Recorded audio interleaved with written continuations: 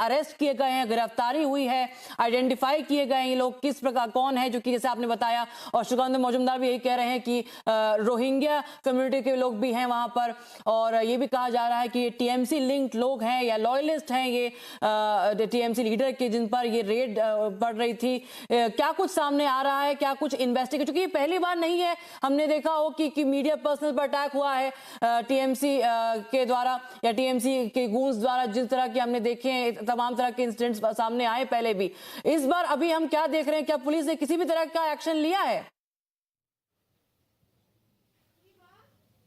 देखिए, ED officers को रोकना या गाड़ी रोक देना, ऐसा भी घटना हम लोगों ने पहले देखा है, मगर ईडी ऑफिसर्स के ऊपर हमला करना, सीआरपीएफ जवान के ऊपर हमला करना और ऐसा हालात हो जाए कि वहां से ऑफिसर्स को रेस्क्यू करके लाना पड़े सीआरपीएफ जवान को, ऐसा घटना पहली बार है। और आपको बता दूं कि साफ जहां पर घटना हुआ है वहां पर स्पॉट में अभी तक पुलिस जब ये घटना चल रहा था, जब एजिटेशन दिखा रहा था, जब ये तोड़फोड़ चल रहा था वो स्पॉट में, तभी भी कोई पुलिस वहां पर नहीं आया, लोकल पुलिस का वहां पर नहीं आया। अभी भी कोई अरेस्ट नहीं हुआ है लोकल पुलिस के हाथ से, अभी भी कोई प्रेस ब्रीफ तक नहीं किया गया पुलिस के तरफ से। तो आपको बता दूं, ऐसे हालात में ईडी ऑफिसर्स क्या डिसीजंस लेंगे, क्योंकि अगर ये लोग चले आते हैं तो ये भी पॉसिबिलिटीज रह जाता है कि शेख शाहजहां, जो कि रेशन स्कैम का बहुत इंपॉर्टेंट एक एक्यूज्ड है, जिसके घर में बहुत सारे इंफॉर्मेशन पा सकते हैं, क्योंकि ज्योतिप्रिय मलिक का बहुत क्लोज एड माना जा रहा है इसको, तभी इसीलिए उसको अगर छोड़ दिया जाता है तो उसका एब्सकॉन्ड होने का अर्थात भाग जाने का एक सिचुएशन हो सकता है। बल्कि आपको ये भी बता दूं, ऐसा भी सिचुएशन हो सकता है कि जो इंफॉर्मेशन रहता है उसके पास वो टैंपर हो जाए, एविडेंस टैंपर हो जाए। ऐसी हालात में ईडी ऑफिसर्स क्या करेंगे, ये बहुत इंपॉर्टेंट है, जो कि ईडी ऑफिसर्स का बहुत सारा जो ऑफिसर्स है वो इंज्योर है। एक ऑफिसर्स का ये भी हालात है कि उसका माथे में बैंडेज है, हॉस्पिटल लेके गया हुआ था। जो जवान है उसका राइफल्स था, उसके बावजूद भी वो इतना सिचुएशन हो गया, इतना गांव वाले आ गए, वहां पर रेस्क्यू करके दूर लाना पड़ा ईडी ऑफिसर्स को। ऐसे हालात में क्या होगा, ये जैसे सिचुएशन है, इसके लिए एक बहुत बड़ा मीटिंग चल रहा है। डेप्यूटी कमांडेंट सीआरपीएफ का डेप्यूटी कमांडेंट है वो वहां पर पहुंचा है, सीआरपीएफ जवानों से बात कर रहा है।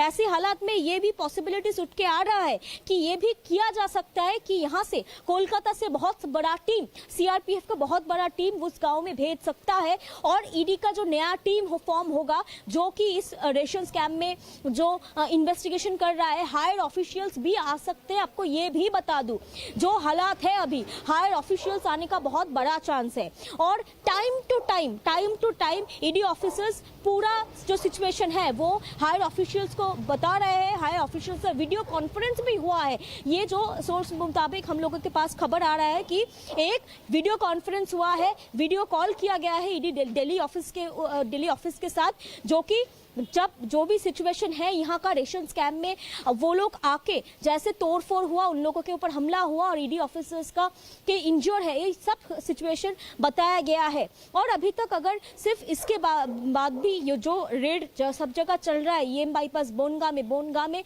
एक टीएमसी लीडर, उसके घर में भी अभी चल रहा है रेड। इसका जो सब इंफॉर्मेशन है वो भी शेयर किया जा रहा है। अभी इस हालात में ईडी क्या डिसीजंस लेता है ये बहुत इंपॉर्टेंट है, क्योंकि उस गांव में जब गया था वो फुटेज हम लोगों के पास आ पहुंचा है, जहां पर गांव वालों ने मिल के एजिटेशंस दिखा रहा था। सिर्फ एजिटेशंस नहीं, सिचुएशन इतना हालात खराब होता गया कि एक गाड़ी जला देने की भी कोशिश की है वो लोग। इस हालात में बहुत बड़ा टीम लगेगा वहां पर जाने के लिए। शेख शाहजहां को बहुत इंपॉर्टेंट एक पर्सन है इस केस का। आपको बता दूं 2013 में ये जो सीपीआईएम से ये आया था तृणमूल में, और ये जो शेख शाहजहां है ये वहाँ का बहुत बेताज बादशाह माना जाता है, क्योंकि 2011 से 13 में जब ये तृणमूल में आया तभी से वहाँ पर उसका एक ग्रिप है। इसीलिए शेख शाहजहां को इंटरोगेशन करना और उससे इंफॉर्मेशन निकलना भी बहुत इम्पोर्टेंट है, और एविडेंस टैम्पर ना हो ये भी ख्याल रखना बहुत इम्पोर्टेंट है इस सिचुएशन में। जी पिंकी, हमारे साथ बने रहिए. We're also being joined by Anil Bar from our Bangla newsroom in Kolkata. This is of course a shocker coming in. You know, we have seen those visuals, like the huge number of people. We see this big mob that in fact gathered and encircled the ED officials. This clearly looks like a pre-planned, conspiracy. It was all, the block level functionary. It was expected that there will be an ED raid, and he had gathered up people and asked them to, in fact, instructed them to attack the ED officials. This is an unprecedented situation in West Bengal and speaks volume about the law and order situation, because there has been no arrest also, as of what we know, that has been made until now in this case.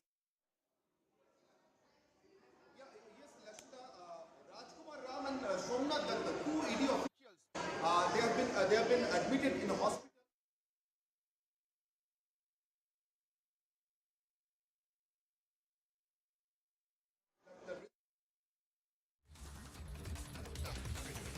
Seems to be a problem with that connection with Anirban. We'll try and reconnect with our Bangla newsroom very shortly for more information on that. But Pinky continues to stay with us from Ground Zero. Pinky, like we were talking about the law and order situation, this clearly seems to be, it's actually something that is planned. You were telling about Sheikh and about his past also. It clearly shows that how ये सब कुछ किस तरह से plan करके ही किया जा रहा है, जिस तरह से इतने सारे लोगों को इकट्ठा किया गया है और किस तरह से उनको इंस्ट्रक्शंस पास की गई होंगी कि इस तरह से ईडी ऑफिशियल्स आएंगे और उनको किस तरह से डराना है, उनको किस तरह से भगाना है, तोड़ फोड़ मचानी है, उन पर हमला करना है.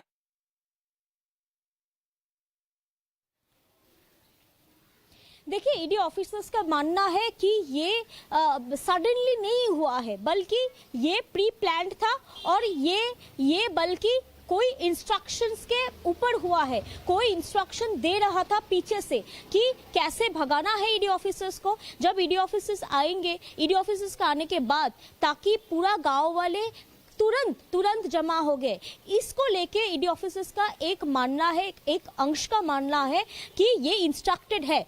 इंस्ट्रक्शन दिया गया था कि ऐसा हमला चलाना पड़ेगा और पूरा टीम को वहां से भगाना पड़ेगा. और आप जानते हैं कि सीआरपीएफ जवान भी एडिक्वेट लेके गए थे, बल्कि ऐसा सिचुएशन हो सकता है ये भी शायद नहीं सोचा होगा ईडी ऑफिसर्स ने.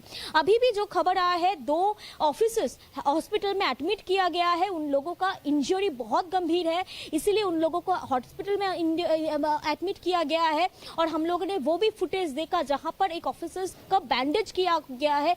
तोड़फोड़ इतना ज्यादा था कि वहां से सीआरपीएफ जवान कुछ भी करके वहां से रेस्क्यू करके ले आया ईडी ऑफिसर्स को. और आपको ये भी बता दूं कि हम लोग जो फुटेज दिखा रहे हैं, उस फुटेज में ऐसा भी देखने को आ रहा है कि वहां पर बहुत सारे मॉब इकट्ठे हुए, मॉब इकट्ठे होके एक साथ एजिटेशन दिखाने लगे. और सिर्फ यही नहीं, एक गाड़ी में आग लगाने की भी कोशिश किया गया था, शीशे भी तोड़फोड़ किया गया था.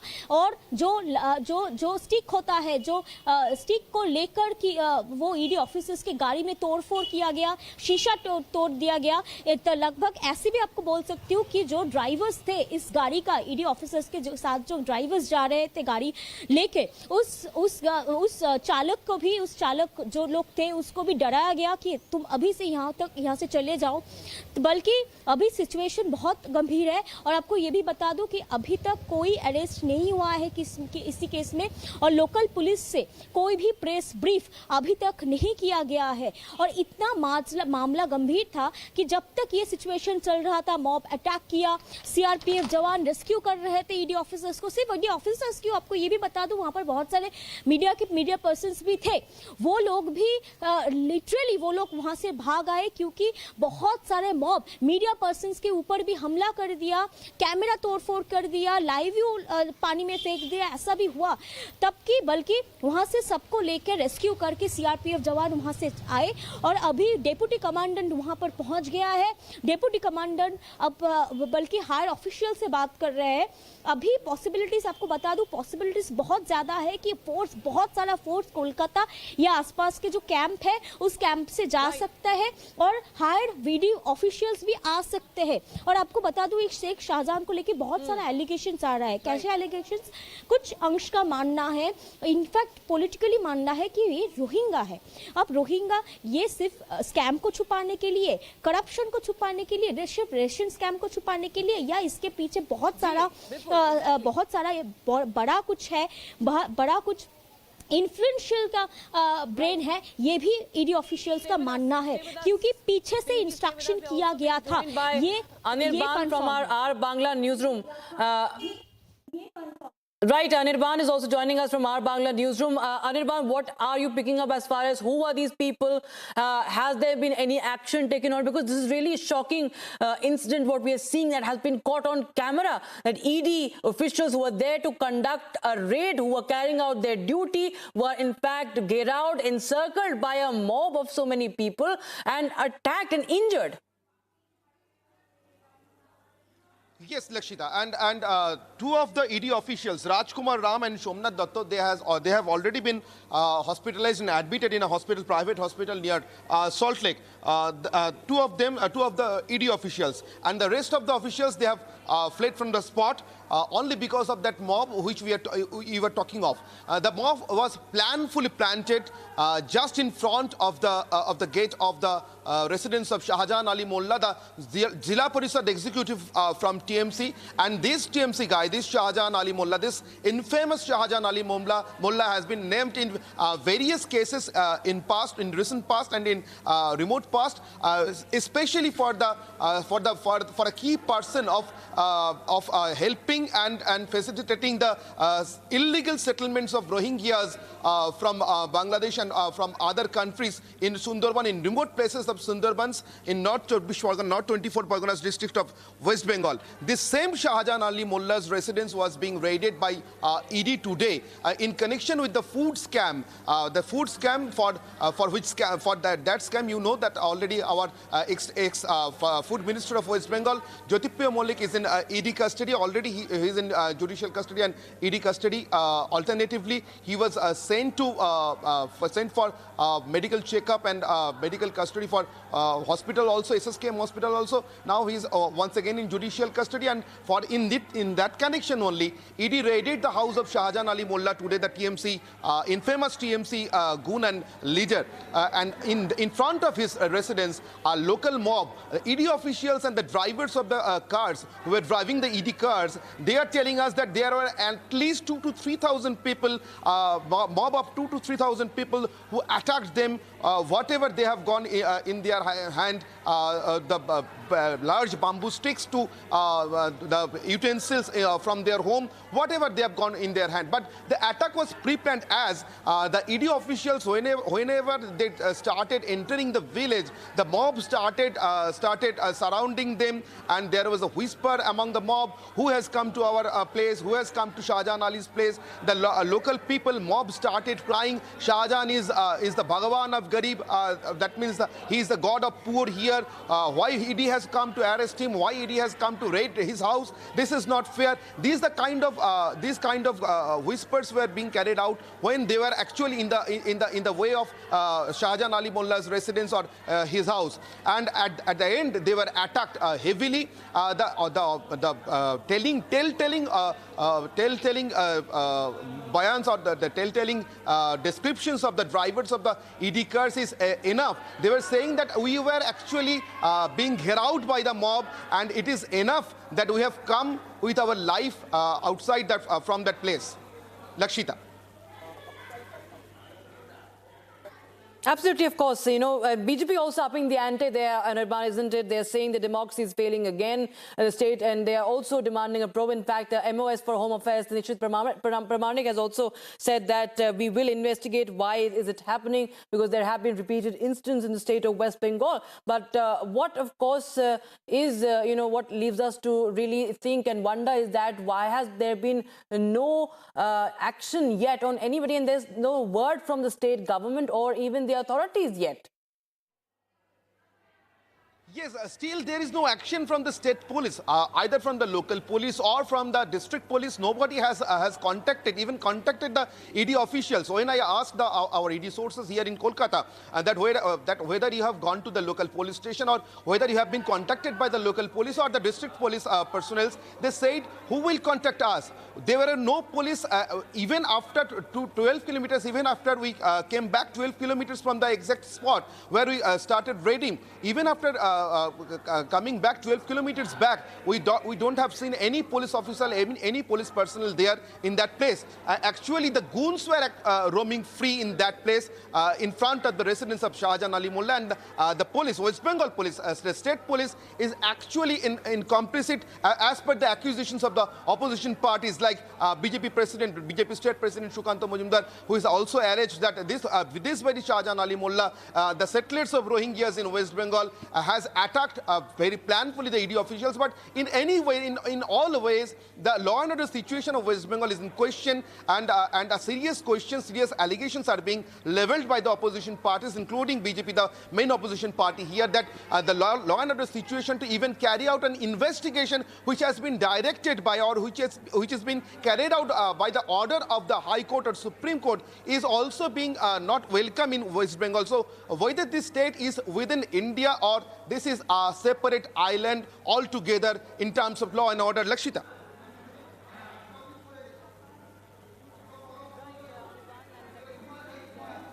Continue to stay with us. We'll come back to you. But right now, we're stepping into a very, very short break. Viewers, this is an unprecedented situation that we are getting to know about. This ED team has been attacked and grievously injured by a mob, that is a TMC-linked bomb in West Bengal's North 24 Parganas. More details and inputs from Ground Zero on the other side. Stay tuned to Republic TV.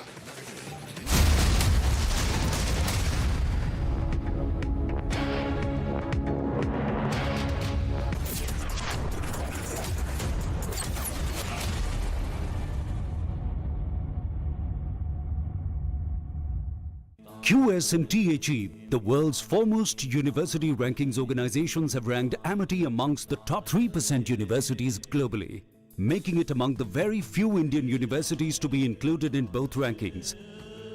Yet another top ranking for Amity University. आपने सोमानी का नया role देखा? वही style और range Somani bathware में भी। Somani bathware. जब parental control के बिना हो हैकर्स के पास अथॉरिटी, फिर किस बात की साइबर सिक्योरिटी? क्विक हील, आज के लाइफ की प्रायोरिटी साइबर सिक्योरिटी। पीएम किसान सम्मान निधि के माध्यम से किसानों की छोटी छोटी जरूरतों को पूरा कर रहे हैं। इन खर्चों के लिए अब उन्हें किसी दूसरे के सामने हाथ नहीं फैलाना पड़ता। यशस्वी प्रधानमंत्री के विजन से प्रधानमंत्री किसान सम्मान निधि योजना लाई है उत्तर प्रदेश के करोड़ों अन्नदाताओं के चेहरे पर मुस्कान। माननीय मुख्यमंत्री योगी आदित्यनाथ के नेतृत्व में 2,63,00,000 किसानों को मिला है स्वाभिमान से जीने का अधिकार। किसानों के बैंक खातों में भेजे गए हैं 64,694 करोड़ रुपए। इस योजना के तहत सभी किसानों को प्रतिवर्ष उपलब्ध कराई जाती है 6,000 रुपए की आर्थिक सहायता। अब किसान भाइयों को कृषि कार्यों के लिए किस्मत के भरोसे नहीं रहना होगा। अन्नदाताओं का सम्मान, नए उत्तर प्रदेश की पहचान। Whenever I had ice cream or cold water, I would experience a sharp shooting sensation, so I just kept ignoring it. Even my hot chai was giving me the same amount of discomfort. My dentist recommended Sensodyne, so now I can be completely carefree and sip my hot cup of tea. It really works. गाड़ी लेने से पहले Tata S gold petrol CX का दिल, यानी इसका engine देखा। ये इतना बढ़िया है कि 18 किलोमीटर प्रति लीटर तक का माइलेज तो हंसते हंसते दे जाएगा। अब तेल के दाम तो बराबर ही हैं, पर इस गाड़ी की कीमत है कम, इसलिए अब हर ट्रिप में खर्चा है कम और मुनाफा ज्यादा। तो अब सोचो समझो और Tata S gold petrol CX low.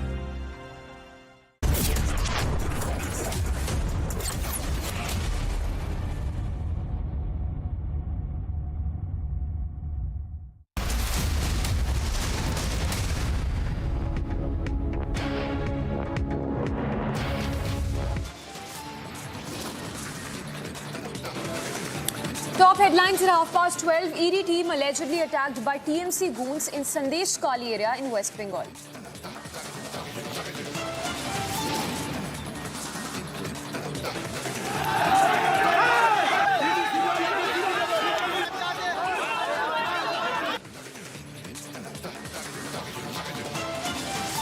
Footage accessed by Republic Bangla shows large mob encircling ED officials.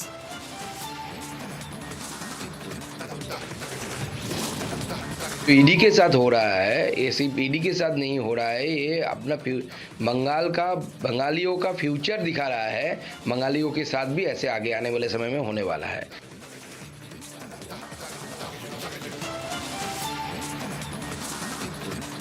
BJP alleges ED team and CRPF jawans attacked in West Bengal demand rose for probe.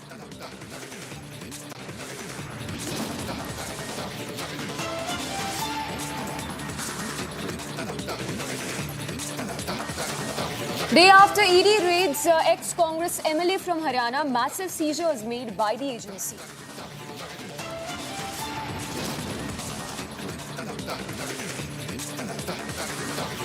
Varanasi court to today pronounce verdict on the Gyanvapi matter.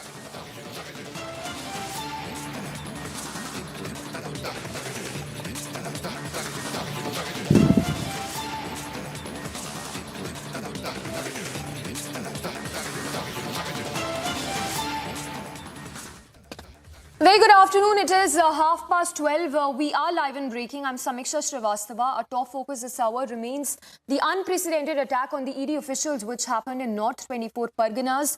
In fact, details coming in that an enforcement directorate team was attacked by TMC-linked goons and its vehicles were also damaged in North 24 Parganas district village when it tried to raid the house of a block-level functionary of the ruling TMC. This in connection with the alleged Russian scam, which is being probed by the agency. In fact, clincher footage that we've accessed shows how a mob intimidated the ED team and went on a rampage upon instructions from the convener of the TMC who was being raided by the ED officials. So as you can see, that is the clincher tape that we've accessed, which shows how the ED team arrived at TMC convener's village in Sandesh Kali, followed which the convener asked supporters to mobilize. Following that, a large mob was seen encircling the ED officials upon the instructions of the TMC convener. And after that, the TMC convener locked himself up, and that is when the mob went on a rampage and attacked the ED officials, as is seen in the video as well.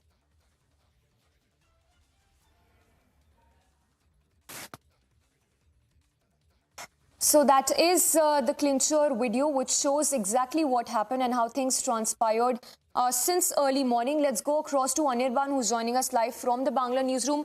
Anirban, once again, take us through the entire timeline. How exactly did this pan out?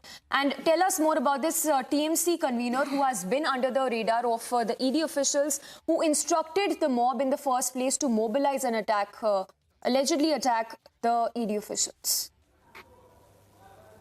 Yes, Lakshita. In the wee hours of morning, ED officials started from Kolkata Salt Lake CGO complex to reach Sandesh Kali, a remote place in Sundarbans of North 24 Parganas district, towards the residence of Shahjahan Ali Mollah, the infamous Shahjahan Ali Mollah, who is being named as one of the facilitator of being a settler of Rohingyas in the remote places of Sundarbans. That same Shahjahan Ali Mollah, who is infamous for attacking any opposition parties who wants to do any kind of political activity other than TMC in his area. In his area, he has been called as a Betaj Badshah of Sandesh Kali. Betaj Badshah of Sandesh Kali. This infamous Shahjahan Ali Mollah's residence were had to be raided by ED officials. But before that, whenever they reached the very village of Shahjahan Ali Mollah, people started gathering just in and outside of the ED vehicles, and when they started in the way on their way to Shahjahan Ali Mullah, a large mob already gathered there, and they started whispering, firstly whispering and then crying, the Bhagavan of Garib, the god of the poor, Shahjahan Ali Mullah, is being attacked by central agencies, is being tried to be raided by the central agencies. What he has done, he is Bhagavan to us. It's a political conspiracy. The lines you will hear in any kind of political, from the local street corner meetings to heavyweight meetings of TMC leaders. The same lines that mob were actually murmuring in and outside the entire retinue of the ED officials and the forces. And when they actually they reached in front of the Shahjahan Ali Mullah's residence, the front of his gate, the mob attacked the ED officials. One of the ED officials has told us that another car of ED officials has been burnt in the spot by this mob, and the size of that mob was at least 2,000 to 3,000 people, as said by the drivers of the cars who are actually driving the ED officials' car. One of the drivers, when contacted live in the camera of Republic Bangla and by our representative Saikat, his description was telltale. He just said that we were being attacked like anything in that place, and it's we are lucky enough. We are actually thankful to God that we have come here. We can escape from the spot with our lives in our hand. The broken car of the Enforcement Directorate, it was stopped by our representative on the way back to Salt Lake when they started back from Sandesh Khali to reach nearby any nearby location where they're at least out of the fear of life. And the broken window panes, the vandalized car, it tells everything, whatever has been done to them. At least 5 ED officials within driver and another driver on another car which was been burnt on the spot, as been told by the ED officials, was their way back to Kolkata, and one of that car has already been reached. 2 of the ED officials is already hospitalized in a private hospital in Salt Lake area. The injury, with grievous injury for both of them. And when our representative Soikot on camera tried to take their reaction, they said that the cars were back to back. They were attacked on the spot. One of the cars they tried to flee away from the spot. They were successful, but another one was not so lucky, and that was burnt on the spot. Deputy Commandant of CRPF, along with a senior CRPF officer, arrives with that broken cars that had been halted at least 10 kilometers away from the very spot where ED was actually attacked in Sandesh Khali. And since that last 2 hours post-attack, no contact, Lakshita, has been established from the state police officials, either from the local police station or to the district level, or for say in the state level. When I contacted the ED officials or our reporters contacted them, they said that there were no kind of any assistance from the local police, either on the spot where ED was attacked, or 10 kilometers, 12 kilometers even. Now they are back to Kolkata. After 2 or 3 hours has been elapsed from that very incident, no one has contacted them from the state police force. So this is very evident which kind of assistance, which kind of quote-unquote assistance they are getting from the state police level, Lakshita. Right. Anirban, stay with us, and talking about no reaction or no action as such that's been initiated from the Bengal police as well. Any reaction as of now from the TMC itself condemning the kind of attack which happened on the Enforcement Directorate? Nothing can even justify the kind of attack which happened on the ED officials. इन सब के against में complain है और corruption के charges है, तो स्वाभाविक है इनके ऊपर तो ईडी का कार्रवाई होगा, क्वाइट ऑब्वियस है। लेकिन जिस तरीके से आज संदेश खाली में शाहजहान शेख के वहाँ पे जिस तरीके से ईडी के अफसर के ऊपर प्रेस के ऊपर जो हमला हुआ है, वो दिखाता है कि बंगाल में रोहिंग्या मुस्लिम जो है उनको घुस के बंगाल की पूरी लॉ एंड ऑर्डर को क्या कर चुके हैं। और ये जो ईडी के साथ हो रहा है, ये सिर्फ ईडी के साथ नहीं हो रहा है, ये अपना बंगालियों का फ्यूचर दिखा रहा है। बंगालियों के साथ भी ऐसे आगे आने वाले समय में होने वाला है। अगर ये सरकार तो कुछ नहीं करेगी, ये सरकार अगर रहेगी और भी तेजी से ऐसी चीजें होती रहेगी। उनका घर में जब रेड करने गए, जिस ढंग से ईडी का लोगों के ऊपर अटैक हुआ, गाड़ी तोड़फोड़ किया, ये पूरा साजिश है। कारण इनका सारे जो मस्तान है वो लोगों ने काम किया, कोई जनता नहीं किया। जनता चाहते हैं वो हिरासत में चला जाए, उनके कारण जनता भयभीत है, दुखी है। इसीलिए जो घटना हुआ, इस घटना को हम लोग निंदा करते हैं और तुरंत कार्रवाई होना चाहिए। और राज्य सरकार से भी हमारा निवेदन है, जो जैसा घटना हुआ हो टीएमसी लीडर, फिर भी राज्य सरकार भी इस हमला का खिलाफ जो हमला किया फोटो देख के सबके खिलाफ कार्रवाई होना चाहिए और किसी भी हालत से शाहजहां शेख को छोड़ना नहीं चाहिए। All right, let's go across to Anirban again. Anirban, talking about the lack of action or any sort of action that's come from the Bengal police. It's been 4 to 5 hours that this attack happened on the ED officials. Like you're telling us, there's been no sort of an action on part of the Bengal police. But any sort of a reaction that's coming from the West Bengal's TMC on the kind of attack, condemning or the kind of action they would want to initiate against those involved? No, Samiksha, there is no condemnation, and when you are talking about the action or any sort of action or statement from state police or TMC personnel, TMC MP from Rajya Sabha, Shantanu Sen, Dr. Shantanu Sen, I can place his bite online. That is with me right now. He is actually accusing the ED officials. He is actually accusing the central forces for provoking the local people for such an incident. Can I play this bite, Samiksha, online? On air? Please do. Yes.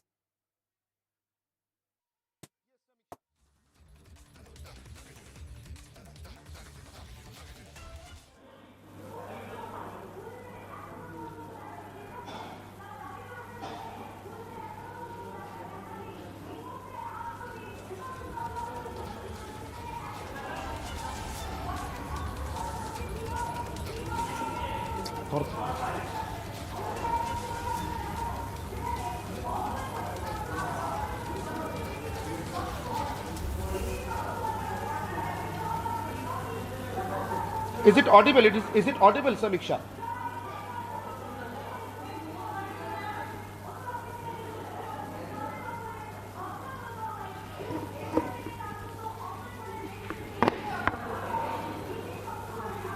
Is it audible, Samiksha? With Anirban again.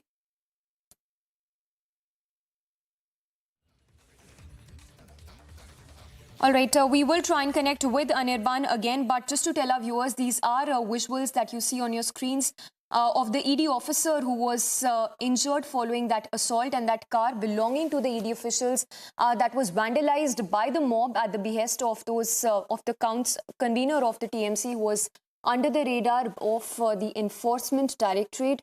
Samiksha.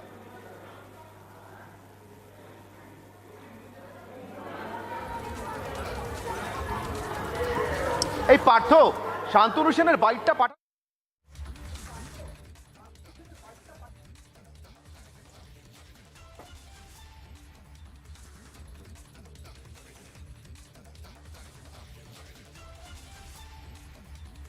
Alright, not too sure if Anirban is still with us, but on your screens is that car that was vandalized by the mob.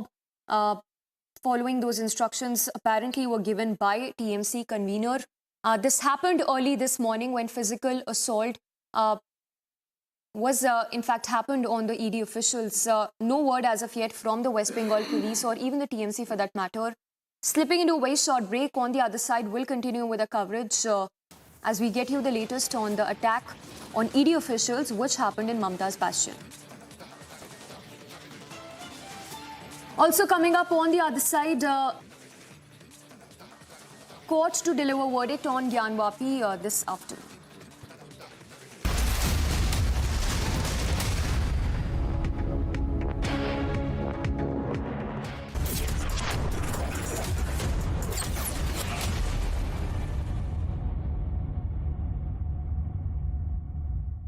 There's a way to open up a world of opportunities with the most reputed companies of the world. The way 98% of our students secured placement last year, with top rankings and coveted accreditation to show for them. The MBA programs at the Amrita School of Business. Admissions have opened. Apply now. भाई इतनी बड़ी बड़ी hits आप लोगों ने मुझे दी हैं। Tiles तो बड़े होने चाहिए। सुमानी मैक्स टाइल्स, टाइलों का सबसे बड़ा भाई। सुमानी मैक्स टाइल्स, जमीन से जुड़े। हमारे देश को आजाद हुए 76 साल हो गए, लेकिन कई चीजों में हमको अभी आजादी नहीं मिली। जैसे कि सरकारी दफ्तरों में दुश्वारियां, परेशानियां, बदइंतजामियां। हमारे शहीदों को इस बात की कतई चिंता नहीं थी कि देश को आजादी मिलेगी या ना, लेकिन उनको एक बात की चिंता थी कि आजादी के बाद देश कौन से हाथों में जाएगा, देश के हालात क्या होंगे। हमने आजादी की जंग इसलिए लड़ी थी ताकि हमारी आने वाली पीढ़ियों की जिंदगी आसान हो सके, ना कि इसलिए कि वो जगह जगह पर सरकारी दफ्तरों में धक्के खाएं, परेशानियों का सामना करना पड़े। अगर जंग सबने इकट्ठे होकर लड़ी थी आजादी की, तो फिर सुख सहूलतें भी सबको इकट्ठी मिलनी चाहिए।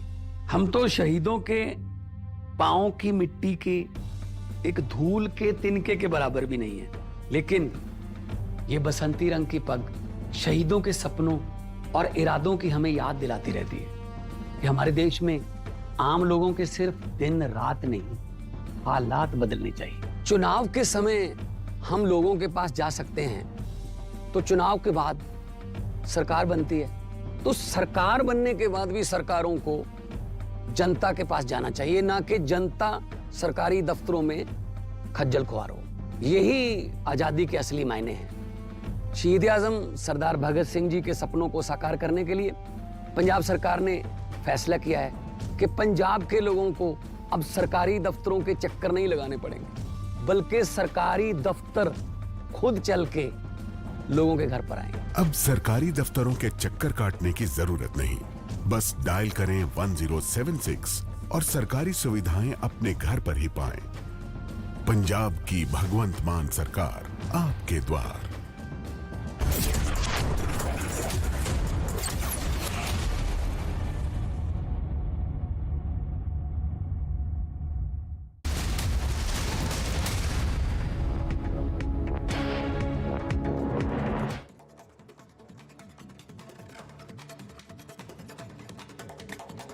All right, here's a look at news in brief. Prime Minister Modi will visit Rajasthan along with Union Home Minister Amit Shah today. The Prime Minister will attend All India Police Conference in Jaipur and is likely to meet the state party leaders to discuss the poll strategy for the upcoming Lok Sabha polls.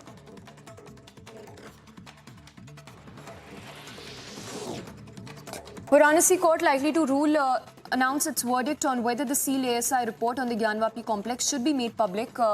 For both the sides, the SI meanwhile has urged the court not to make its report public for at least 4 more weeks. An encounter broke out between forces and terrorists in Shopian district in Kashmir. Shopian police, army personnel and CRPF are engaged in an encounter to thwart terrorists. As per sources, the terrorists are said to be trapped inside a house and the encounter is still underway since morning.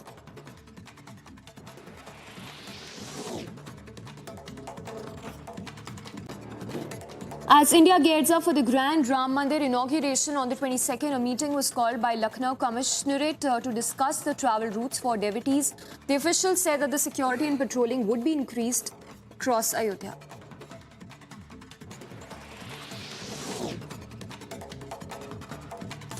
On his visit to Nepal, External Affairs Minister Dr. S. Jaishankar said that India will provide around 625 crores aid for Nepal's reconstruction bid following a devastating earthquake that killed more than 130 people.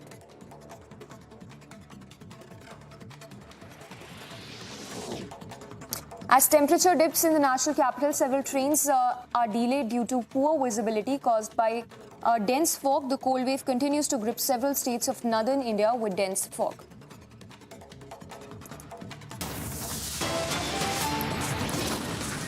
We are slipping in a very short break. Coming up on the other side, the latest on the deteriorating law and order situation in Bengal. ED team now attacked in Sandesh Kali area in West Bengal.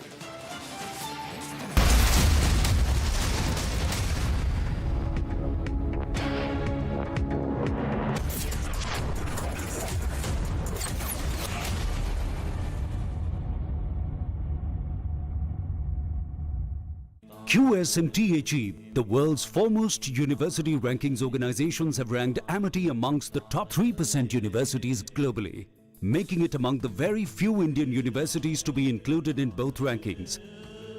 Yet another top ranking for Amity University. आपने सोमानी का नया role देखा? वही style और range Somani bathware में भी। Somani bathware. The first Vibrant Gujarat in Amrit Kal, the Vibrant Gujarat Global Summit 2024 is set to take place. Infinite opportunities to meaningfully engage with Bharat and the world will unfold on this globally acclaimed future-ready platform. The last 20 glorious years of Vibrant Gujarat, a role model for the country, have infused us with new confidence, reinforcing our belief and conviction that Gujarat can achieve anything for the nation and the world. As we embark on the journey of shaping the future and building a modern, developed nation in the Amrit Kal, Vibrant Gujarat will prove to be the growth engine for this journey. Because today, Gujarat is future ready. On 10th of January, Prime Minister Narendra Modi will inaugurate Vibrant Gujarat Global Summit 2024, ushering in an era of Industry 4.0.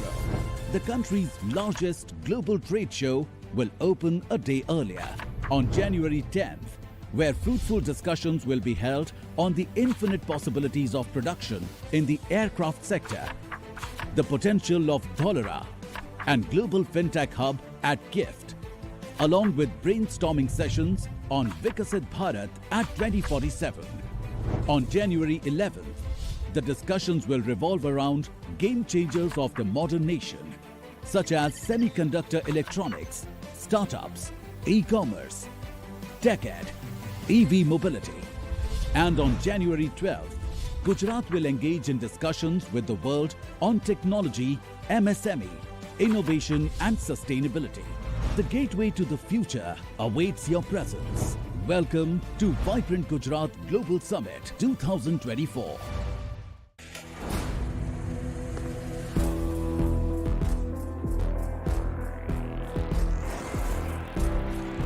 इस दुनिया में बस हम दो हैं, दुनिया जिनकी दीवानी है।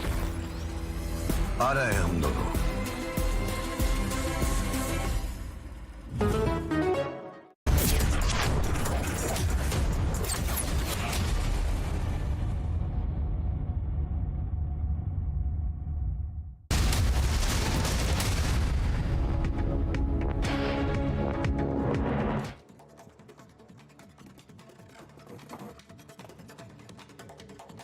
And here's a look at top stories in brief. With just days to go for the grand consecration ceremony of the Ram Mandir, a 51-inch tall idol of Ram Lalla prepared by Jaipur-based sculptor has reached UP's Ayodhya. The idol will be installed in the Ram Mandir on the 22nd.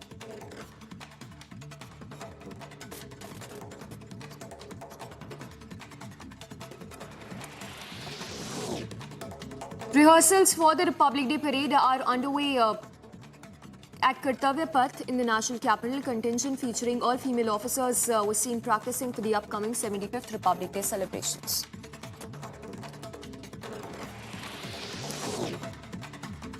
Ahead of Lok Sabha elections, BJP National President JP Nadda all set to visit Shimla Parliamentary constituency today. JP Nadda will also held a roadshow in Solan, followed by public meet in Shimla. Tamil Nadu Minister Udayanidhi Stalin met Prime Minister Modi and invited him to participate in the opening ceremony of Khelo India Youth Games. The event is scheduled to take place on 19th of January.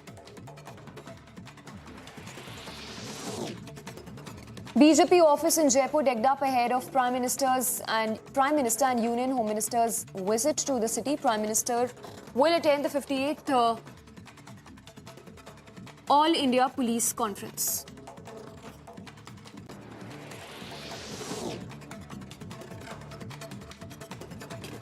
"22 trains to the national capital from various parts of the country are running late due to dense fog situation. As the temperature dips in the national capital, the cold wave continues to grip several states of northern India.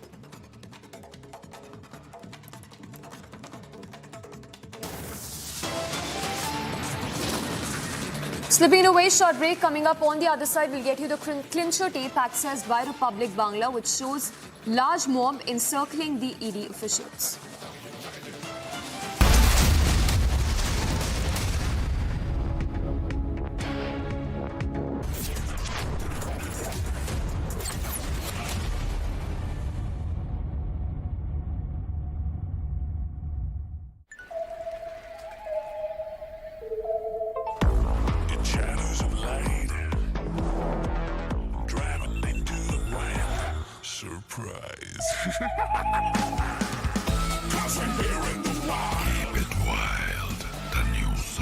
Kia, movement that inspires. भाई इतनी बड़ी बड़ी hits आप लोगों ने मुझे दी हैं। Tiles तो बड़े होने चाहिए। सोमानी मैक्स टाइल्स, टाइलों का सबसे बड़ा भाई। सोमानी मैक्स टाइल्स जमीन से जुड़े। हमारे देश को आजाद हुए 76 साल हो गए, लेकिन कई चीजों में हमको अभी आजादी नहीं मिली। जैसे कि सरकारी दफ्तरों में दुश्वारियां, परेशानियां, बदइंतजामियां।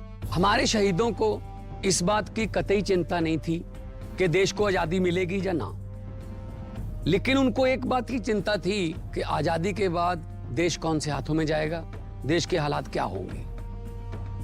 हमने आजादी की जंग इसलिए लड़ी थी ताकि हमारी आने वाली पीढ़ियों की जिंदगी आसान हो सके, ना कि इसलिए कि वो जगह जगह पर सरकारी दफ्तरों में धक्के खाएं, परेशानियों का सामना करना पड़े। अगर जंग सबने इकट्ठे होकर लड़ी थी आजादी की, तो फिर सुख सहूलतें भी सबको इकट्ठी मिलनी चाहिए। हम तो शहीदों के पांव की मिट्टी के एक धूल के तिनके के बराबर भी नहीं है, लेकिन ये बसंती रंग की पग शहीदों के सपनों और इरादों की हमें याद दिलाती रहती है कि हमारे देश में आम लोगों के सिर्फ दिन रात नहीं, हालात बदलने चाहिए। चुनाव के समय हम लोगों के पास जा सकते हैं, तो चुनाव के बाद सरकार बनती है, तो सरकार बनने के बाद भी सरकारों को जनता के पास जाना चाहिए, ना कि जनता सरकारी दफ्तरों में खज्जल खुआर हो। यही आजादी के असली मायने हैं। शहीद आजम सरदार भगत सिंह जी के सपनों को साकार करने के लिए पंजाब सरकार ने फैसला किया है कि पंजाब के लोगों को अब सरकारी दफ्तरों के चक्कर नहीं लगाने पड़ेंगे, बल्कि सरकारी दफ्तर खुद चल के लोगों के घर पर आएंगे। अब सरकारी दफ्तरों के चक्कर काटने की जरूरत नहीं, बस डायल करें 1076 और सरकारी सुविधाएं अपने घर पर ही पाएं। पंजाब की भगवंत मान सरकार आपके द्वार।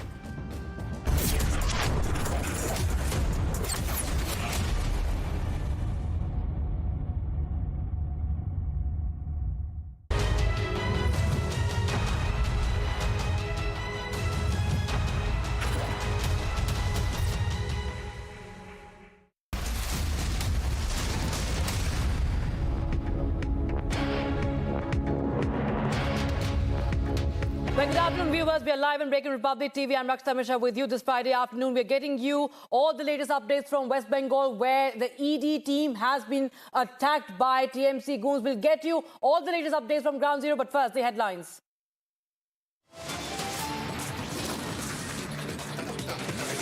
ED team allegedly attacked by TMC goons in Sandesh Khali area in West Bengal.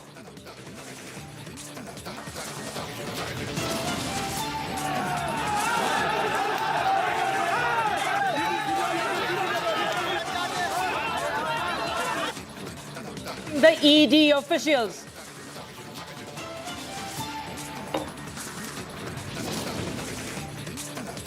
सिर्फ ईडी के साथ नहीं हो रहा है, ये अपना बंगालियों का फ्यूचर दिखा रहा है। बंगालियों के साथ भी ऐसे आगे आने वाले समय में होने वाला है।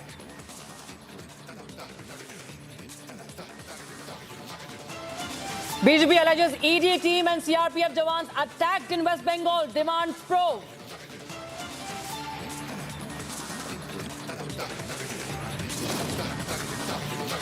Day after ED raids ex-Congress MLA from Haryana, massive seizures made by the agency. Varanasi court to pronounce verdict in Gyan Vapi case today.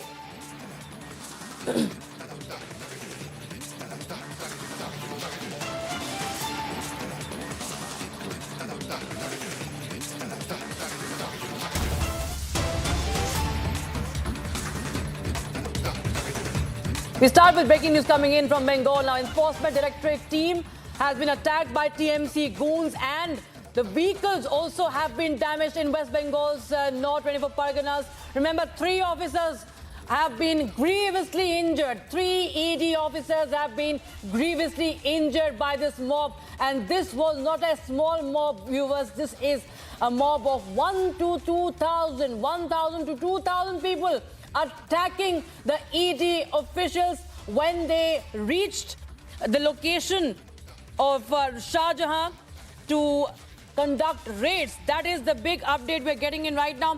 3 officers have been grievously injured. ED has revealed that Shah Jahan made calls to incite this mob, and this was 1,000 to 2,000 strong mob, and 1,000 to 2,000 people attacked the team. They encircled the ED officials, and they have been grievously injured. Republic Bangla has accessed the exclusive footage as well.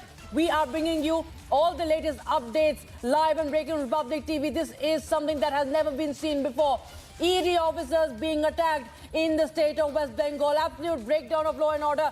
No information on any kind of arrest yet, but 3 officers have been grievously injured. 1,000 to 2,000 people attacked the ED team, encircled them after Shah Jahan had instructed the mob to incite violence, he was inciting this attack, closing himself in his premises, in his residence, and 1,000, 2,000 people. We have shown you those visuals also. Right now you can see that broken glass also, that rear mirror of that vehicle on your screens that was attacked by the mob.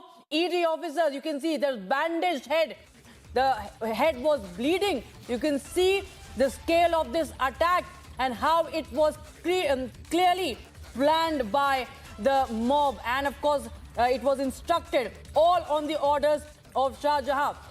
This man was being raided by the Enforcement Directorate in West Bengal's North 24 Pargana in Sondeshpur, and 3 officers have been grievously injured. They have been taken to the hospital in Salt Lake City. And this is the latest update we're getting in right now. Officers have been bleeding. You can see that visual that has been blurred, of course, because there's blood coming out of the head of the ED officer. And in fact, 3 of them, this is just one individual we're showing on the camera, 3 ED officers have been grievously injured. And this after the ED was conducting raids in West Bengal in the ration scam. And there's no word from Mamata government yet. No word, absolutely no word from the authorities yet. And no action still is visible. Senior editor Shravan Sen joins us live from the newsroom for more. Shravan, this is something that we've never seen before. ED officials who were there to conduct raids as part of an investigation into the ration scam have been attacked, and they have been really seriously injured. 3 of them have been injured. It's caught on tape. And we can see this was completely a planned attack.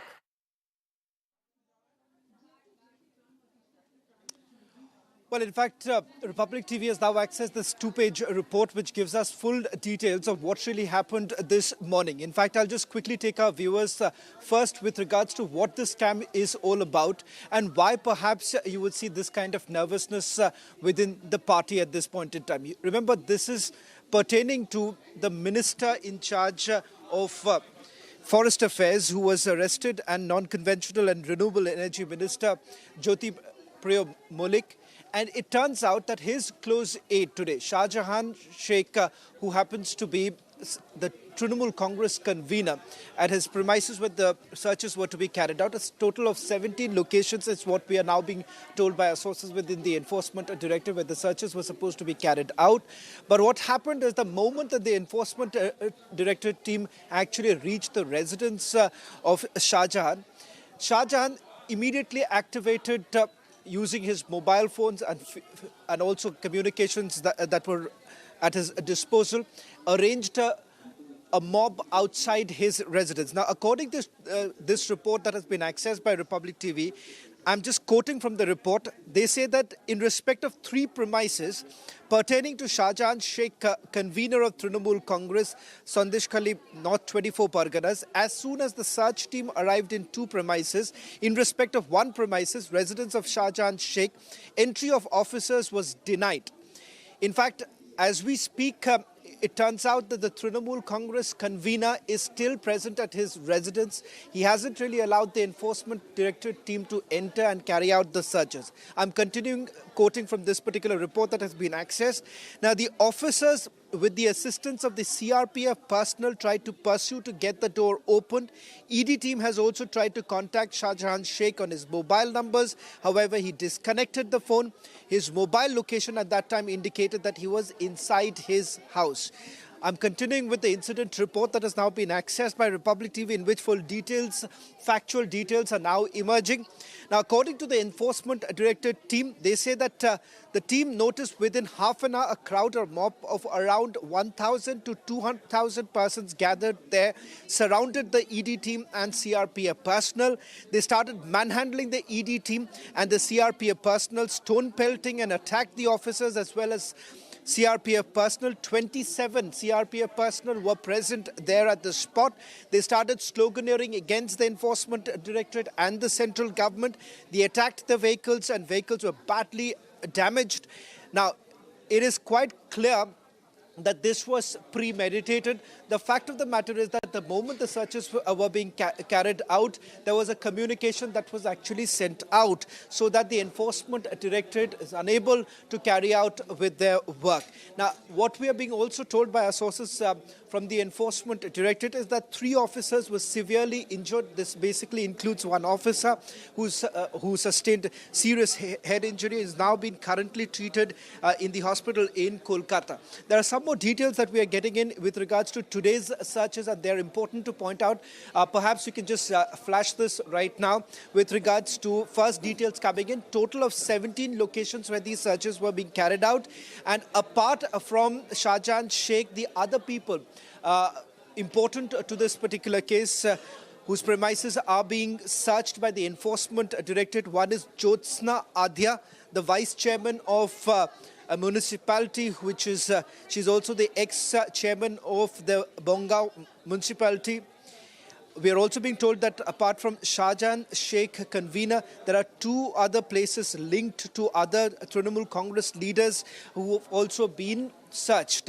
Now, according to this particular report, they say that during the investigation, they believe that Shah Jahan Malik, through his various close associates, I beg your pardon, that Jyotipriya Malik, through his various close associates, including some persons who are primarily engaged in the business, it is suspected that cash deposited in these accounts were generated through the PDS scam and was converted into foreign currency through these FFMC. Now, I'll just try and explain this to all our viewers, what this case is all about, why this particular case once again raises questions about the involvement of top Trinamool Congress leaders. Back in October 27th, 2023 is when Jyotipriya Malik, who was in charge of the department, was arrested by the Enforcement Directorate. Before that, one gentleman who goes by the name of Bokibur Rahman was also arrested by the Enforcement Directorate. Now,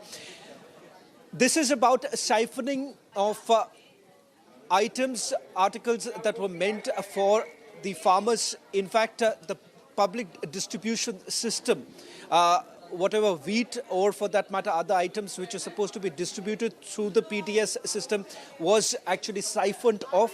And it turns out that it was at the behest of certain Trinamool Congress leaders, which also includes Jyotipriya Malik. Now, in the charge sheet that has been filed by the Enforcement Directorate, which perhaps we'll also put out in a short while from now, the details of the first charge sheet that has been filed, because that talks about, one, the proceeds of crime that was generated, and what's the exact link between Boqibur Rahman along with Jyotipriya Malik and now Shahjahan Sheikh, whose premises were also searched by the Enforcement Directorate.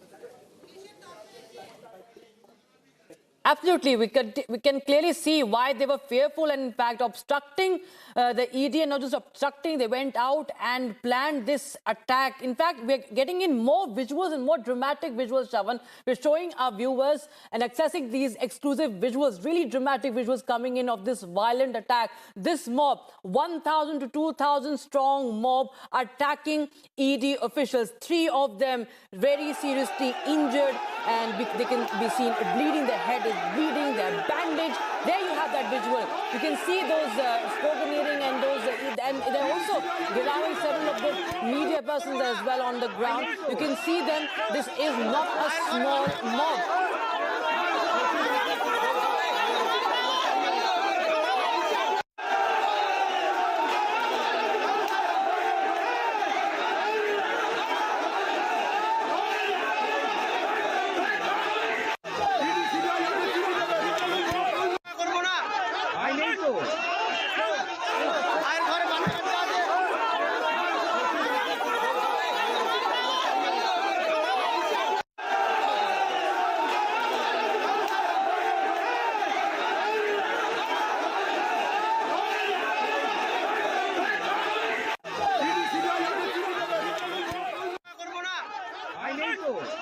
So there you heard, you can see that noisy and rowdy mob there. 1,000 to 2,000 people swamping that entire street, marching up to the residence of TMC man Shahjahan. And he locked himself up inside that premises in his residence, and he instructs, as Shravan was telling us, instructs the mob to come and attack right when the ED official arrives at his place to conduct a raid, to conduct investigation into the case, the corruption case, the case of the ration scam case. Shravan Sen continues to be with us on the broadcast. Shravan, please go ahead. You were telling us about this, the details of this scam, of why the TMC and their people are in fact scared of it, so much so that they are going all out and attacking the ED officials who are there to only conduct and carry out their duties.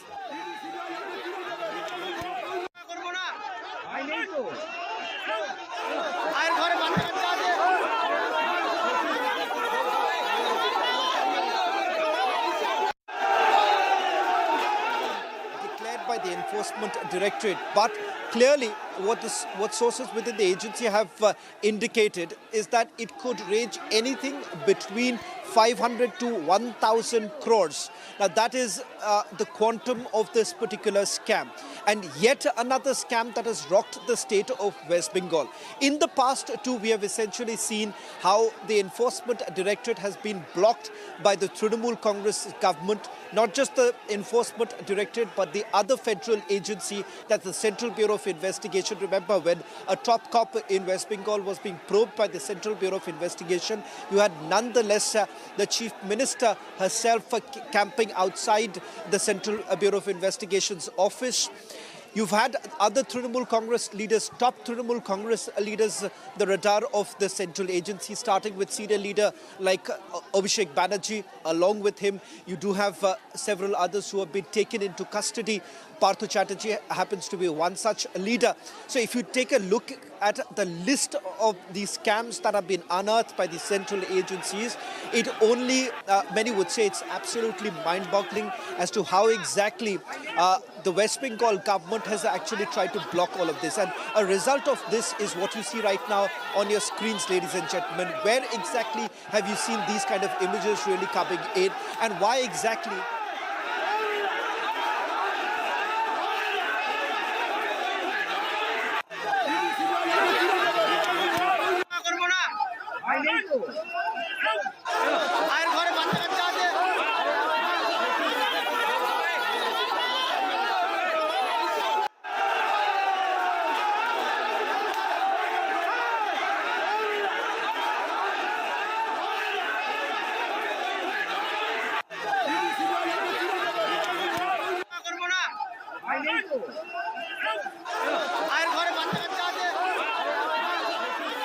So this is a big development coming in. We have never seen such scenes before. This is a high-level lawlessness, absolute breakdown of law and order. You can see that situation right now. Not 15, not 20, 30, 40, 50, 100, but 1,000 to 2,000 strong mob linked to the TMC. Attacks the ED officials, injures them grievously. 3 of them, you can see they were bleeding from the head. They were bleeding profusely. They had to be bandaged and taken to the hospital. Mob of thousands was amassed. They were incited, called upon by Shah Jahan Sheikh, who is linked to this case that the ED was conducting a raid on. And all this to protect the TMC man. And we've seen that the call for a probe and investigation is coming in by the BJP.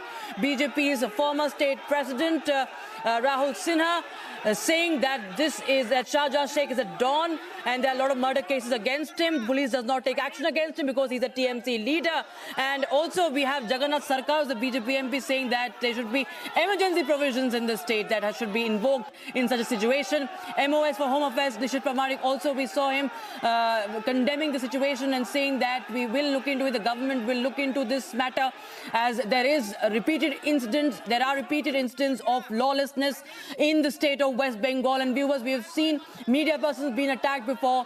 We have seen what happened during the Panchayat elections. Time and again, we've seen acts of violence becoming a norm in the state of West Bengal. But right now, this is the ED conducting raids there, who have been attacked by such a huge mob where men and women of all age groups are part of.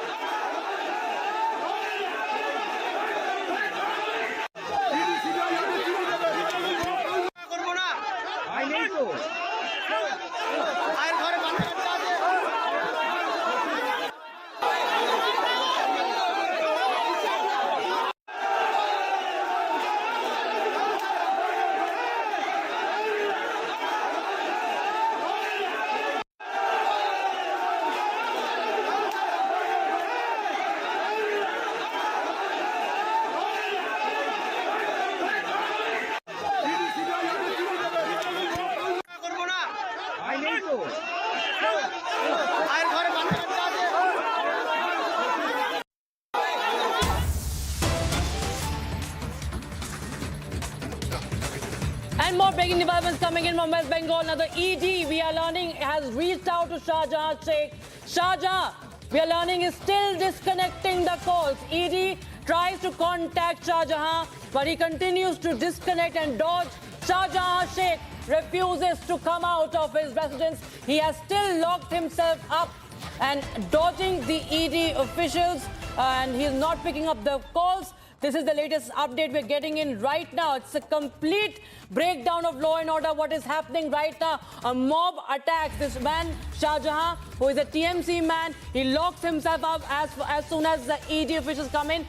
And my colleague, senior editor Shavan Sen, continues to be with us live on the broadcast. Shavan, Now, what we are learning is that the ED is trying to contact Shah Jahan, but he is disconnecting the calls.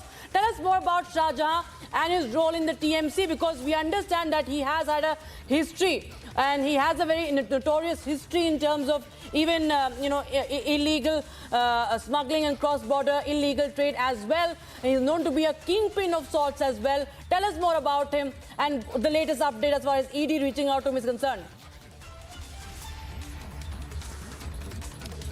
Well, in fact, Rakshita, let me start with the latest update that we're getting in from our sources within the Enforcement Directorate. This is pertaining to the searches that have been carried out at Shah Jahan's residence, which has been completely blocked. So, there are two sets of development. First development is with regards to when the Enforcement Directorate had first reached the residence of Shah Jahan.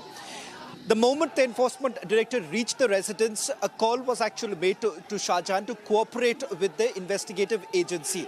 It turns out that he had disconnected the call, and from the preliminary investigation that has been carried out by the Enforcement Directorate, it turns out that Shah Jahan, while he was inside his residence, he started making some calls. There are mobile communication that was actually established, and immediately thereafter, as per this two-page report that has been accessed by Republic TV, they may say that roughly about 1,000 to 2,000 people gathered outside the residence. So much so, they started sloganeering, and that's when the Enforcement Directorate officers were grievously injured.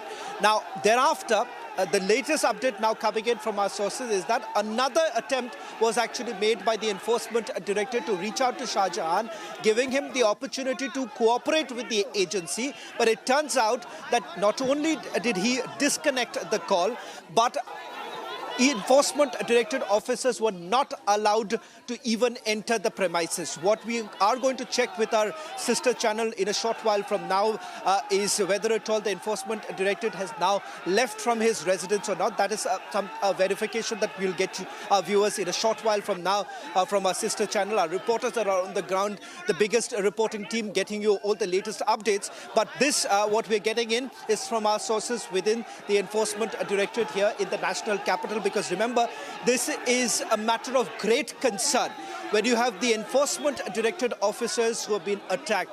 It is just not about one particular agency, it's about public servants who have been obstructed from carrying out their duty, which essentially means it is incumbent on the police in the state of West Bengal to actually register a case against the mob.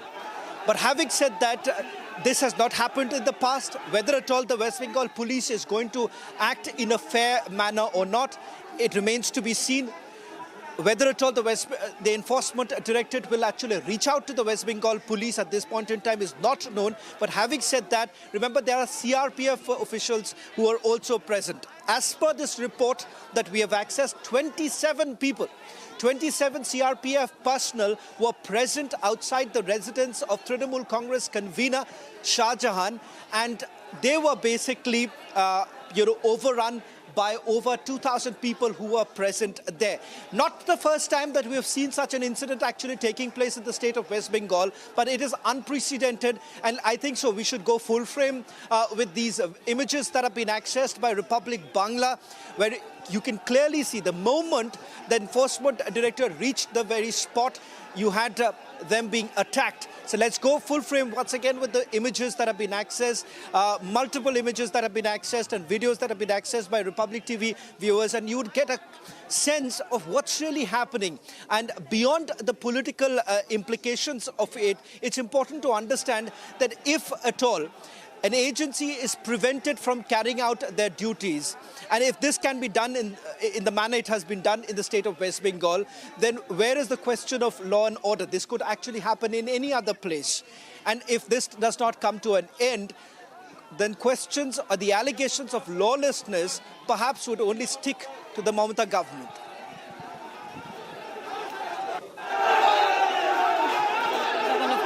ED, remember viewers, continues with its raids that have been conducted, and fast moves of by ED despite the attack, despite this unprecedented attack.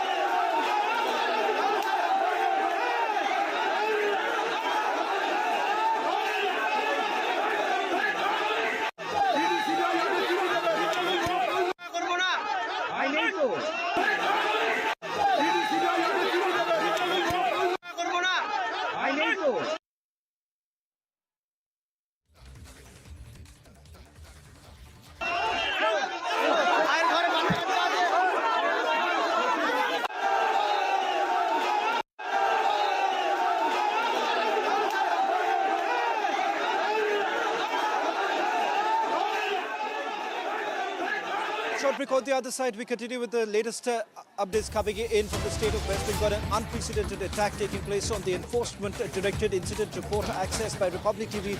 All this and much more on the other side.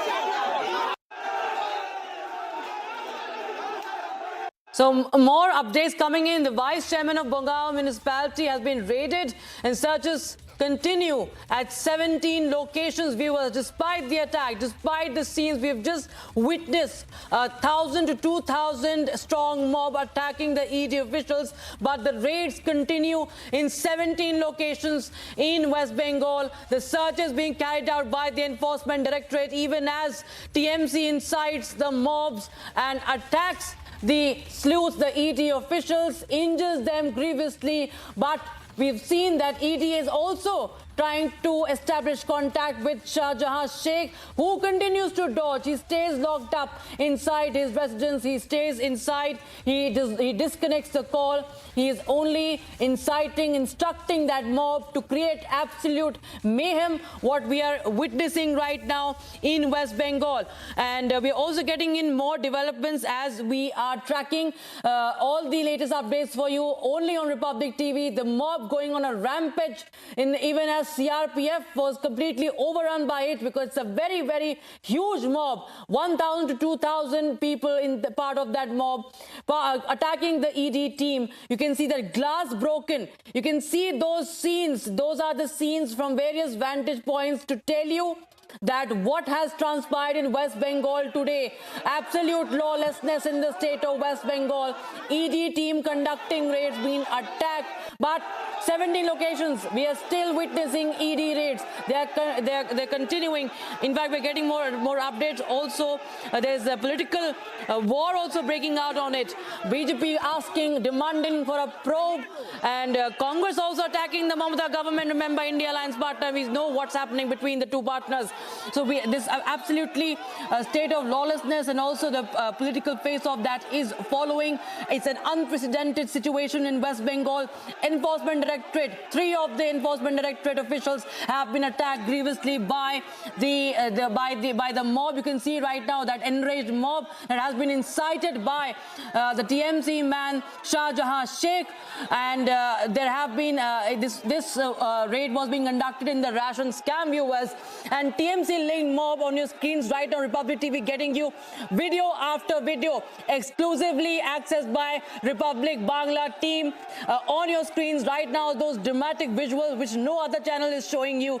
You can see that mob trying to even battle it out, fight with the CRPF men also that were deployed there. Senior editor Shravan Sen continues to be with us on the broadcast from our Delhi newsroom. Shravan, even as we speak and we see what's happening, those dramatic visuals are pouring in minute by minute updates on Republic TV. We are also getting to know that there are more locations that are being raided. Republic TV, we are getting you all the latest, viewers. TMC is now blaming the ED and CRPF. They are provoked, what we are learning. So a political face-off. We've seen TMC has not uttered a word and not even any kind of condemnation for the investigative agencies. We're getting to know that TMC is blaming the ED and the CRPF now.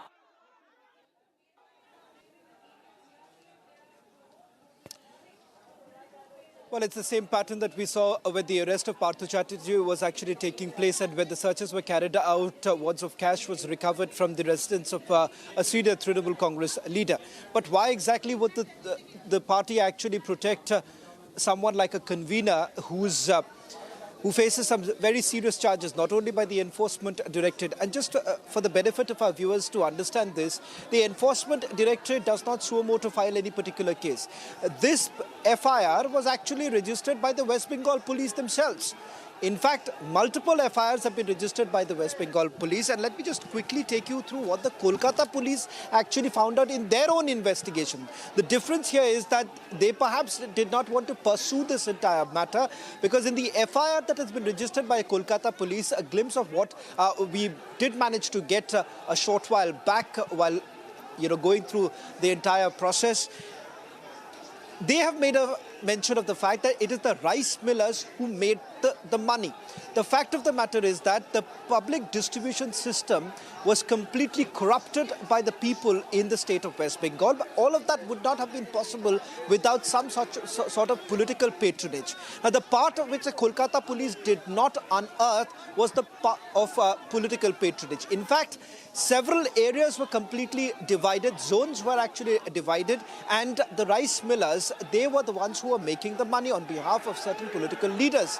It also turns out that fake bank accounts were created as far as the paddy procurement is concerned. The money that you would receive, the MSP that you would receive from the paddy, that was also siphoned off, and the money was parked in fake bank accounts that were created in the name of genuine farmers.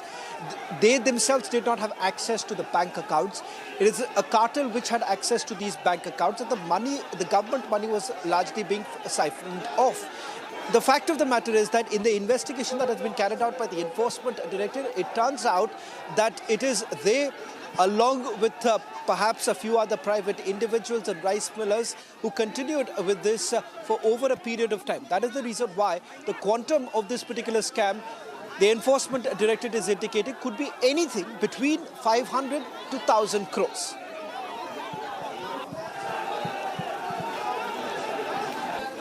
Absolutely, of course. We can clearly see the way TMC is trying to evade investigation. But this is something that we have not seen before. Attacking the investigative agencies. Political face-off continues, war of words continue. But physically attacking the ED officials there and seriously injuring them. We've seen how those bandaged heads of those ED officials, how they have been bleeding. And you can see the CRPF personnel trying to tackle this mob, but you can see they are completely enraged, a fitful mob trying to attack, gherawing the ED officers. The CRPF also completely overrun. These are thousands of people, viewers, who are trying to intimidate the forces and the investigative agencies also, who are trying to carrying out raids in a corruption case. And this is happening in West Bengal. It's a political war of words, of course, as we see that follows after such incidences. We have not seen any action by the TMC government, by Mamata government in West Bengal, or against any single person who was part of this mob. But we are getting to know that what we are getting to know is that the TMC is blaming the CRPF and the ED of provocation. Also, we're getting to know, as we were just listening to Nishit Pramanik, who is the MOS for Home Affairs and also an MP from Cooch Behar in Bengal. He says he has condemned this incident and saying that this is something that we are witnessing day in and day out, repeated incidences of violence in West Bengal, and we will look into it. The BJP, remember, continues to demand a probe into this, and they are calling out the absolute state of lawlessness. There you can see those dramatic visuals only on Republic TV, first and exclusive on Republic TV. Republic Bangla, our Bangla, getting you this biggest news break of the day, viewers, which no other channel is showing you. Thousands of people gherawing, intimidating the investigative agencies, the ED officers, seriously injuring them. You can see the TMC man in the middle window, the way he is there lying on the ground and provoking, inciting this mob, and the mob is only turning even more frenzy and frenzier, and it's a state of absolute mayhem that in fact played out in West Bengal today. To the right of your screens, you can see the bandaged heads of those ED officials who were seriously injured. TMC linked mob attacking 3 of those officers. And remember, ED still is continuing to establish contact with the man in question here, who is accused of inciting this mob, the TMC man, Shahjahan Sheikh, who continues to stay locked up inside the premises, which were supposed to be raided before he in fact called upon this mob to attack the investigative agencies. ED continues to conduct raids on 17 other locations, remember, in the corruption cases. But right now, what we are learning, what we are getting to know is that more and more raids are being conducted, and we do not see any kind of accountability as far as the West Bengal police is concerned, the state police, the authorities, or any word from Mamata Banerjee yet. We have not seen any kind of condemnation over attacking the investigative agencies. The vehicles have been vandalized, the officials have been attacked, and right now we are also getting to know that the center has also issued its first response to the matter.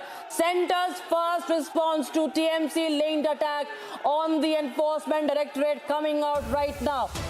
Centre reacting to it. We just heard a while back Nishit Pramanik, who is the MOS for Home Affairs, condemning and criticizing, slamming the Mamata government of what has happened right now as the ED was attacked. Centre issuing its first response to this attack. This is the latest we have right now. We did hear voices from the BJP also, and also Nishit Pramanik, remember, has spoken about the state of lawlessness in West Bengal. Let's take a listen to what MOS Home Affairs Nishit Pramanik, who's a BJP MP from Cooch Behar, had to say on this. आज शंदिस खाली में जो घटना हुआ है, इसका कड़ी से कड़ी भाषा में हम लोग निंदा करते हैं, और उसके साथ साथ ये भी कहना चाहते हैं कि जब कोई भी निरपेक्ष तदंतकारी केंद्रीय संस्था कोई भी राज्य पर जाते हैं, और वो भी महामान्य उच्च अदालत के निर्देशानुसार, और जब उनके ऊपर अटैक होते हैं, इससे बड़ी निंदा का विषय हो ही नहीं सकता है। और हम ये भी कहते हैं कि जब सिर्फ ये एक केंद्रीय निरपेक्ष एजेंसी के ऊपर ही अटैक नहीं, बल्कि ये पूरी संविधान का ऊपर अटैक है, पूरा जो महामान्य उच्च अदालत की निर्देश है उसका ऊपर अटैक है, और उसके साथ साथ फेडरल स्ट्रक्चर का ऊपर अटैक है। और मैं ये कहना चाहूँगा कि बंगाल में ऐसी घटना, ऐसी हादसा बार बार हो रहा है, और क्यों हो रहा है इसको भी हम लोग ये भी खोज करेंगे।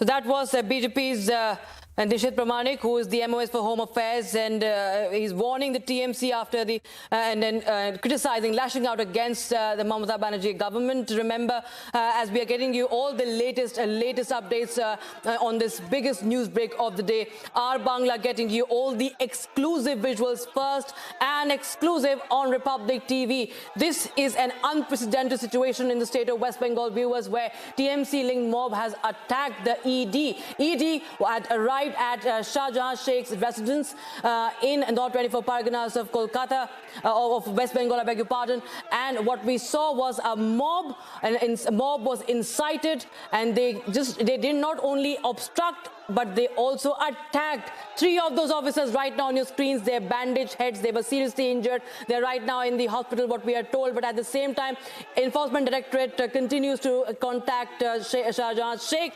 but he is not responding. In fact, he's disconnecting the calls. He has logged himself after this attack. He logged himself, in fact, when he was, in fact, anticipating this raid. And as soon as the ED officials arrived on the spot, this mob on your screens right now, is that 1,000 to 2,000 strong mob. That is the level, that is the scale of this mob. This is the scale of the attack that had, in fact, come out. And you can see the sloganeering that took place, people, how aggressive they are right now, the amount of incitement in them. You can see how they are provoking each other and also trying to having a way out with the CRPF also. In fact, let's take a listen in and also take a look at the sequence of that attack that has been captured on Republic TV. First and exclusive. Take a look.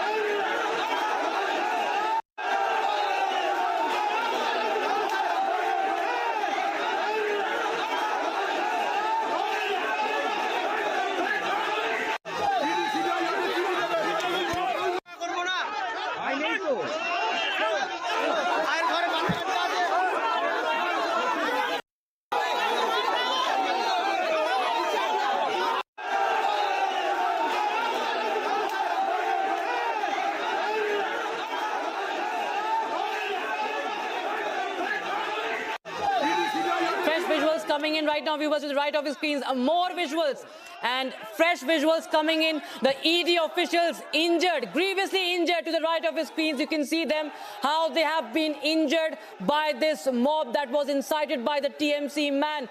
This, of course, the ED was conducting raids in connection with an alleged ration distribution scam, and followers of this TMC leader in Sandesh Kali area overpowered the officials, attacked the officials, overpowered the CRPF officials also. The CRPF men who were accompanying the ED officials, even they were manhandled by this mob incited by the TMC leader, the TMC man in question, whose premises were being raided today.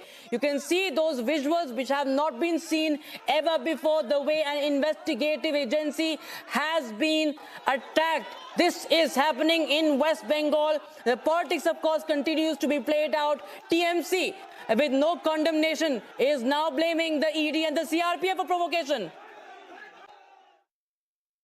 और बंगाल की गरीब जनता के बाड़ी बनेंगे, घर बनेंगे, उसके लिए पैसा अब तक केंद्र ने नहीं दिया और आपने अपनी आवाज को केंद्र तक नहीं पहुंचाया।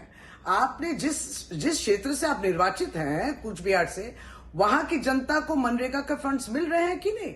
तो फेडरलिज्म की बातें, बड़ी बड़ी बातें आप मत कीजिए।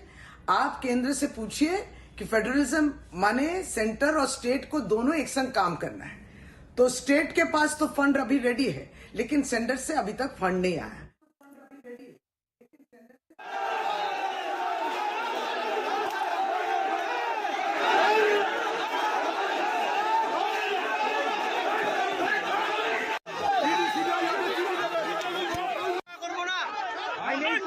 All right, so a fitful mob. We just saw the fitful mob that attacked the ED officials, who you can see have been grievously injured. They had to be taken to the hospital. They were bleeding because 1,000 to 2,000 people gherowed them. Not only them, but the CRPF officials, the CRPF Jawans were also overpowered by them. They were manhandled by this mob that was incited by a TMC man, only to stop the ED and in fact trying to intimidate the investigative agency so as to not conduct a raid in this alleged rationing scam case. This is the state of law and order in the state of West Bengal. We are seeing right now the center has also spoken out, lashing out against what's happening. But it's time to take a very, very short break. Viewers, on the other side, our live and rolling coverage continues. All the latest updates and inputs only on Republic TV. Mob encircling, attacking the ED team in West Bengal. Updates on the other side. Stay tuned.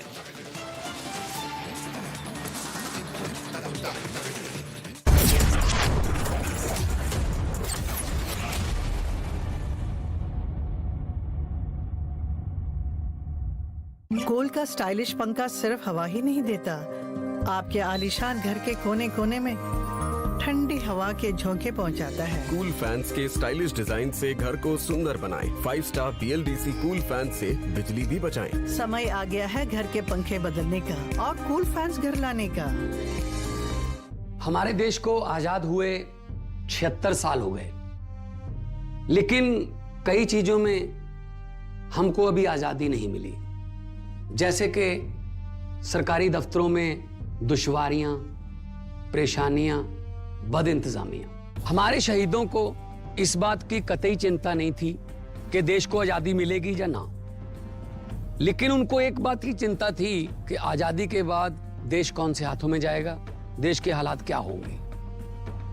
हमने आजादी की जंग इसलिए लड़ी थी ताकि हमारी आने वाली पीढ़ियों की जिंदगी आसान हो सके, ना कि इसलिए कि वो जगह जगह पर सरकारी दफ्तरों में धक्के खाएं, परेशानियों का सामना करना पड़े। अगर जंग सबने इकट्ठे होकर लड़ी थी आजादी की, तो फिर सुख सहूलतें भी सबको इकट्ठी मिलनी चाहिए।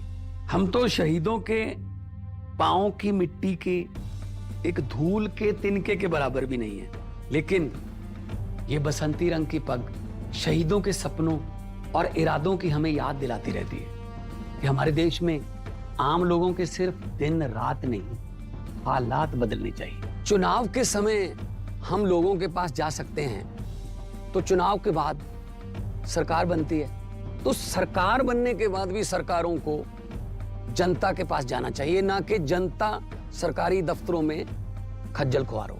यही आजादी के असली मायने हैं। शहीद आजम सरदार भगत सिंह जी के सपनों को साकार करने के लिए पंजाब सरकार ने फैसला किया है कि पंजाब के लोगों को अब सरकारी दफ्तरों के चक्कर नहीं लगाने पड़ेंगे, बल्कि सरकारी दफ्तर खुद चल के लोगों के घर पर आएंगे। अब सरकारी दफ्तरों के चक्कर काटने की जरूरत नहीं, बस डायल करें 1076 और सरकारी सुविधाएं अपने घर पर ही पाएं। पंजाब की भगवंत मान सरकार आपके द्वार। Fourth Dimension Media brings to you the most awaited event of the year, South India Content Summit 2024 on January 9th at the Lalit Ashok, Bangalore from 10 a.m. to 6 p.m. Witness the industry's biggest captains, entrepreneurs and broadcasters speak about the South story. Title sponsor Fourth Dimension Media Solutions, powered by the Hindu and Trend Loud Digital. Agency partner Omnicom Media Group. Innovative content partner Radio City. आपने सोमानी का नया role देखा?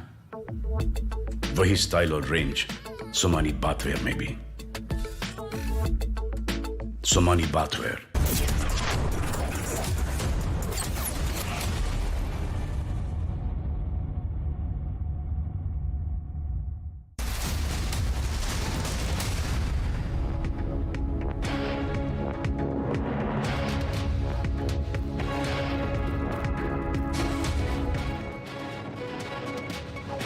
Another incident of Khalistani provocation has been reported from United States of America, in which now the Khalistani activist has defaced the board of a temple in Howard in US.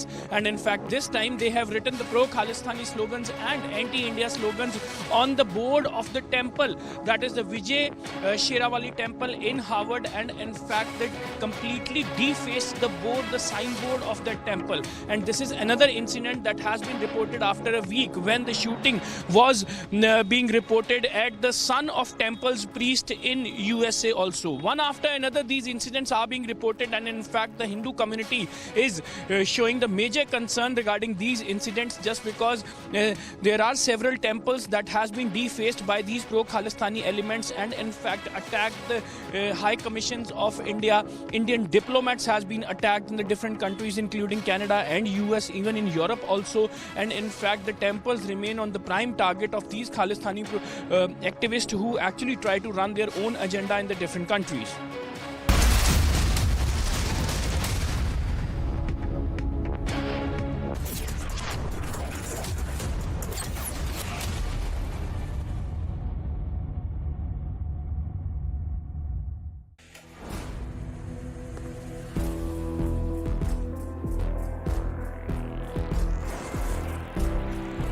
इस दुनिया में बस हम दो हैं, दुनिया जिनकी दीवानी है।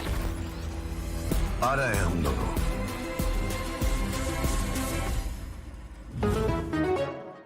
हमारे देश को आजाद हुए 76 साल हो गए, लेकिन कई चीजों में हमको अभी आजादी नहीं मिली, जैसे कि सरकारी दफ्तरों में दुश्वारियां, परेशानियां, बदइंतजामियां।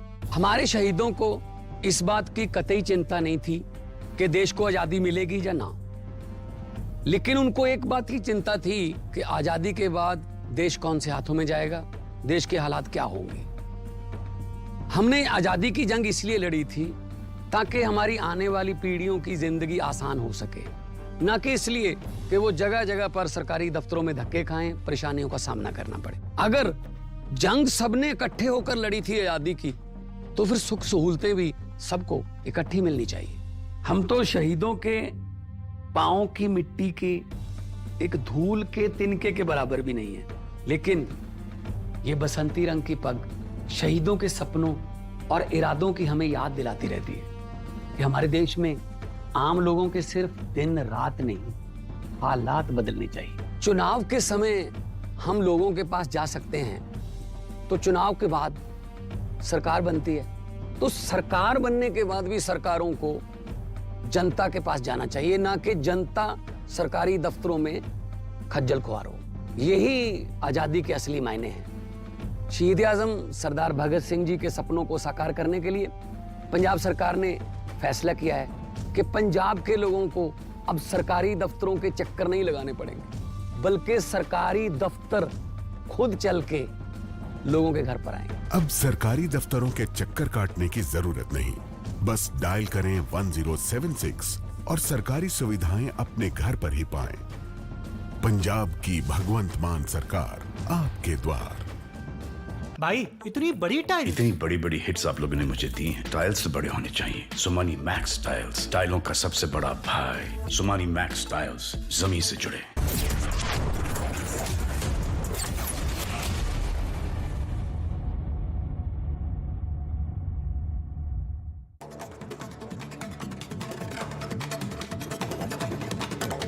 Prime Minister Narendra Modi will visit Rajasthan along with Union Home Minister Amit Shah. Prime Minister Modi is all set to attend All India Police Conference in Jaipur and is likely to meet the state party leaders to discuss the poll strategy for the upcoming Lok Sabha polls. The Varanasi court is likely to give out its verdict today on whether the sealed ASI survey report on the Gyanvapi complex should be made public to the Hindu and Muslim sides. ASI has urged the court not to make its report public for at least 4 more weeks. Decision on that today. An encounter broke out in the Chotigam area of Shopian district in Kashmir. Shopian police, army personnel and CRPF are engaged in the encounter to thwart the terrorists. As per sources, terrorists are trapped inside a house. Encounter is underway. In fact, one terrorist has been neutralized. As India gears up for the grand Ayodhya Ram Temple inauguration on the 22nd of January, a meeting was called by the Lucknow Commissionerate to discuss the travel routes for the devotees. Officials say that the security and patrolling will be increased across the city of Ayodhya. On his visit to Nepal, External Affairs Minister Dr. S. Jaishankar says that India will provide around 625 crore rupees aid for Nepal's restructuring bid following a devastating earthquake that killed over 130 people. As the temperature dips in the national capital, several trains are delayed due to the poor visibility caused by the dense fog. Cold wave continues to grip several states of northern India with a dense fog.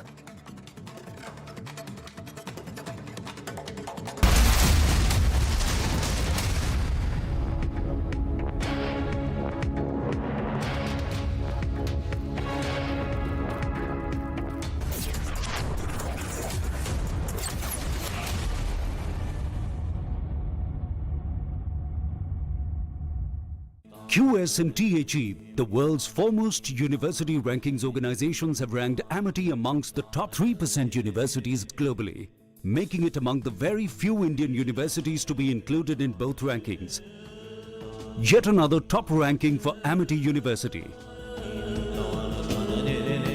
3 से 4 wheeler में upgrade तो करना है, पर इसमें से क्या खास बात है? इसमें एक खासियत हो तो बताएं। टाटा इस गोल्ड पेट्रोल 6 में है दमदार इंजन जो दे बढ़िया पिकअप, बड़ी और स्ट्रॉन्ग लोड बॉडी और मेंटेनेंस एकदम कम। तो अब सोचो, समझो और टाटा इस गोल्ड पेट्रोल 6 लो।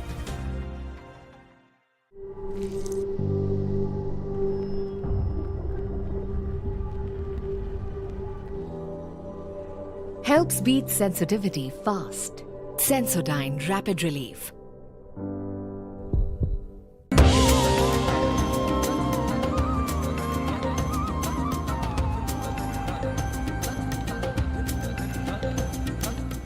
अवध में आ रहे हैं भगवान राम। अपने राम के लिए अयोध्या सज धज कर तैयार हो रही है। राम मंदिर बनकर तैयार हो रहा है। गर्भगृह से लेकर मंदिर के बाहर की तस्वीरें किसी का भी मन मोह लेती हैं।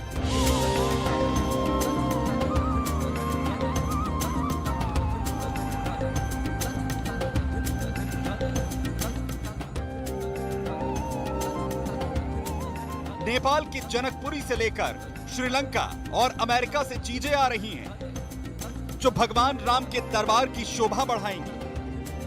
अब बड़े नेताओं के साथ साथ आम लोग भी 22 जनवरी का इंतजार कर रहे हैं जब रामलला अपने भव्यतम मंदिर में विराजेंगे। Fourth Dimension Media brings to you the most awaited event of the year, South India Content Summit 2024 on January 9th at the Lalit Ashok, Bangalore from 10 a.m. to 6 p.m. Witness the industry's biggest captains, entrepreneurs and broadcasters speak about the South story. Title sponsor Fourth Dimension Media Solutions, powered by the Hindu and Trend Loud Digital. Agency partner Omnicom Media Group. Innovative content partner Radio City. आपने सोमानी का नया role देखा? वही style और range Somani bathware में भी। Somani bathware.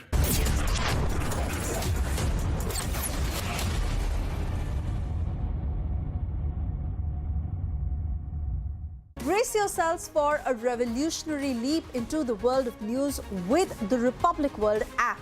We are not merely presenting a news app. We at Republic TV are ushering in a new era of digital news consumption. The Republic World mobile app has the essence of power of breaking news and the heartbeat of our impactful shows seamlessly integrated into a singular dynamic platform for you. Join us, viewers, in an experience that goes beyond conventional news reporting. Don't merely witness the news, become a part of it. Download the Republic World app, now available on both the Google Play Store and the Apple App Store.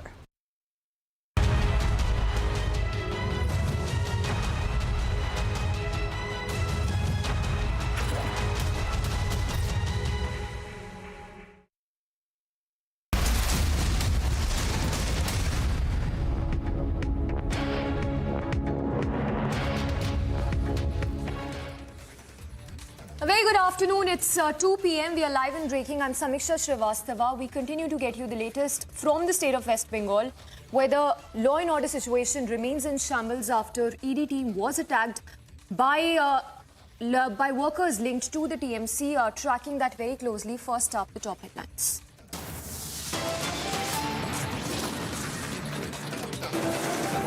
ED team allegedly attacked by TMC goons in Sandesh Khali area in West Bengal.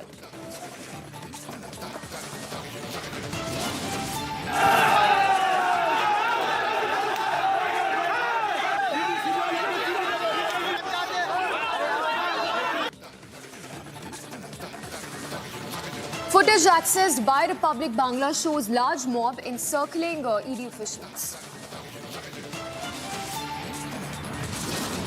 ED के साथ हो रहा है, ये सिर्फ ED के साथ नहीं हो रहा है, ये अपना बंगालियों का फ्यूचर दिखा रहा है। बंगालियों के साथ भी ऐसे आगे आने वाले समय में होने वाला है। Centre's first response to TMC linked attack on ED says need a thorough probe into the attack.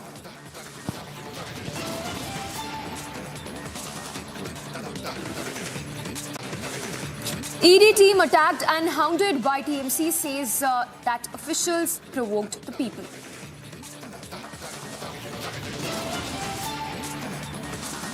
Day after ED raids ex-Congress MLA from Haryana, massive seizures made by the agency.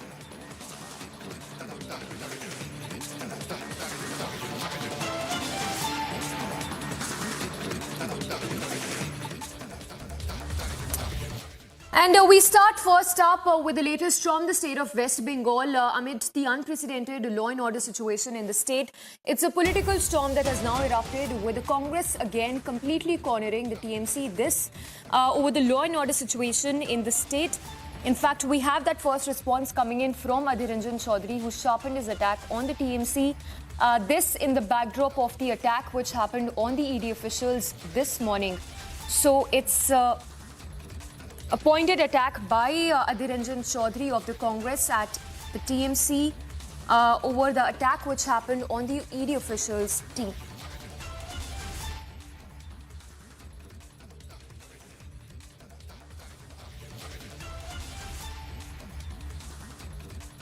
All right, we'll just play out that reaction as well, the first response that's coming from the Congress. But note that the law and order situation, of course, remains quite grim in the state, with the TMC not condemning in slightest bit to the attack which happened on the ED officials this morning. And while you see those visuals on your screens of the attack by goons linked to the TMC party, there's been not a single word of condemnation, neither from the TMC or even any sort of an action that could have happened on part of the West Bengal police to control the mob. But for now, this is the situation. As you can see, more than 1,000 people who are seen being incited to attack the ED officials, as well as the CRPF Jawans who are seen trying to control the situation. All right, listen in to that soundbite of Adhir Ranjan Chaudhary, who's attacked the TMC over the law and order situation in the state. इसमें ये जगजाहिर होते हैं कि बंगाल में कानून और व्यवस्था की हाल कितना बुरा होते जा रहे हैं।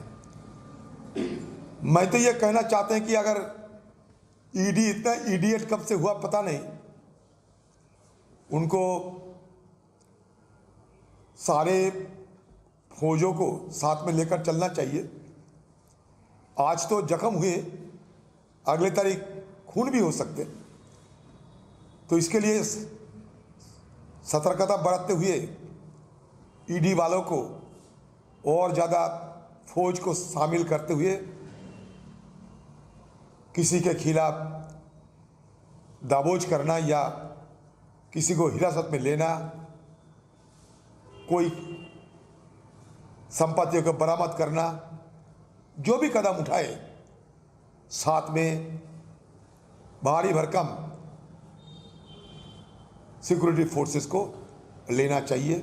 ये मैं जरूर कहना चाहते हैं, क्योंकि बंगाल में ये सारे आदी हैं।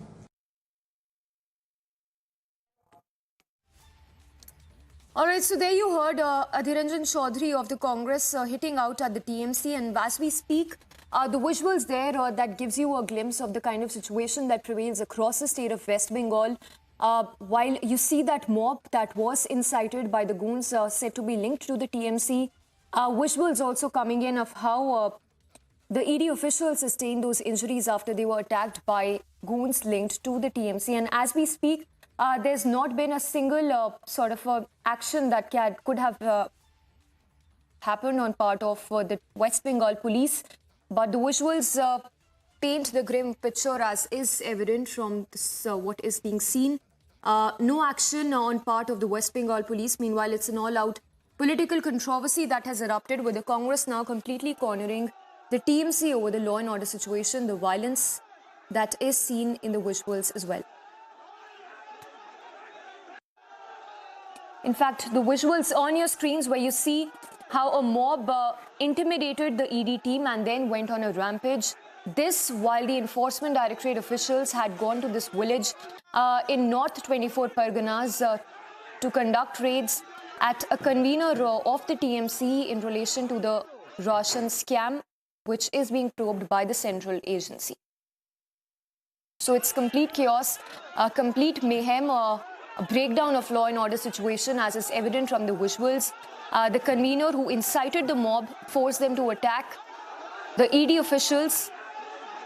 In fact, visuals that have surfaced which show how more than 1,000 people went on a rampage to attack the ED officials. Their car was vandalized. They sustained injuries after they were attacked by the mob that's said to be linked to the TMC.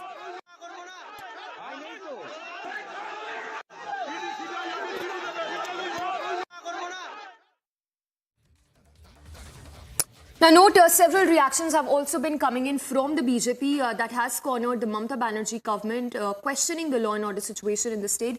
In fact, a reaction that also came in from Shuvendu Adhikari, who said that there is a probable involvement of Rohingyas, even calling for an NI probe. Other reactions as well coming in from the BJP. Listen in. Trinamool Congress के जो एक नेता हैं, उनके घर पे ED जब छापा मारने के लिए पहुंची है तो ईडी पर जो है वो हमला किया गया है। किस तरह देखते हैं बंगाल में जिस तरह से पूरा कानून व्यवस्था चरमरा गई है? देखिए, इस सभी के पीछे साफ जाहिर है कि कहीं ना कहीं सरकार का भी हाथ है। सरकार में गुंडा तत्व आज भी काम कर रहे हैं। उसी का परिणाम है कि जब कोई एजेंसी अपना कार्रवाई करती है तो आखिर वो सारे सबूत जुटा करके ही काम करती है।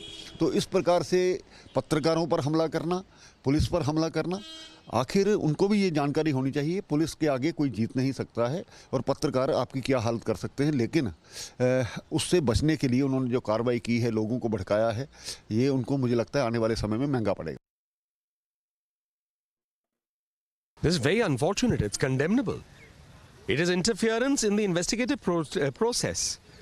The very fact that this kind of mobs are being used to attack officers doing their job, to investigate allegations of corruption, will raise a question on the TMC government. Do they want to stand with the corrupt? Are they going to use these strong arm tactics to harass officers, try to prevent them from doing their duties? Let's not forget that in West Bengal, we have seen huge sums of cash being caught in raids prior to this with TMC leaders, 20 crores, 18 crores, etc. So is this how you run a under the Constitution? Is this the oath of the Constitution? And with this, another question comes.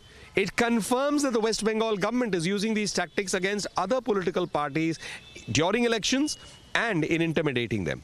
And unless one more thing, TMC convener Sheikh Shah himself asked and appealed to the TMC workers and Karyakartas to stop the ED officers from entering his gate, and therefore the entire mob gathered, and now the ED officers are grievously injured in this entire incident. The complete responsibility rests with this leader and his political party in creating the situation, in getting a mob to attack, take law into their own hands. And this is also, in a sense, breakdown of constitutional machinery. Because the Constitution of India does not permit a government or its representatives or those who are associated with the government to use strong arm tactics and take law into their own hands. Governments run by rule of law based on the Constitution of India. Those officers are discharging their duties under a statute, investigating corruption. So these are very, very serious questions that obviously the TMC is now will have to be answering them very clearly.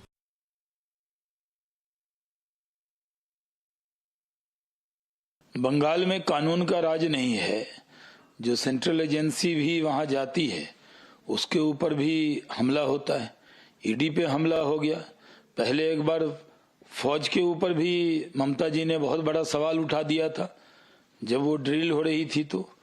तो बंगाल में ममता जी को ये लगता है कि बंगाल में एक अलग राज है जहां वो जो चाहेंगी वही होगा। ये पूरी तरह दुर्भाग्यपूर्ण है। जिस तरह बंगाल में कानून व्यवस्था नाम की कोई चीज नहीं है। बंगाल के लोग सिर्फ भ्रष्टाचार में बंगाल की सरकार लगी हुई है और पूरी तरह से बंगाल को ये लोग बदनाम कर रहे हैं। बंगाल एक सभ्य राज्य माना जाता था, लेकिन वहां पर ममता जी और टीएमसी ने उसको जिस तरह से जंगल राज में बदल दिया है, इसका प्रमाण है कि ईडी के टीम पर भी हमला हुआ है।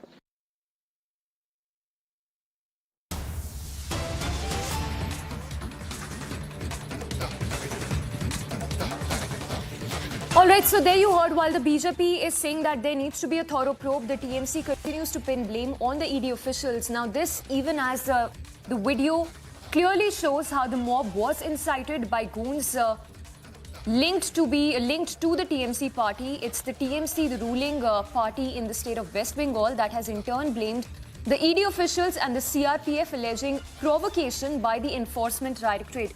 Now this, while the Enforcement Directorate had only gone to do its job in a village in North 24 Parganas to conduct raids at a person linked to the TMC in relation to the Russian scam. And while the visuals have surfaced which show how the ED officials were attacked by this mob said to be linked to the TMC, the latter has alleged provocation by the Enforcement Directorate, pinning the blame on the Enforcement Directorate and the CRPF. So it's an all-out politics that has erupted, the TMC pinning blame on the ED and the CRP only for doing its job.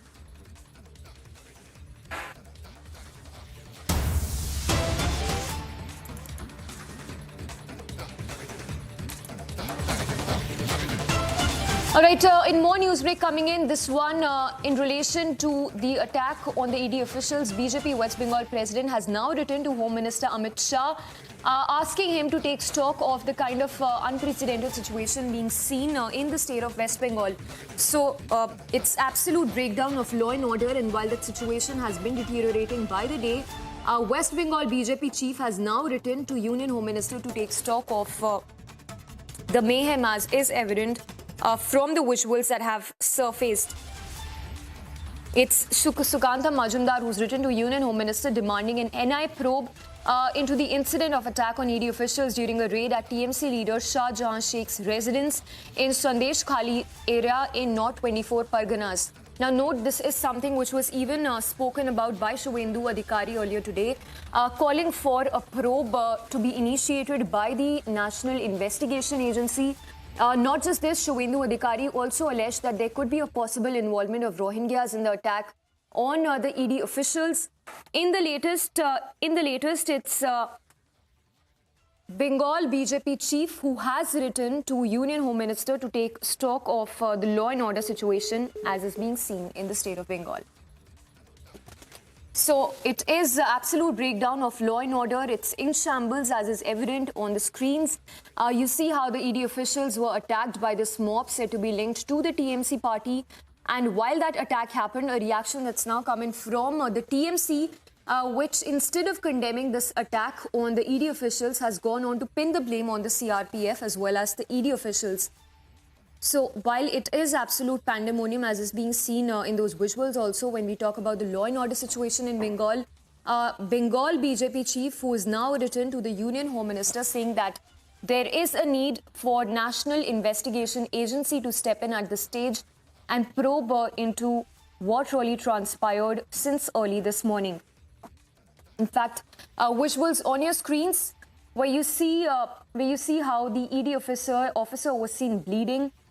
He was attacked by this violent mob.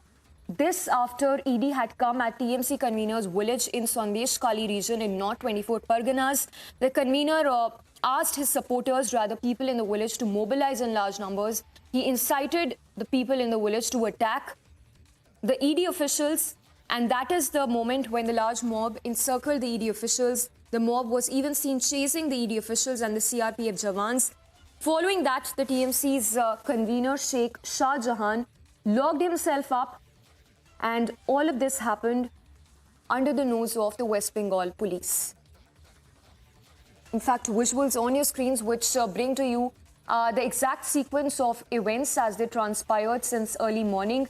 It began, in fact, early this morning when the ED officials had gone to a village in North 24 Parganas. This is Sandesh Kali village, where the ED had reached to carry out its investigation, to carry out raids at locations linked to a TMC convener in relation to the ration scam. And while the Enforcement Directorate had gone only to do its job, the visuals that give you a clear glimpse of the kind of situation in the village as the TMC convener not just incited the mob but even provoked them to attack the ED officials as well as the CRPF Jawans. The visuals there that show you how this mob was incited. They chased the ED officers and the CRPF only because they were doing the duty. They were only carrying out raids to probe into the alleged ration scam in the state of West Bengal.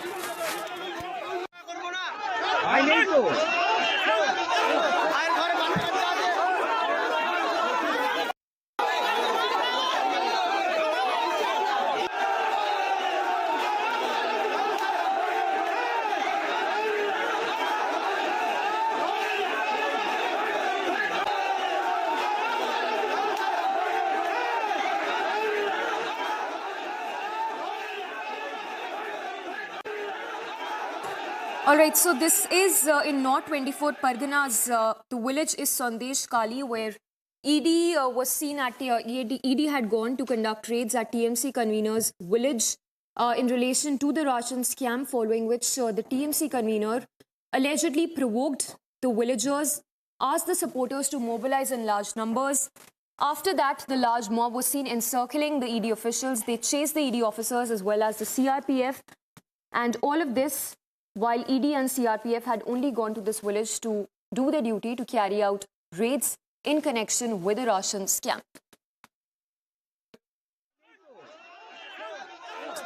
So it's absolute pandemonium as is seen in those visuals as well. The CRPF tried to control the situation, but the mob was, of course, in large numbers. They are they were seen encircling the CRPF, the ED officials, upon the instructions that were given by the TMC convener, who locked himself up, incited the mob, his supporters, to gather in large numbers and attack the ED officials. And note that there's been not any sort of an action, that no action that's been initiated on part of the West Bengal police. Instead, TMC, the ruling party, has gone ahead and blamed the ED officials as well as the CRPF for what they call provocation by the ED, only because the latter had gone to do its job to conduct probe into the Russian scam in the state of Bengal. The visuals that give you a clear picture of the kind of situation in the state. You see the ED officials who are seen bleeding after that assault was carried out by the mob that was incited by none other than a TMC convener as per reports.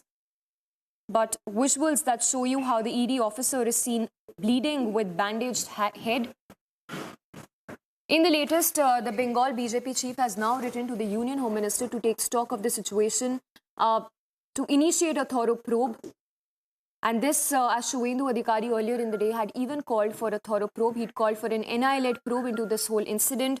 Had even gone on to say that there could be a probable involvement of Rohingyas in the attack which happened at the ED officials. So while it's been more than 5 hours now, more than 6 hours, there's not been any sort of an action on part of the West Bengal police. The TMC going ahead and blaming the ED officials for what they term as provocation by the ED and the CRPF. All right, let's go across to our senior executive editor, Abhishek Kapoor, who's also joining us in the studio. Abhishek, to begin with, what do you make of the kind of situation as is unfolding in the state of Bengal? Absolute breakdown of law and order. Not the first time, but this time the TMC has gone ahead and blamed the ED officials for what they claim as provocation by the latter and the CRPF jawans. So look at the facts. Obviously, this is a law and order situation, and the Bengal government and the Trinamool government has to be held responsible for this, and they have to really take the situation in control, get the situation in control. These are horrific pictures of public servants being attacked for carrying out their duty. Having said that, I think what is more important is, Samiksha, that the case began with the Bengal administration registering a complaint, the Bengal police registering an FIR in the irregularities insofar as the ration distribution is concerned. And that's how the ration distribution scam as we know it originated. Subsequent to which, of course, based on, as it happens, the Bengal police FIR becoming a predicate offense, which is a requirement for the Enforcement Directorate to get in the picture, and ECIR was registered, which is the Enforcement Directorate equivalent of an FIR. And that's how the investigation is going on. We know of all those people who have been arrested, and the scam is essentially about the PDS ration, 30% of PDS ration intended for priority households under the Antyodaya Anna Yojana, that getting diverted to the open market.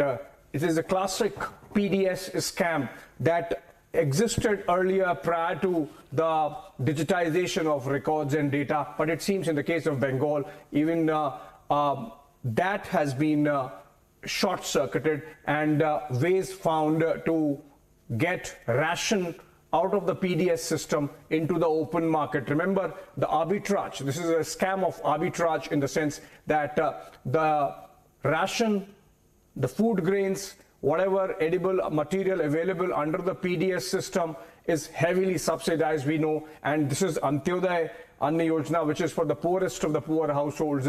So you can expect that you would be getting wheat for 1 rupee a kilo, rice for 2 rupee a kilo, pulses for 3 rupee a kilo, 3 rupees a kilo, and that getting into the open market and selling for 20 rupees, 30 rupees, 50 rupees, that's the kind of arbitrage that's there, running into hundreds and thousands, possibly of crores of rupees, given the fact that as much as 30% was diverted, and that's how the Enforcement Directorate got into the picture.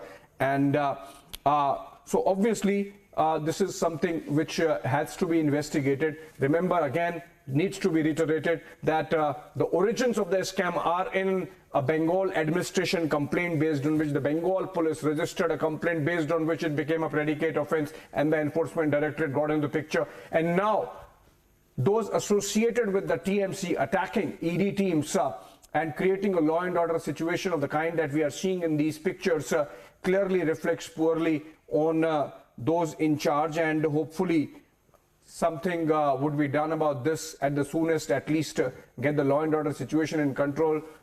We have to see whether these are pictures from earlier or these are live pictures coming in. But then if we can get somebody from our Bangla newsroom also to get a clearer picture of what are exactly happening as we speak. But this is a case of Trinamool politicizing something which ideally should have been a matter of joint cooperative co-federal investigation between the central and the state police, central agencies and the state police. Right, and Abhishek, important to point here that till now it's been 4 hours now, rather more than 4 hours.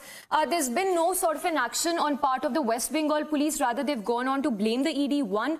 And also, do you think that there could be a possible involvement of Rohingyas as well, as was mentioned by Shubhendu Adhikari earlier in the day?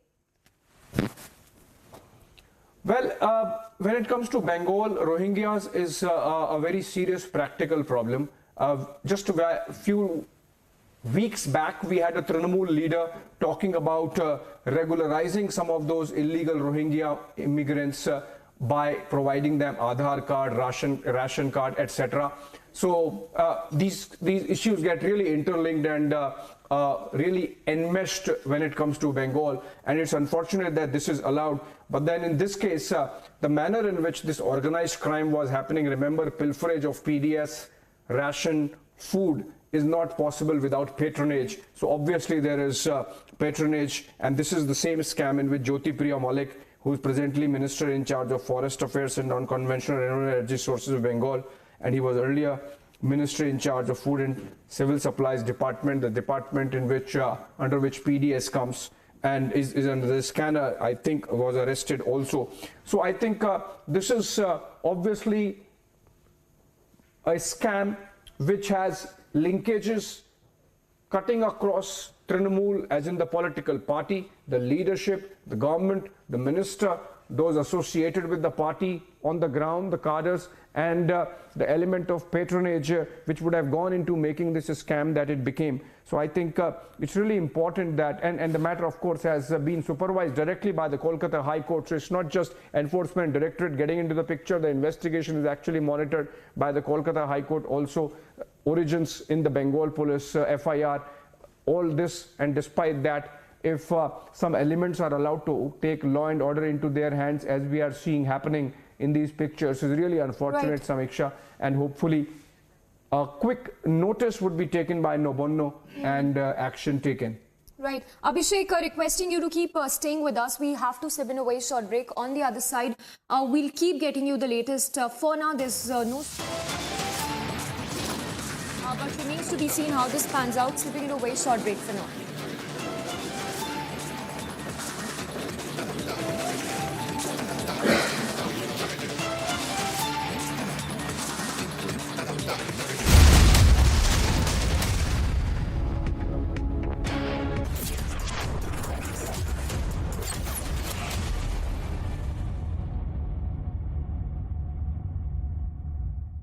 There's a way to open up a world of opportunities with the most reputed companies of the world. The way 98% of our students secured placement last year, with top rankings and coveted accreditation to show for them. The MBA programs at the Amrita School of Business. Admissions have opened. Apply now. भाई इतनी बड़ी बड़ी hits आप लोगों ने मुझे दी हैं। Tiles बड़े होने चाहिए। सुमानी मैक्स टाइल्स, टाइलों का सबसे बड़ा भाई। सुमानी मैक्स टाइल्स जमीन से जुड़े। हमारे देश को आजाद हुए 76 साल हो गए, लेकिन कई चीजों में हमको अभी आजादी नहीं मिली, जैसे कि सरकारी दफ्तरों में दुश्वारियां, परेशानियां, बदइंतजामियां। हमारे शहीदों को इस बात की कतई चिंता नहीं थी कि देश को आजादी मिलेगी या ना, लेकिन उनको एक बात की चिंता थी कि आजादी के बाद देश कौन से हाथों में जाएगा, देश के हालात क्या होंगे। हमने आजादी की जंग इसलिए लड़ी थी ताकि हमारी आने वाली पीढ़ियों की जिंदगी आसान हो सके, ना कि इसलिए कि वो जगह जगह पर सरकारी दफ्तरों में धक्के खाएं, परेशानियों का सामना करना पड़े। अगर जंग सबने इकट्ठे होकर लड़ी थी आजादी की, तो फिर सुख सहूलतें भी सबको इकट्ठी मिलनी चाहिए। हम तो शहीदों के पांव की मिट्टी के एक धूल के तिनके के बराबर भी नहीं है, लेकिन ये बसंती रंग की पग शहीदों के सपनों और इरादों की हमें याद दिलाती रहती है कि हमारे देश में आम लोगों के सिर्फ दिन रात नहीं, हालात बदलने चाहिए। चुनाव के समय हम लोगों के पास जा सकते हैं तो चुनाव के बाद सरकार बनती है, तो सरकार बनने के बाद भी सरकारों को जनता के पास जाना चाहिए, ना कि जनता सरकारी दफ्तरों में खज्जल खुआर हो। यही आजादी के असली मायने हैं। शहीद आजम सरदार भगत सिंह जी के सपनों को साकार करने के लिए पंजाब सरकार ने फैसला किया है कि पंजाब के लोगों को अब सरकारी दफ्तरों के चक्कर नहीं लगाने पड़ेंगे, बल्कि सरकारी दफ्तर खुद चल के लोगों के घर पर आएंगे। अब सरकारी दफ्तरों के चक्कर काटने की जरूरत नहीं, बस डायल करें 1076 और सरकारी सुविधाएं अपने घर पर ही पाएं। पंजाब की भगवंत मान सरकार आपके द्वार।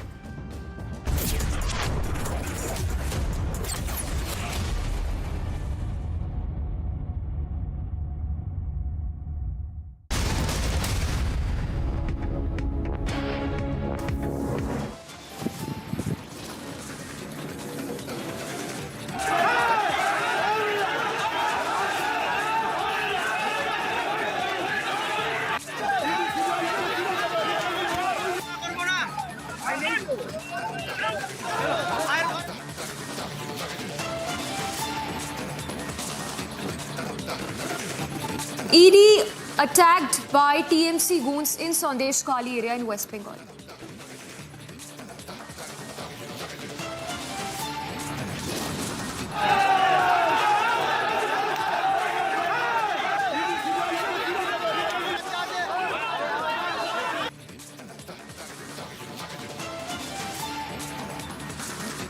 Footage accessed by Republic Bangla shows large mob encircling ED officials.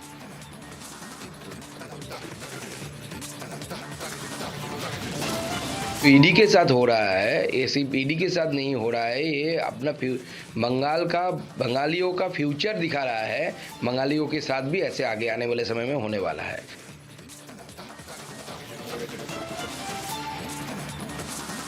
Centre's first response to TMC linked attack on ED says need a thorough probe.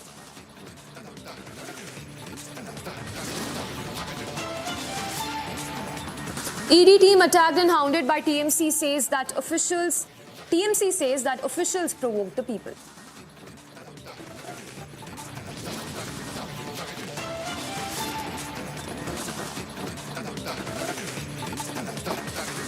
Day after ED raids ex-Congress MLA from Haryana, massive seizures made by the agency.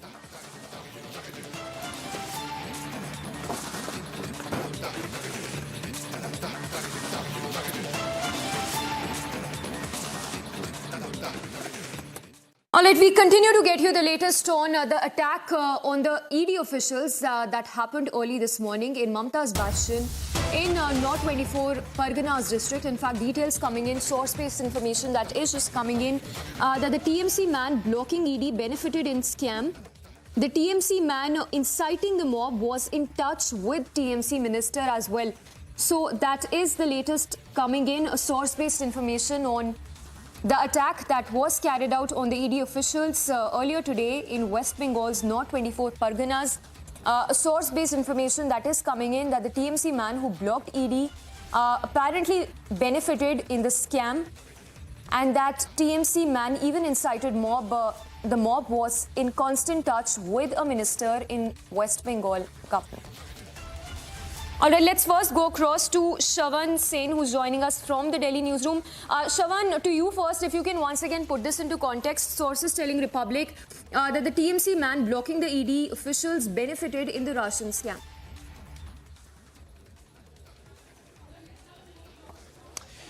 Well, in fact, top sources within the Enforcement Directorate now pointing out towards the fact that when the searches were basically carried out, they had reached out to Shah Jahan. But remember, there was an attempt that was made by the Trinamool Congress convener, not only blocking the Enforcement Directorate, but it turns out that he had made calls while he was inside his residence and managed to gather roughly about a mob of 1,000 to 2,000 people outside his residence, blocking the entry of the enforcement directorate, which thereafter took the help of the CRPF, who were also present. But let's also put out the breaking news now coming in. Who exactly is Shah Jahan? How exactly is he connected to the Russian distribution scam? It turns out that Shah Jahan happens to be a beneficiary of the scam.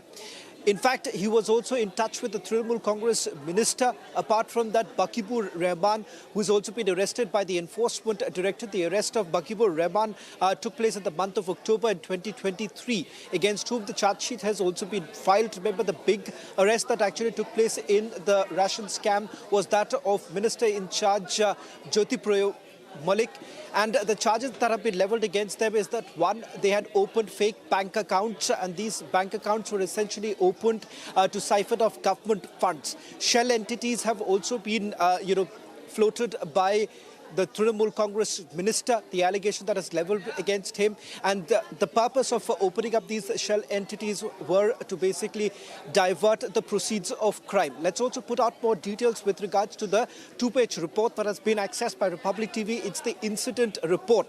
The planning that the enforcement directorate had was to carry out searches at 17 locations and 3 locations that were linked to Trinamool Congress convener.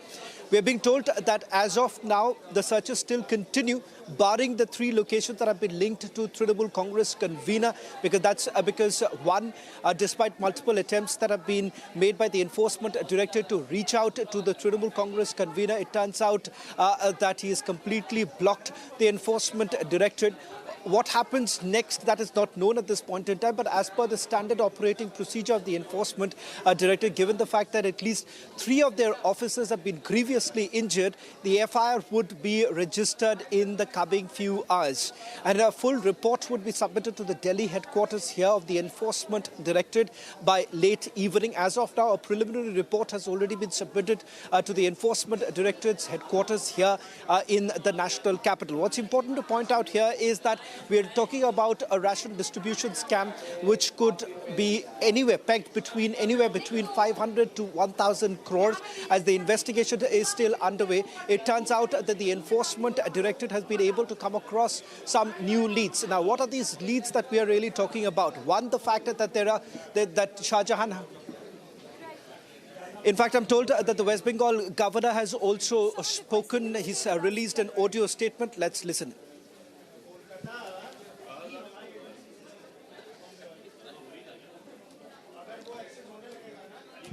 Incident reported from Sandeshkhadi in North 24 Parganas district is alarming, is deplorable, to say the least.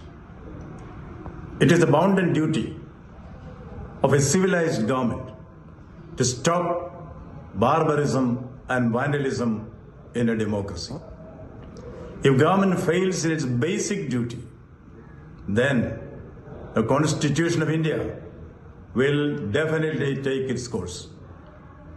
As governor, I reserve all my constitutional options for appropriate action at the appropriate moment. Flexing muscles and parading paper tigers will not work with the people of Bengal. Jungle Raj and Gundagiri will work in a fool's paradise. Bengal is not a banana republic. I repeat, Bengal is not a banana republic. Government should do its duty. Those who think they can rule through dawns and soon will they find themselves to be Don Quixotes. This pre-election violence, which has an early beginning, should find an early end. The sole responsibility for wanton violence in society lies with the government. It lies with the government. Government may better open up its eyes and see the reality and act effectively to face the consequences. The ostrich-like attitude of the police who pretend not to see the reality around, not to see the lawlessness around should go.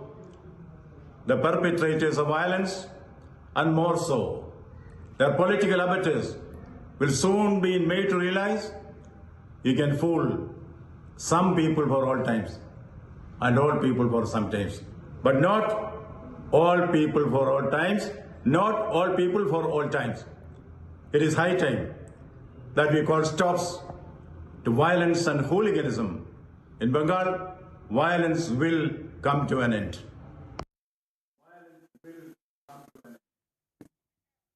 All right, so there you heard the West Bengal governor very, very clear in his statements that the sole responsibility lies with the state government when it comes to law and order situation. Let's go across to Abhishek Kapoor, who continues to be with us. Abhishek, your quick thoughts on West Bengal governor's statement. He clearly states that when it comes to law and order situation, the buck really stops with the state government. Well, obviously, the fact that a constitutional functionary like the governor of Bengal, he has to come out and speak clearly shows the situation on the ground is absolutely serious when it comes to law and order. And the details that are coming, this man Shahjahan Sheikh, the Trinamool functionary of 24 Parganas, seems to be having very clear criminal connections, because remember, the manner in which this attack has panned out, the mobilization of mob itself could not have happened without an element of planning. And Shawan would have more antecedents perhaps of those involved in this PDS scam, the Atta Chawal scam as it can be called, because remember, the atta meant for the poor has been siphoned off, and the paddy meant for the poor, and the wheat, the rice meant for the poor has been siphoned off. And the Trinamool functionaries have had an element of patronage. There is a connection coming out between proceeds of crime out of the scam and these Trinamool leaders, including one who's in judicial custody, two in fact who are in judicial custody, and the manner in which the mob attacked the ED team. Now remember, someone like a Santanu Sen or the Trinamool Congress is saying that, oh, the mob was provoked. Now ED is doing its job. They needed a CRPF protection. It speaks volumes of the kind of law and order situation that is there in Bengal. The fact that Bengal governor has to come out and speak, I think the matter is serious, and even the central government would be taking note of it. We have to see whether they are going to be picking it up only at political level, or say, for example, the Ministry of Home Affairs asking the Bengal government for a report, if not directly from the Bengal government, then maybe through the governor's office, a report on the law and order situation, because these pictures clearly speak of mobilization, and that could not have happened without pre-planning. And I'm told there is a rally happening where the BJP is sort of picking it up politically. But then, as I said, this is beyond political samiksha, and this is about gaming a system first, creating a scam, siphoning off wheat, rice, atta, flour meant for the poor, and to make money out of it through arbitrage, because PDS system gives you subsidized rice, wheat, atta, flour, etc. And then to attack investigation agencies when they come knocking to check the facts on the ground. So I think this is a serious issue, and the Trinamool linkages are really sharp and clear, and we have to see more responsible comments coming from the Trinamool leadership beyond what Santanu Sen has said, that the mob attacked the ED because the ED officers provoked.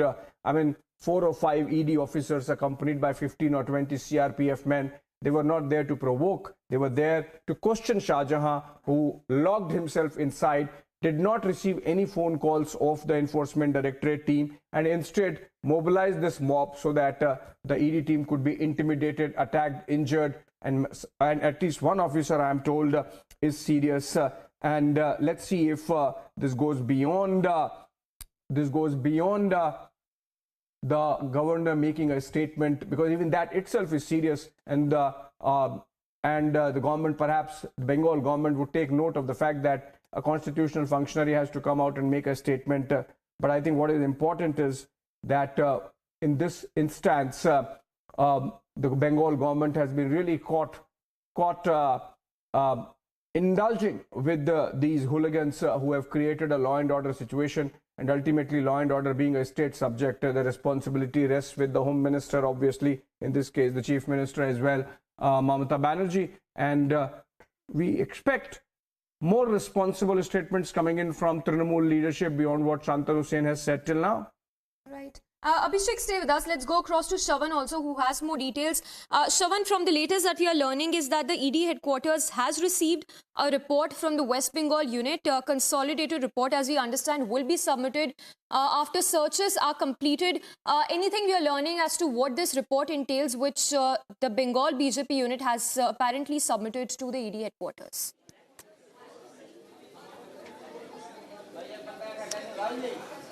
Well, Sabiksha, not very clear at this point in time. What exactly has the Bharatiya Janata Party really put out? In all likelihood, it's, that report is not going to go to the Enforcement Directorate, because the Enforcement Directorate would certainly stay away from any sort of political connections at this point in time, and that does not really come into the protocol. But having said that, the two-page report that has been accessed by Republic TV is the preliminary incident report that has been prepared by the Bengal unit, which basically includes the officers who were present at the spot, and this was actually submitted to the special director who's based out of Kolkata. Having said that, the full consolidated report would only be submitted to the national headquarters here sometime later in the evening, because when I spoke to my sources in Bengal, they essentially indicated that the searches are still underway. So let me just quickly take you through the two-page report that has been accessed. The second page is largely dealing with the incident that actually took place. What they're saying is that Jyotipriya Malik actually had several associates, and these associates were the ones who were basically running this entire scam, which included Bakibur Rahman, who's already been placed under arrest. But having said that, there are several others who are largely looking into areas that came under the scanner of the Enforcement Directorate as the investigation actually progressed. It turns out that as far as the Sundarban area is concerned, that is an area that was largely being controlled by Trinamool Congress convener Shah Jahan. Now, Shah Jahan was the one who had access to the paddy procurement that is essentially done by the government. There is an MSP that is looked into, and the government also pays the farmers on the basis of which. It turns out that fake bank accounts were created, money was being siphoned off, and also part of the PDS system, as Abhishek was also pointing out, the wheat distribution that actually takes place, substandard quality of product was actually being distributed. The better items were being siphoned off, and this was being sold off in open market. Now, what turns out is, as far as this case is, as far as today's incident goes, the planning essentially was a total of about 17 locations. Not only Shah Jahan, that's the Trinamool Congress convener, it turns out that Bongao's municipality person was also under the scanner. In fact, the person is still being raided as we speak right now. That's the vice chairman of the municipality who's been raided. Now, with regards to what really happened this morning when the Enforcement Directorate actually reached, according to the Enforcement Directorate in the incident report, they say that the moment they reached the residence of Shah Jahan, a call was actually made to the Trinamool Congress convener. When the call was made, he disconnected the line and thereafter started making multiple calls. These calls went to those who have been associated with the party workers who were actually present, and the party workers thereafter arranged a mob of roughly about 1,000 to 2,000 people. Now, this is purely what the Enforcement Directorate is claiming in that report that has been prepared. Now, soon after that, it turns out that the Enforcement Directorate came under attack. There was stone pelting that took place, resulting at least in 3 officers who have been injured. At least few of them have been taken to the hospital in Kolkata for further. Governor, who clearly states that law and order situation is something which the West Bengal government has to take care of. Listening to that first reaction that's coming from CV Anand Bose.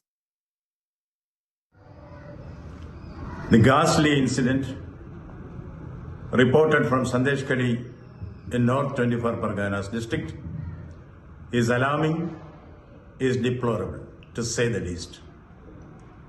It is the bounden duty of a civilized government to stop barbarism and vandalism in a democracy. If government fails in its basic duty, then the Constitution of India will definitely take its course. As governor, I reserve all my constitutional options for appropriate action at the appropriate moment. Flexing muscles and parading paper tigers will not work with the people of Bengal. Jungle Raj and Gundagiri will work in a fool's paradise. Bengal is not a banana republic. I repeat, Bengal is not a banana republic. Government should do its duty. Those who think they can rule through dons and soon will they find themselves to be Don Quixotes. This pre-election violence, which has an early beginning, should find an early end. The sole responsibility for wanton violence in society lies with the government. It lies with the government. Government may better open up its eyes and see the reality and act effectively to face the consequences.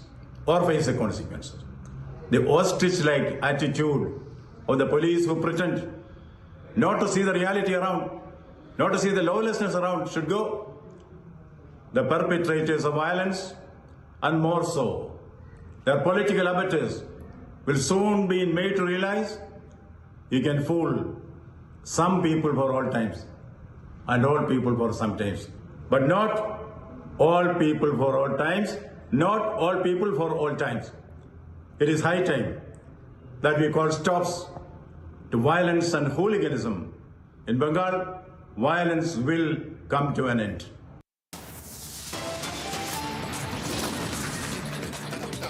All right, so strong words coming in from West Bengal governor, who says that it's high time that hooliganism and violence comes to an end in the state. Slipping into a very short break for now.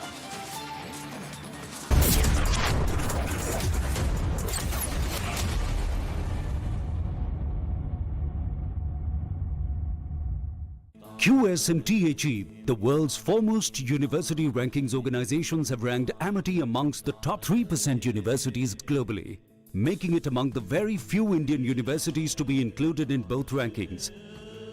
Yet another top ranking for Amity University. आपने सोमानी का नया role देखा? वही style और range Somani bathware में भी. Somani bathware. Whenever I had ice cream or cold water, I would experience a sharp shooting sensation. So I just kept ignoring it. Even my hot chai was giving me the same amount of discomfort. My dentist recommended Sensodyne. So now I can be completely carefree and sip my hot cup of tea. It really works. इस पल को मुमकिन करने के लिए अबीर ने पहले से ही शुरुआत कर दी थी.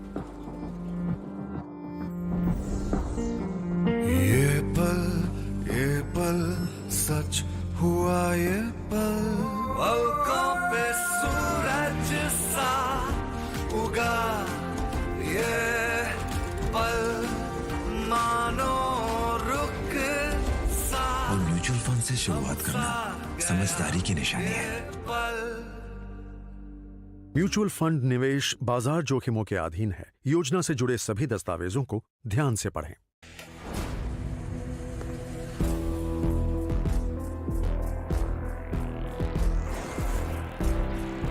इस दुनिया में बस हम दो हैं, दुनिया जिनकी दीवानी है.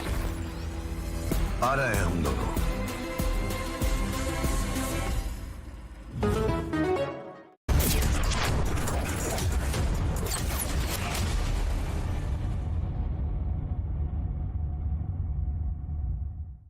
Brace yourselves for a revolutionary leap into the world of news with the Republic World app. This is not just an app, viewers. It's a direct conduit to a world of news delivered with unparalleled authority and integrity right at your fingertips. Republic World app is your gateway to the latest updates, live streams, and the debates that have become the hallmark of our journalistic prowess. Download Republic World app, available on Google Play Store and Apple App Store.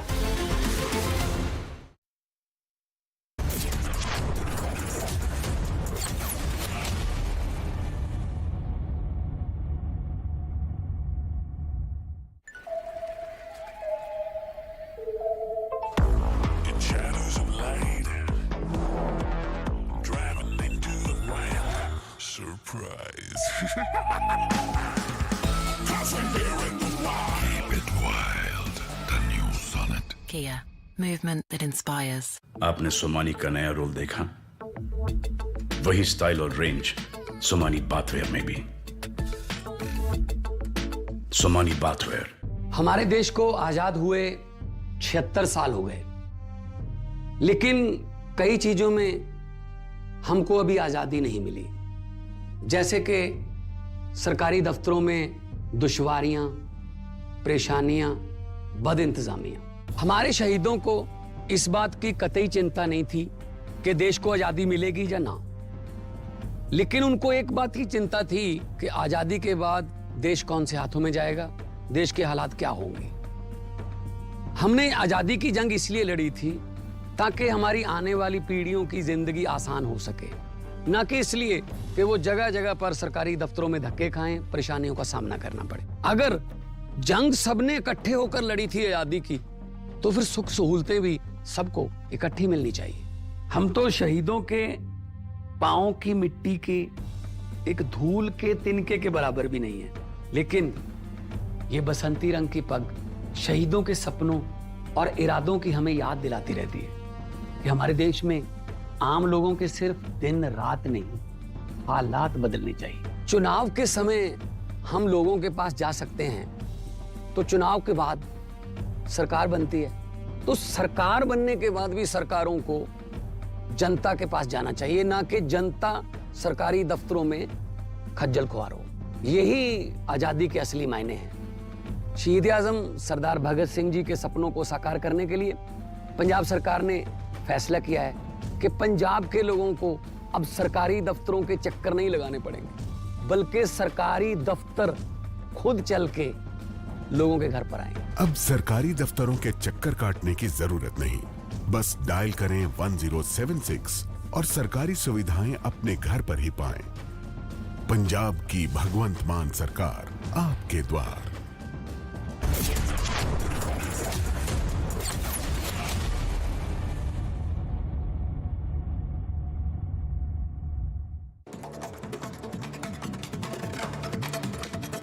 Here's a look at top stories in brief. Prime Minister Modi to visit Rajasthan today with Union Home Minister Amit Shah. The Prime Minister will attend All India Police Conference in Jaipur and likely to meet state party leaders.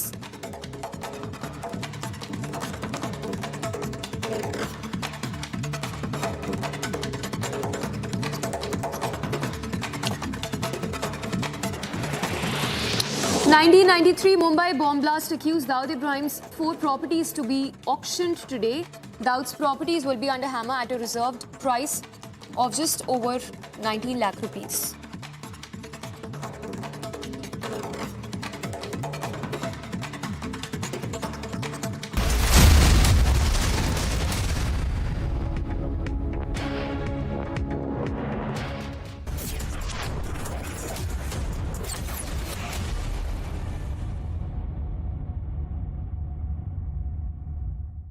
QSMTHE, the world's foremost university rankings organizations, have ranked Amity amongst the top 3% universities globally, making it among the very few Indian universities to be included in both rankings.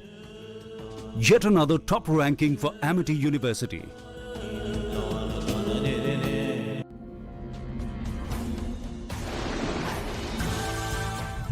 Where does the future lie? Future is right here in the air.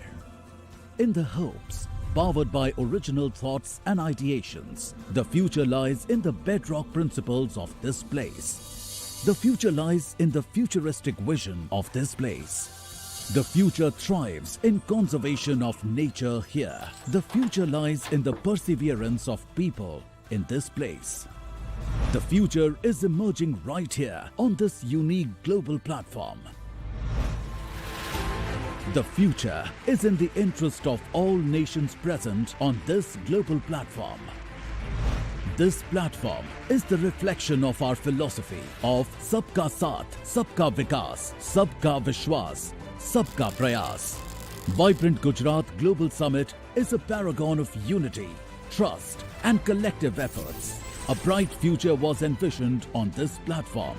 It is the growth engine of Vikasit Bharat, which was accomplished in a short period of time. Once again, under the aegis of Amrit Kal's Vikasit Bharat, the gates to the vibrant Gujarat Global Summit 2024 open with grace and grandeur. The gateway to the future beckons. Welcome to Vibrant Gujarat Global Summit 2024.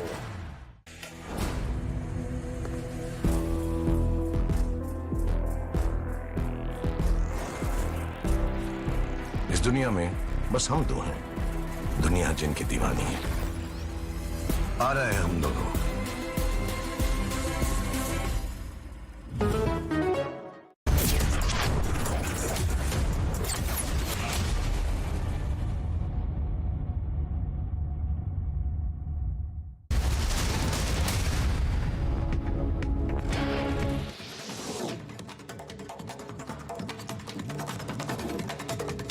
More stories in brief. Union Home Ministry had directed the CBI to conduct investigation into alleged corruption charges running in Aam Aadmi Party's Mohalla clinics in the national capital. This comes after V.K. Saxena recommended CBI probe into the matter.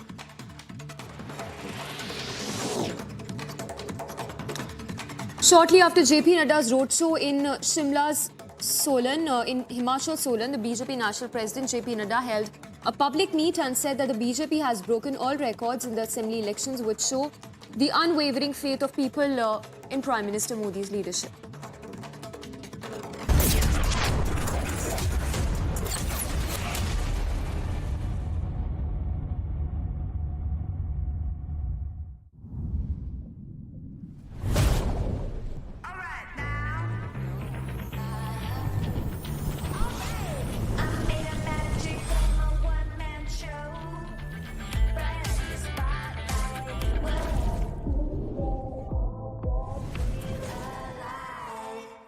हमारे देश को आजाद हुए 76 साल हो गए, लेकिन कई चीजों में हमको अभी आजादी नहीं मिली, जैसे कि सरकारी दफ्तरों में दुश्वारियां, परेशानियां, बदइंतजामियां। हमारे शहीदों को इस बात की कतई चिंता नहीं थी कि देश को आजादी मिलेगी या ना, लेकिन उनको एक बात की चिंता थी कि आजादी के बाद देश कौन से हाथों में जाएगा, देश के हालात क्या होंगे। हमने आजादी की जंग इसलिए लड़ी थी ताकि हमारी आने वाली पीढ़ियों की जिंदगी आसान हो सके, ना कि इसलिए कि वो जगह जगह पर सरकारी दफ्तरों में धक्के खाएं, परेशानियों का सामना करना पड़े। अगर जंग सबने इकट्ठे होकर लड़ी थी आजादी की, तो फिर सुख सहूलतें भी सबको इकट्ठी मिलनी चाहिए।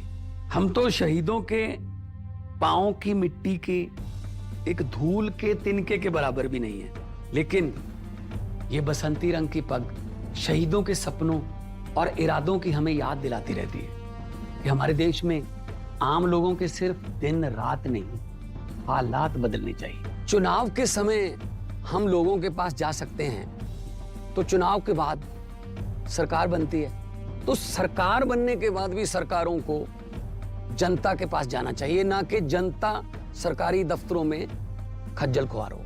यही आजादी के असली मायने हैं। शहीद आजम सरदार भगत सिंह जी के सपनों को साकार करने के लिए पंजाब सरकार ने फैसला किया है कि पंजाब के लोगों को अब सरकारी दफ्तरों के चक्कर नहीं लगाने पड़ेंगे, बल्कि सरकारी दफ्तर खुद चल के लोगों के घर पर आएंगे। अब सरकारी दफ्तरों के चक्कर काटने की जरूरत नहीं, बस डायल करें 1076 और सरकारी सुविधाएं अपने घर पर ही पाएं। पंजाब की भगवंत मान सरकार आपके द्वार। भाई इतनी बड़ी टाइल, इतनी बड़ी बड़ी हिट्स आप लोगों ने मुझे दी हैं। टाइल्स तो बड़े होने चाहिए। सुमानी मैक्स टाइल्स, टाइलों का सबसे बड़ा भाई। सुमानी मैक्स टाइल्स, जमीन से जुड़े।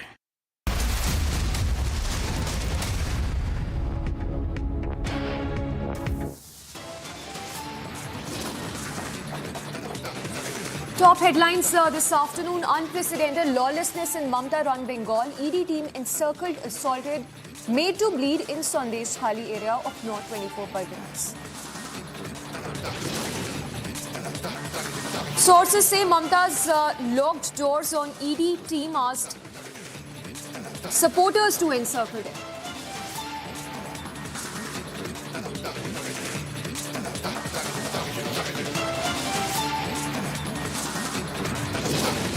तो ईडी के साथ हो रहा है, ये सिर्फ ईडी के साथ नहीं हो रहा है, ये अपना बंगालियों का फ्यूचर दिखा रहा है। बंगालियों के साथ भी ऐसे आगे आने वाले समय में होने वाला है।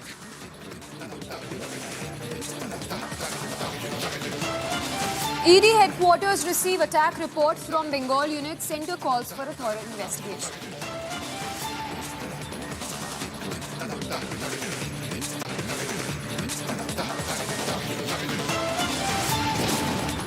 It is the bounden duty of a civilized government to stop barbarism and vandalism in a democracy. Bengal Governor C.V. Anand Bose slams Jungle Raj, says it's high time the violence must be stopped.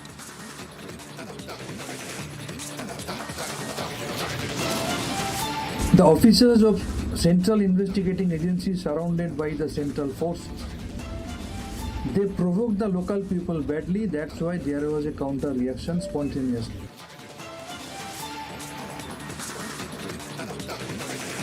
No word from Mamata Banerjee yet. TMC tries to shift the blame, says ED officials provoked people. इसमें ये जगजाहिर होते हैं कि बंगाल में कानून और व्यवस्था की हाल कितना बुरा होते जा रहे हैं। आज तो जख्म हुए, अगले तारीख खून भी हो सकते हैं। Even ally Congress distances and launches attack, says attack led by TMC goons. Days after ED raids on former Congress MLA in Haryana, agency seizes mega cash stash.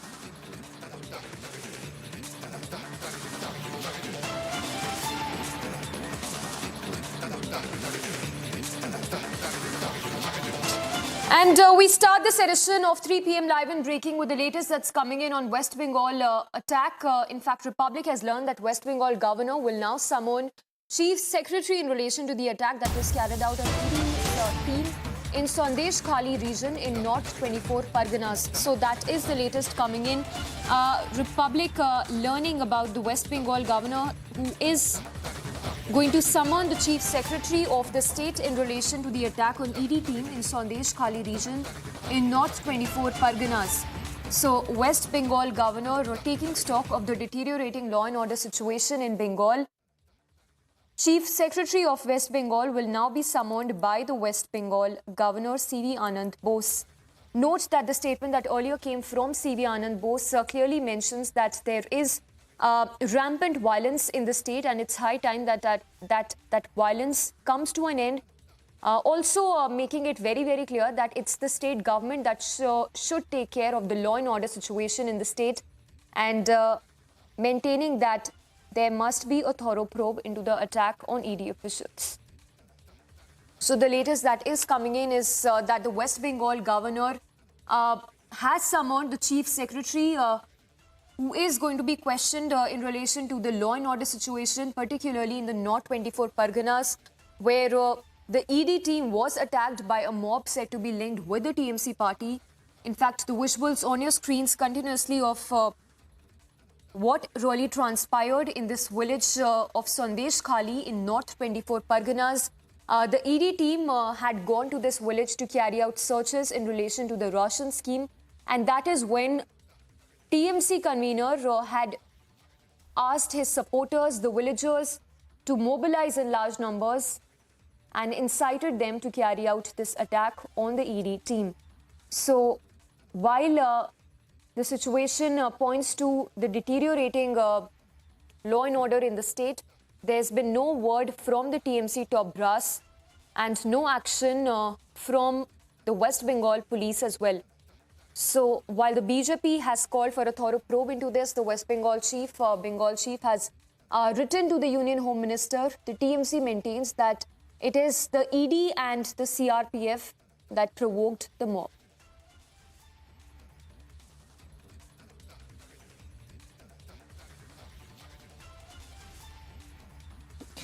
So we continuously are getting you the latest into the attack that was carried out at the ED officials. In fact, the response that came in from the West Bengal governor, CV Anand Bose, who minced no words, clearly said that it is the responsibility of the state government to maintain law and order and that the perpetrators must be brought to justice. Listen into that statement from the West Bengal governor.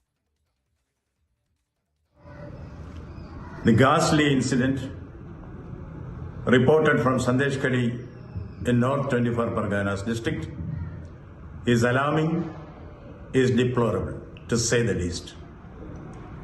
It is the bounden duty of a civilized government to stop barbarism and vandalism in a democracy. If government fails in its basic duty, then the Constitution of India will definitely take its course. As governor, I reserve all my constitutional options for appropriate action at the appropriate moment.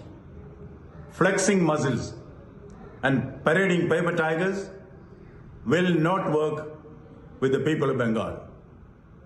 Jungle Raj and Gundagiri will work in a fool's paradise. Bengal is not a banana republic. I repeat, Bengal is not a banana republic. Government should do its duty. Those who think they can rule through dons and soon will they find themselves to be Don Quixotes. This pre-election violence, which has an early beginning, should find an early end.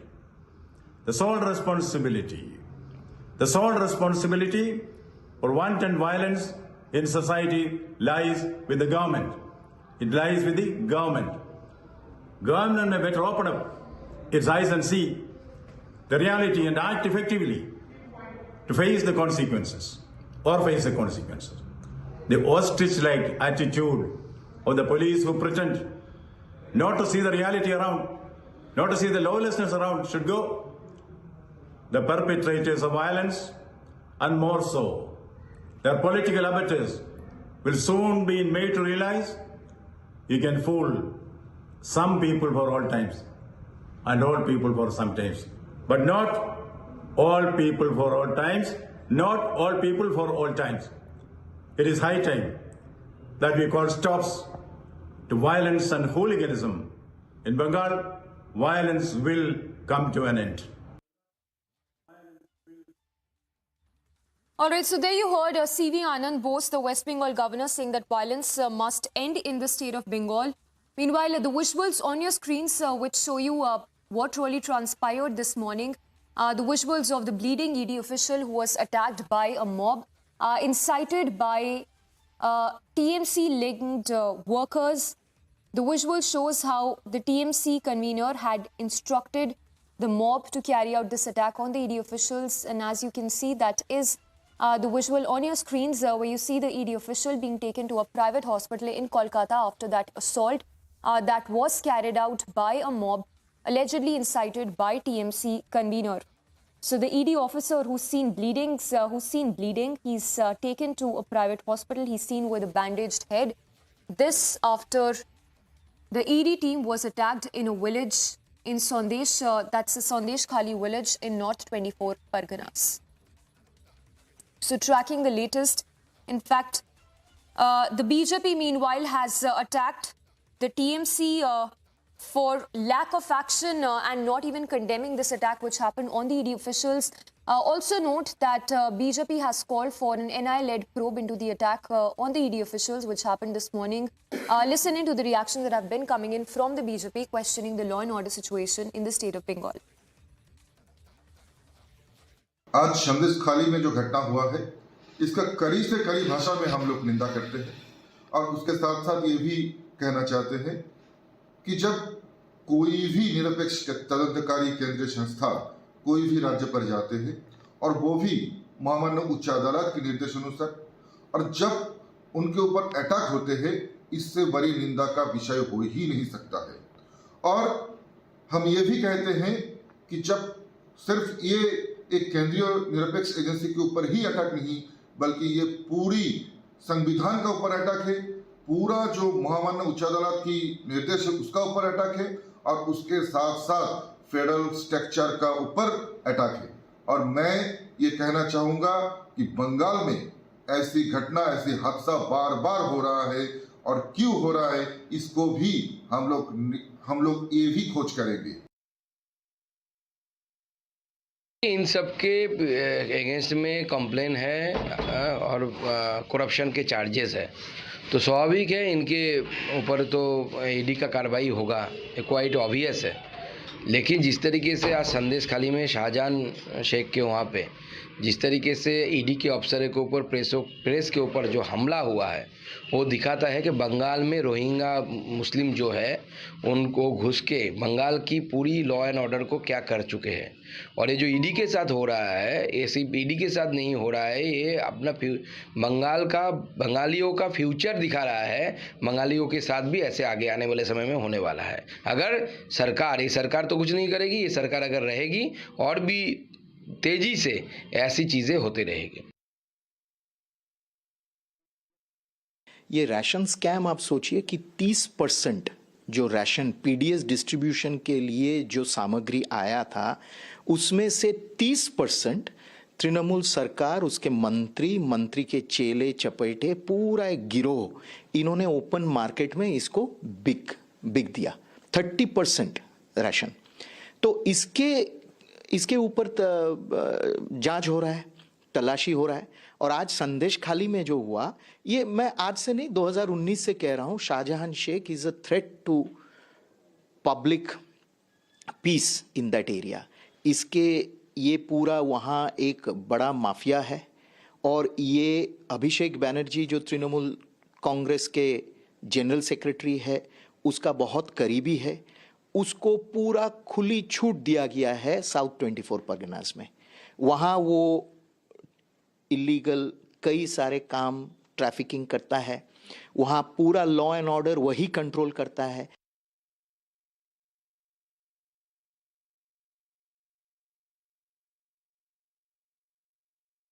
So the BJP there making those strong charges and observations. The TMC has also responded, and the TMC says they have nothing to do with what has happened, and they say this is just a propaganda by the ruling party, and they say that it is unfair to question the law and order in the state.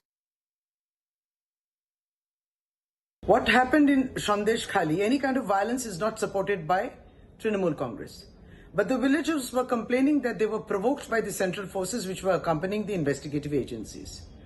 Nishit Pramanik, Honorable Minister of State, from Union Minister of State, has been talking about cooperative federalism, that Bengal lacks in federalism. Now, federalism means that there should be good relations between the center and the state. The center must cooperate with these states. But what we see here, and Nishit Pramanik, you should answer, have you even asked for the Manrega funds which are due to Bengal?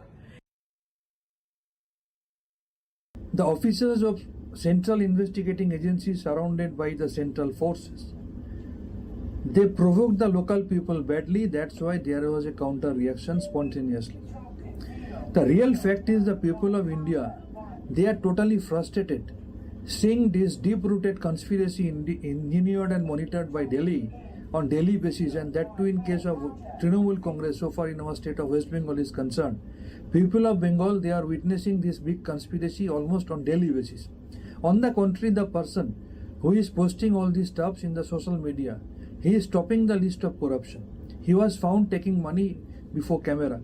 His other family members are accused of several corruptions, but not a single action being taken against these political leaders, that only because they belong to BJP.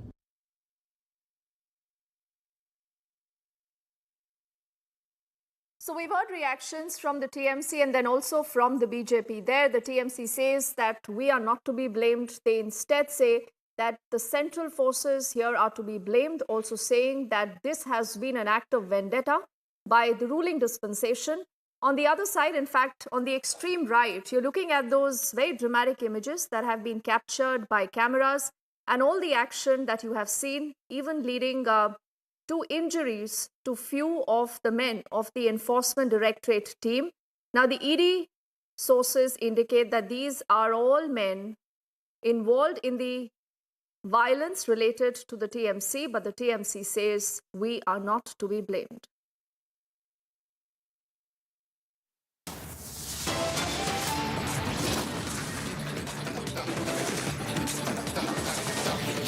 We head into a break right now. On the other side, more details on all these images that you see on your screens. Was it a TMC man who incited the mob? We'll have details when we come back.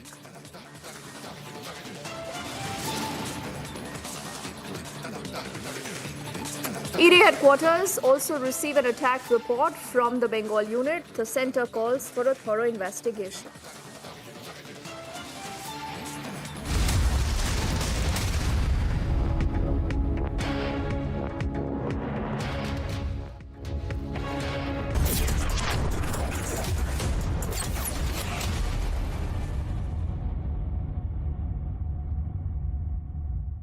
There's a way to open up a world of opportunities with the most reputed companies of the world. The way 98% of our students secured placement last year, with top rankings and coveted accreditation to show for them.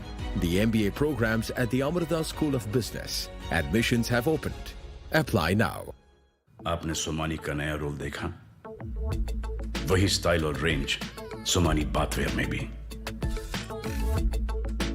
Somani bathware. हमारे देश को आजाद हुए 76 साल हो गए, लेकिन कई चीजों में हमको अभी आजादी नहीं मिली। जैसे कि सरकारी दफ्तरों में दुश्वारियां, परेशानियां, बदइंतजामियां। हमारे शहीदों को इस बात की कतई चिंता नहीं थी कि देश को आजादी मिलेगी या ना, लेकिन उनको एक बात की चिंता थी कि आजादी के बाद देश कौन से हाथों में जाएगा, देश के हालात क्या होंगे। हमने आजादी की जंग इसलिए लड़ी थी ताकि हमारी आने वाली पीढ़ियों की जिंदगी आसान हो सके, ना कि इसलिए कि वो जगह जगह पर सरकारी दफ्तरों में धक्के खाएं, परेशानियों का सामना करना पड़े। अगर जंग सबने इकट्ठे होकर लड़ी थी आजादी की, तो फिर सुख सहूलतें भी सबको इकट्ठी मिलनी चाहिए। हम तो शहीदों के पांव की मिट्टी के एक धूल के तिनके के बराबर भी नहीं है, लेकिन ये बसंती रंग की पग शहीदों के सपनों और इरादों की हमें याद दिलाती रहती है कि हमारे देश में आम लोगों के सिर्फ दिन रात नहीं, हालात बदलने चाहिए। चुनाव के समय हम लोगों के पास जा सकते हैं, तो चुनाव के बाद सरकार बनती है, तो सरकार बनने के बाद भी सरकारों को जनता के पास जाना चाहिए, ना कि जनता सरकारी दफ्तरों में खज्जल खुआर हो। यही आजादी के असली मायने हैं।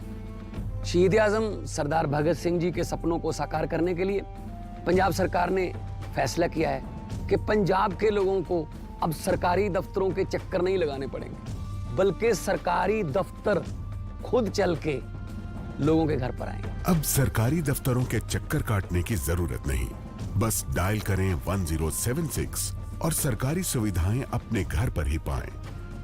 पंजाब की भगवंत मान सरकार आपके द्वार।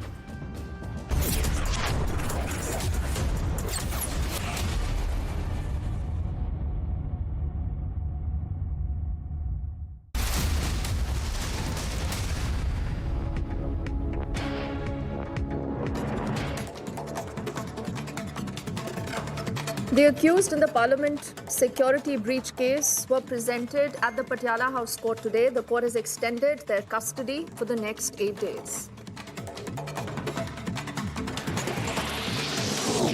The 1993 Mumbai bomb blast accused Dawood Ibrahim's 4 properties will be auctioned. The properties will be under the hammer at a reserve price of about 19 lakhs.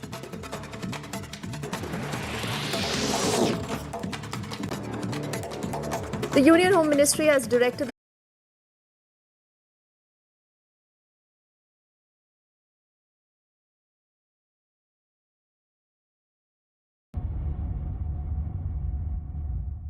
QS and THE, the world's foremost university rankings organizations, have ranked Amity amongst the top 3% universities globally, making it among the very few Indian universities to be included in both rankings. Yet another top ranking for Amity University.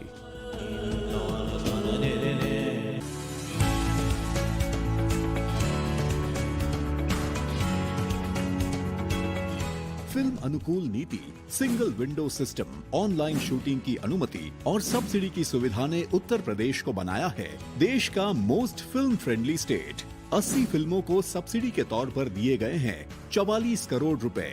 विभिन्न स्थानों पर 450 से अधिक फिल्मों की हुई है shooting. स्थानीय कलाकारों को मिला है अपना हुनर दिखाने का अवसर। माननीय मुख्यमंत्री जी मानते हैं कि सकारात्मक फिल्में समाज को जागरूक बनाने का आधार हैं।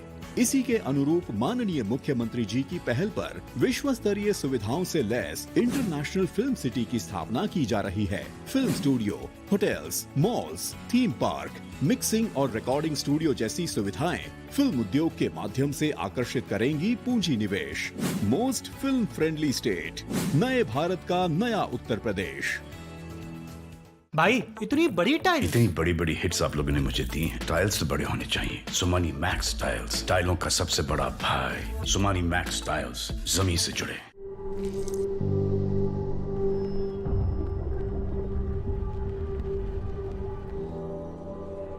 Helps beat sensitivity fast. Sensodyne Rapid Relief.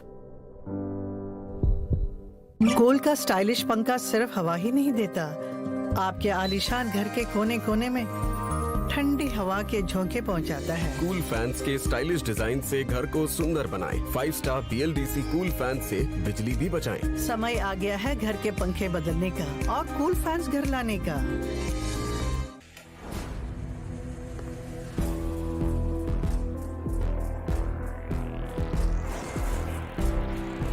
इस दुनिया में बस हम दो हैं, दुनिया जिनकी दीवानी है। आ रहे हैं हम दोनों।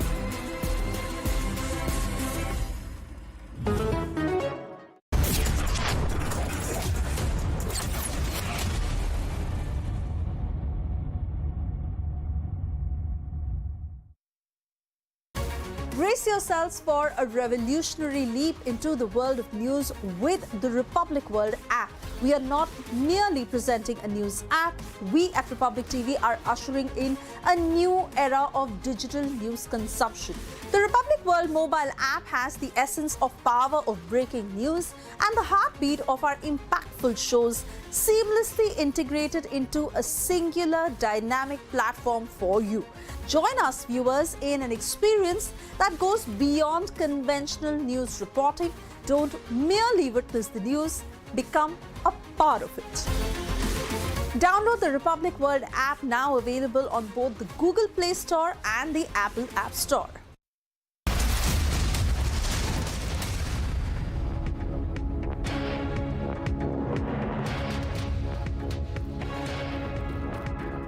The Enforcement Directorate, remember, has been conducting raids in multiple states. But this is for the very first time that you have an entire ED team that comes under attack.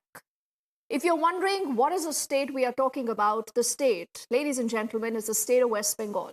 There has been unprecedented violence. Their vehicles have been attacked. A lot of the officers have been hurt.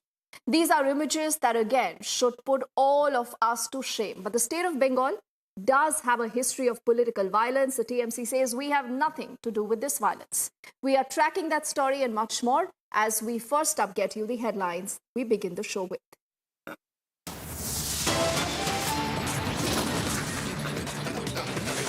Unprecedented lawlessness in the state of Bengal. The Enforcement Directorate team is encircled, assaulted, also made to bleed. This happened in the North 24 Parganas.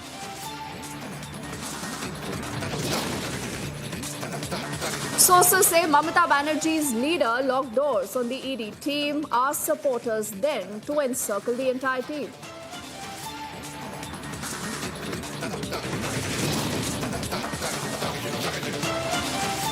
The Enforcement Directorate headquarters received the attack report from the Bengal unit. The centre has also now called in for a thorough investigation.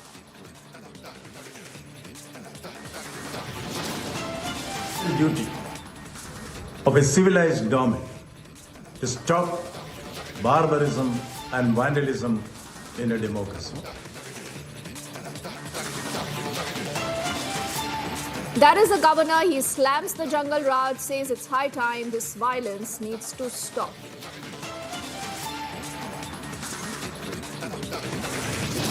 The officers of central investigating agency surrounded by the central forces. They provoked the local people badly, that's why there was a counter reaction spontaneously. But where is Mamata Banerjee? Not a word yet. The TMC instead is trying to shift the blame. It says it is the ED that provoked them.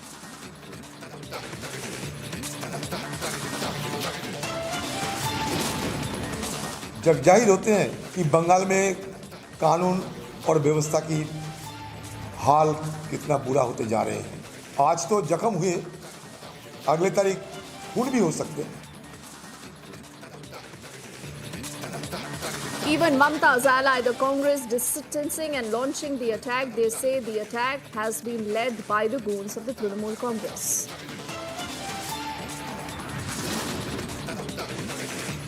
And days after the ED raids on a former Congress MLA in the state of Haryana, the agency now seizes a mega cash stash.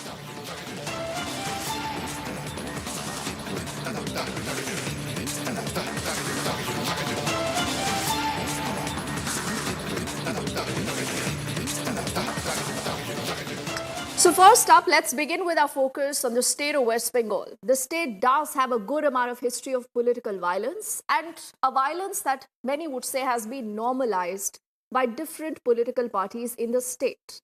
But what happened earlier today is not just reprehensible, but it is also unprecedented. Because you had the entire Enforcement Directorate team that comes under attack. Now you're wondering, what was the team doing? The team was there as a part of routine raids on certain TMC netas possibly linked to a Russian scam. But instead what happens is that all these people that you see on your screens, it is alleged that this is all the TMC cadre. They unleash violence on the entire Enforcement Directorate team. They break their vehicles. A lot of them are also now injured. We are learning now that the West Bengal governor will be summoning the chief secretary in relation with the attack now.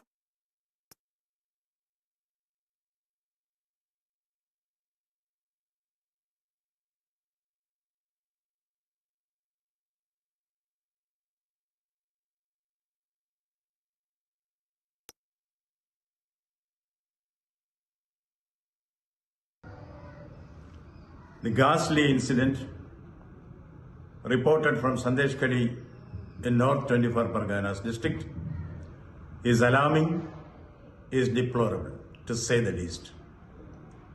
It is the bounden duty of a civilized government to stop barbarism and vandalism in a democracy. If government fails in its basic duty, then the Constitution of India will definitely take its course.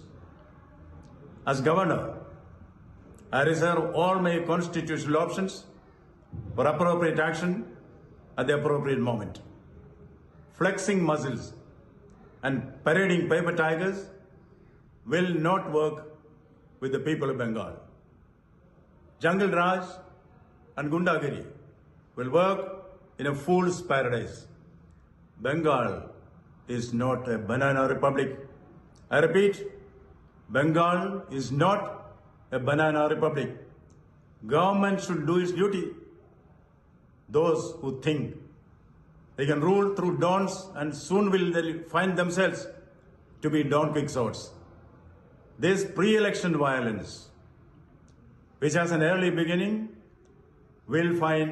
should find an early end. The sole responsibility for wanton violence in society lies with the government. It lies with the government. Government may better open up its eyes and see the reality and act effectively to face the consequences. The ostrich-like attitude of the police who pretend not to see the reality around, not to see the lawlessness around should go. The perpetrators of violence, and more so, their political abettors, will soon be made to realize you can fool some people for all times and all people for some times, but not all people for all times, not all people for all times. It is high time that we call stops to violence and hooliganism in Bengal, violence will come to an end. So we've just heard from the governor who says that this is a violence that cannot be accepted and it should not be normalized and heads need to roll. The centre, remember, has also responded to what has happened. It has condemned the attack, and the MOS home has also said that there needs to be a thorough probe to find out who really was behind the attack. आज संदेश खाली में जो घटना हुआ है, इसका कड़ी से कड़ी भाषा में हम लोग निंदा करते हैं और उसके साथ साथ ये भी कहना चाहते हैं कि जब कोई भी निरपेक्ष तदंतकारी केंद्रीय संस्था कोई भी राज्य पर जाते हैं और वो भी महामान्य उच्च अदालत के निर्देशानुसार, और जब उनके ऊपर अटैक होते हैं, इससे बड़ी निंदा का विषय हो ही नहीं सकता है।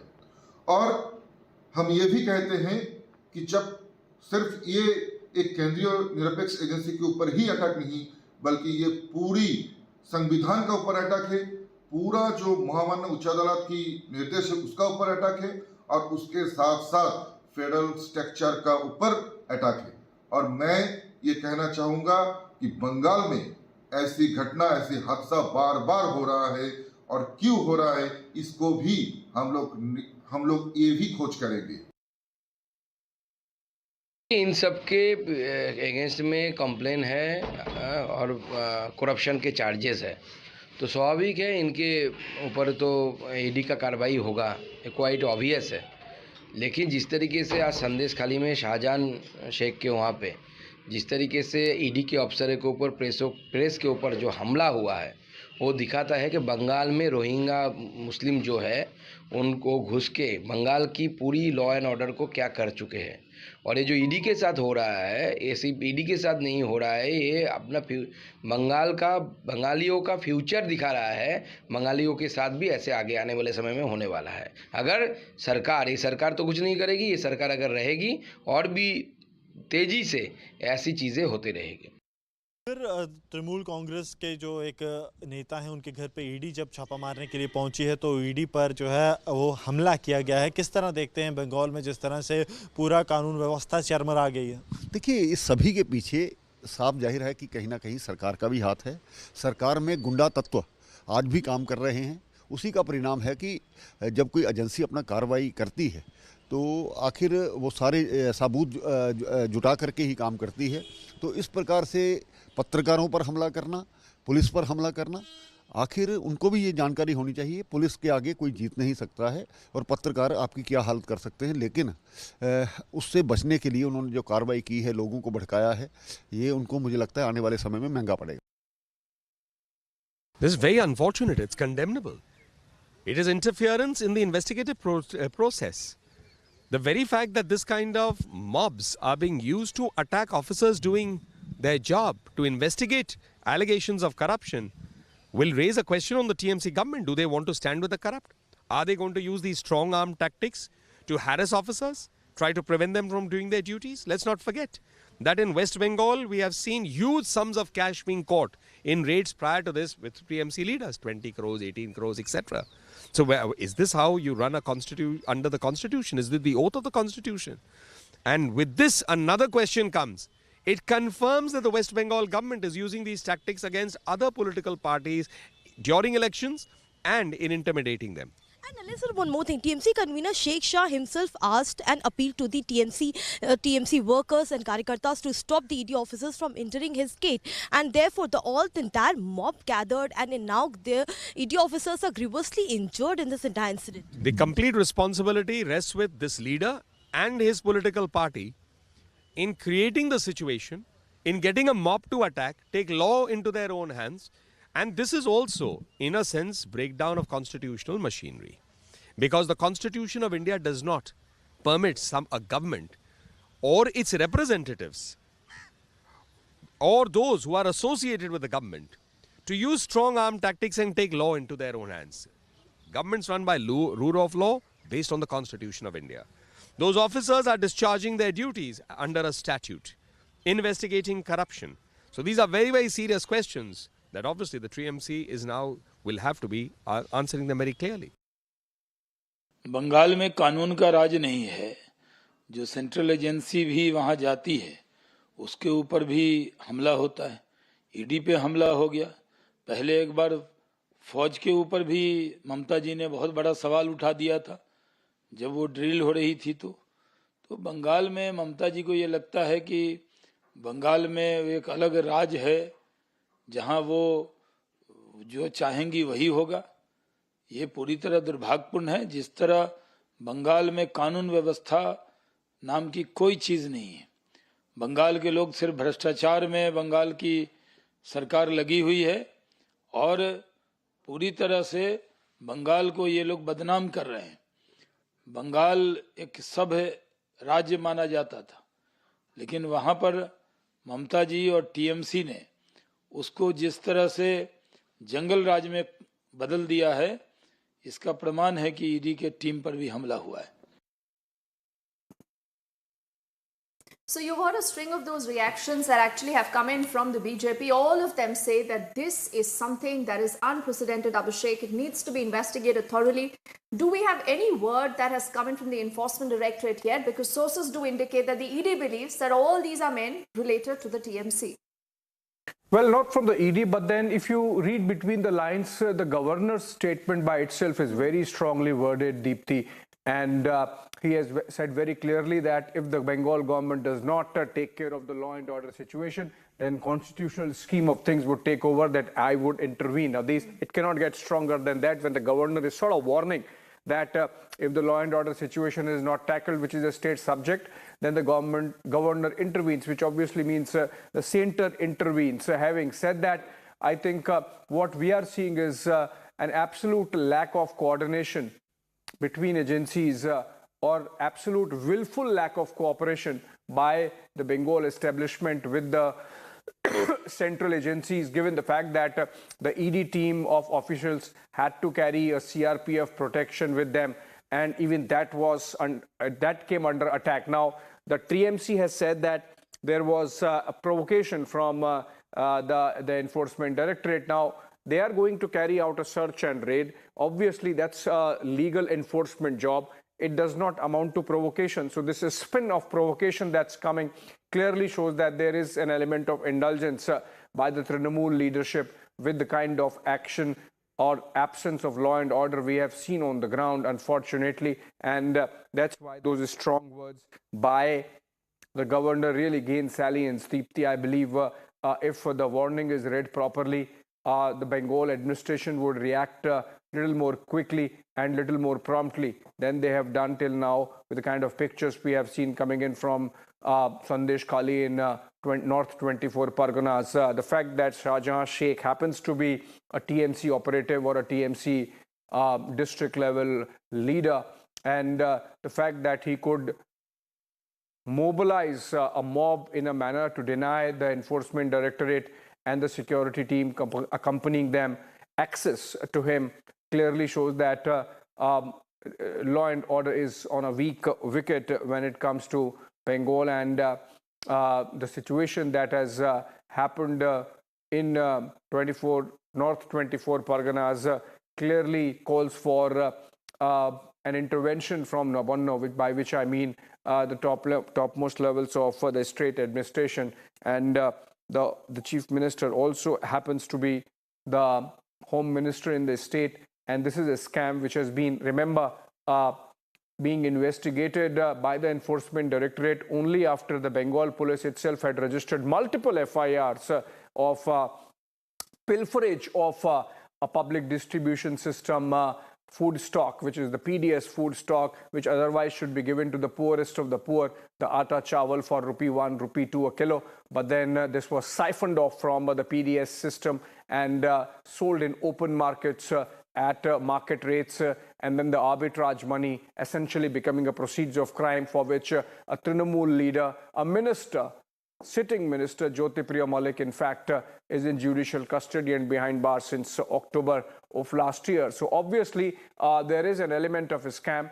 There is an element of patronage, political patronage of the scam, and there is, in the present instance, absolute liberty with law and order being taken, and the Trinamool sort of coming out in defense. I've seen two of the statements coming in, and both the statements, one by Minister Shashi Panja, who happens to be spokesperson minister, I believe, of the Bengal government, and the other by Somen Sen, and both sort of indulging with this lawlessness and putting the onus and blame actually on the enforcement directorate. We have seen the governor speaking. We have seen most of the BJP leadership of Bengal speaking. We'll have to see whether the center really picks it up at a political level, or are they going to wait and get a report from the governor, which is done routinely, and then act against those people who have carried out this act today. Oh, yes. And you've spoken about the Bengal governor. And another important reaction, Abhishek, is also from Adhir Ranjan Chaudhary of the Congress, where he says that today they've been injured, but tomorrow they could be killed. And this again tells you the reality of political violence that you have seen in the state of Bengal on and off. And it's not just the ED, it's not just the BJP, not just the media calling out that political violence and what has happened today, but even the Congress that possibly is going to be doing business with the TMC says that nothing is fair right now in Bengal when it comes to the law and order situation. Well, Congress is, of course, is in a difficult situation, Deepthi. Remember, they are struggling to get seat-sharing adjustment going with the Trinamool in Bengal, like with other regional smaller parties in other states and jurisdictions. But in the case of Bengal, the Trinamool has been very clear that apart from Adhir Ranjan Chaudhary's Murshidabad seat and one more seat of Abdul Ghani Khan Chaudhary of Malda, which are the two sitting MPs of Congress as far as Lok Sabha is concerned, the Trinamool is not going to give them even one more seat. So I think I'm told there are more breaking news information coming in on the same story. Let's see if it's coming in from Bengal. And no, this is coming in from Karnataka actually.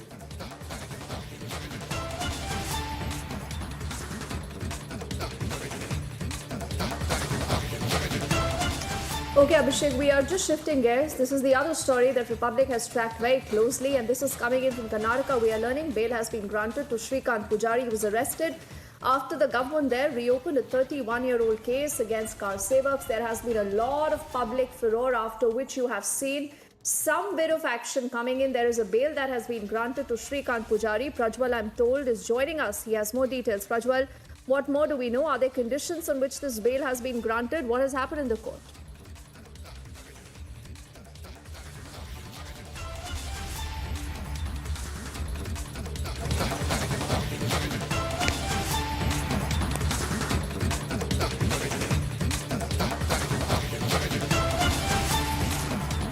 Because both his shoulders have now been operated as well, and he needs medical attention on a day-to-day basis. The second condition for the bail was that the public prosecutor, along with the police officers and the investigation authorities, had gone ahead and pointed out that Shrikant Pujari was absconding for 31 years. But nevertheless, there was also a document which was also rolled out by the Hubballi police in itself, which shows the case history from 1992 to 2018, meaning to state that Shrikant Pujari had 16 cases. Out of 16 cases, he was acquitted in 15 cases. Out of the 15 cases in which he was acquitted, 12 cases were acquittals from the court, and 3 of the other cases were undertakings which was taken by Shrikant Pujari. And in the latest, it is being learnt that he had in fact reached the police station and given an undertaking. So the question posed by the legal counsel of Shrikant Pujari, Sanjeev Badaskar, was the fact that he has not been absconding. He's been very much in Hubballi for the past 31 years as well, and he is a common, he's a common man, and he's an auto driver as well, and the entire family depends on it. So therefore, now the bail has been granted on these two conditions.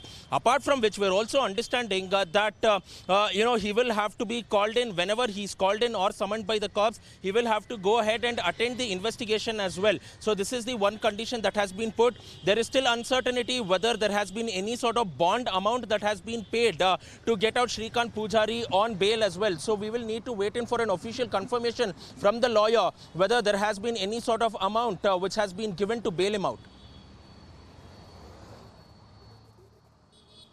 So Prajwal, what you're telling us that this is a conditional bail, and I think we'll also have more of our team members joining us from the Kannada newsroom also in just a moment, Prajwal. But till we have that, why don't you give our viewers a complete lowdown of how that case really has moved? Because the case really goes back to the 1990s. Now, a case like that being reopened suddenly, the BJP has alleged that there is a larger motive, there is a larger game plan. Why don't you tell us what really have been the kind of arguments first up that were made in the court today by both the defense and the prosecution also?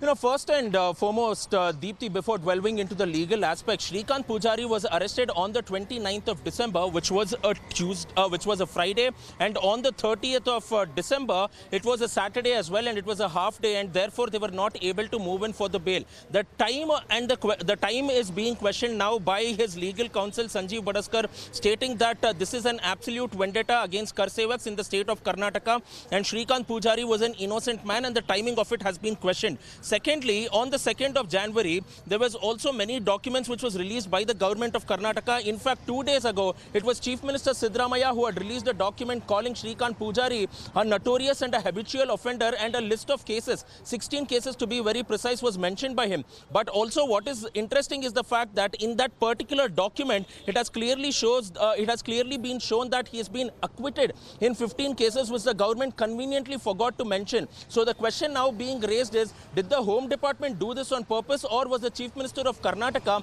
misled by the investigation officers? And at the same point of time, surprisingly, the officer who had arrested Shrikant Pujari, that is the police inspector of the Hubballi town police station, he had gone on a leave as well, and it was something which was coinciding too, and they stated that this was nothing but vendetta politics. Then the BJP launched out a massive protest across the entire state of Karnataka, and for the past 4 days, we are seeing that the BJP is demanding that the Karsevak should be released with immediate effect. And therefore, yesterday at 12:30 in the noon, there was a bail application which was moved by Sanjeev Badaskar, who is the advocate for Shrikant Pujari. And in this, Sanjeev Badaskar had mentioned, stating that the public prosecutor and the police are conspiring on the instructions of the government of Karnataka to arrest an innocent man.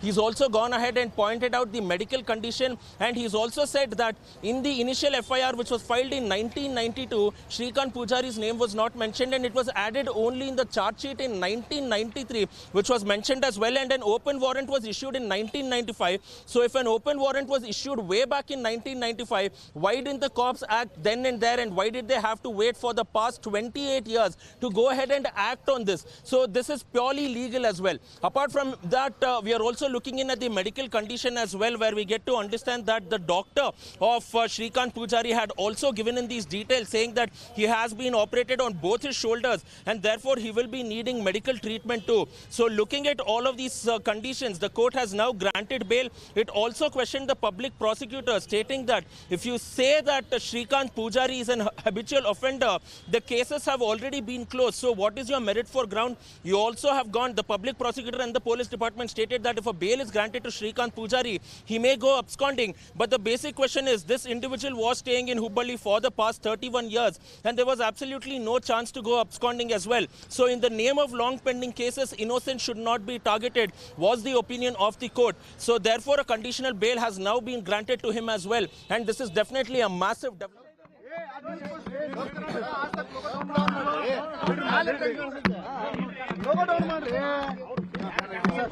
ನಿನ್ನೆ ದಿವಸ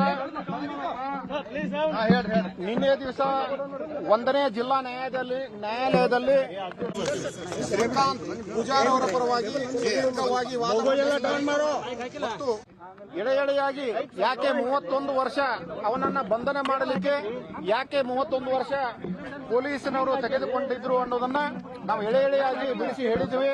ಇವತ್ತು Pujari speaking there, Sanjeev Badaskar out there, who's representing Shrikant Pujari, and he is now going ahead and stating that for the past 31 years, why didn't the police act on it, and why are they only acting now, is something which he is now going ahead and speaking to the media. And he's also rightly pointing out the fact that because there is vendetta politics, Shrikant Pujari was targeted as well. So this is a massive development which has come out. Copy ಸಿಕ್ಕಿಲ್ಲ, ಕೇವಲ ಆದೇಶದ ಪ್ರತಿ ಇನ್ನೊಂದು ತಾಸು ಬಿಟ್ಟು ನಮಗೆ ಸಿಗಬಹುದಿದೆ. ಸಿಕ್ಕ ನಂತರ ಏನೆಲ್ಲ ಕಂಡೀಷನ್ ಅನ್ನು ಹಾಕಿದ್ದಾರೆ. Okay, now Sanjeev Badaskar stating that the full order copy of the honorable court has still not come out as well. Only there is a judgment copy which has come out stating that complete bail has been given. So what he also technically means to say that once the copy comes in, then they will have to take it to the JC, that is the prison, and then they will have to go ahead and then complete the formalities. This is exactly what he's saying. He's saying that in the next 1 hour, we will be getting the complete order copy, which has been issued by the district court.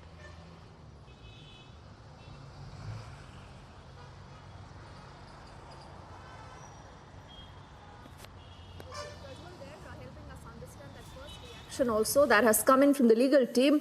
And remember, there will be a lot of questions asked of the Siddaramaiah government. They have been asked also, and we also do have Chiru joining us from the Kannada newsroom, Prajwal. So we'll take it across to him to also help us understand how the case really has moved, what has been the justification, Chiru, that has been put forward by the Siddaramaiah government. Initially, the cops also called him an absconder. That claim was busted. Now, in the court today, what really have been the kind of arguments that have ensured that Srikanth gets a conditional bail? Yes, Dipti, there are many aspects surrounding this case. Let me take you to many aspects, and let me start from Karnataka government. What Karnataka government did is to open reopen the case which has already buried 31 years ago. And now, if you were to dispose any case, there are so many ways to dispose the case. And how is that? One, you can either drop the case saying that there is no charge against you. Also, you can pursue the case. BJP government questioned Congress government that if you can close the case, of PFI activists, then why can't you close the case of the same people who were struggling for Ram Mandir? And if there is no ill intention, then what is that bothers that you are bringing all activists who were agitating for Ram Mandir? And when these questions were asked, and people, BJP party members, including leaders, including former ministers, they came on ground, they questioned Congress government's this move. And also what happened, interesting things turn out in court. And what are those? If you are producing any accused, if you are sending any accused to jail, at least a basic qualification to send any accused to jail is to have an FIR against him. And there is no FIR. Yet he gets a notice from police to appear before them, and also he'll be sent to court, he'll be produced to court, and also he'll be sent to jail permanently. And he was there.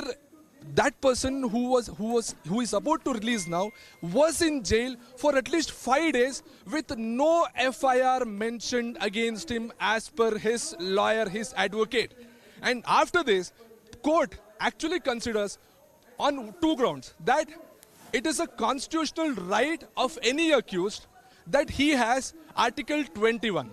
Right to liberty. And when there is no FIR, when there is no name mentioned in the FIR, then on what grounds are you arresting that person? Also, your court has clearly said that you have violated Article 21 of the Indian Constitution. And when these questions were raised, of course, government didn't have any answer to this, and they had to be silent on this issue. And now, as a result of this, Srikanth Pujari got bail, and also usually in full order there'll be a few more conditions to the bail. And what are those? It will be like normal. You have to surrender. You have to surrender your passport. You should not go out of your town, and you have to visit police station frequently. This will be there. And also, if there is no FIR at all, then on what grounds that person has to come to police station and answer what? That is the question will be raised in future course by his advocates. But as of now, he has got bail, and detailed order will be with his advocate in an hour. Deepti. All right, so Chiru and Prajwal there getting us the latest on that big story. I thank you just for the moment, but we'll request Prajwal to stay with us as we get our next breaking update also coming in from the state of Karnataka.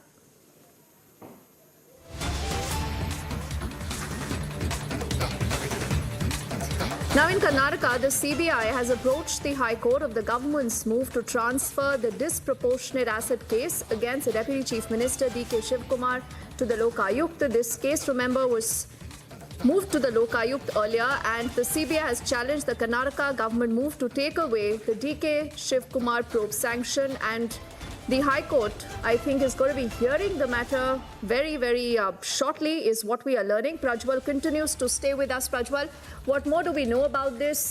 Could the hearing happen anytime now?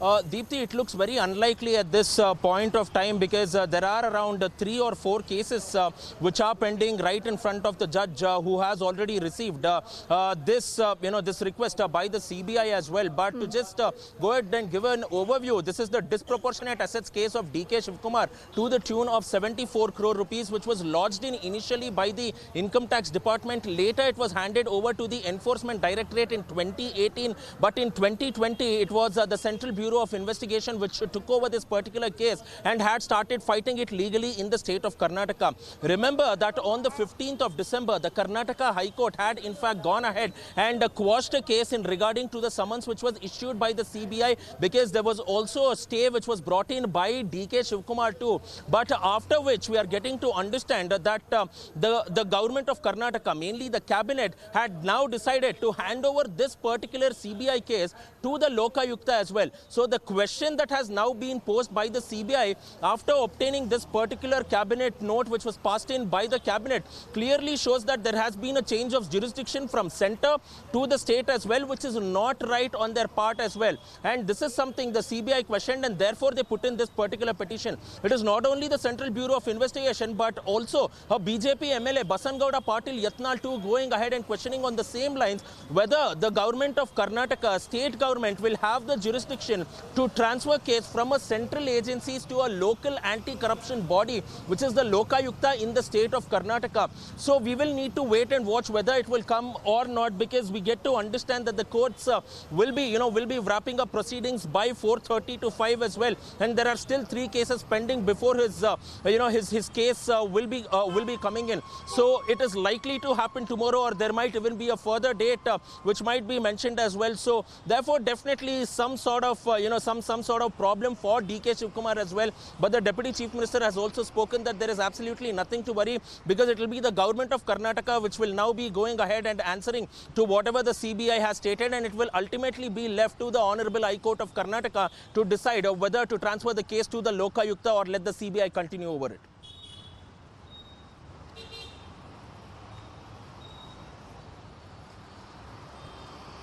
In fact, the Deputy Chief Minister of Karnataka, DK Shivkumar, also spoke on this issue, and he's under fire.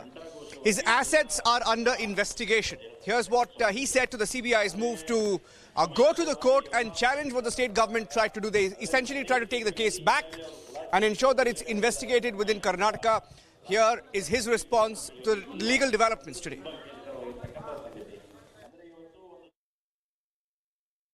ಹಾಕ್ತಿರೆ ಸಿಬಿಐನವರು ಕೋರ್ಟ್ಗೆ ಹೋಗುವಂತ ಹಾಕಿರ್ತಾರೆ ಹಾಕಿರ್ತಾರೆ. ನಾವು ಅದಕ್ಕೆ ಏನು ಹೇಳಬೇಕು ನಾವು ಹೇಳ್ತೀವಿ, ಸರ್ಕಾರ ಏನು ಮಾಡಬೇಕು ಹೇಳ್ತಾರೆ. ಅಲ್ಟಿಮೇಟ್ಲಿ ಕೋರ್ಟ್ ತಾನೆ, ಎಲ್ಲರಿಗೂ ಕೂಡ ದೊಡ್ಡವರು ನ್ಯಾಯಾಲಯ ಅಂತಾನೆ. ಸರ್, ಮೂರು ಡಿಸಿಎಂಗಳಕ್ಕೂ ಆಗುದಿಲ್ಲ ಅನ್ನೋದು ನಂಬಿಕೆ. ಅವ್ರಿಗೆ ಹಾಕ್ತಿರೆ ಸಿಬಿಐನವರು ಕೋರ್ಟ್ಗೆ ಹೋಗುವಂತ ಹಾಕಿರ್ತಾರೆ.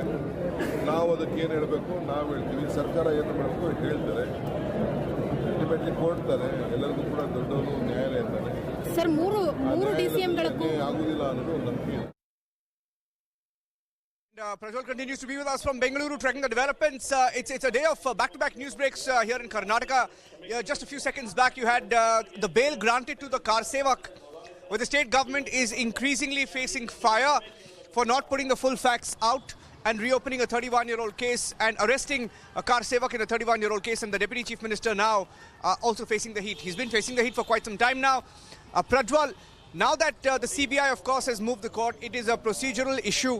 But the battle is long, isn't it, for DK Shivkumar? What next for him? And what next for his party? What will this mean for his party?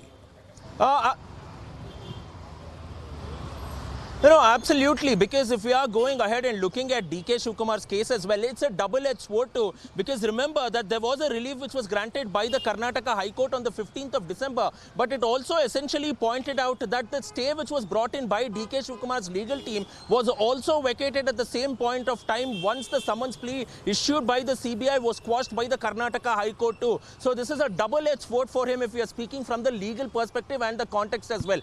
Secondly, now if the CBI is going ahead and questioning about the jurisdiction as to how a central agency's case has been handed over to a state agency. That in itself will become the contempt of court as well as a contempt of law too, because this particular case was supposed to be going to the Supreme Court, but then the Supreme Court ordered the Advocate General and also the state's, the state's attorney to go ahead and handle this particular case in the Karnataka High Court, because all of this has transpired within Karnataka between a period of 2013 to 2018 as well. And the case has passed through 3 central agencies, not 1 but 3. The Income Tax Department, the Enforcement Directorate and then the CBI. The Income Tax Department's case mainly pertains to the fact about the filing of income tax returns between 2014, 2015 and 2016 as well. And later, once the ED takes over the case in 2018, it also goes ahead and points out the fact that the amount of income tax which has been filed by DK Shivakumar is not proportionate to the amount that he had gotten. So then they go to the base of the entire case and then they look into it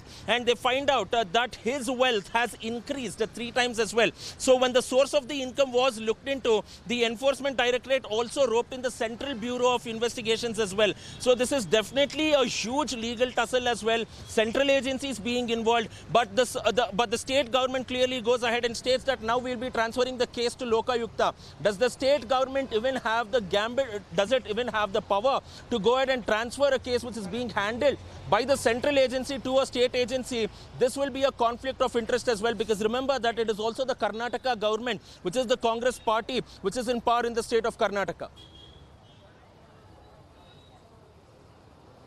Thank you for joining us with those inputs. Let's move on now and get you some other big breaking news update ahead of the 2024 elections. The BJP in a huddle. Party chief JP Nadda ahead of the 2024 elections. Set to hold 2 key meetings on Saturday over the weekend. Sources saying that JP Nadda will also meet party general secretaries in charge of various states.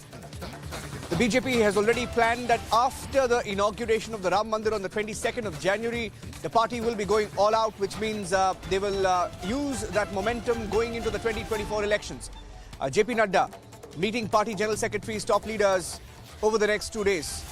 State in charges as well. Let me go across to our correspondents getting you more details. But all parties getting into the 2024 election mode now. We'll try and go across to Abhishek Kapoor, who will be joining us on the phone line. The BJP president, JP Nadda, the latest update being JP Nadda will be holding 2 key meetings tomorrow. He's also scheduled a meeting with party general secretaries and in charges of various states, given the developments. The Prime Minister himself has been on a South India tour. He's been to almost every state here. He's been to Kerala, he's been to Tamil Nadu. He was in Lakshadweep a few days ago. And Abhishek will be joining us in a few minutes from now. But let's tell you that the party will be strategizing, and the results of which you can be seeing the party going all out. That is the BJP going all out after the inauguration of the Ram Mandir. Let's move on and get you some other top stories we're tracking this afternoon.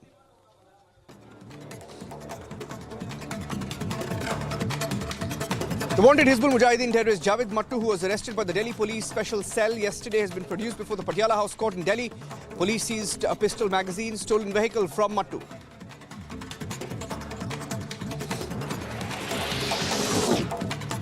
ISRO set to execute a vital maneuver on the 6th of January to position Aditya L1, India's inaugural space-based solar observatory, in its final orbit. This marks a significant step in advancing solar research capabilities.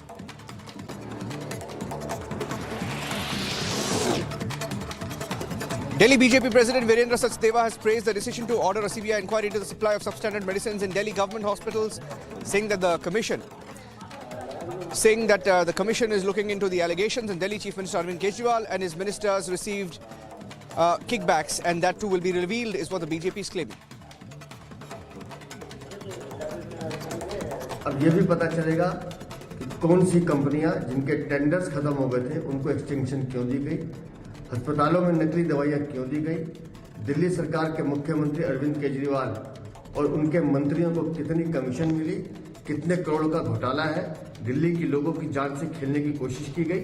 बहुत ही शर्मनाक कृत्य था और CBI जांच का हम स्वागत करते हैं। और अब इस जांच का घेरा अरविंद केजरीवाल के आसपास और कसा जाएगा। Delhi Police Special Cell arresting an interstate thief after an intense exchange of fire. The police recovered a pistol, 2 live cartridges. The arrested criminal involved in over 15 cases.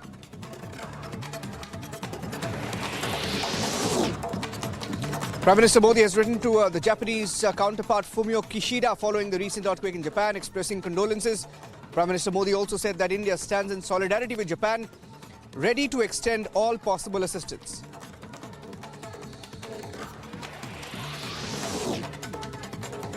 Amid the surge in COVID-19 cases across the country, India has reported a total of 619 cases of JN1 series variant, now reported from 12 states. 2 new symptoms have also been identified by UK officials as COVID cases across the globe increase.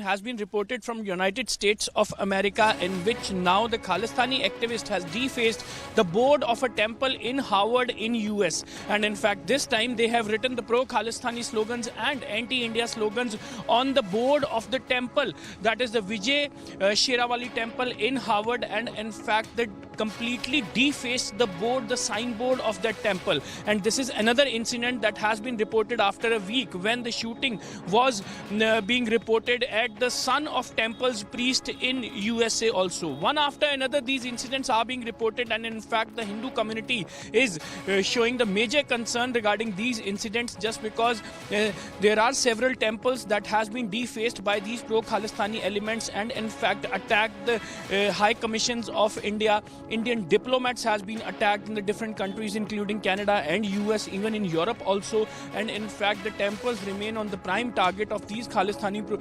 activists who actually try to run their own agenda in the different countries.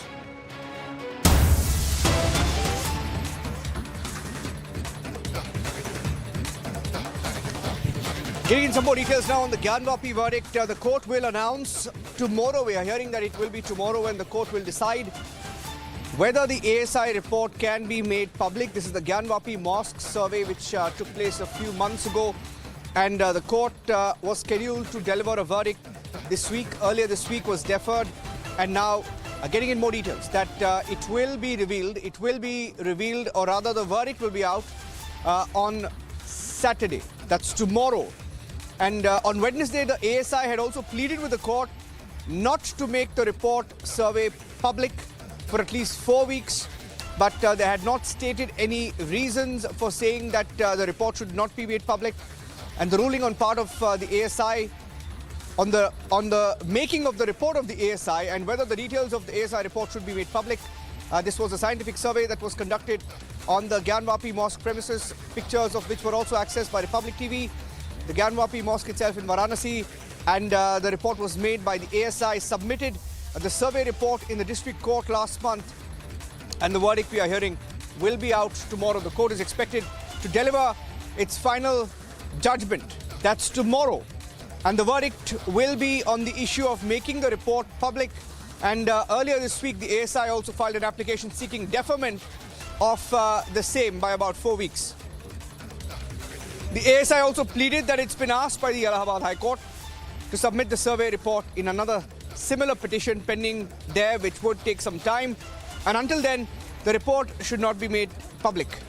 And these are details we're picking up. Ajay Dubey is joining us on the phone line, a correspondent who's in Varanasi. Ajay Dubey ji, हमें थोड़ा बताइए कि ये कल जो फैसला आने वाली है उसमें क्या तय होगा? ये फैसला है जो कि पिछले 3 जनवरी के बाद से आने की इसकी संभावना जती थी, लेकिन जिस तरीके से कोर्ट की प्रोसीडिंग पूरी हो नहीं पाई तो अगली तारीख दी गई। अब उसके बाद कल, क्योंकि जज आ नहीं पाए समय रहते दूसरे कार्यक्रम के चलते, तो आज की तारीख दी गई थी, और आज ऑर्डर टाइप ना होने के चलते जज की तरफ से कल की तारीख दी गई है। महत्वपूर्ण ये 3 मामले हैं, जिसमें एक तो एएसआई सर्वे की रिपोर्ट सार्वजनिक करना, दूसरा एएसआई की जो नई रिक्वेस्ट है 4 हफ्ते का समय, उसके ऊपर फैसला, और तीसरा इंतजामिया कमेटी की तरफ से मछलियों के लिए जो मांग की गई है उसको लेकर फैसला। तो ये 3 महत्वपूर्ण फैसले हैं जिन पर जज को अपनी तरफ से फैसला सुनाना है, और कल की तारीख जज की तरफ से निर्धारित की गई है।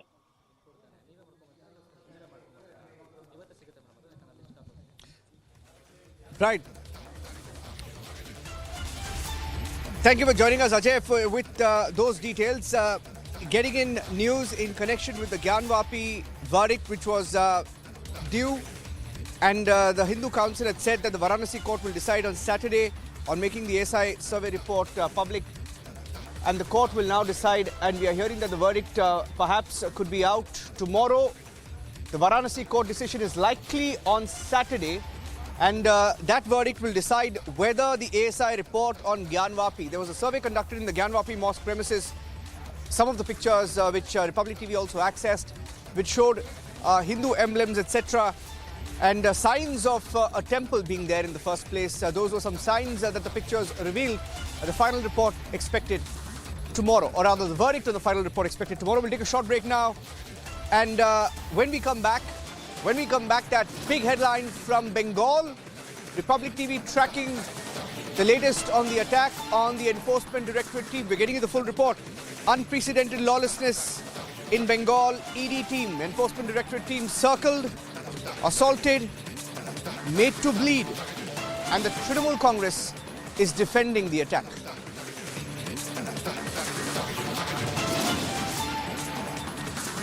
No word from Mamata Banerjee yet, but her party trying to shift the blame, saying it was the Enforcement Directorate officials who provoked.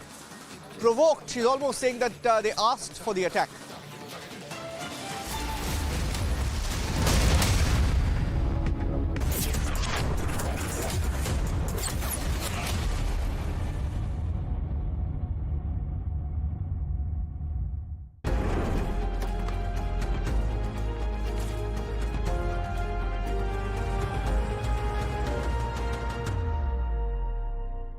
हमारे देश को आजाद हुए 76 साल हो गए, लेकिन कई चीजों में हमको अभी आजादी नहीं मिली, जैसे कि सरकारी दफ्तरों में दुश्वारियां, परेशानियां, बदइंतजामियां। हमारे शहीदों को इस बात की कतई चिंता नहीं थी कि देश को आजादी मिलेगी या ना, लेकिन उनको एक बात की चिंता थी कि आजादी के बाद देश कौन से हाथों में जाएगा, देश के हालात क्या होंगे। हमने आजादी की जंग इसलिए लड़ी थी ताकि हमारी आने वाली पीढ़ियों की जिंदगी आसान हो सके, ना कि इसलिए कि वो जगह जगह पर सरकारी दफ्तरों में धक्के खाएं, परेशानियों का सामना करना पड़े। अगर जंग सबने इकट्ठे होकर लड़ी थी आजादी की, तो फिर सुख सहूलतें भी सबको इकट्ठी मिलनी चाहिए। हम तो शहीदों के पांव की मिट्टी के एक धूल के तिनके के बराबर भी नहीं है, लेकिन ये बसंती रंग की पग शहीदों के सपनों और इरादों की हमें याद दिलाती रहती है कि हमारे देश में आम लोगों के सिर्फ दिन रात नहीं, हालात बदलने चाहिए। चुनाव के समय हम लोगों के पास जा सकते हैं, तो चुनाव के बाद सरकार बनती है, तो सरकार बनने के बाद भी सरकारों को जनता के पास जाना चाहिए, ना कि जनता सरकारी दफ्तरों में खज्जल खुआर हो। यही आजादी के असली मायने हैं। शहीद आजम सरदार भगत सिंह जी के सपनों को साकार करने के लिए पंजाब सरकार ने फैसला किया है कि पंजाब के लोगों को अब सरकारी दफ्तरों के चक्कर नहीं लगाने पड़ेंगे, बल्कि सरकारी दफ्तर खुद चल के लोगों के घर पर आएंगे। अब सरकारी दफ्तरों के चक्कर काटने की जरूरत नहीं, बस डायल करें 1076 और सरकारी सुविधाएं अपने घर पर ही पाएं। पंजाब की भगवंत मान सरकार आपके द्वार।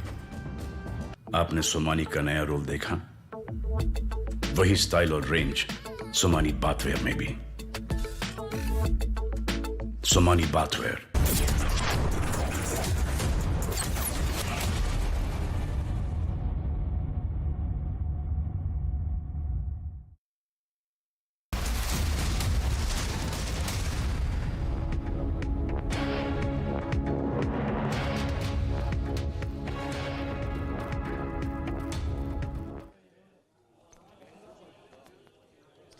Getting in some breaking news now from Bengal on one of the scams that is being investigated.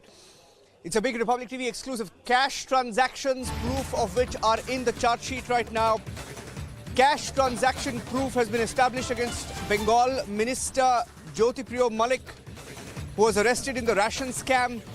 2 receipts showing payment to the minister to the tune of 68 lakh rupees and 12 lakh rupees respectively. And these receipts, we are hearing, are attached in the chart sheet. Some more details that we are picking up. cash transaction proof against Bengal minister. So another setback to the Trinamool Congress. Trouble for Jyotipriya Malik. 2 receipts showing payment to the minister in charge, Jyotipriya Malik.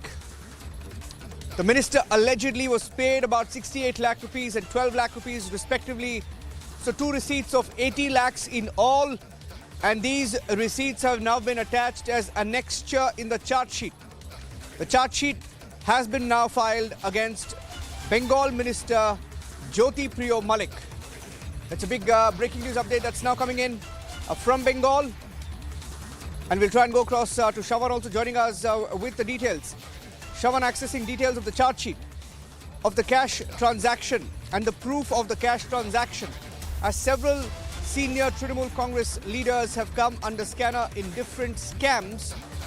And this is the ration scam, in which there is proof in the charge sheet attached as annexures. The minister in charge and the minister in question is Jyotipriya Malik. And hearing now that documents and the details we're picking up, documents have now been seized during the searches that were carried out in connection with this particular scam. 2 receipts showing payment to MIC, minister in charge, MIC in quotes, minister in charge, Jyotipriya Malik. And the details of the payment also with Republic TV, details of the charge sheet, payments of 68 lakh rupees, 12 lakh rupees respectively. And these receipts have now been attached as annexure in the charge sheet filed against the minister Jyotipriya Malik. And Republic TV is accessing more details as we see the drama unfold in Bengal. Earlier today we saw Trinamool Congress workers attack the Enforcement Directorate team as all hell breaks loose and as law and order goes for a toss in Bengal. Another leader, a minister who was arrested earlier last year, the ED arrested the Bengal minister Jyotipriya Malik. This was in a money laundering case, and it was a case related to an alleged multi-crore ration distribution scam, and the action back then was taken under the Prevention of Money Laundering Act, and he was questioned for days together. Let me go across to Ishan Deb joining us on the phone line with more details. Ishan Deb, hearing of cash receipts to MIC or the minister in charge. Well, Jyotipriya Malik, who was the erstwhile food minister of West Bengal, and now though he is behind the bars, but still he remains to be a minister for the Department of Forest. This Jyotipriya Malik, when he was the food minister in West Bengal, at the time there was large-scale corruption in the rationing system. This is the allegation which is coming up, and those people who are associated allegedly with the corruption in the rationing network, in the food and supply network, all those people were connected with him, and with them, Jyotipriya Malik had a large amount of, whopping amount of monetary transactions. All these allegations are coming up, and one after another, proofs are coming to the surface that with whom Jyotipriya Malik had a transaction of which amount. And today there is another addition to this series. Payment receipts of 68 lakh and 12 lakh. These are coming to the light, and again Jyotipriya Malik is going to be in more trouble because of the payment receipts which are coming to the light recently. And not only that, Jyotipriya Malik's close aide Shahjahan Sheikh, whose aides and whose men today attacked the ED officials and the central forces in the Sandesh Khali area. This Shahjahan Sheikh is also very well connected, very closely connected with Jyotipriya Malik, and under the Jyotipriya Malik, this Shahjahan Sheikh used to ply on his reign of terror in the Sandesh Khali area. This is also an allegation. And today, when the ED officials in connection with the ration camp went there for a raid at Shahjahan Sheikh's place, the ED officials and central forces were attacked. So this is the situation here, and Jyotipriya Malik, one after another, very serious allegations are coming up against Jyotipriya Malik. Back to the studio.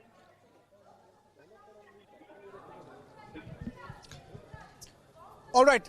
Thank you for joining us with those details. Ishan, they're joining us from the Republic Bangla newsroom. We're taking a short break. Another big story from Bengal that we are tracking of the attack on the Enforcement Directorate team. Back with the visuals of that story and the full loadout of what happened as the Enforcement Directorate team landed in Bengal to investigate another scam. Details coming up.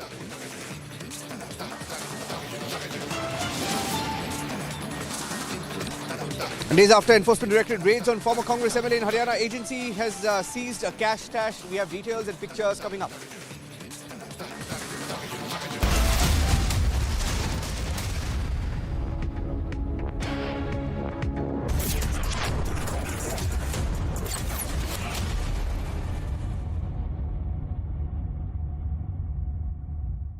There's a way to open up a world of opportunities with the most reputed companies of the world. The way 98% of our students secured placement last year, with top rankings and coveted accreditation to show for them.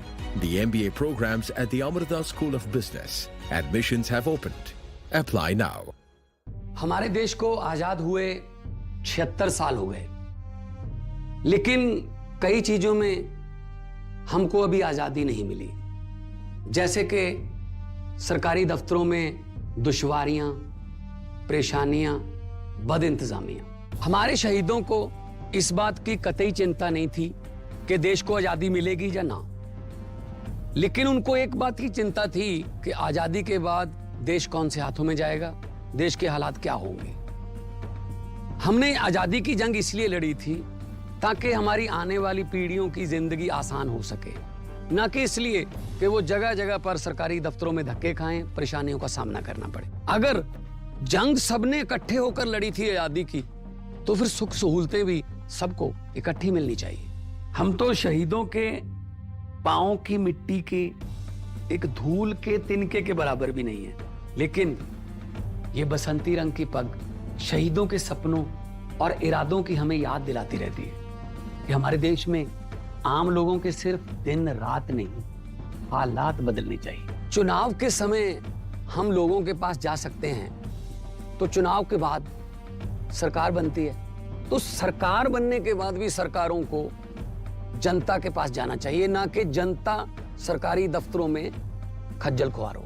यही आजादी के असली मायने हैं। शहीद आजम सरदार भगत सिंह जी के सपनों को साकार करने के लिए पंजाब सरकार ने फैसला किया है कि पंजाब के लोगों को अब सरकारी दफ्तरों के चक्कर नहीं लगाने पड़ेंगे, बल्कि सरकारी दफ्तर खुद चल के लोगों के घर पर आएंगे। अब सरकारी दफ्तरों के चक्कर काटने की जरूरत नहीं, बस डायल करें 1076 और सरकारी सुविधाएं अपने घर पर ही पाएं।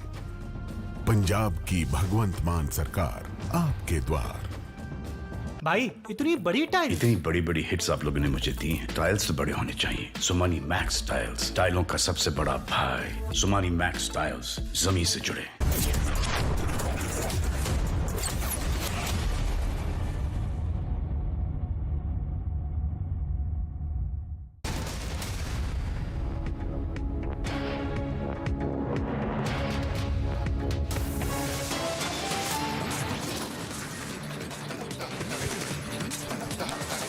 Unprecedented lawlessness in Mamta run Bengal. ED team encircled, assaulted, made to bleed in Sandesh Khalieri.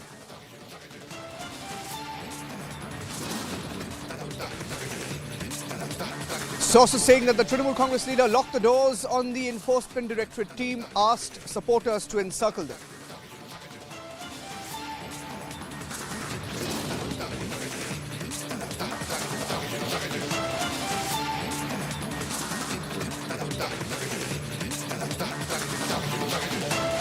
Enforcement Directorate headquarters receives attack report from Bengal unit. Center calls for an investigation.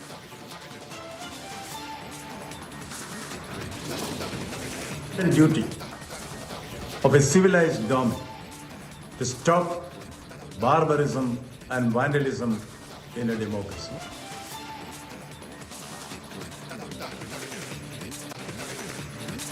Bengal Governor C.V. Anandabose slams Jungle Raj, says it's high time the violence is stopped.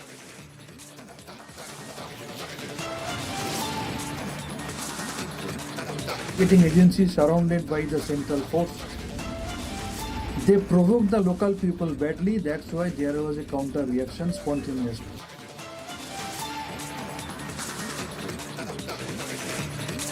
No word from Mamata Banerjee yet, but her party, the Trinamool Congress, trying to shift the blame, blaming the Enforcement Directorate, almost justifying the attack.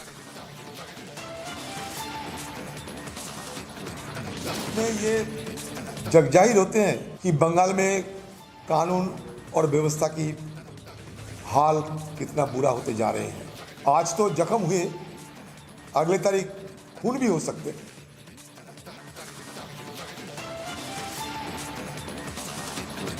Vinala Congress distances, launches attack, says attack was led by the Trinamool Congress's goons.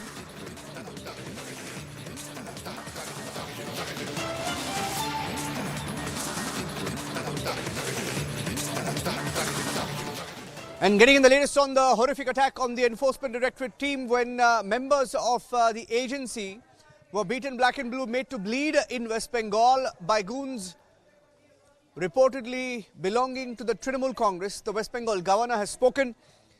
The Republic Bangla team has learned that the West Bengal governor will also summon the chief secretary in relation to the attack on the Enforcement Directorate team. The ED headquarters in Delhi has also received a report from Bengal unit over the attack.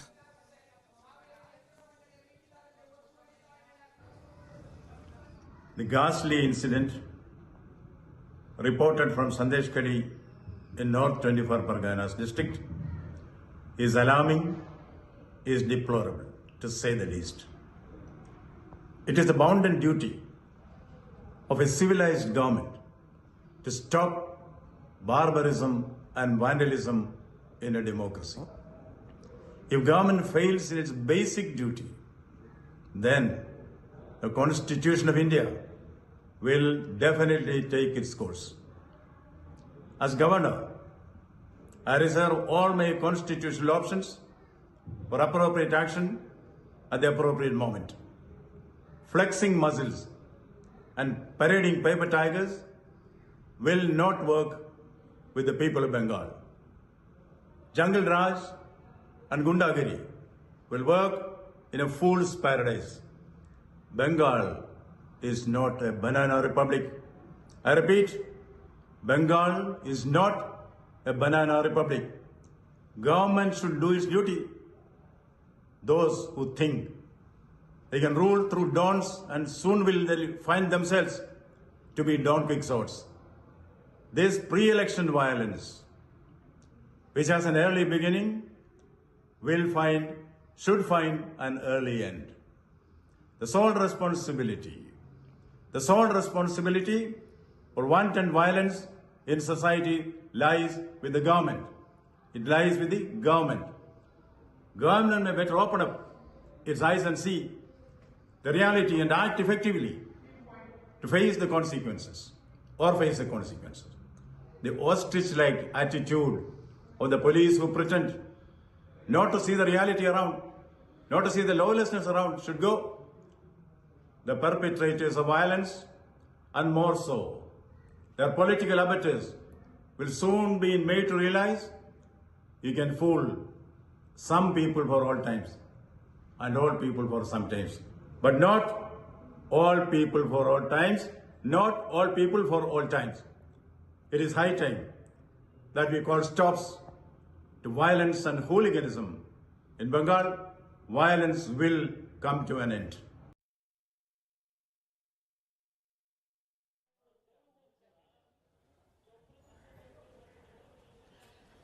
And Shravan is joining us with the details. Shravan, what's the latest on the ground, the situation, and what does the report say? What really happened this morning?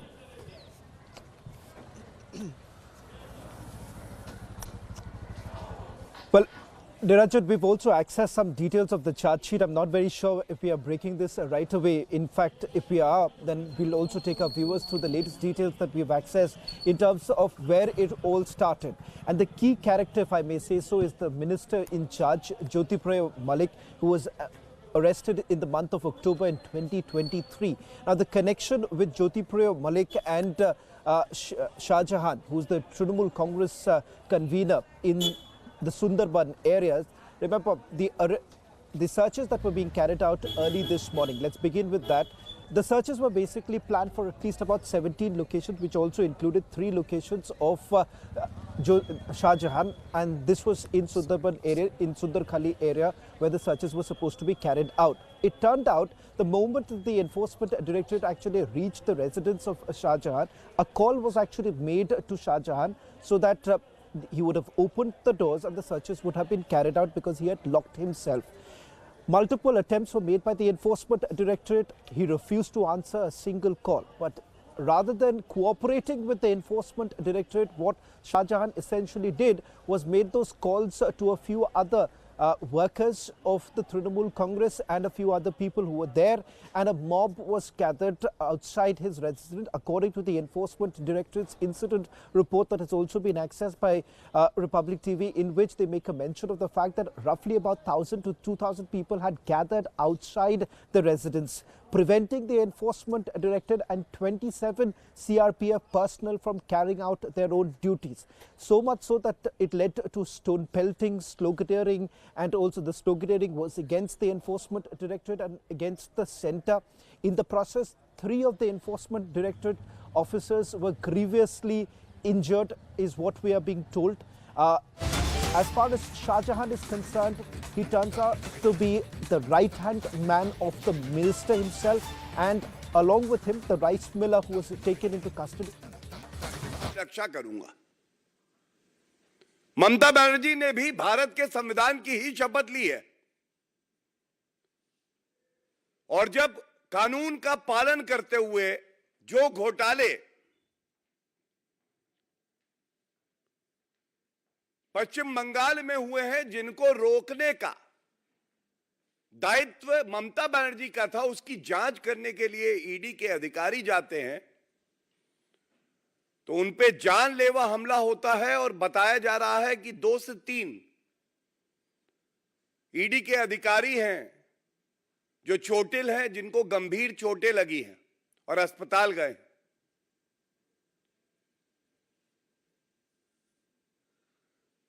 Mamata Banerjee का एक इतिहास रहा है,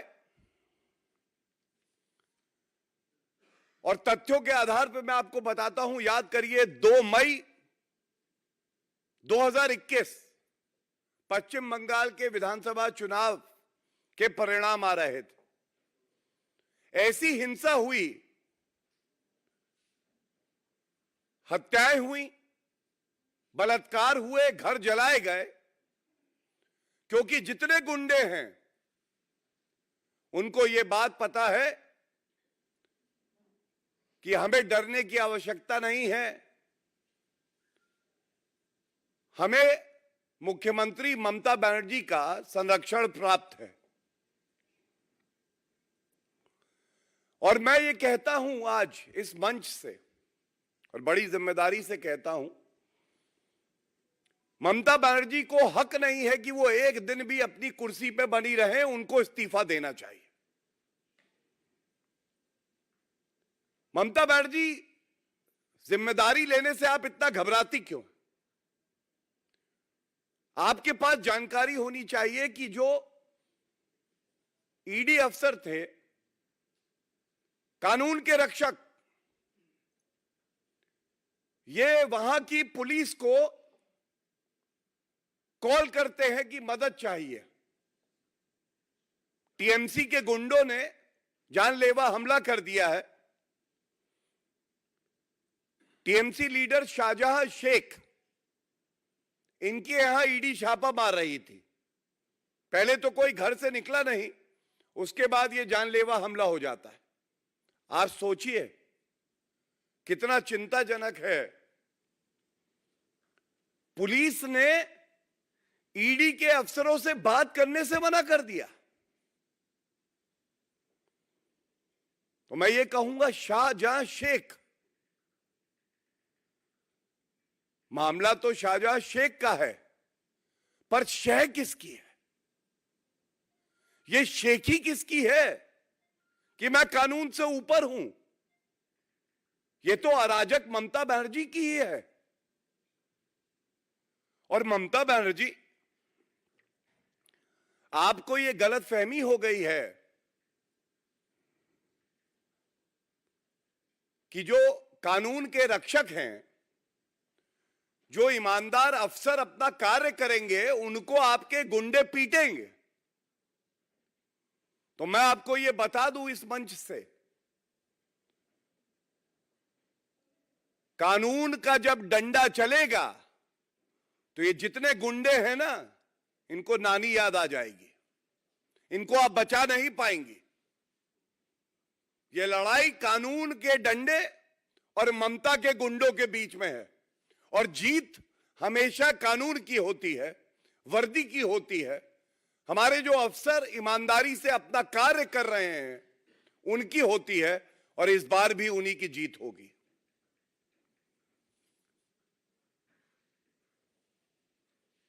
ये आश्वासन इसलिए देना भी बड़ा आवश्यक है। मैंने आपको एक उदाहरण दिया, मैं एक और उदाहरण देता हूं।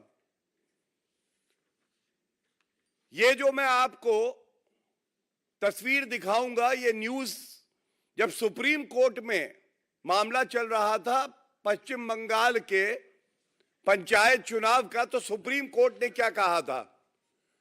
Democracy not working at panchayat level in Bengal. और ये आज के लिए भी बिल्कुल प्रासंगिक है। लोकतंत्र पश्चिम बंगाल में खत्म हो गया है। जब संविधान और वर्दी का रसूख ना रहे, जब मुख्यमंत्री कानून के साथ ना खड़ा हो बल्कि गुंडों के साथ खड़ा हो जाए, तो यह कहना गलत नहीं होगा कि ममता बनर्जी के मन में आज केवल सत्ता का सुख भोगना है। और मैं जब बात करता हूं अफसरों की, ईमानदार अफसरों की, मैं एक बात और बता दूं, पश्चिम बंगाल की जनता भी आज कह रही है कि ममता बनर्जी ना हो गई, अराजकता की मूर्ति हो गई। न्याय की मूर्ति सुना होगा आपने, न्यायालय में होती है। आज ममता बनर्जी जो है अराजकता की मूर्ति हो गई। जनता को डराया जाता है। इससे पहले जब सीबीआई के अफसर पश्चिम बंगाल गए थे जांच करने, तो उनको बंद कर दिया गया था कमरे में पश्चिम बंगाल की पुलिस द्वारा। पहली बार ऐसा हुआ कि लोकतंत्र में वर्दी धरने पे बैठी थी ममता बनर्जी के साथ। और मैं इतना ही कहूंगा कि जब जनता की ही हत्या की जाए क्योंकि उन्होंने अपना लोकतांत्रिक जो अधिकार है उसका इस्तेमाल किया है, और उनको टारगेट किया जाए कि आपने हमारे लिए वोट क्यों नहीं किया, ये बिल्कुल स्पष्ट कर देता है कि आज ममता बनर्जी जंगल राज का पर्याय है। और जैसा मैंने कहा, पुनः दोहराते हुए, ये जो लड़ाई है ये कानूनी डंडे और ममता बनर्जी के गुंडों के बीच में है, और जीत कानून की होगी। एक और बहुत ही अहम बात आपके बीच में मैं रखता हूं, इसका एक और पहलू है। केंद्र में ईमानदार सरकार है, जांच एजेंसियां अपना कार्य कर रही हैं। जो भ्रष्टाचारी जनता का धन लूट के बैठे थे, जिनको लगता था हम कानून से ऊपर हैं, आप उनके कृत्य देखिए। हमने प्रेस वार्ता कल और परसों करी और मुद्दा उठाया, ईडी के समन आए। अरविंद केजरीवाल ने ईडी से हुक्म किया, अपना समन वापस लो, मैं आदेश देता हूं।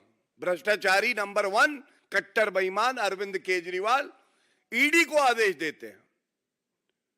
अब जरा देखिए झारखंड में हेमंत सोरेन 7 समन गए, 7। हेमंत सोरेन ने कहा मेरा तो भ्रष्टाचारियों के साथ साथ है, आप 7 दो, 6 दो, 5 दो, मैं नहीं आ रहा हूं। ये क्या है? ये भी इंडी अलायंस घमंडिया गुट के एक घटक दल है। उसके बाद विचित्र बात है, ऐसा लगा कि भ्रष्टाचार का गोंद इन्हें जोड़े है। बिहार में तेजस्वी यादव को समन आया, उन्होंने भी कहा, अनदेखी कर दी। और इन सब के ऊपर खेला हो बे, मैं आई हूं तो मैं तो गुंडागर्दी करूंगी, ये कानून क्या होता है, संविधान क्या होता है। ममता बनर्जी, उन्होंने आज एक नया खेला हो बे मॉडल दिया है। उन्होंने दिखाया कि मेरे प्रदेश के अंदर अगर कोई ईडी का अफसर घुस भी जाएगा ना, तो मेरे गुंडे हैं, मैं उनको भेजूंगी। पुलिस को कहूंगी कि जो ईडी के अफसर हैं, जिनकी जान पर बनाई है, उनकी मदद ना करना, टीएमसी के गुंडों के साथ खड़े हो जाना। ये एक खेला हो बे मॉडल भी आ गया है। और मैं एक बात और कहूंगा, बड़ी जिम्मेदारी से कहूंगा, देश की जनता, पश्चिम बंगाल की जनता बहुत समझदार है, वो सब देख रही है। हम ये बात बार बार उठाते हैं, पश्चिम बंगाल में अराजकता की पराकाष्ठा हो गई, गुंडागर्दी चरम सीमा पर है। आप सोचिए, जो इंडी अलायंस के घटक दल एक साथ आने की बात करते हैं, जब अति हो जाती है तो वो क्या कहते हैं, मैं पढ़ देता हूं। अधीर रंजन चौधरी, ये तो वरिष्ठ नेता हैं, पश्चिम बंगाल से आते हैं कांग्रेस पार्टी के। इन्होंने आज कहा है, सत्तारूढ़ पार्टी के गुंडों ने ईडी अधिकारियों पर जो हमले किए, इससे यह स्पष्ट होता है कि राज्य में कानून व्यवस्था का हाल बुरा होता जा रहा है। आज वे घायल हुए हैं, कल उनकी हत्या भी हो सकती है। इस बात पे ध्यान दीजिएगा। मुख्य मुद्दा मैंने आपके समक्ष में रखा।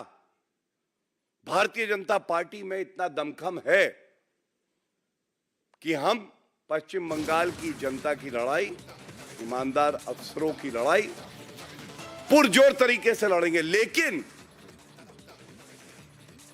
जब पराकाष्ठा हो जाए अराजकता की, तो घमंडिया के घटक दल क्या कह रहे हैं, यह अति आवश्यक है।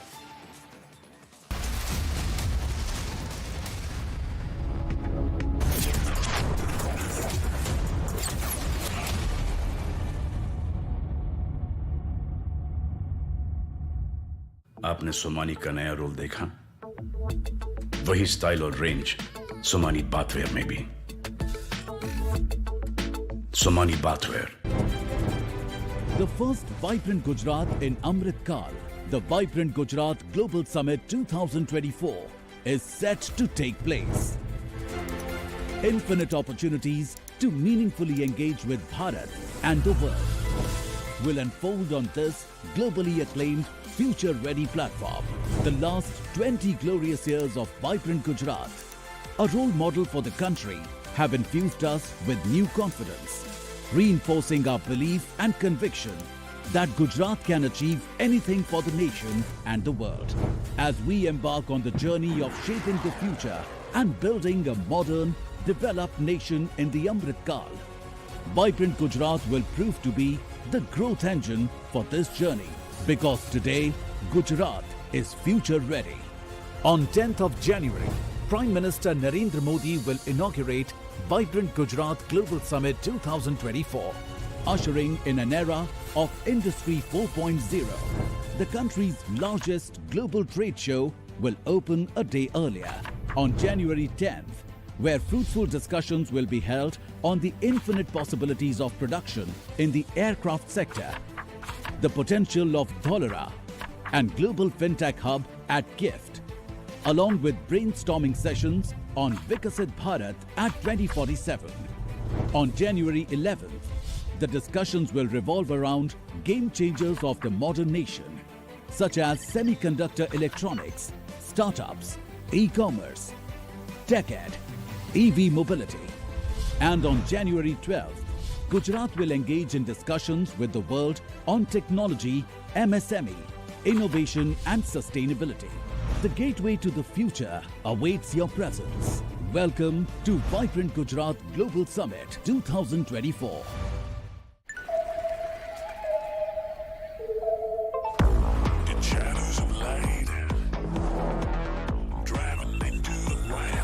Surprise. Keep it wild. The new Sonnet. Kia, movement that inspires.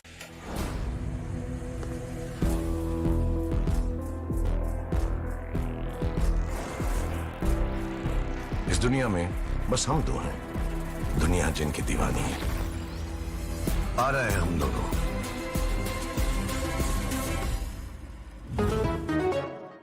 हमारे देश को आजाद हुए 76 साल हो गए, लेकिन कई चीजों में हमको अभी आजादी नहीं मिली। जैसे कि सरकारी दफ्तरों में दुश्वारियां, परेशानियां, बदइंतजामियां। हमारे शहीदों को इस बात की कतई चिंता नहीं थी कि देश को आजादी मिलेगी या ना, लेकिन उनको एक बात की चिंता थी कि आजादी के बाद देश कौन से हाथों में जाएगा, देश के हालात क्या होंगे। हमने आजादी की जंग इसलिए लड़ी थी ताकि हमारी आने वाली पीढ़ियों की जिंदगी आसान हो सके, ना कि इसलिए कि वो जगह जगह पर सरकारी दफ्तरों में धक्के खाएं, परेशानियों का सामना करना पड़े। अगर जंग सबने इकट्ठे होकर लड़ी थी आजादी की, तो फिर सुख सहूलतें भी सबको इकट्ठी मिलनी चाहिए।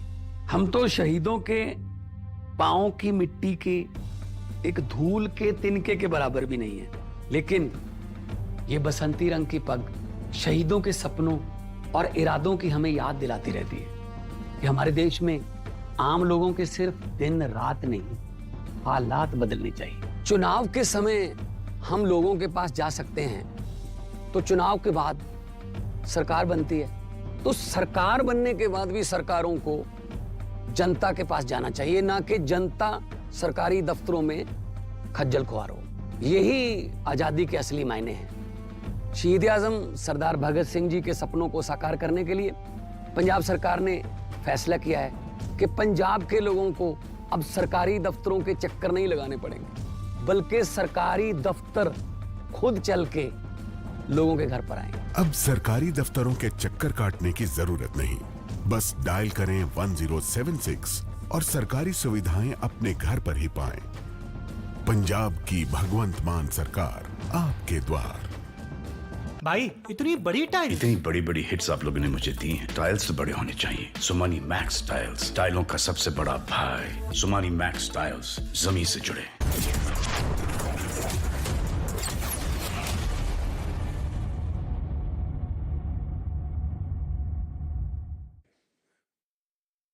सब जानते हैं केंद्र की सरकार बड़ी मजबूती से कोई भी अराजक तत्व हो उसको कुचलने का कार्य करती है, कानूनी दायरे में रह के, और वो ही होगा।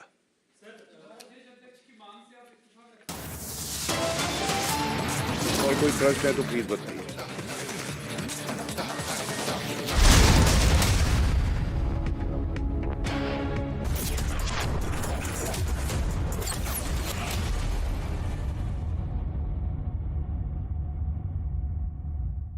There's a way to open up a world of opportunities with the most reputed companies of the world. The way 98% of our students secured placement last year, with top rankings and coveted accreditation to show for them. The MBA programs at the Amrita School of Business. Admissions have opened. Apply now. आपने सोमानी का नया role देखा? वही style और range Somani bathware में भी। Somani bathware. जब safe banking के बिना हो हैकर्स के पास अथॉरिटी, फिर किस बात की साइबर सिक्योरिटी। क्विक हील, आज के लाइफ की प्रायोरिटी साइबर सिक्योरिटी। पीएम किसान सम्मान निधि के माध्यम से किसानों की छोटी छोटी जरूरतों को पूरा कर रहे हैं। इन खर्चों के लिए अब उन्हें किसी दूसरे के सामने हाथ नहीं फैलाना पड़ता। यशस्वी प्रधानमंत्री के विजन से प्रधानमंत्री किसान सम्मान निधि योजना लाई है उत्तर प्रदेश के करोड़ों अन्नदाताओं के चेहरे पर मुस्कान। माननीय मुख्यमंत्री योगी आदित्यनाथ के नेतृत्व में 2,63,00,000 किसानों को मिला है स्वाभिमान से जीने का अधिकार। किसानों के बैंक खातों में भेजे गए हैं 64,694 करोड़ रुपए। इस योजना के तहत सभी किसानों को प्रतिवर्ष उपलब्ध कराई जाती है 6,000 रुपए की आर्थिक सहायता। अब किसान भाइयों को कृषि कार्यों के लिए किस्मत के भरोसे नहीं रहना होगा। अन्नदाताओं का सम्मान, नए उत्तर प्रदेश की पहचान।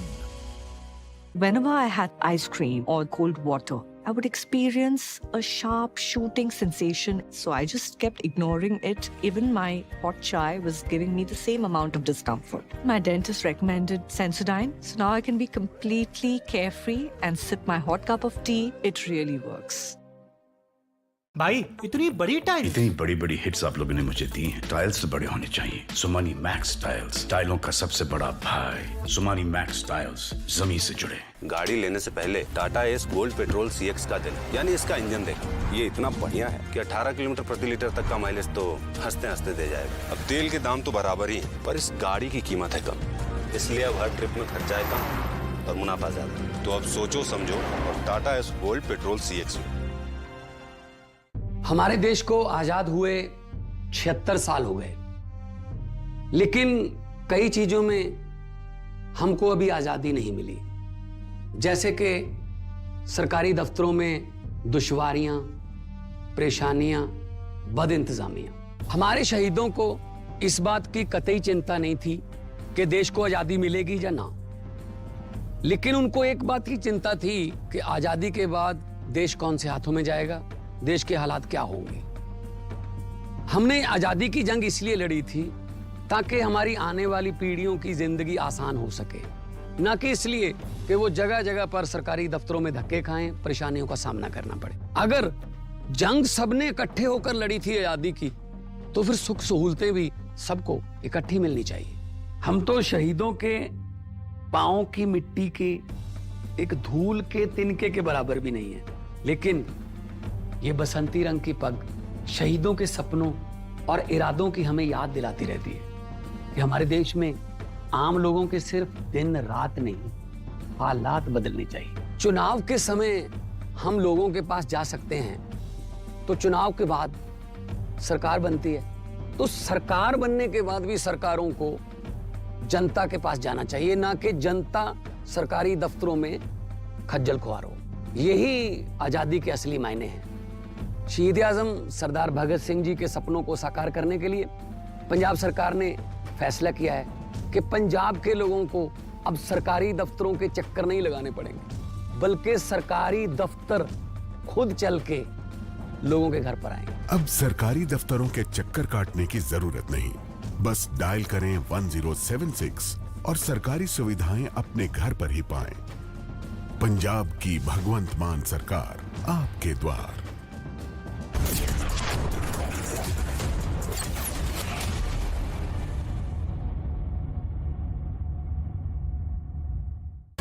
Brace yourselves for a revolutionary leap into the world of news with the Republic World app. We are not merely presenting a news app. We at Republic TV are ushering in a new era of digital news consumption. The Republic World mobile app has the essence of power of breaking news and the heartbeat of our impactful shows seamlessly integrated into a singular dynamic platform for you. Join us, viewers, in an experience that goes beyond conventional news reporting. Don't merely witness the news, become a part of it. Download the Republic World app, now available on both the Google Play Store and the Apple App Store.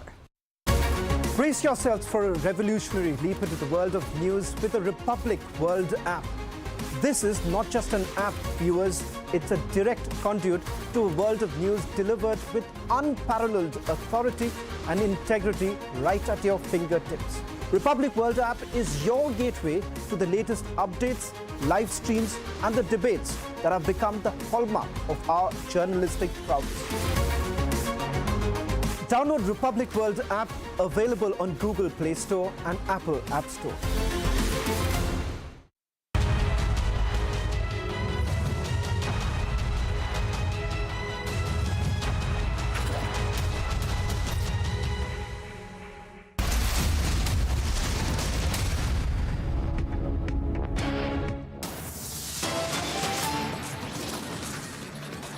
Unprecedented lawlessness in Mamtaran, Bengal. Enforcement Directorate team encircled, assaulted, made to bleed.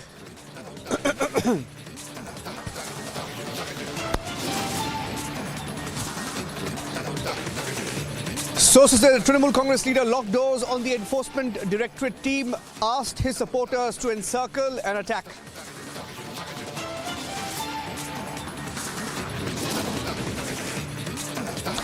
ED headquarters receives attack report from the Bengal unit. Centre has called for an investigation.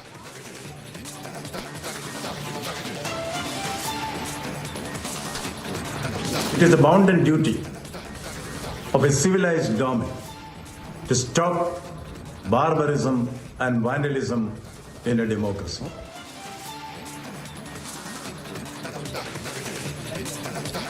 Bengal Governor Ananda Bose slams Jungle Raj in Bengal, says it's high time the violence is stopped.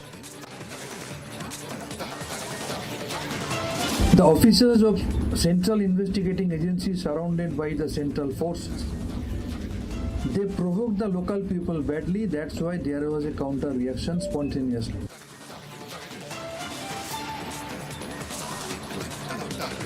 No word from Mamata Banerjee yet. Trinamool Congress tries to shift the blame, says ED officials provoke people.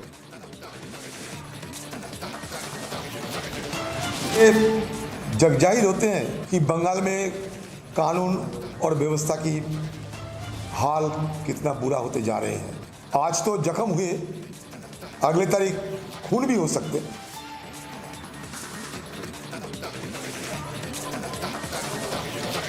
Even ally Congress party distancing itself from what happened in Bengal, questioning Trinamool Congress, calling it an attack led by Mamata's party.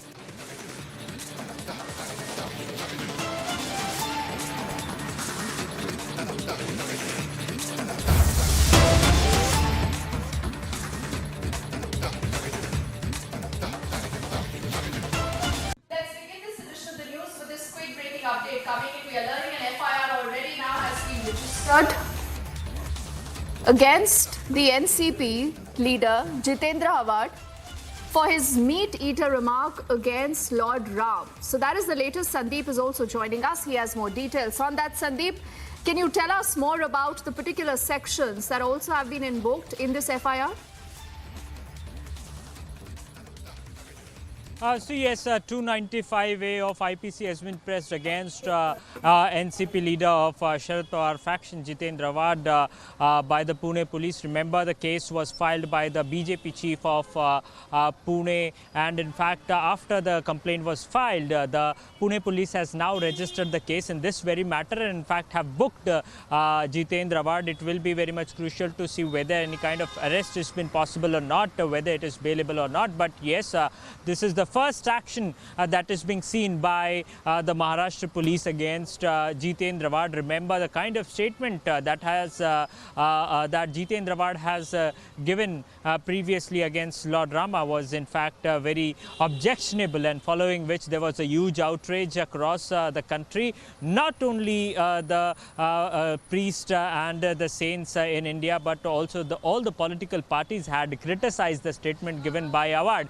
Now it seems that this is the first action by the Maharashtra police at this point of time. He's been booked under the IPC 295, that is for hurting the religious sentiment, and it will be crucial to see whether there's any kind of arrest being made or not.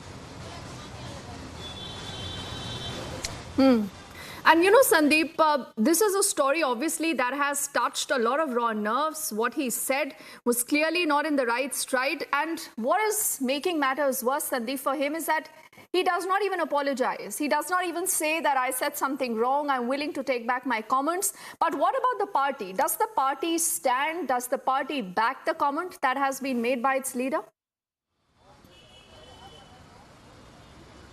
See, yesterday, Deepti, Jitendra Awad addressed a press conference and mentioned that he is citing some verses from Valmiki Ramayana and from Ayodhya Kand. That is what he said, and he clarified that if the people's sentiments are hurt, then he is apologizing for the fact. But at this point of time, none of the NCP leader, not in fact Sharad Pawar himself, have come ahead and spoken against Jitendra Rawat. But yes, Rohit Pawar, the grandnephew of Sharad Pawar, had opposed the statement of Jitendra Rawat. But so far, Sharad Pawar, or be it Uddhav Thackeray, remember Uddhav Thackeray is an alliance partner of Sharad Pawar in Maharashtra as well, and he talks about hard Hindutva.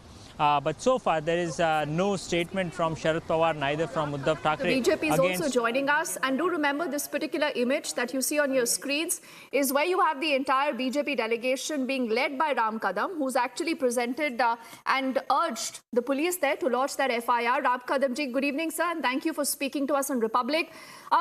जब Jitendra award ये कहते हैं कि ये मेरा interpretation नहीं है, ये तो किसी स्क्रिप्चर्स को वो साइट करके कहते हैं कि ऐसी रिसर्च है और उसके बेसिस पर ही मैंने इस तरह का कमेंट दिया है. How would you respond to that, and what really are the charges in the FIR? Are these bailable charges, sir, or these are non-bailable charges? It's a बेहुदा बचकानी बयानबाजी थी उनकी. He has not studied well.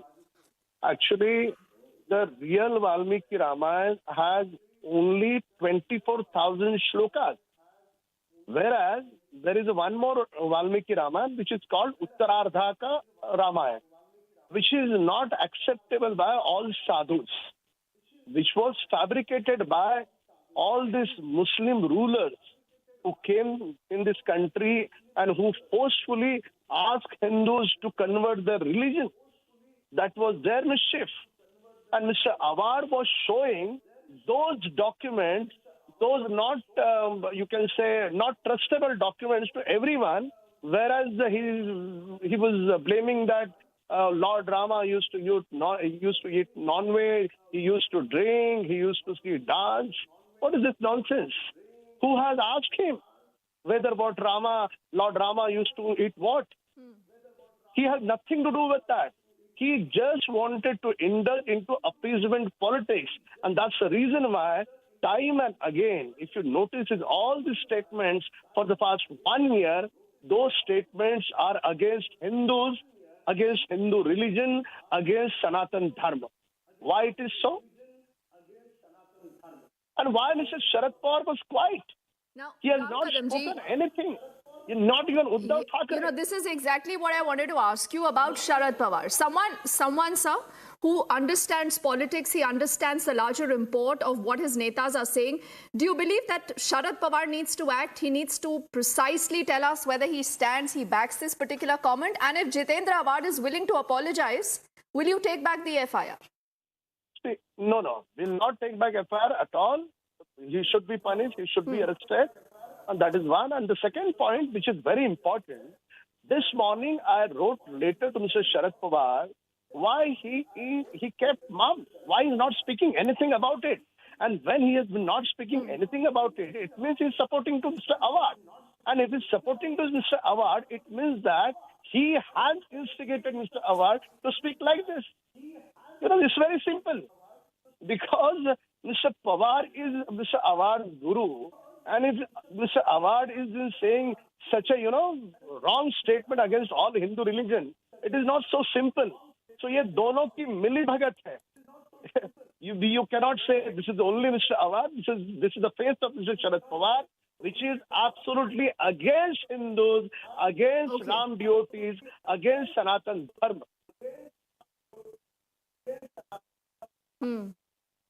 All right, Ram Kadam ji, not mincing his words, he says कि Jitendra award सिर्फ चेहरा है, लेकिन जो बोला गया है, Ram Kadam ji alleges that this is exactly how the NCP top brass, including Sharad Pawar, really feel. He remembers the complainant in the entire case. There is an FIR now against Jitendra Award. Ram Kadam ji, thank you for speaking to us on Republic. We'll track and see if there is a reaction from Jitendra Award or his party or even the NCP top brass, if they are willing to apologize and say what they said was wrong. And does Sharad Pawar stand with this comment or not? Let's quickly shift our focus to get you our next breaking update now. Now, this is coming in from Delhi, where the Aam Aadmi Party has decided, remember, to send the scam-tainted Sanjay Singh back to the Rajya Sabha. The BJP has hit back at the AAP, and they say that those who came to end graft are now indulging in one. This is a reaction that's coming in from BJP's Manjinder Singh Sirsa.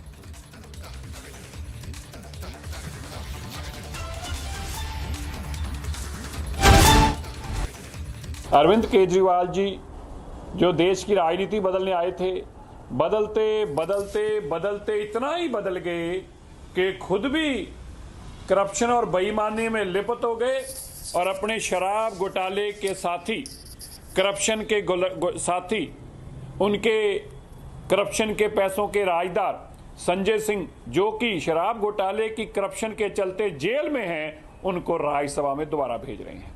तो कल्पना करिए, जो लोग corruption खत्म करने आए थे वो corrupt लोगों को राज्यसभा में भेजने के लिए जाने जाएंगे। और यही नहीं, उनका इंडी अलायंस के बाकी पार्टनर, क्योंकि एक करप्शन वालों का एक समूह बना है। ये जो इंडी अलायंस है, करप्शन का एक समूह है जो करप्ट लोगों का है। उनके साथी ममता जी, जिन्होंने कल ईडी के लोगों को 1000 से ज्यादा लोगों के से पिटवाया, सड़कों पे दौड़ाया। क्या करने गई थी ईडी? उनके घोटालों के, रिश्वत के पैसों के, जो लूटे हुए पैसे हैं जो बरामद हो रहे हैं, उस पीडीएस स्कैम में गए थे। ये हालात हैं इंडिया अलायंस के, ये हालात हैं आम आदमी पार्टी के, हालात हैं ममता जी के, टीएमसी के। तो मैं इसीलिए कहता हूं, ये इंडी जो है और कुछ नहीं है, ये एक समूह है जो लुटेरों का, बेईमानों का, देश को लूटने वालों का और लूटकर अपने आप को बचाने वालों का समूह है। अरविंद केजरीवाल जी की बदलती राजनीति का चेहरा भी आपके सामने है और ममता जी का चेहरा भी आपके सामने। अब आप ही तय कीजिएगा, ये इंडी अलायंस लुटेरों का है या कुछ और है। So that is the BJP hitting out at the Aam Aadmi Party, that's a part of the INDA alliance. And another party that is a part of the INDA alliance, ladies and gentlemen, is the Trinamool Congress. The state that they rule is the state of West Bengal, a state that is not oblivious to the kind of political violence we have seen. But what happened earlier today is not just shocking, it is not just worrying, but it is unprecedented. You had an enforcement directorate team that was on the ground raiding in connection with an alleged Russian scam. So what happens is that this entire team is attacked by certain cadre that the ED sources believe are prompted by the TMC itself. In fact, these are images that you see on your screens that will tell you the entire story. This happened in the North 24 Pargana area. A lot of these ED officials are attacked. A lot of them were bleeding. They are grievously injured. The governor has also responded to this entire situation, and he says this is worrisome. He also says that in case the ruling dispensation in the state is not able to keep a check on law and order, the center must step in.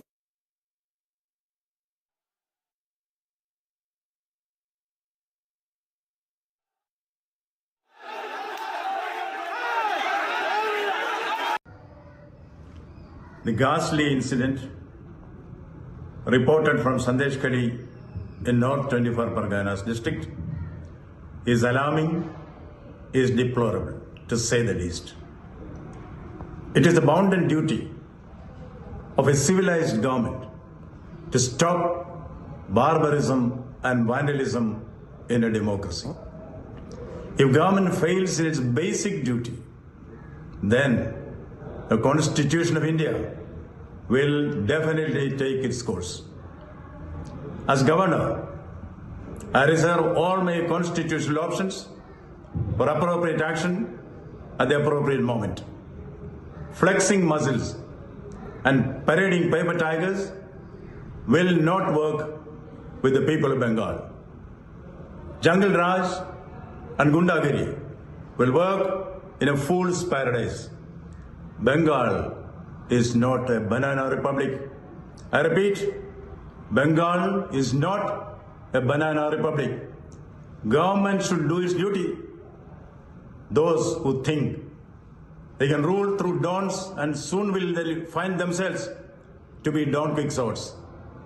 This pre-election violence, which has an early beginning, should find an early end. The sole responsibility for wanton violence in society lies with the government.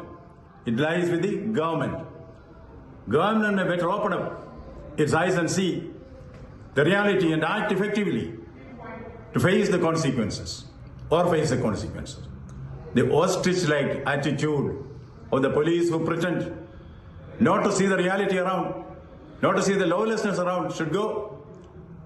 The perpetrators of violence and more so. Their political abettors will soon be made to realize you can fool some people for all times and all people for some times, but not all people for all times, not all people for all times. It is high time that we call stops to violence and hooliganism. In Bengal, violence will come to an end. So the ED team, remember, went here to search a certain TMC Neta, and before they could even do that is when you see this entire violence being unleashed. Now the governor, again, not mincing his words, he says something like this is not tolerable, not acceptable in a democracy. The centre also now has taken a note. The MOS in the Home Ministry says that we will be calling for a thorough report from the state. आज संदेश खाली में जो घटना हुआ है इसका कड़ी से कड़ी भाषा में हम लोग निंदा करते हैं और उसके साथ साथ ये भी कहना चाहते हैं कि जब कोई भी निरपेक्ष तदंतकारी केंद्रीय संस्था कोई भी राज्य पर जाते हैं और वो भी महामान्य उच्च अदालत के निर्देशानुसार और जब उनके ऊपर अटैक होते हैं इससे बड़ी निंदा का विषय हो ही नहीं सकता है। और हम ये भी कहते हैं कि जब सिर्फ ये एक केंद्रीय निरपेक्ष एजेंसी के ऊपर ही अटैक नहीं बल्कि ये पूरी संविधान का ऊपर अटैक है, पूरा जो महामान्य उच्च अदालत की निर्देश है उसका ऊपर अटैक है और उसके साथ साथ फेडरल स्ट्रक्चर का ऊपर अटैक है। और मैं ये कहना चाहूँगा कि बंगाल में ऐसी घटना, ऐसी हादसा बार बार हो रहा है और क्यों हो रहा है इसको भी हम लोग ये भी खोज करेंगे। And following that, there have been a string of reactions that have come in from the BJP, both here in the centre and also from the unit of West Bengal. And they allege that this is the state of utter lawlessness in the state. And they also insist Mamata Banerjee must be held accountable. पश्चिम बंगाल के लिए black day है। आज तृणमूल नेता शाहजहां जिसके ऊपर बहुत सारा cases है उसके ऊपर इंक्वायरी करने के लिए ईडी ने अभियान चलाया था, ईडी सीबीआई ने। और जाने के टाइम में वहाँ पे पूरा जो शाहजहां का जो वाहिनी है, गुंडा वाहिनी है, रोहिंगा वाहिनी है, वो लोग पूरा अटैक किया पूरा ईडी सीबीआई अधिकारी के ऊपर। आज संदेश खाली में जो हुआ ये मैं आज से नहीं 2019 से कह रहा हूँ, Shahjahan Sheikh is a threat to public peace in that area. इसके ये पूरा वहाँ एक बड़ा माफिया है और ये अभिषेक बैनर्जी जो तृणमूल कांग्रेस के जनरल सेक्रेटरी है उसका बहुत करीबी है, उसको पूरा खुली छूट दिया गया है साउथ 24 परगनास में।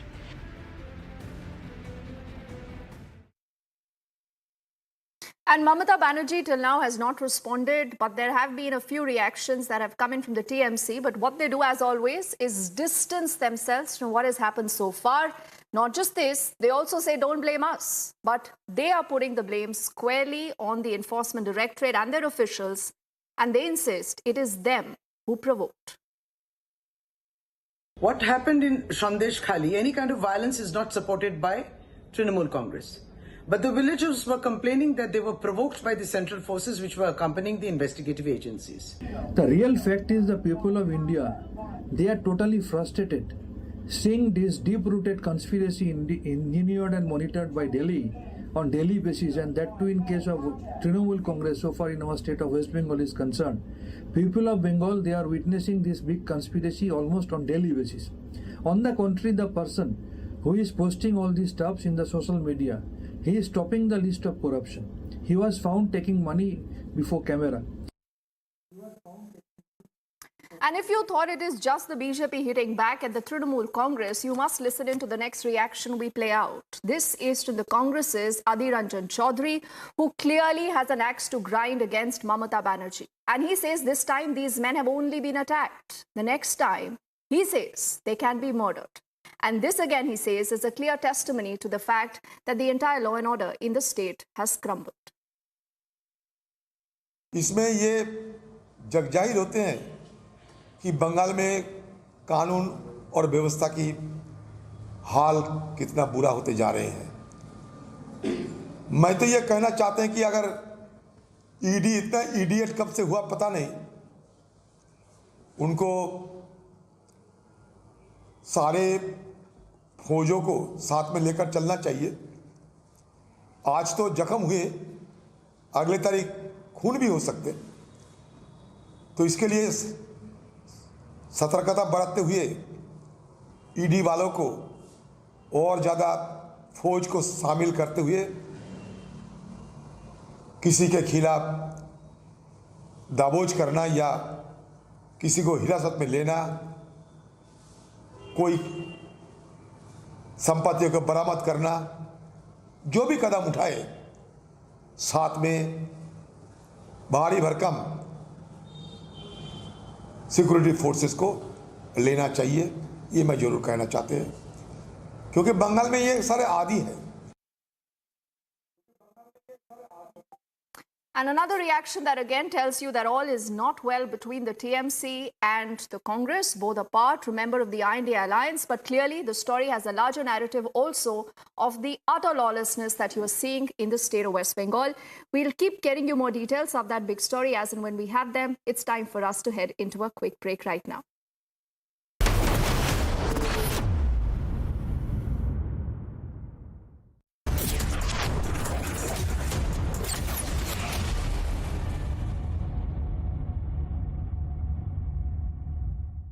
हमारे देश को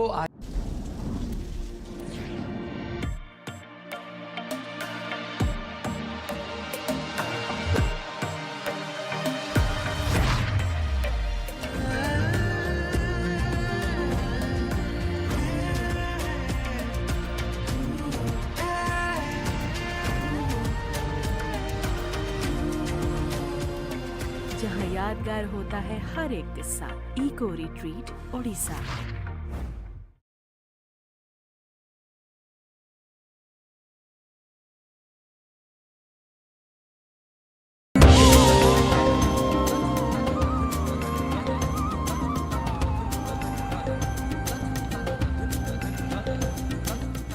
अवध में आ रहे हैं भगवान राम। अपने राम के लिए अयोध्या सज धज कर तैयार हो रही है। राम मंदिर बनकर तैयार हो रहा है। गर्भगृह से लेकर मंदिर के बाहर की तस्वीरें किसी का भी मन मोह लेती हैं।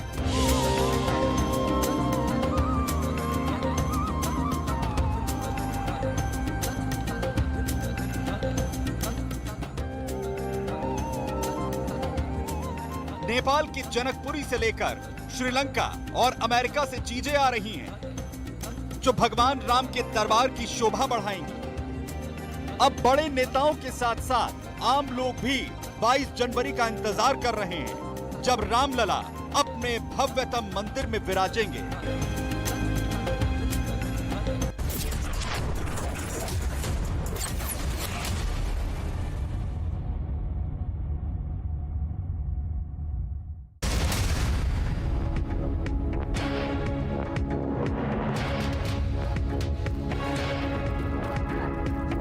Let's also put our focus on an interesting development. This is the External Affairs Minister, who, remember, is on a 2-day visit to Nepal.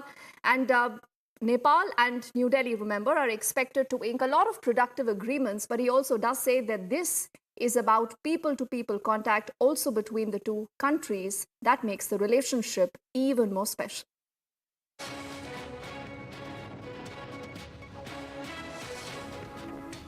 I also communicated yesterday to Prime Minister Prachandji our decision to extend a financial package of Nepalese rupees 1,000 crore, that is $75 million, for the reconstruction of infrastructure in these affected districts. We shall continue to stand by the people of Nepal and contribute to the efforts of the government of Nepal in this regard. Friends, in recent years, we have witnessed the real transformation of the India-Nepal relationship, with significant strides made in a variety of areas. This partnership has expanded multifold, and connectivity, be it physical, digital, or energy-related, has become a cornerstone of this expanding collaboration. And this has further strengthened the people-to-people linkages between our two countries. During my visit this time, we have signed some really important agreements, both in the areas of power sector cooperation as well as project implementation. And I am very confident that these will positively impact the lives of the ordinary person in Nepal. Our development cooperation has also been bolstered by educational and capacity building initiatives in various sectors, including a large number of scholarships in premier educational institutions in India as well as in Nepal itself, to encourage the brightest students here to continue their studies. Our youth are particularly powerful agents of growth and development in both societies, and also important ambassadors of the relationship between us. Our collaboration and initiatives in promoting our youth by providing educational opportunities and also by making good educational infrastructure like this library building available to them will only empower them in the positive transformation of both countries. We head into a quick break right now, but on the other side, more details behind these pictures that you see on your screen. An ED team that was out there to raid a TMC Neta is completely encircled by the TMC goons, and sources say that it was Mamata Banerjee's leader who locked the doors on the ED.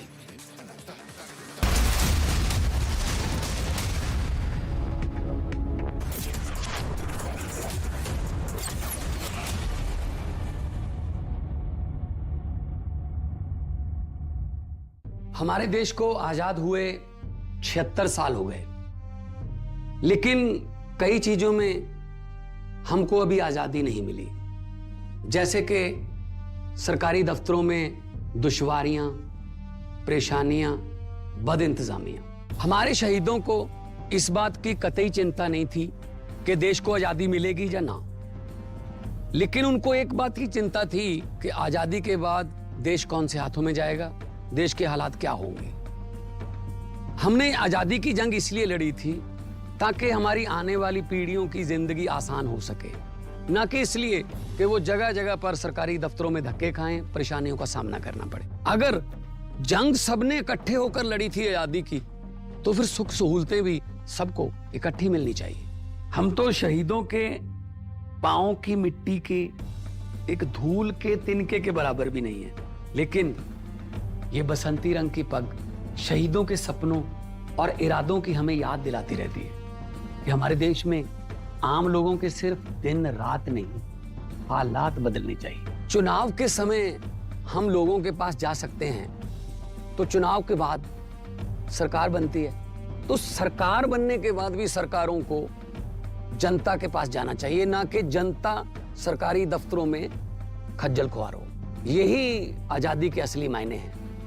शहीद आजम सरदार भगत सिंह जी के सपनों को साकार करने के लिए पंजाब सरकार ने फैसला किया है कि पंजाब के लोगों को अब सरकारी दफ्तरों के चक्कर नहीं लगाने पड़ेंगे, बल्कि सरकारी दफ्तर खुद चल के लोगों के घर पर आएंगे। अब सरकारी दफ्तरों के चक्कर काटने की जरूरत नहीं, बस डायल करें 1076 और सरकारी सुविधाएं अपने घर पर ही पाएं। पंजाब की भगवंत मान सरकार आपके द्वार। केंट से पानी होता है 100% प्योर। केंट आरओ प्योरिटी दिखाता भी है। केंट देता है सबसे शुद्ध पानी। The first Vibrant Gujarat in Amrit Kal, the Vibrant Gujarat Global Summit 2024 is set to take place. Infinite opportunities to meaningfully engage with Bharat and the world will unfold on this globally acclaimed future-ready platform. The last 20 glorious years of Vibrant Gujarat, a role model for the country, have infused us with new confidence, reinforcing our belief and conviction that Gujarat can achieve anything for the nation and the world. As we embark on the journey of shaping the future and building a modern, developed nation in the Amrit Kal, Vibrant Gujarat will prove to be the growth engine for this journey. Because today, Gujarat is future ready. On 10th of January, Prime Minister Narendra Modi will inaugurate Vibrant Gujarat Global Summit 2024, ushering in an era of Industry 4.0. The country's largest global trade show will open a day earlier, on January 10th, where fruitful discussions will be held on the infinite possibilities of production in the aircraft sector, the potential of Dholera, and global fintech hub at GIFT, along with brainstorming sessions on Vikasit Bharat at 2047. On January 11th, the discussions will revolve around game changers of the modern nation, such as semiconductor electronics, startups, e-commerce, tech ed, EV mobility. And on January 12th, Gujarat will engage in discussions with the world on technology, MSME, innovation and sustainability. The gateway to the future awaits your presence. Welcome to Vibrant Gujarat Global Summit 2024.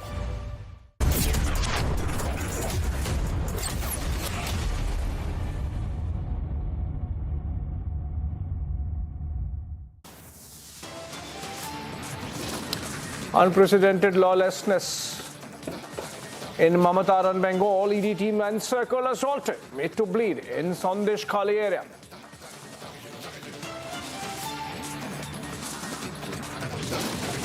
Sources say Mamata's leader locked doors on ED team, asked supporters to encircle them.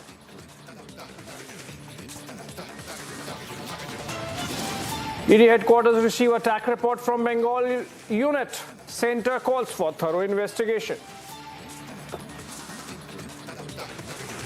It is the bounden duty of a civilized government to stop barbarism and vandalism in a democracy. Bengal Governor C.V. Anandabose slams Changal Raj, says it's high time the violence must be stopped. The officers of Central Investigating Agency surrounded by the central forces. They provoked the local people badly, that's why there was a counter reaction spontaneously. No word from Mamata yet. TMC tries to shift the blame, says ED officials provoked the people.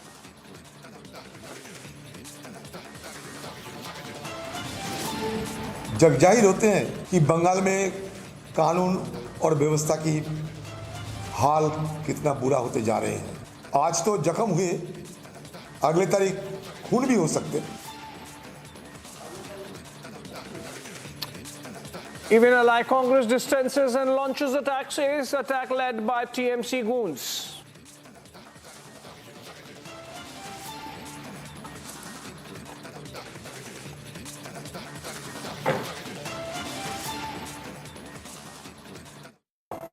All right, good evening and welcome, friends. There has been a dastardly attack on an enforcement directorate team in Bengal when they had gone out to carry out a search and raid operation in connection with the ration scam, or the Atta Chawal scam as it is being called. We're going to focus on that, but I want to begin with a breaking news development coming in from Maharashtra this time.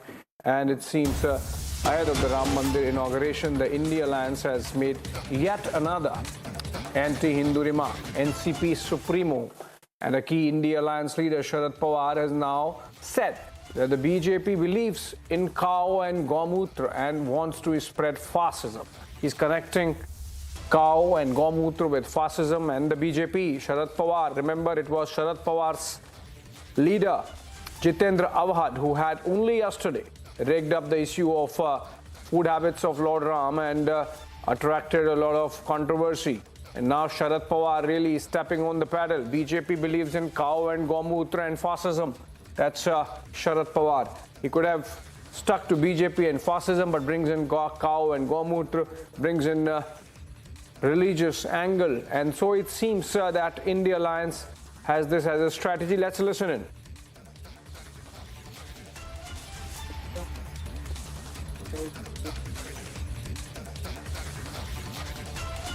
सातत्याने सांगतो की शाहू फुले आंबेडकर यांचा विचार आम्ही मानणारे लोक पण ज्यांच्या हातात सत्ता आहे त्यांच्या हातात भाऊ फुले आणि आंबेडकर ही भूमिका त्यांच्या मनात दिसत नाही.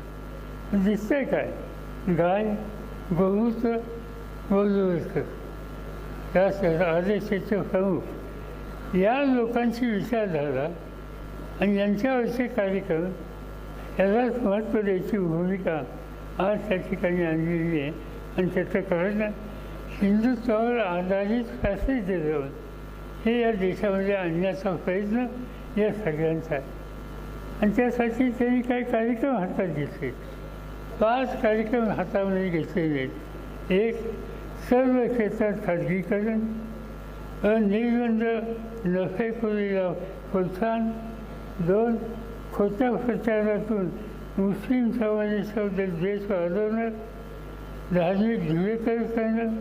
3, न्यायव्यवस्था, निवडणूक आयोग, ED, CBI, प्रसारमाध्यमं, रिझर्व्ह बँक अशा सगळ्या स्वायत्त संस्थांच्या कब्जा ठेवणं. 4, मनुवादी वर्चस्ववाद वाढवणं, धर्माच्या नावाखाली देशाला मध्ययुगीन कालखंडापर्यंत नेणं. आणि 5, आक्रमक राष्ट्रवाद, मुख्यतः पाकिस्तान विरोधी आक्रमकता दाखवायची आणि त्या निमित्तानं एक जनतेमध्ये वेगळं वातावरण तयार करायचा. हा फॅसिझमला प्रोत्साहन देणारा 5 कलमी कार्यक्रम आज या देशामध्ये राबवायचं काम त्यांच्याकडून केलं जाते.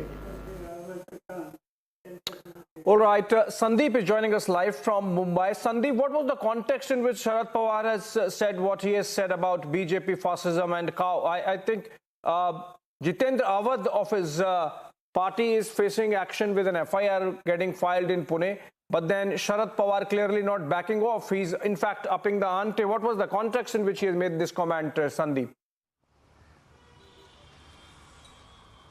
See, Abhishek, it is very important to note that there was a 2 days meeting, party meeting, and wherein all the party workers were present there. And in fact, Jitendra Awad had also made the statement wherein all these party workers were present, and in fact, Sharad Pawar was also present there. Now, in the same meeting, NCP chief Sharad Pawar went on to curse Bharatiya Janata Party and Narendra Modi regime. He, in fact, had termed Narendra Modi regime as an Hitler regime. That is what he said. And in fact, in the same sequence, he went on to say that this is RSS and Gaumutra and Golwarkers ideology government, and this government is focusing on crushing the independent institution. And in fact, that is what was the context of NCP chief Sharad Pawar. Indeed, you can see the kind of statement that is being made time and again by be it Jitendra Awad or be it Sharad Pawar. Time and again they are cursing RSS, they are cursing Bharatiya Janata Party, they are cursing Prime Minister Narendra Modi. And in fact they have this is not the first instance, Abhishek, wherein he has cursed Bharatiya Janata Party. So it was in Shirdi, but it was the Bharatiya Janata Party who has also replied back to Sharad Pawar as well. In fact, we have Nalin Kohli of the BJP joining us over the phone. Sandeep, so just hold on. I'll speak to Nalin. Nalin, Abhishek this side, and Sharad Pawar really seems not to be in a mood to back off. Jitendra Awad of his party found himself surrounded in controversy yesterday, and today Sharad Pawar attacking the BJP. But then why bring in cow and Gomutra? He could have just said BJP and fascism. But bringing in cow shows some indie strategy to attack and continue to attack Hinduism and Sanatan. Well, let me put it in a different way, Abhishek. Sharadji is a very senior and seasoned political leader. And I think he perhaps realizes that there is no ground to attack the government of Prime Minister Modi and Prime Minister Modi's leadership.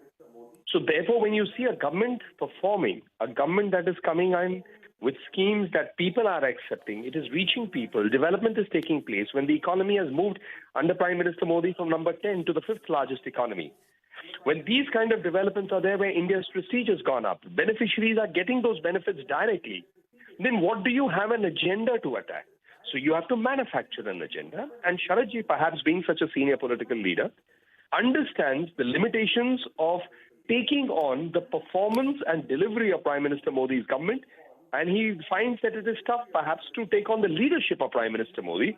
So you change the attack front and then you start doing it to the vote bank that may stand against Sanatan in that sense.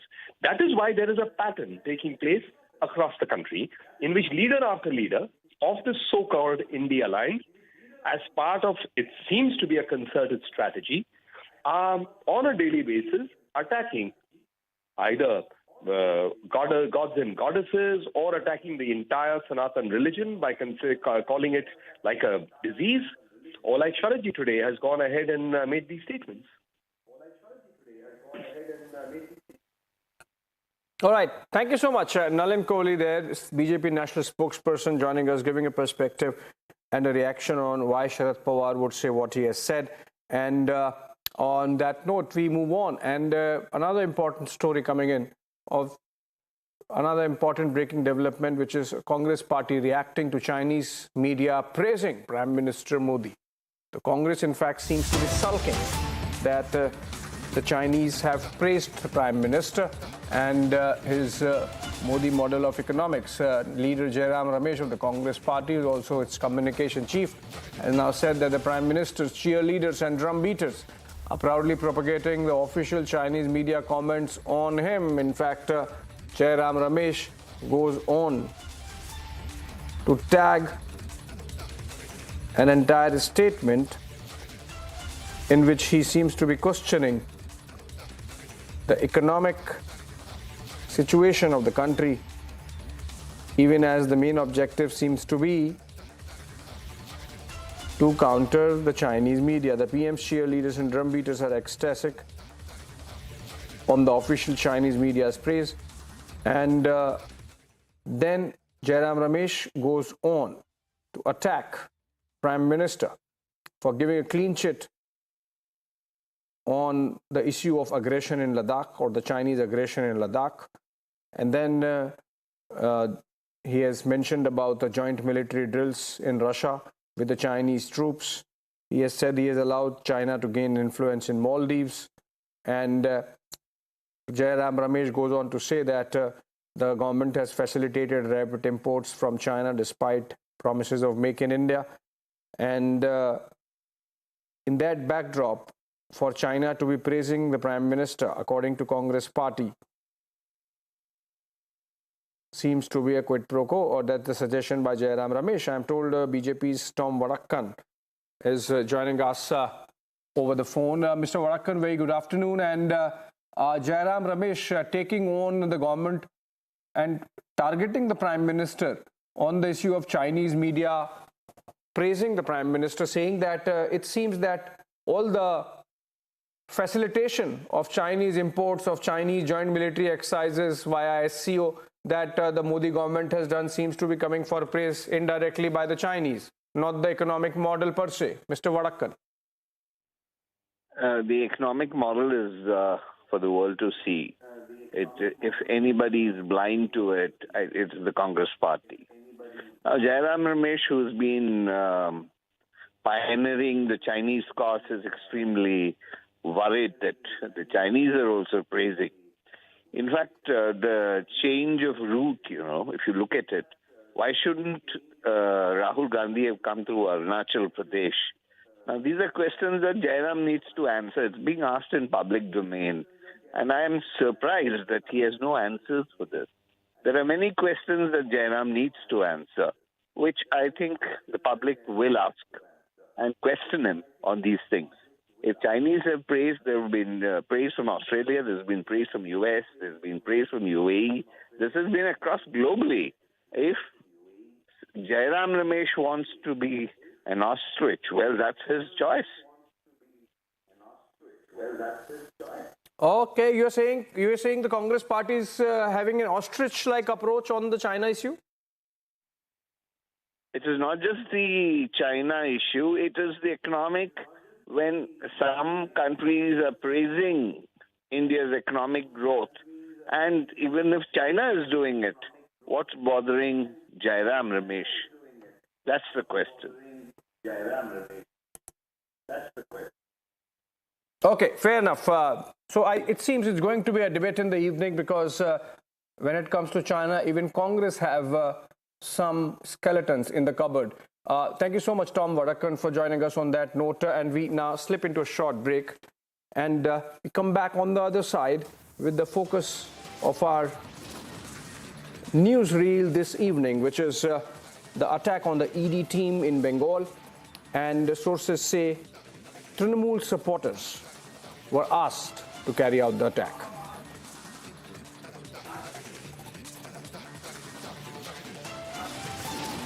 Also, days after ED raids on former Congress MLA in Haryana, agency seizes mega cash stash.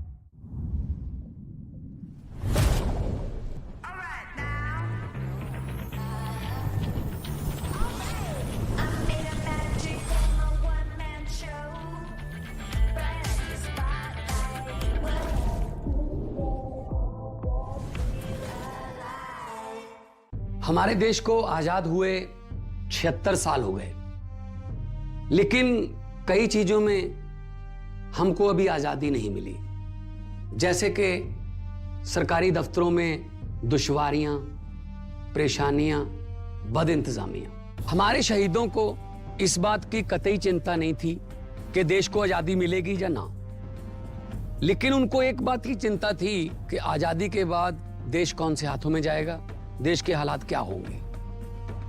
हमने आजादी की जंग इसलिए लड़ी थी ताकि हमारी आने वाली पीढ़ियों की जिंदगी आसान हो सके, ना कि इसलिए कि वो जगह जगह पर सरकारी दफ्तरों में धक्के खाएं, परेशानियों का सामना करना पड़े। अगर जंग सबने इकट्ठे होकर लड़ी थी आजादी की, तो फिर सुख सहूलतें भी सबको इकट्ठी मिलनी चाहिए। हम तो शहीदों के पांव की मिट्टी के एक धूल के तिनके के बराबर भी नहीं है, लेकिन ये बसंती रंग की पग शहीदों के सपनों और इरादों की हमें याद दिलाती रहती है कि हमारे देश में आम लोगों के सिर्फ दिन रात नहीं, हालात बदलने चाहिए। चुनाव के समय हम लोगों के पास जा सकते हैं, तो चुनाव के बाद सरकार बनती है, तो सरकार बनने के बाद भी सरकारों को जनता के पास जाना चाहिए, ना कि जनता सरकारी दफ्तरों में खज्जल खुआर हो। यही आजादी के असली मायने हैं। शहीद आजम सरदार भगत सिंह जी के सपनों को साकार करने के लिए पंजाब सरकार ने फैसला किया है कि पंजाब के लोगों को अब सरकारी दफ्तरों के चक्कर नहीं लगाने पड़ेंगे, बल्कि सरकारी दफ्तर खुद चल के लोगों के घर पर आएंगे। अब सरकारी दफ्तरों के चक्कर काटने की जरूरत नहीं, बस डायल करें 1076 और सरकारी सुविधाएं अपने घर पर ही पाएं। पंजाब की भगवंत मान सरकार आपके द्वार। आपने सोमानी का नया रोल देखा? वही स्टाइल और रेंज सोमानी बाथवेयर में भी। Somani bathware.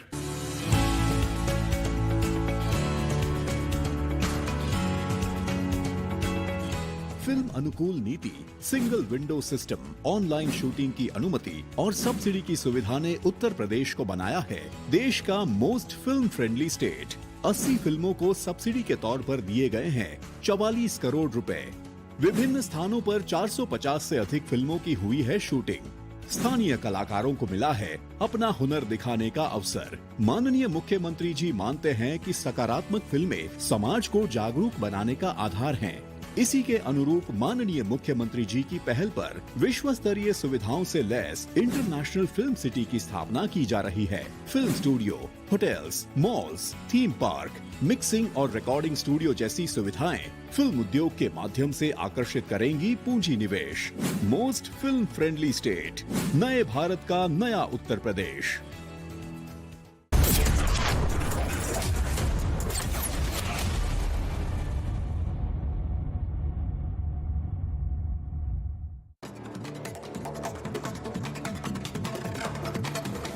Well, let's look at some of the stories happening from around the country in a top wrap. The wanted Hizbul Mujahideen terrorist Javed Mattu, who was arrested by Delhi Police Special Cell yesterday, has been produced before Patiala House Court in Delhi. The police seized a pistol, magazine and stolen vehicle from Mattu. ISRO is all set to execute a vital maneuver on 6th of January to position Aditya L1, India's inaugural space-based solar observatory, in its final orbit. This marks a significant step in advancing solar research capabilities. Delhi BJP President Virendra Sachdeva has praised the decision to order a CBI inquiry into the supply of substandard medicines in Delhi government hospitals. He said that the commission that Delhi Chief Minister Arvind Kejriwal and his ministers received will also be revealed.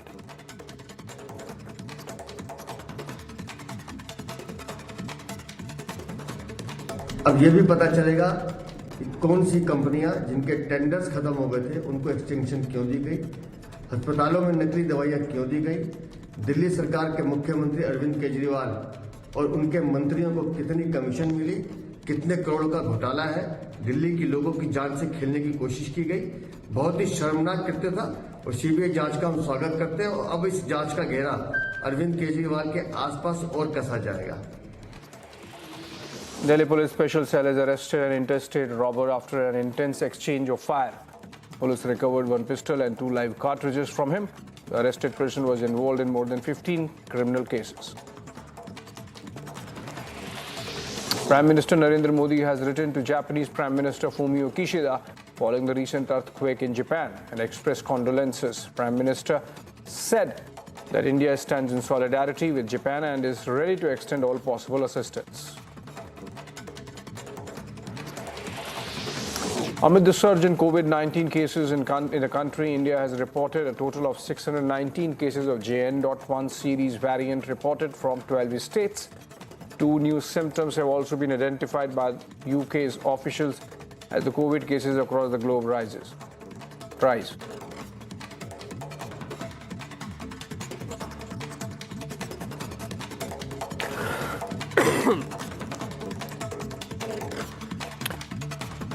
During his visit to Nepal, External Affairs Minister Dr. S. Jaishankar spoke about the transformation of the India-Nepal relationship, with significant strides made in a variety of areas. He said that the partnership between both the countries has expanded. Take a look at this report.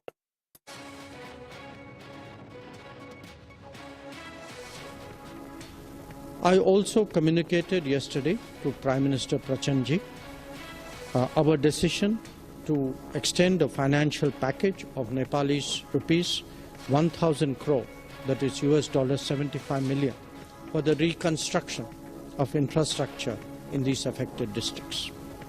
We shall continue to stand by the people of Nepal and contribute to the efforts of the government of Nepal in this regard. Friends, in recent years, we have witnessed the real transformation of the India-Nepal relationship, with significant strides made in a variety of areas. This partnership has expanded multifold, and connectivity, be it physical, digital or energy related, has become a cornerstone of this expanding collaboration. And this has further strengthened the people-to-people linkages between our 2 countries. During my visit this time, we have signed some really important agreements, both in the areas of power sector cooperation as well as project implementation. And I am very confident that these will positively impact the lives of the ordinary person in Nepal. Our development cooperation has also been bolstered by educational and capacity building initiatives in various sectors, including a large number of scholarships in premier educational institutions in India as well as in Nepal itself, to encourage the brightest students here to continue their studies. Our youth are particularly powerful agents of growth and development in both societies, and also important ambassadors of the relationship between us. Our collaboration and initiatives in promoting our youth by providing educational opportunities and also by making good educational infrastructure like this library building available to them will only empower them in the positive transformation of both countries. All right, welcome back. Sources suggest Mamata's leader locked doors on the ED team and asked his supporters to encircle them, and that's going to be our focus. This is exclusive at 6 p.m. with Shravan Sen on the other side of a short break.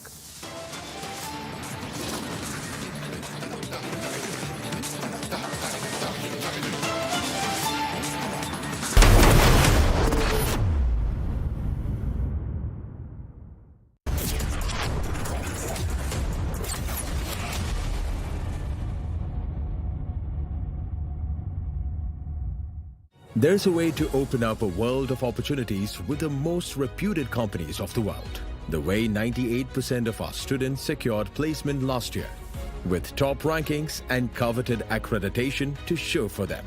The MBA programs at the Amrita School of Business. Admissions have opened. Apply now.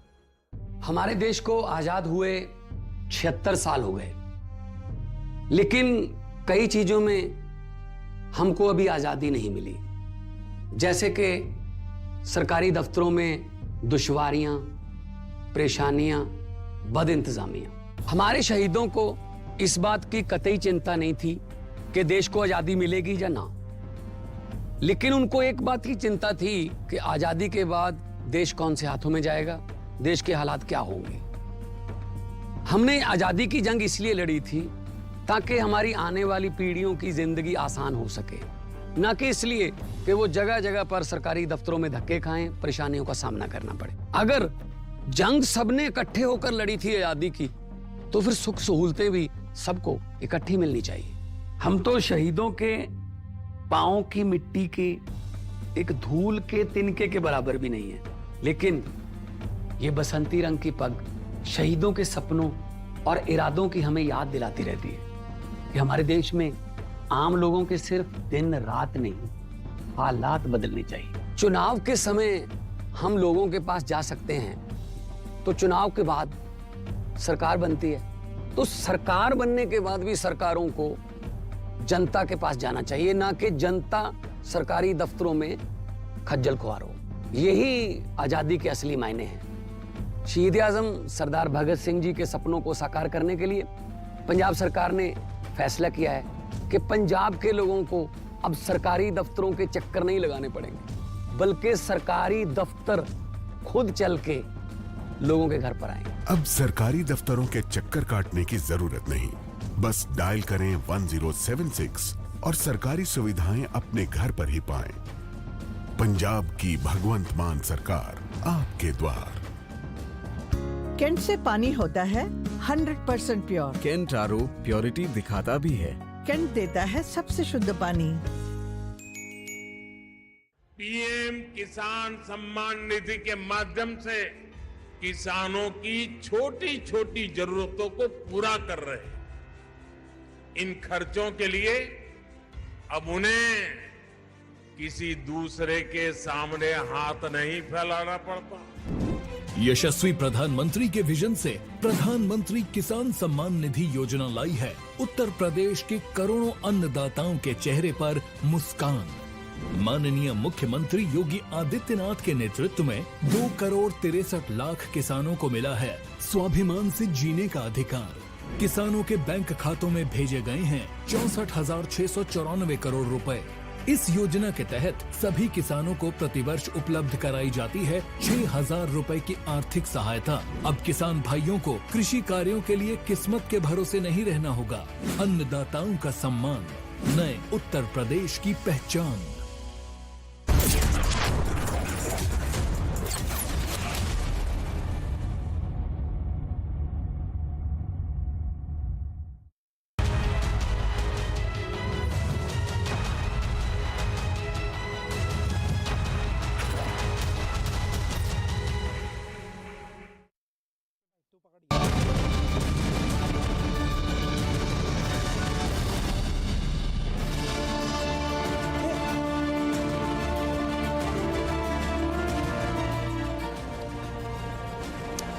Hello, welcome. You're watching the Friday edition of This Is Exclusive with me, Shavinson. Ladies and gentlemen, I'm coming to you from outside the National Enforcement Directorate's headquarters here in the national capital. Earlier in the day, a shocking story came in from the state of West Bengal. Perhaps it was not for the first time that we have seen federal agencies coming under attack in opposition-ruled states. But this time, it has crossed all lines. 3 Enforcement Directorate officers were grievously injured while they were carrying out their duties. This while searches were being carried out at the premises of Trinamool Congress convener Shahjahan Sheikh. But what happened thereafter was 1,000 to 2,000 people mob that carried out this attack on the Enforcement Directorate and the CRPF. This when the Enforcement Directorate was carrying out searches in the ration distribution scam. Tonight, we'll get you exclusives to tell you what really transpired, and not just that, the link that is emerging now. The link between Trinamool Congress Minister Jyotipriya Malik and Trinamool Congress convener Shahjahan Sheikh. We'll get you exclusive details of the investigation and also those images that will leave you completely shocked. All this and much more in this edition of This Is Exclusive. But up first, these are the headlines we're tracking for you at this hour.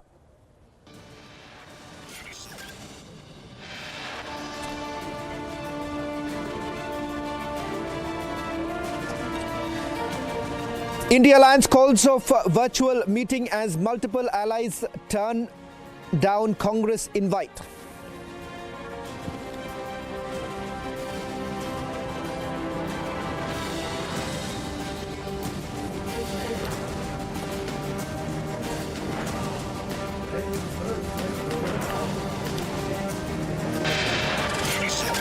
Unprecedented lawlessness in Mamta run Bengal. Enforcement Directorate team assaulted in Sandeshkhali area.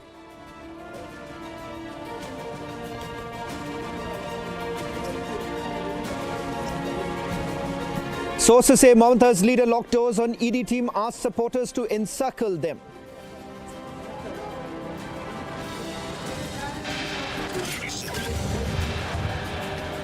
No word from Mamata yet. Trinamool Congress tries to shift the blame, says ED officials provoked the people.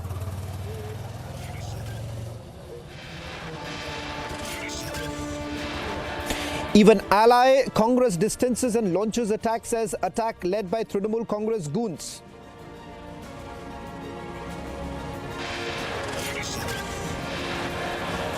Leader booked for anti-Ram comment. Now Chief Sharad Pawar stokes row with Gaumutra attack.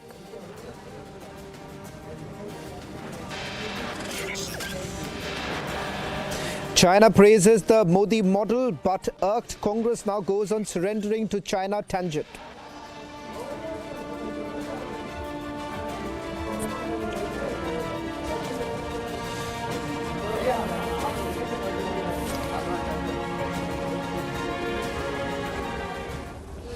Started this edition with some big breaking news coming in. Ladies and gentlemen, Republic TV has now accessed a secret letter. First, let me try and explain this to you. Who exactly is Jyotipriya Malik and why he is so very important to this case that has been covered by the Enforcement Directorate, where earlier in the day, 3 officers were injured when they were carrying out their duty. Jyotipriya Malik, minister in charge, was arrested in the month of October in 2023 by the Enforcement Directorate. He was accused of siphoning of government funds and also malpractices in the public distribution system. Not just that, there were several other arrests that were also made in the ration distribution scam.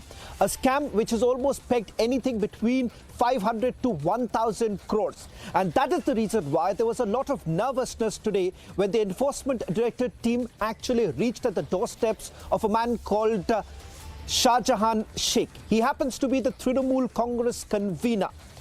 And let me just tell you, for all the people in the state of West Bengal who are aware of who is Shahjahan and is considered to be the strong man of Sandeshkhali area, it turns out that there is a clear link between Jyotipriya Malik and Shahjahan. Tonight, we're getting you full details of that link. We've got details with regards to a secret letter. Ladies and gentlemen, let's put out the full details that's featured in the incident report that has been prepared by the Enforcement Directorate. Now, in this particular letter that has been written by the Enforcement Directorate to the headquarters here, they make a mention of what is it that they found out. It was on 16th of December 2023 in the night when the CRPF personnel who were deployed at Jyotipriya Malik, who is currently in judicial custody, who were deployed in his room, they found a handwritten note. Ladies and gentlemen, this is a handwritten note which is an explosive letter, a secret letter that the minister wanted to give it to his daughter.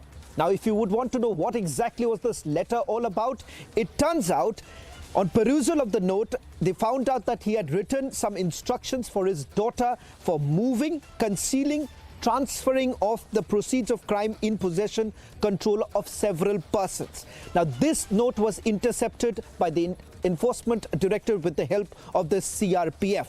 Now, this note, in this particular note, Jyotipriya Malik, who happens to be a Trinamool Congress minister, he makes a mention of Shah Jahan Sheikh, who is the convener of Trinamool Congress's Sandesh Khalid North 24 Parganas. He has been named as one of the persons in that particular note who was suspected to be in possession of large amount of proceeds of crime. Now, let's put this into perspective. Now, ladies and gentlemen, do you know why exactly the Enforcement Directorate officers were attacked by a mob of roughly about 2,000 people this morning? About 6:30, a little later than 6:30 in the morning, when the Enforcement Directorate team reached the doorsteps of Trinamool Congress convener. Top sources have now confirmed to Republic TV that such a letter, a secret letter, is in possession of the Enforcement Directorate. This is a handwritten note by Trinamool Congress minister. The minister, in a short while from now, we're also going to show you receipts of the alleged money received by the minister, funds that were basically siphoned off, funds that were basically meant for poor farmers of the state of West Bengal. We'll also get you more details, but before that, let me quickly go across to my colleague, senior editor of Republic Bangla, Moyuk, is joining us. Moyuk, we've got full details of the letter, the secret letter allegedly written by Trinamool Congress Minister Jyotipriya Malik. And in fact, I've also put out more details, Moyuk, with regards to not just one. There are two names that figure, and the other person, his residence has also been raided by the Enforcement Directorate. Why don't you help our viewers understand the connections that are emerging and how important is this news break by Republic TV with regards to a secret letter that was recovered on the 16th of December 2023 by this Enforcement Directorate?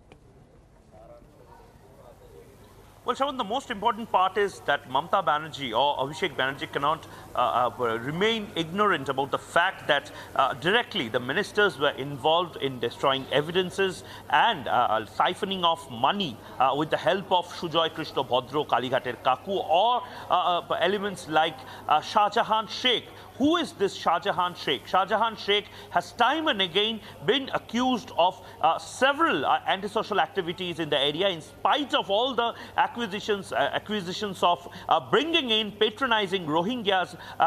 Time and again, Shah Jahan Sheikh has been protected by Jyotipriya Malik. Jyotipriya Malik was the chief of Trinamool Congress North 24 Parganas district, and this Shah Jahan Sheikh and the other person who is the Bongaon Trinamool Congress leader, where Enforcement Directorate has raided. All these are associates of Jyotipriya Malik, and you have mentioned the letter where these names were found, and most importantly, Shah Jahan's name was mentioned in Jyotipriya Malik's secret letter to his daughter, who is also a very important figure in youth Trinamool Congress, and she has been promoted in the education department of West Bengal. So clearly, it's a racket of very influential people siphoning off money from public exchequer, and most importantly, siphoning off the ration, the public distribution service materials meant for poor people. This Shah Jahan Sheikh used to terrorize the poor people, and they used to raid the shops. They had a parallel private moral policing system where they used to dictate which ration dealer is going to take which material and how much cut money they are going to give to Shah Jahan Sheikh, and from there how much money is going to go to Jyotipriya Mallik's account. So Mamata Banerjee, after seeing this gruesome attack on Enforcement Directorate officers, Mamata Banerjee, after seeing this clear link between Shah Jahan and Jyotipriya Mallik, cannot remain defiant, cannot act ignorant of the fact that the entire cabinet is somehow or the other getting into corruption. Shravan. Right. Well, in fact, let's also move to the second big breaking news now coming in. We are going to put out the second name in that secret letter that was written, handwritten note by Jyotipriya Mallik while he is in judicial custody.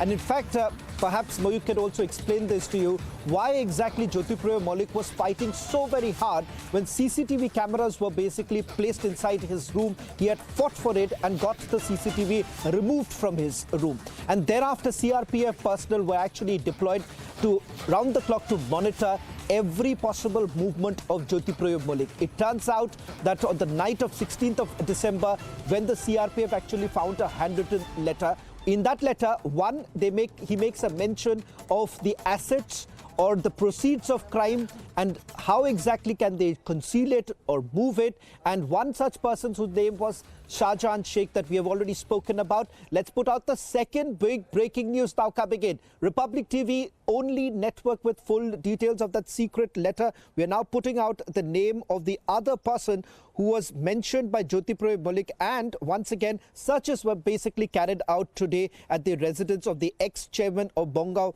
municipality. We are being told that Shankar Adya's residence was also searched by the Enforcement Directorate. Top sources now telling us that besides evidence being collected which indicated Shankar Adya being the beneficiary of proceeds of crime, name found to be incorporated in the handwritten note by Jyotipriya Mallik, it was also suspected that they were depositing and transferring the proceeds of crime generated through the PDS scam. So let me just quickly go back to Mayuk. Mayuk, another crucial name coming out in public. This is Shankar Adya. His name was also mentioned by Jyotipriya Mallik in that secret letter. Absolutely, Shravan. This Shankar Adya is also a Trinamool leader. So, time and again, I'm saying that Mamata Banerjee cannot deny the fact that clear evidences are there where Trinamool leaders have been involved in this massive food scam in Bengal. After cash for job scam, this food scam is one of the biggest scam in 2023 and in 2024 also. We are getting the biggest leads in Republic Network, and you have said about this Shankar Adya. Who is Shankar Adya? Like Shah Jahan, who used to operate, who still operates in Sundarban areas, this Shankar Adya is a big-time operator in the Indo-Bangladesh border areas of North 24 Parganas district. North 24 Parganas is a very sensitive district. Time and again, when Jyotipriya Mallik was the leader of that district, time and again there were accusations. Again, I'm saying there were accusations of infiltration. In fact, we have seen Trinamool leaders clearly mentioning in broad daylight that this Bangladeshi people will be in the voter list and this people who are against Trinamool Congress will be chucked out of the list. So it's a clear roadmap, and most importantly, this Shankar Adya, his name being mentioned in Jyotipriya Mallik's letter, it's actually another evidence forward because of the fact that Shankar Adya used to run the entire the rationing scam log sheet. So basically, he used to keep the logs, he used to keep all the secret mentioning in particular diaries. So right now what we are getting in is that he was trying to destruct the evidences. He was trying to destruct all the instructions that Jyotipriya Mollik had given him, so that there is a cutoff between Shankar Adhia and Jyotipriya Mollik. Because what ED officers are trying to find out is the tip of the iceberg, of the highest level of the pyramid of corruption. Jyotipriya Mollik is not the apex level of corruption. The tip of the pyramid must be someone bigger than Jyotipriya Mollik, is what the investigators are assuming, are trying to get. And most importantly, if this Shah Jahan Sheikh, they can destroy the evidences, this Shankar Adhia, they can destroy the evidences of this multi-crore corruption, then Jyotipriya Mollik will be the last person where the buck stops, and that investigators are trying to resist, because of the fact that Jyotipriya Mollik can also be a handler, a very influential handler. Someone bigger than Jyotipriya Mollik can be the main accused in this entire food scam. Shravan. Well, Mayuk, I'll just request you to stay on with us while I'll also put out some more details that are now coming in with regards to the charge sheet that has been accessed by Republic TV. What I'm going to do right now is going to take our viewers through the details of this charge sheet. For the first time, it's coming out to the public for all our viewers.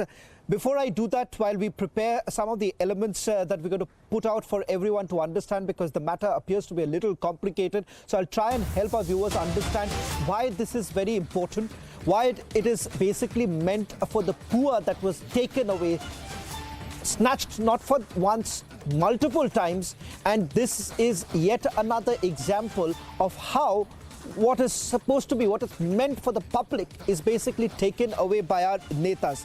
First, before I go into the details of the charge sheet, once it is ready, I'm going to put that out. But I'm going to just quickly take you through the two-page incident report, because in this incident report, Mayuk, please bear with me, we're going to put out now details of what really happened this morning and what is it that the Enforcement Directorate has now reported to their headquarters here in the national capital. Now, they say that they had got information with regards to the alleged involvement of Shah Jahan Sheikh, Trinamool Congress convener, and I'm quoting from the incident report. They say that during the investigation, it was found that the proceeds of crime was laundered by Jyotipriya Mollik through his various close associates. The close associates here happens to be Jyotsna Adhia and also Shah Jahan Sheikh and Shankar Adhia. They are all beneficiaries of this particular scam. The planning that the Enforcement Directorate had was to carry out searches at 17 locations. 3 locations belonging to Shah Jahan Sheikh, Trinamool Congress convener. They say that the moment the Enforcement Directorate team reached Shah Jahan Sheikh, they contacted him on his mobile number. He disconnected the phone. Mobile location at that time indicated that he was inside the house. Let's put that out. The big breaking news.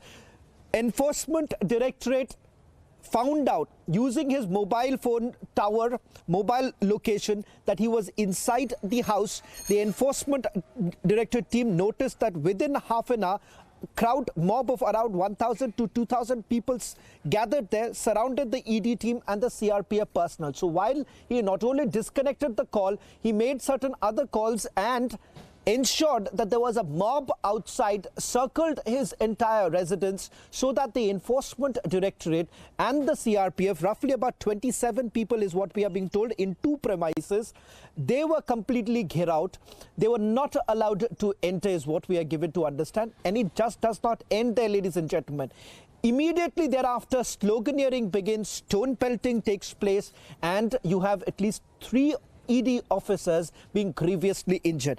Let me just also bring in Mayuk once again. Mayuk, if you're ready with the details of the incident report that has also been accessed by Republic TV, I'm holding the report with me here.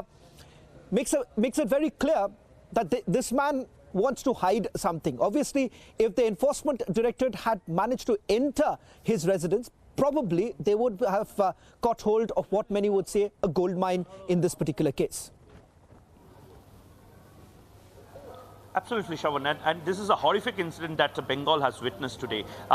Time and again, we have seen violence in West Bengal, but Enforcement Directorate officers running, getting into cars, this Central Force officer coming in front of Republic Bangla camera and saying that those were horrific incidents, that they had said that there were 2,000, 3,000 people, the mob were trying to kill us, and if they were not out of that situation, they would have died. And the incident report clearly mentions that Shah Jahan Sheikh, and every time you're mentioning a gold mine in this entire corruption case, Shah Jahan Sheikh, I'm repeating, Shah Jahan Sheikh can lead to a gold mine of information, and big names can be mentioned if Shah Jahan is questioned. That is what the opposition leaders are saying. But right now, the incident report, which is also with me in my hand here, the name of this entire the place, the Sandesh Khali, it's in Sundarban. It's like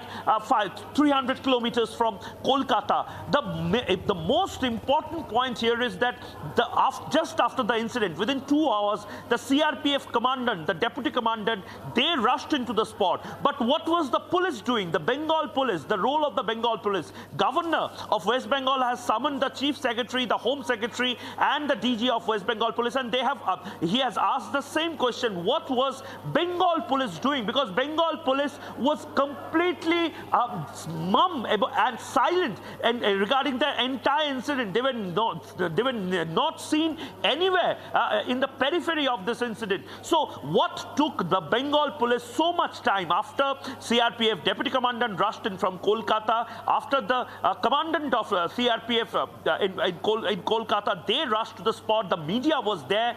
What was the police superintendent in South 24 Parganas doing, and what was the DG of West Bengal doing? Because this is clearly not in some other remote location in Bengal, in northern hills of Bengal. This is just near to Sundarbans, and it's just a drive of 3 hours from Kolkata, 2.5 hours, 3 hours drive from Kolkata. What was the Kolkata police doing? What was the top leadership of the Kolkata police and Bengal police was doing? This is the biggest controversy that is brewing in Kolkata, in Bengal right now, Shravan. Moik, I'll just take our viewers through the chart sheet that has been accessed by Republic TV, in which there is a sensational element that we would like to show our viewers. In fact, this is part of the annexure of the charge sheet that has been filed against Jyotipriya Malik and Bakibur Rahman. Now, take a look at it. I'll ask my camera person to just close in right now. This is a photograph taken from one of the accused, the mobile phone of Bakibur Rahman. And take a look at here, MIC, I'll try and explain this to viewers right now, 3632. Now, this is what the Enforcement Directorate says in its charge sheet. While recording the statement under Section 50 of the PMLA, Suman Agrawal was asked about MIC, sir, wherein she stated that 68 lakh rupees was paid to Jyotipriya Malik, minister in charge, who was actually the Minister of Food and Supply Department at that time. It does not here. Let's take a look at the second receipt here. Take one more here. MIC 12 lakh rupees, and this is what the Enforcement Directorate says. This was also recovered from the residence of one Mr. Abhishek Biswas. Abhishek Biswas once again stated that MIC stands for the Minister in charge, who was Jyotipriya Malik, Minister of Food and Supply Department. He says that payment of about 12 lakh rupees were to a person named MIC. This was recorded under Section 50 of the PMLA Act. So this has been accessed, in which there is a clear mention of the fact that Trinamool Congress minister allegedly received some money. Whether it stands the scrutiny of the court or not, that the court will decide. But these are some allegations that have been leveled by the Enforcement Directorate against the minister in charge. And Shah Jahan happens to be just a puppet in the hand of the minister. Thank you very much, Moyuk, for joining us on this broadcast. In fact, this is not only about the state of West Bengal. Ladies and gentlemen, there is a national picture that is emerging. What is essentially happening in opposition-ruled states, where the opposition has trained the guns at the center, saying that the Enforcement Directorate and the Central Bureau of Investigation are essentially tools in the hand of the center. But the reality is also this: general consent for the Central Bureau of Investigation to probe in the opposition-ruled states have also been withdrawn, which essentially means that the CBI cannot really file a case against anyone in opposition-ruled states independently unless there is an intervention of the court. On the other hand, the Enforcement Directorate has come under the limelight, and more importantly, there has been a massive tussle between the Enforcement Directorate and several other state governments. For instance, what really happened in the state of Tamil Nadu, where the Enforcement Directorate was actually carrying out searches and probing the illegal sand mining case. There too, remember, a massive clash that took place with the Enforcement Directorate. Look at the national picture that is emerging, ladies and gentlemen. Can you really obstruct the federal agencies from carrying out their work? Take a look at this report.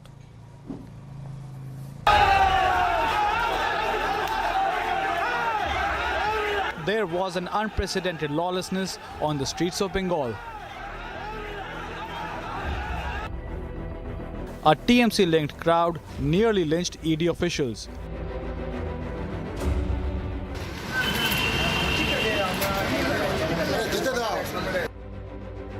But this is not the first time that central officials have been targeted in Bengal.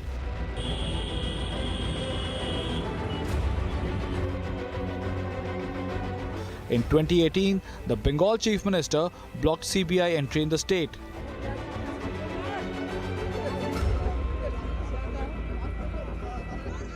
Earlier last year, Mamta blamed BSF of intimidating voters during the Panchayat elections.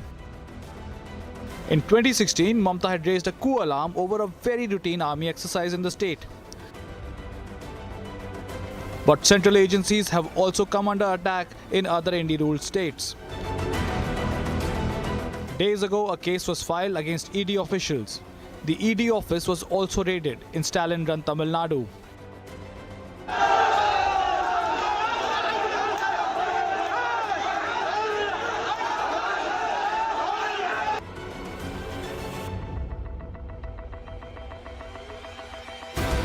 And the big question remains, why are central agencies being blocked from performing duties in opposition-ruled states? Bureau Report, Republic TV.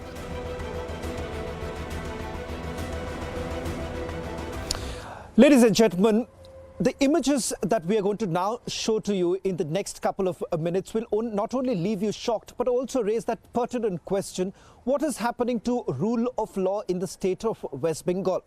While the Trinamool Congress says that there was a provocation on the part of the Enforcement Directorate leading to almost a 2,000-strong mob to not only attack but ensure that the Enforcement Directorate cannot carry out with their probe.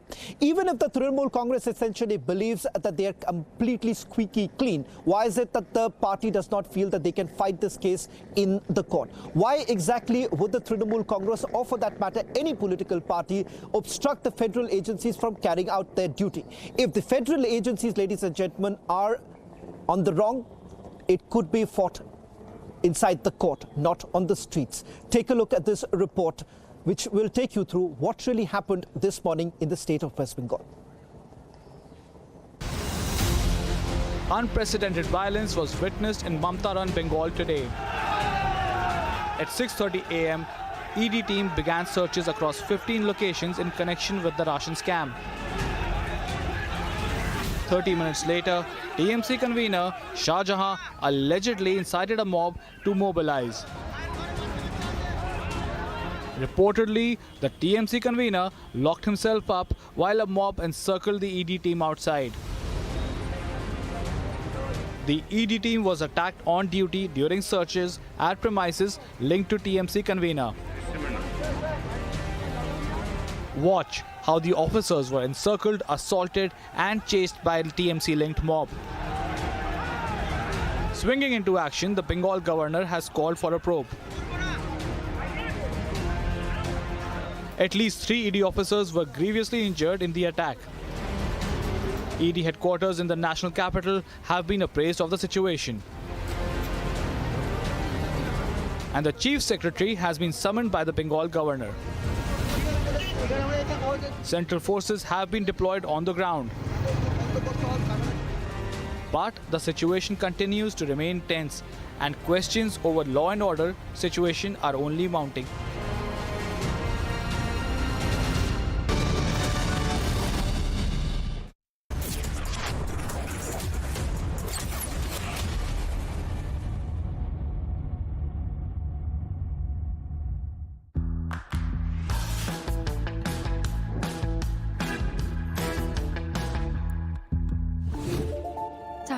TV. QS&THE, the world's foremost university rankings organizations, have ranked Amity amongst the top 3% universities globally, making it among the very few Indian universities to be included in both rankings. Yet another top ranking for Amity University. आपने सोमानी का नया role देखा? वही style और range Somani bathware में भी। Somani bathware.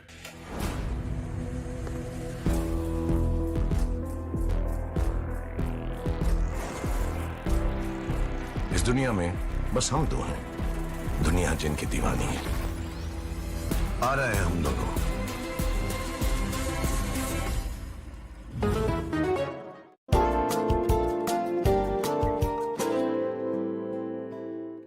हमारे देश को आजाद हुए 76 साल हो गए, लेकिन कई चीजों में हमको अभी आजादी नहीं मिली।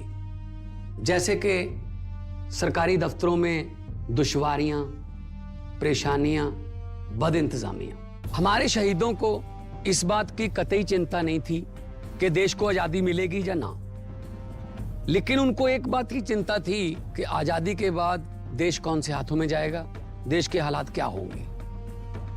हमने आजादी की जंग इसलिए लड़ी थी ताकि हमारी आने वाली पीढ़ियों की जिंदगी आसान हो सके, ना कि इसलिए कि वो जगह जगह पर सरकारी दफ्तरों में धक्के खाएं, परेशानियों का सामना करना पड़े। अगर जंग सबने इकट्ठे होकर लड़ी थी आजादी की, तो फिर सुख सहूलतें भी सबको इकट्ठी मिलनी चाहिए।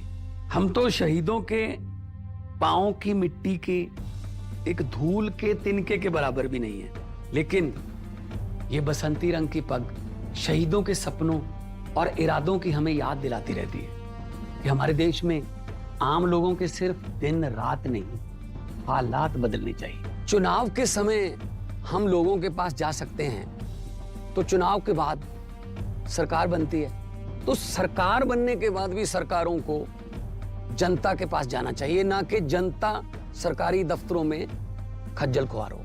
यही आजादी के असली मायने हैं। शहीद आजम सरदार भगत सिंह जी के सपनों को साकार करने के लिए पंजाब सरकार ने फैसला किया है कि पंजाब के लोगों को अब सरकारी दफ्तरों के चक्कर नहीं लगाने पड़ेंगे, बल्कि सरकारी दफ्तर खुद चल के लोगों के घर पर आएंगे। अब सरकारी दफ्तरों के चक्कर काटने की जरूरत नहीं, बस डायल करें 1076 और सरकारी सुविधाएं अपने घर पर ही पाएं। पंजाब की भगवंत मान सरकार आपके द्वार।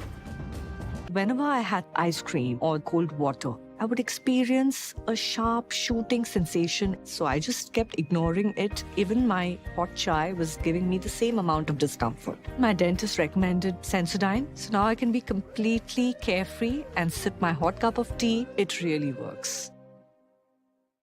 मोदी सरकार की गारंटी, सबका अपने पक्के घर का सपना होगा पूरा।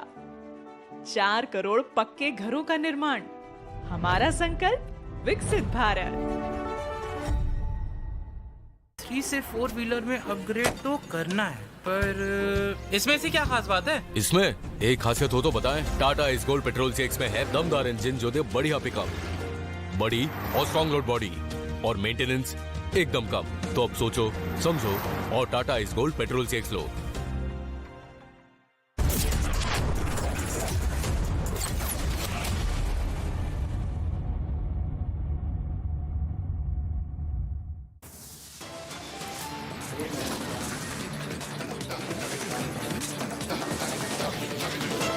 Unprecedented lawlessness in the state of West Bengal. The Enforcement Directorate team is assaulted in North 24 Parganas.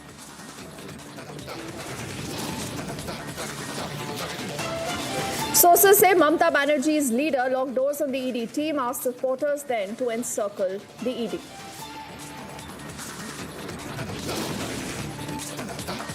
But there is no word yet from Mamata Banerjee. The TMC is trying to shift the blame. It says the ED officials were the ones who provoked. Even the ally, the Congress, is distancing and launching an attack. It says the attack led by the TMC goons.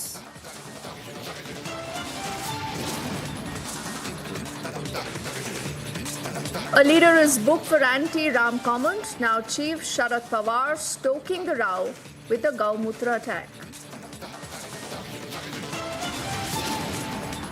And China praises the Modi model but irked Congress goes on quote-unquote surrendering to China's tangent.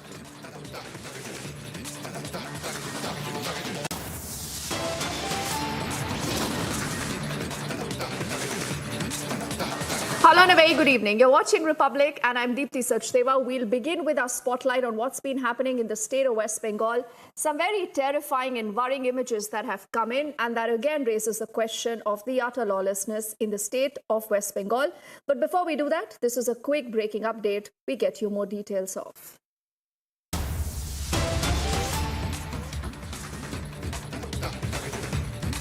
The INS Chennai, Indian Navy's warship, has reached the hijacked vessel off the Somalia coast. This is a cargo ship with, remember, about 15 Indian nationals on board that was hijacked by pirates on Thursday.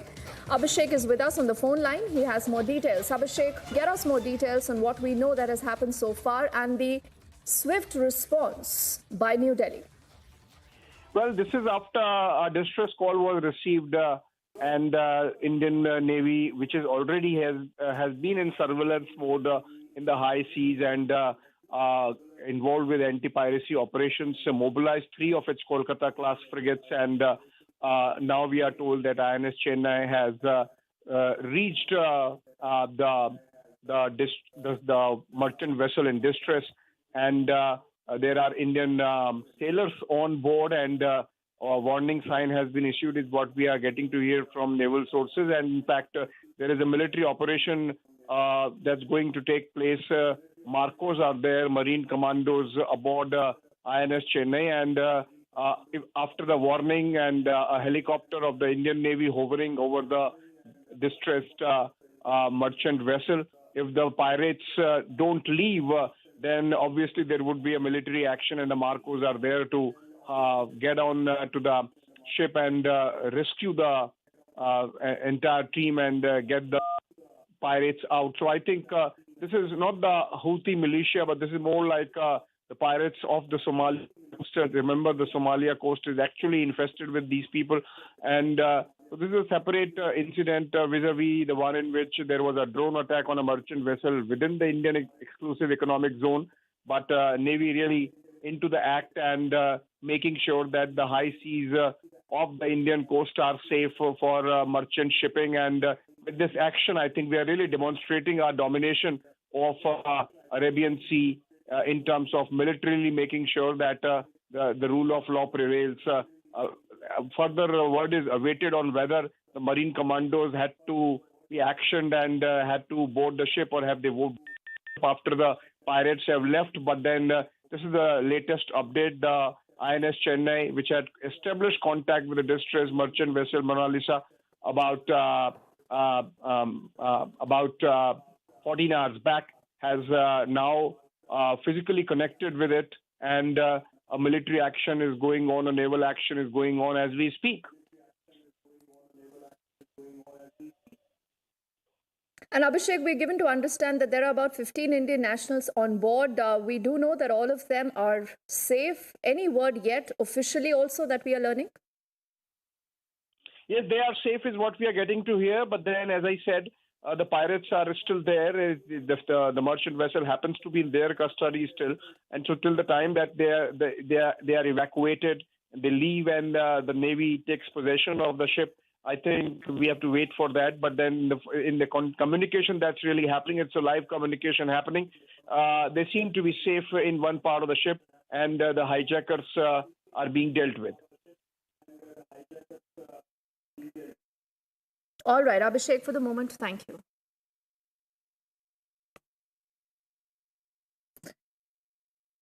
And let's move on now to get you more details. Weeks after the Swaminarayan temple is attacked in Newark in the US, another Hindu temple in California is defaced with pro-Khalistani graffiti.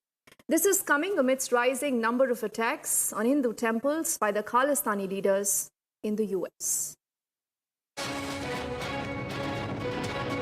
इनसे incident of Khalistani provocation has been reported from United States of America, in which now the Khalistani activist has defaced the board of a temple in Howard in US. And in fact, this time they have written the pro-Khalistani slogans and anti-India slogans on the board of the temple. That is the Vijay Sherawali temple in Howard, and in fact they completely defaced the board, the signboard of that temple. And this is another incident that has been reported after a week, when the shooting was being reported at the son of temple's priest in USA also. One after another, these incidents are being reported, and in fact the Hindu community is showing the major concern regarding these incidents, just because there are several temples that has been defaced by these pro-Khalistani elements, and in fact attacked the high commissions of India. Indian diplomats has been attacked in the different countries, including Canada and US, even in Europe also. And in fact, the temples remain on the prime target of these Khalistani activists who actually try to run their own agenda in the different countries.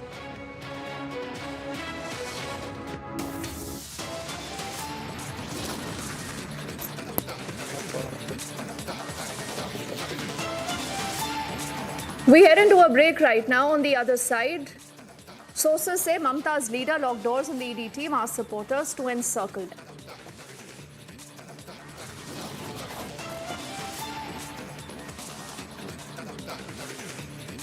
Also, days after the ED raids on a former Congress MLA in Haryana, the agency seizes a mega cash stash.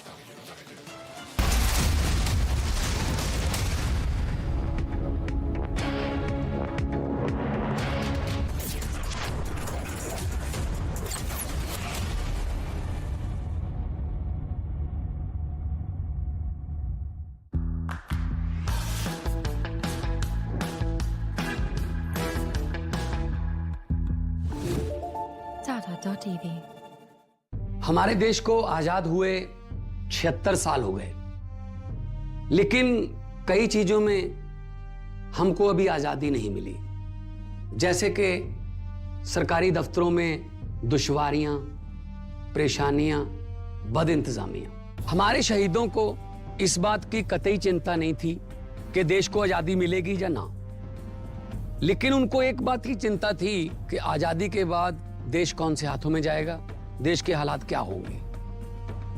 हमने आजादी की जंग इसलिए लड़ी थी ताकि हमारी आने वाली पीढ़ियों की जिंदगी आसान हो सके, ना कि इसलिए कि वो जगह जगह पर सरकारी दफ्तरों में धक्के खाएं, परेशानियों का सामना करना पड़े। अगर जंग सबने इकट्ठे होकर लड़ी थी आजादी की, तो फिर सुख सहूलतें भी सबको इकट्ठी मिलनी चाहिए।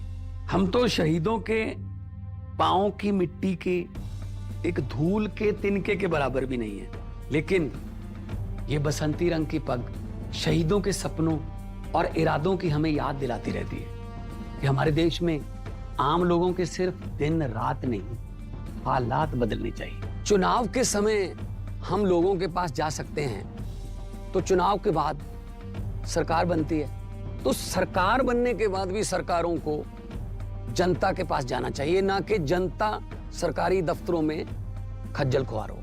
यही आजादी के असली मायने हैं। शहीद आजम सरदार भगत सिंह जी के सपनों को साकार करने के लिए पंजाब सरकार ने फैसला किया है कि पंजाब के लोगों को अब सरकारी दफ्तरों के चक्कर नहीं लगाने पड़ेंगे, बल्कि सरकारी दफ्तर खुद चल के लोगों के घर पर आएंगे। अब सरकारी दफ्तरों के चक्कर काटने की जरूरत नहीं, बस डायल करें 1076 और सरकारी सुविधाएं अपने घर पर ही पाएं। पंजाब की भगवंत मान सरकार आपके द्वार। कुछ खबर है? तुम्हारी गाड़ी कहाँ है? कहाँ रिपेयर हो रही है? गैराज में। विंडशील्ड फिक्स हो गई। Final checkup done. Car is here. Car insurance हो लेना तो एको चेक कर लेना। भाई इतनी बड़ी टाइल, इतनी बड़ी बड़ी हिट्स आप लोगों ने मुझे दी हैं। टाइल्स तो बड़े होने चाहिए। सुमानी मैक्स टाइल्स, टाइलों का सबसे बड़ा भाई। सुमानी मैक्स टाइल्स, जमीन से जुड़े। मोदी सरकार की गारंटी, हर गरीब का मुफ्त इलाज। 55 करोड़ लोगों को दी हर साल 5 लाख रुपए तक के मुफ्त इलाज की निश्चिंतता। हमारा संकल्प विकसित Bharat.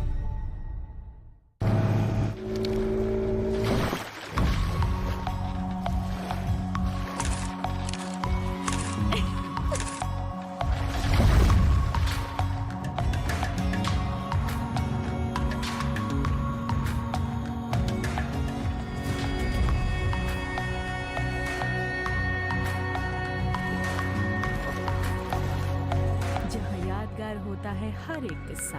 Eco retreat Odisha. Cantt से पानी होता है 100% प्योर। कैंट आरओ प्योरिटी दिखाता भी है। कैंट देता है सबसे शुद्ध पानी। Just another tycoon. Hustling way too early in the morning. Passing on this happy tune. Helping babies feel at ease. Aw, all kinds of babies. No drive is just another drive when you're in a tycoon. Volkswagen.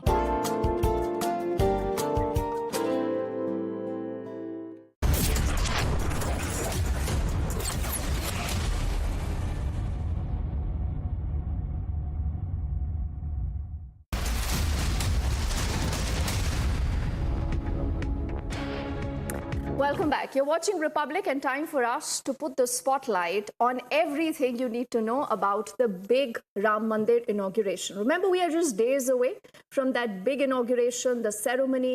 There's a lot been happening, but there is a lot that is changing also on the ground. Apart from a lot of infrastructure that has been given a push by the government, a lot of locals who have history, who have an interest with the entire place and the way it has grown ever since the year 1992. And a special place called Karsevakpuram is gearing up to celebrate the consecration ceremony that's going to be held on the 22nd. This is our colleague Priyanka, who's on the ground, and she's getting you the mood from the people, the locals, and how they're gearing up for the big day.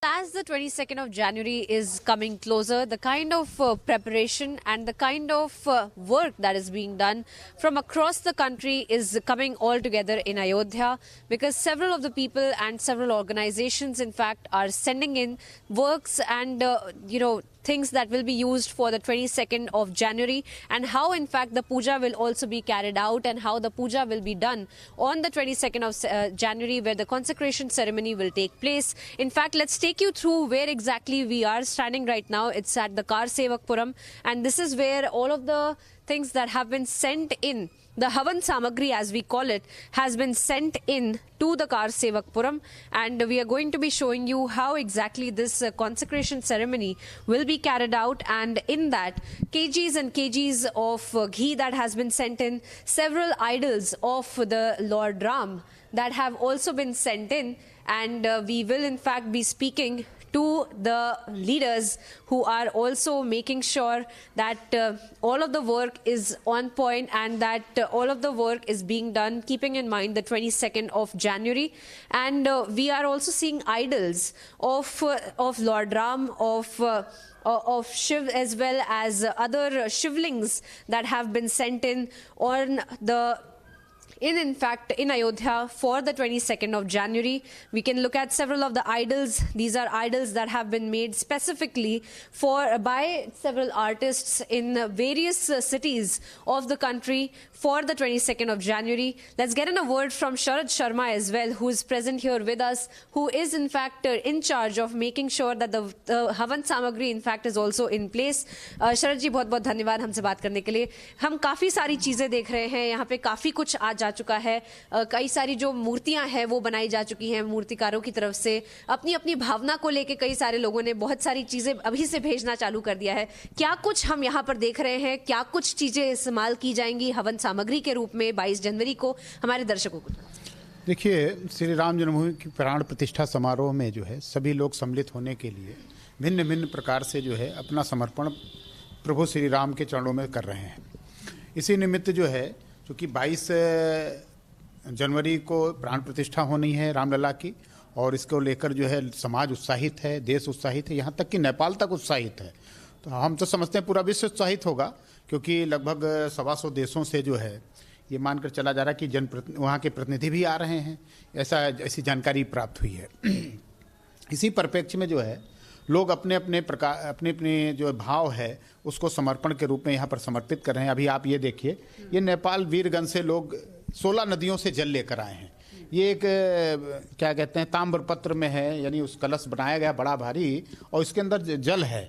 इस जल से जो है उनका कहना है कि भाई रामलला का अभिषेक होना चाहिए. इसी प्रकार से जो है कल वाल्मीकि रामायण, जहाँ पर मतलब वाल्मीकि जी ने ज्ञान प्राप्त किया, ऐसे आसाम के क्षेत्र से जो है लोग जल लेकर आए, उसको भी ग्रहण कर लिया गया क्योंकि उनका भी भाव है कि रामलला को जो है ये समर्पित होना चाहिए। ठीक उसी प्रकार से जोधपुर राजस्थान से जो है लोग आए थे जिन्होंने लगभग 600 किलो केजी घी समर्पित किया। ये वही हम देख रहे हैं कि 600 केजी घी यहाँ पर रखा गया है और एक किस तरह से वो लेकर आए थे वो भी एक बहुत ही दिलचस्प एक कहानी है। बताइए। बिल्कुल, ये 600 केजी घी जब वो लेकर आए तो उनका उद्देश्य ये था कि रामलला के चरणों में हमारे जो अनुष्ठान जो चलेगा उसमें यज्ञ हवन पूजन में इस घृत का प्रयोग हो या दीपक जो जलाए जाएं उसमें इसका उपयोग होना चाहिए। और ये भी वो उनका कहना ये था कि मर्यादा पुरुषोत्तम भगवान श्री राम के जो वंशज थे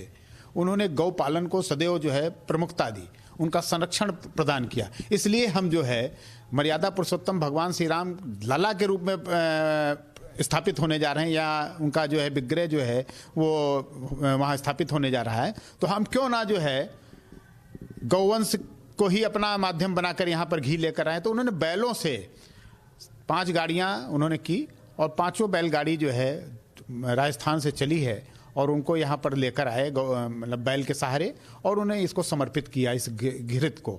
इसके साथ ही साथ 51 किलो घी जो है वो आगे मध्य प्रदेश से लोग लेकर यहाँ तक कि महोबा स्थान जो है जहाँ आला उदल की जन्मस्थली मानी जाती है, वीर आला उदल जिनका जिक्र किया जाता है इतिहास के पन्नों में वो दर्ज हैं, वहाँ से भी लोग घी लेकर चले आए। तो उन सब का उद्देश्य जो था ये घी के माध्यम से जो है यज्ञ में समर्पण होगा और समर्पण जो है कहीं ना कहीं रामलला के द्वारा हम सबको भी प्राप्त होगी, ऐसा उनका उद्देश्य। और ये पवित्र उद्देश्य में कुछ लोग ऐसे भी निकले जो यहाँ पर मूर्ति लेकर आ गए। जी बिल्कुल, हम देख रहे हैं कि किस तरह से you can see the idols of lord Ram and lord Hanuman have also been kept here. This was also brought in just a few hours ago here in Ayodhya from Jaipur is what we are understanding. Sharad ji, इसके बारे में भी कुछ बताइए, जैसे मूर्ति जो बनाई जा रही है, क्योंकि 3 मूर्तिकार तो हैं जो बनाने वाले हैं रामलला का, पर अब लोग अपने हिसाब से और बनाना। जी जी जी बिल्कुल, ये जो है एक राजस्थान के जयपुर के शिल्पकार हैं, उन्होंने इसको समर्पित किया है यहाँ पर रामलला के दरबार में लाकर। यहाँ कारसेवकपुरम में इस यज्ञशाला में इस मूर्ति को या इस विग्रह को रखा गया है। उनका उद्देश्य ये था कि भगवान श्री रामलला के 3 मूर्तिकार बना रहे हैं मूर्ति, हम भी उसमें जो है अपनी एक मूर्ति प्रदान करके उसका जो है कहीं ना कहीं एक ट्रस्ट को दिखाएं। लेकिन ट्रस्ट ने कहा कि ऐसा है कि 3 मूर्तिकारों को ये कार्य दिया जा चुका है, आपकी भावनाओं का हम सम्मान करते हैं, आप अपनी मूर्ति जो है यज्ञशाला में रखिए, लोग दर्शन करेंगे और उनसे भगवान से आशीर्वाद प्राप्त करेंगे, इसलिए इस मूर्ति को यहाँ रखा है। ये पेवर संगमरमर की मूर्ति उन्होंने बना के भेजी है, साथ साथ हनुमान जी को भी उन्होंने भेज दिया। तो ये जो है मूर्ति लाने का जो है उद्देश्य उनका जो था कि समाज जो है इनकी मूर्ति को अवलोकन करे, यहाँ श्रद्धापूर्वक वो देखे और उनका दर्शन प्राप्त करें। And we are looking at several of these idols. आप हमारे साथ चलिए, वहाँ पे कई सारे we are looking at the shivlings as well that have been kept here. A lot of things that are being brought in because of the peoples of emotions of the people in fact that are attached to these kind of idols that are also kept here. So idols of Lord Ganesh as well who have kept here. Let's get some more details from Sharad Sharma to understand what exactly these are. मूर्ति भगवान वराही देवी उनकी मूर्ति है। कुछ लोग यज्ञ अनुष्ठान करने आए थे, उन्होंने वराही माता का पूजन किया। यहाँ पर 84 कोसी का जो क्षेत्र है उसमें तमाम तरह के देवी देवताओं का स्थान है, जिसमें एक स्थान है वराही देवी, बहुत प्रसिद्ध है। वराही देवी माँ का भी अवतार है, तो उसमें से ये वराही देवी जो है उन्होंने मूर्ति समर्पित कर दिया, यहाँ पर रखा है। तुलसीदास जी हैं जो रामचरितमानस के रचयिता हैं, उनका भी विग्रह है। इधर देखिए ये पशुपतिनाथ,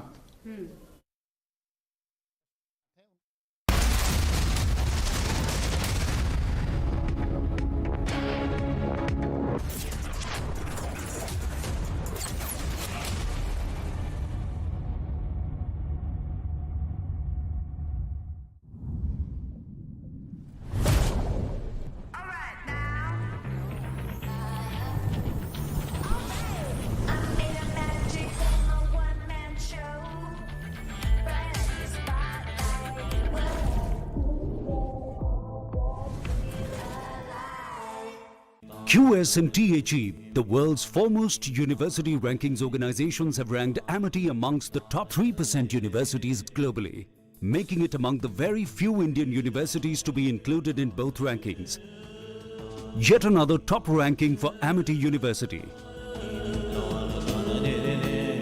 हमारे देश को आजाद हुए 76 साल हो गए, लेकिन कई चीजों में हमको अभी आजादी नहीं मिली।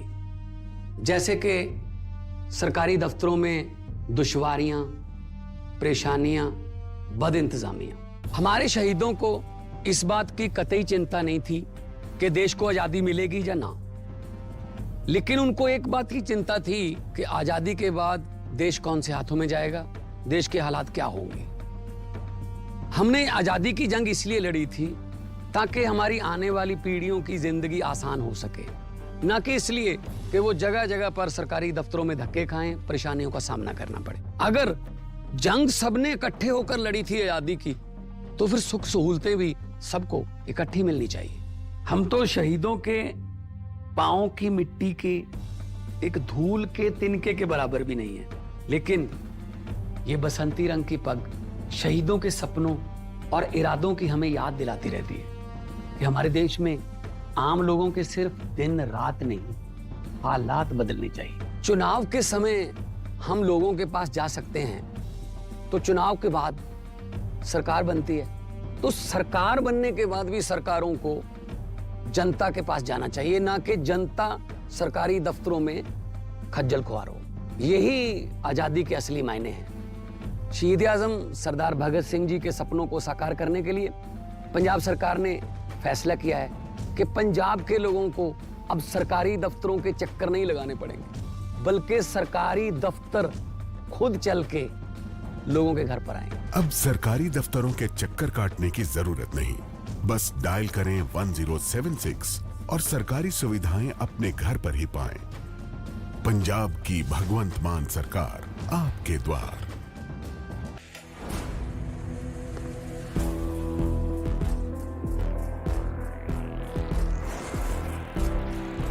इस दुनिया में बस हम दो हैं, दुनिया जिनकी दीवानी है।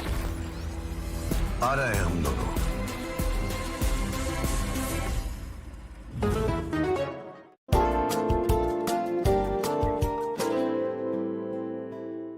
आपने सोमानी का नया रोल देखा? वही स्टाइल और रेंज सोमानी बाथवेयर में भी। Somani bathware. The first Vibrant Gujarat in Amrit Kal, the Vibrant Gujarat Global Summit 2024 is set to take place. Infinite opportunities to meaningfully engage with Bharat and the world will unfold on this globally acclaimed future-ready platform. The last 20 glorious years of Vibrant Gujarat, a role model for the country, have infused us with new confidence, reinforcing our belief and conviction that Gujarat can achieve anything for the nation and the world. As we embark on the journey of shaping the future and building a modern, developed nation in the Amrit Kal, Vibrant Gujarat will prove to be the growth engine for this journey. Because today, Gujarat is future ready. On 10th of January, Prime Minister Narendra Modi will inaugurate Vibrant Gujarat Global Summit 2024, ushering in an era of Industry 4.0. The country's largest global trade show will open a day earlier, on January 10th, where fruitful discussions will be held on the infinite possibilities of production in the aircraft sector, the potential of Dholera and global fintech hub at GIFT, along with brainstorming sessions on Vikasit Bharat at 2047. On January 11th, the discussions will revolve around game changers of the modern nation, such as semiconductor electronics, startups, e-commerce, tech ed, EV mobility. And on January 12th, Gujarat will engage in discussions with the world on technology, MSME, innovation and sustainability. The gateway to the future awaits your presence. Welcome to Vibrant Gujarat Global Summit 2024. गाड़ी लेने से पहले Tata S gold petrol CX का दिल यानी इसका engine देखा। ये इतना बढ़िया है कि 18 किलोमीटर प्रति लीटर तक का माइलेज तो हंसते हंसते दे जाएगा। अब तेल के दाम तो बराबर ही हैं, पर इस गाड़ी की कीमत है कम, इसलिए अब हर ट्रिप में खर्चा है कम और मुनाफा ज्यादा। तो अब सोचो समझो और Tata S gold petrol CX low.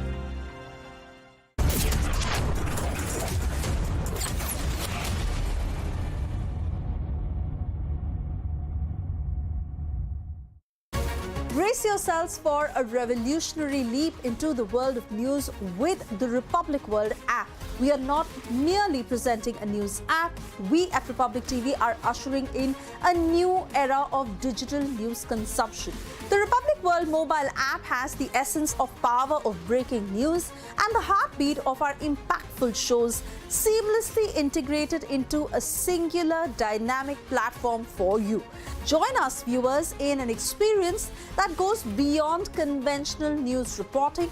Don't merely witness the news, become a part of it. Download the Republic World app, now available on both the Google Play Store and the Apple App Store.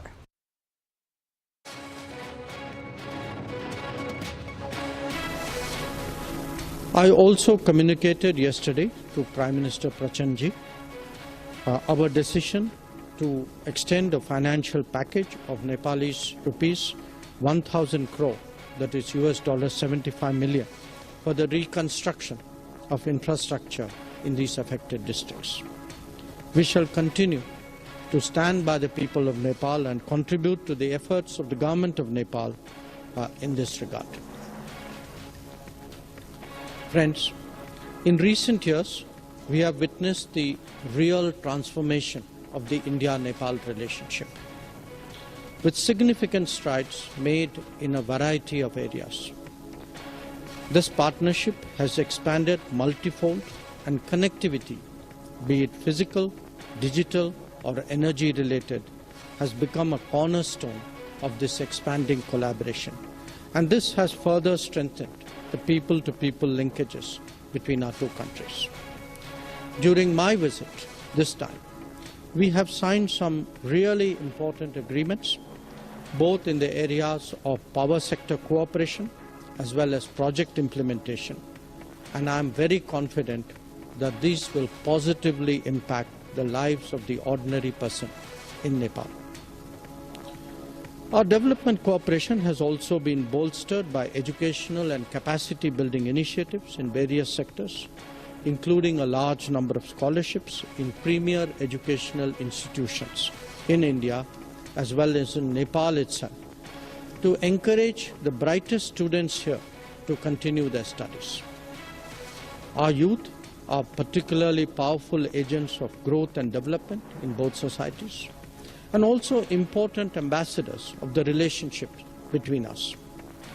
Our collaboration and initiatives in promoting our youth by providing educational opportunities and also by making good educational infrastructure like this library building available to them will only empower them in the positive transformation of both countries.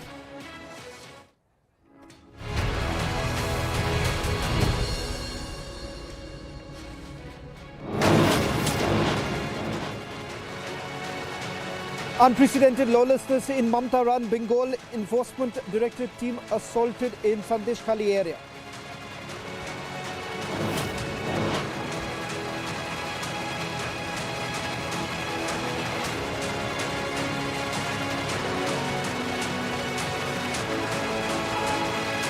Sources say Mamata's leader locked doors on Enforcement Directorate team, asked supporters to encircle them.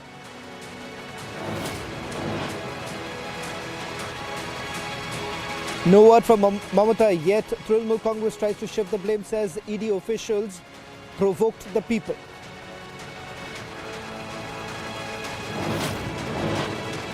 Even ally Congress distances and launches attack, says attack led by Trinamool Congress Goots.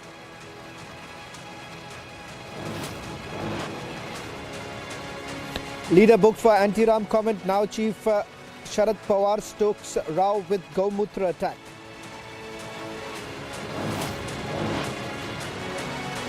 China praises the Modi model, but irked Congress now goes on surrendering to China tangent.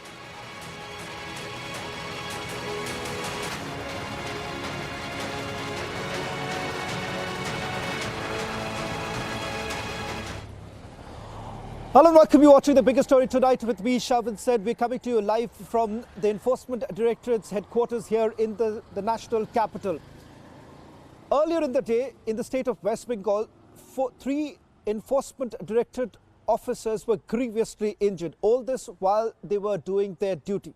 Searches were being carried out in the ration distribution scam in which Trinamool Congress Minister Jyotipriya Malik was arrested in the month of October. Today, the Enforcement Directorate, based on the investigation that was carried out, figured out that the proceeds of crime was being diverted to a Trinamool Congress leader, convener of the party, who goes by the name of Shahjahan Sheikh, also a strong man in Sandesh Khali area. The moment the Enforcement Directorate team actually reached the residence of Shahjahan Sheikh in Sandesh Khali, the leader locked himself inside the room.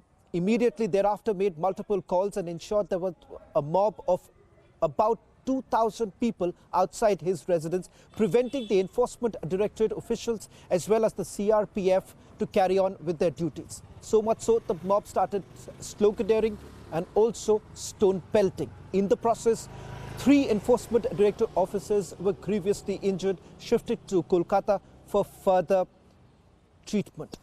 In fact, it turns out that the Enforcement Directorate has got mounting evidence against the Trinamool Congress leader. A secret letter that has been intercepted by the Enforcement Directorate on 16th of December from the room of Jyotipriya Malik, who is currently in judicial custody, makes a mention of the fact that Shah Jahan was the man who was moving around the assets, and not just that, the proceeds of crime that was generated from the ration distribution scam. Take a look at this report, which takes you through all the details of what transpired earlier in the day. Unprecedented violence was witnessed in Mamtaran, Bengal today. At 6:30 a.m., ED team began searches across 15 locations in connection with the ration scam. 30 minutes later, TMC convener Shah Jahan allegedly incited a mob to mobilize. Reportedly, the TMC convener locked himself up while a mob encircled the ED team outside. The ED team was attacked on duty during searches at premises linked to TMC convener. Watch how the officers were encircled, assaulted and chased by the TMC-linked mob. Swinging into action, the Bengal governor has called for a probe. At least 3 ED officers were grievously injured in the attack. ED headquarters in the national capital have been appraised of the situation. And the Chief Secretary has been summoned by the Bengal governor. Central forces have been deployed on the ground. But the situation continues to remain tense, and questions over law and order situation are only mounting.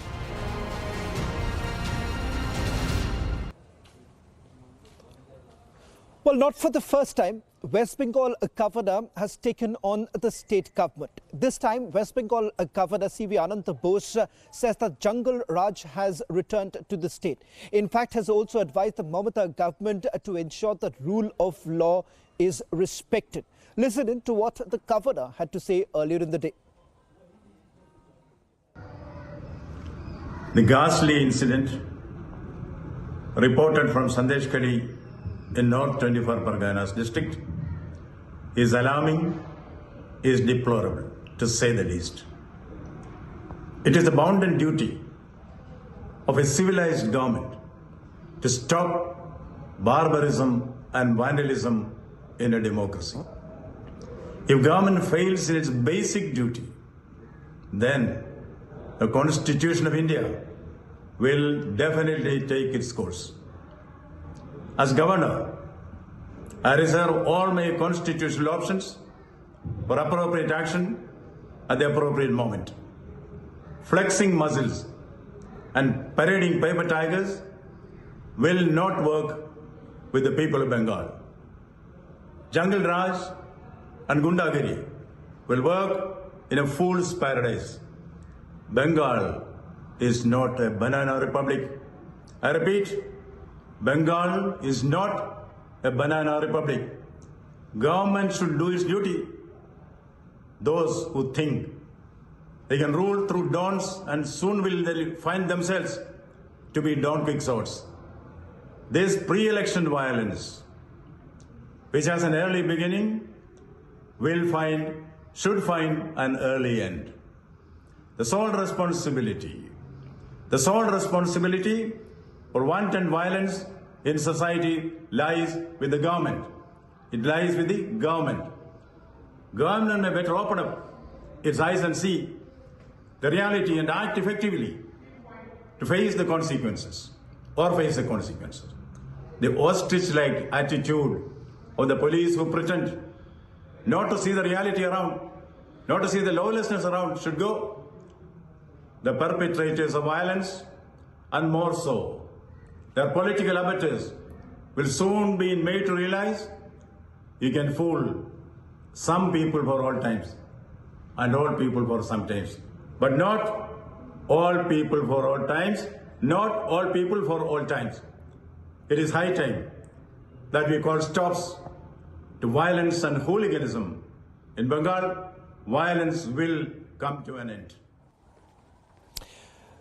Union Minister Nishit Pramanik has now taken on the Mamata government, saying that there is absolute lawlessness in the state of West Bengal. Not just Nishit Pramanik, remember several state BJP leaders have once again raised concern about the law and order situation in the state. If this can actually happen to the enforcement directed officers who are being protected by the CRPF personnel, ladies and gentlemen, just think about ordinary people in the state of West Bengal. That's the position that was taken by the BJP.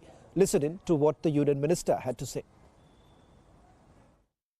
आज संदेश खाली में जो घटना हुआ है, इसका कड़ी से कड़ी भाषा में हम लोग निंदा करते हैं और उसके साथ साथ ये भी कहना चाहते हैं कि जब कोई भी निरपेक्ष तदंतकारी केंद्रीय संस्था कोई भी राज्य पर जाते हैं और वो भी महामान्य उच्च अदालत के निर्देशानुसार, और जब उनके ऊपर अटैक होते हैं, इससे बड़ी निंदा का विषय हो ही नहीं सकता है। और हम ये भी कहते हैं कि जब सिर्फ ये एक केंद्रीय निरपेक्ष एजेंसी के ऊपर ही अटैक नहीं, बल्कि ये पूरी संविधान का ऊपर अटैक है, पूरा जो महामान्य उच्च अदालत की निर्देश है उसका ऊपर अटैक है, और उसके साथ साथ फेडरल स्ट्रक्चर का ऊपर अटैक है। और मैं ये कहना चाहूँगा कि बंगाल में ऐसी घटना, ऐसी हादसा बार बार हो रहा है, और क्यों हो रहा है इसको भी हम लोग ये भी खोज करेंगे। Several other BJP leaders have also taken on the Mamata government, starting from Lokad Chatterjee to Anirban Ganguly. Listen in to what both of them had to say. पश्चिम बंगाल के लिए ब्लैक डे है। आज तृणमूल नेता शाहजहां, जिसके ऊपर बहुत सारा केसेस है, उसके ऊपर इंक्वायरी करने के लिए ईडी ने अभियान चलाया था, ईडी सीबीआई ने। और जाने के टाइम में वहाँ पे पूरा जो शाहजहां का जो वाहिनी है, गुंडा वाहिनी है, रोहिंगा वाहिनी है, वो लोग पूरा अटैक किया पूरा ईडी सीबीआई अधिकारी के ऊपर। आज संदेश खाली में जो हुआ, ये मैं आज से नहीं 2019 से कह रहा हूँ, Shahjahan Sheikh is a threat to public peace in that area. इसके ये पूरा वहाँ एक बड़ा माफिया है, और ये अभिषेक बैनर्जी जो तृणमूल कांग्रेस के जनरल सेक्रेटरी है, उसका बहुत करीबी है, उसको पूरा खुली छूट दिया गया है साउथ 24 परगनास में।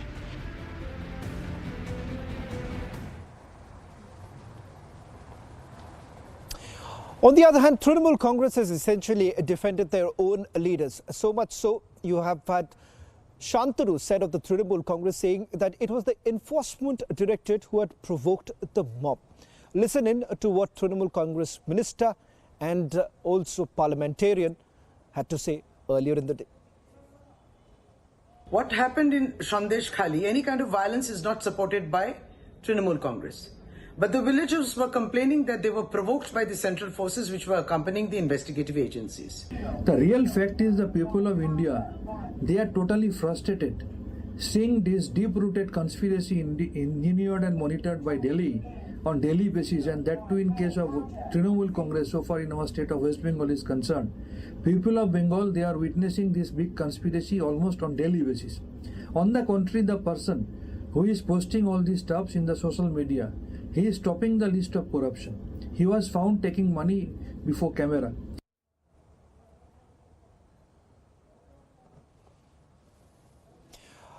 Well, a story that we'll be tracking very closely as Enforcement Directorate's Bengal unit has already submitted a report here at the national capital to the headquarters. In fact, that is being now examined. Further course of action would also be taken by the Enforcement Director. The searches are still continuing. We give it to understand that in a short while from now, when the searches are completed, a consolidated report would be submitted to the headquarters here in the national capital. Should we focus now to another story that we have been tracking very closely, getting you the latest details of a shootout that actually took place in Gurugram on Wednesday. But it's been over 2 days, but the body of a 27-year-old woman hasn't been found as yet. Arrests have actually been made by the Gurugram police, but there are multiple twists that are essentially taking place. Let's just take you through some of the details and put across the CCTV footage that has been accessed by Republic TV. Ladies and gentlemen, Divya Pahuja, a 27-year-old woman who was accused in the alleged fake encounter of dreaded gangster Sandeep Gadoli, was shot dead at a hotel room near Gurugram. This took place on Wednesday. Pahuja is a resident of Baldev Nagar in Gurugram's Sector 7. And she was out on bail after spending nearly 7 years in custody in connection with Gadoli's murder. The gangster was murdered in a Mumbai hotel on 7th of February 2016. Pahuja, her mother and 5 police officers had been arrested for the murder of the gangster. Mumbai police said that Gadoli was lured by the policeman into the hotel with the help of his girlfriend Pahuja.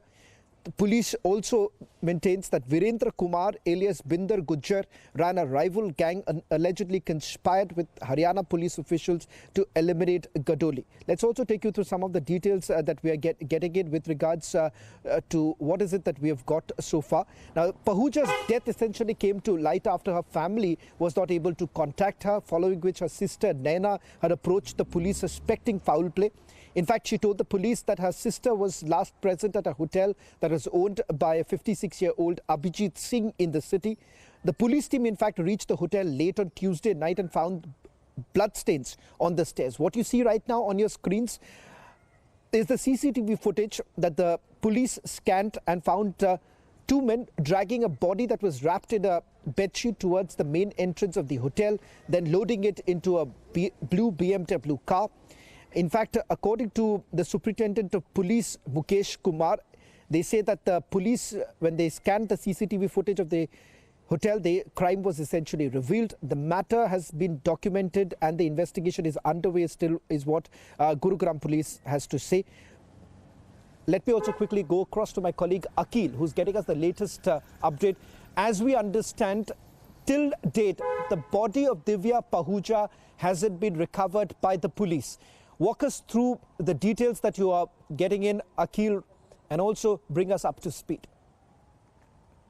Well, Shawan, if you talk about this case, Divya Pahuja was murdered on Wednesday, and then after that, the investigation was brought into in, and the Gurugram police has come into the foray, and they tried to uncover the details of this entire incident. And in this incident, the police team has arrested 3 people in this case who have been identified as Abhijit Singh and 2 of the employees of Abhijit Singh who basically worked in that hotel, because Abhijit Singh is a businessman who owns a chain of hotels, 3-star hotels, not only in Gurugram but at other places also. So apart from Abhijit Singh, Hemraj and Om Prakash was arrested. But there are 2 more accused, Ravi and Balraj, who are still at large. The police team is trying to nab Ravi and Balraj, because Balraj is one of the main accused in this case, because Balraj's BMW car was used for transporting that dead body from one place to another place. But the police team has recovered that car from Punjab's Patiala region, and then the police team have brought in that car. But what we know so far in that case, that blood stains have been found inside that car. So this confirmed that that car was used in transferring the body from one place to another place. What led to all this kind of gory incident? The police is trying to work on that investigation. But what we know so far, that after Abhijit Singh had a heated argument with Divya Pahuja, and then after that they started the brawl started going up, and then then Abhijit Singh tried to console her that if you allow me to give your access to your phone, then I won't do anything. And then Divya Pahuja kept on resisting it that she won't allow the Abhijit to unlock her phone. And then after that, in rage of that, Abhijit Singh shot her dead, and her body was wrapped in bed sheet, and then it was transferred from that hotel to another place in a car, in a luxurious car. And then after that, we saw the investigation was brought into it, and the Gurugram SP Mukesh Kumar, while addressing to the media, has said that the matter is still on, and we are trying to get to the details of the entire matter in this case, Shawan, right now. Well, thank you very much, Akhil, for getting us the latest details, a story that we'll be tracking very closely as there have been multiple twists that have taken place. And the body is yet to be recovered.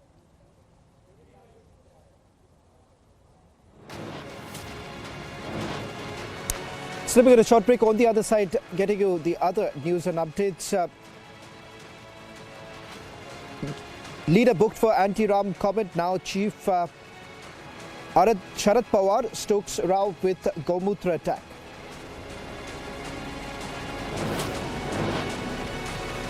China praises the Modi model but irked Congress now goes on surrendering to China tangent.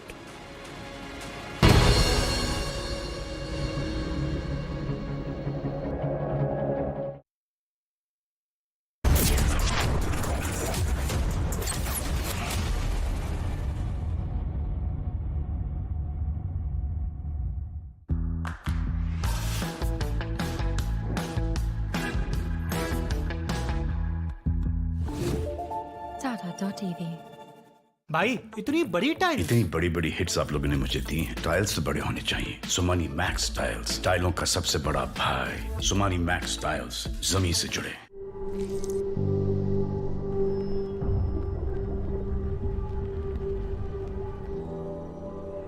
Helps beat sensitivity fast. Sensodyne Rapid Relief. हमारे देश को आजाद हुए 76 साल हो गए, लेकिन कई चीजों में हमको अभी आजादी नहीं मिली। जैसे कि सरकारी दफ्तरों में दुश्वारियां, परेशानियां, बदइंतजामियां। हमारे शहीदों को इस बात की कतई चिंता नहीं थी कि देश को आजादी मिलेगी या ना, लेकिन उनको एक बात की चिंता थी कि आजादी के बाद देश कौन से हाथों में जाएगा, देश के हालात क्या होंगे। हमने आजादी की जंग इसलिए लड़ी थी ताकि हमारी आने वाली पीढ़ियों की जिंदगी आसान हो सके, ना कि इसलिए कि वो जगह जगह पर सरकारी दफ्तरों में धक्के खाएं, परेशानियों का सामना करना पड़े। अगर जंग सबने इकट्ठे होकर लड़ी थी आजादी की, तो फिर सुख सहूलतें भी सबको इकट्ठी मिलनी चाहिए। हम तो शहीदों के पांव की मिट्टी के एक धूल के तिनके के बराबर भी नहीं है, लेकिन ये बसंती रंग की पग शहीदों के सपनों और इरादों की हमें याद दिलाती रहती है कि हमारे देश में आम लोगों के सिर्फ दिन रात नहीं, हालात बदलने चाहिए। चुनाव के समय हम लोगों के पास जा सकते हैं, तो चुनाव के बाद सरकार बनती है, तो सरकार बनने के बाद भी सरकारों को जनता के पास जाना चाहिए, ना कि जनता सरकारी दफ्तरों में खज्जल खुआर हो। यही आजादी के असली मायने हैं। शहीद आजम सरदार भगत सिंह जी के सपनों को साकार करने के लिए पंजाब सरकार ने फैसला किया है कि पंजाब के लोगों को अब सरकारी दफ्तरों के चक्कर नहीं लगाने पड़ेंगे, बल्कि सरकारी दफ्तर खुद चल के लोगों के घर पर आएंगे। अब सरकारी दफ्तरों के चक्कर काटने की जरूरत नहीं, बस डायल करें 1076 और सरकारी सुविधाएं अपने घर पर ही पाएं। पंजाब की भगवंत मान सरकार आपके द्वार।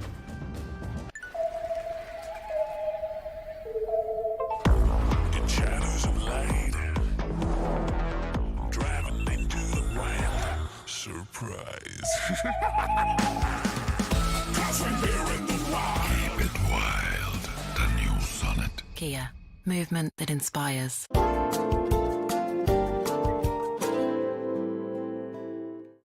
मोदी सरकार की गारंटी, भारत होगा गरीबी मुक्त। 5 सालों में 13 करोड़ 50 लाख लोगों को गरीबी से बाहर निकाला। हमारा संकल्प विकसित Bharat.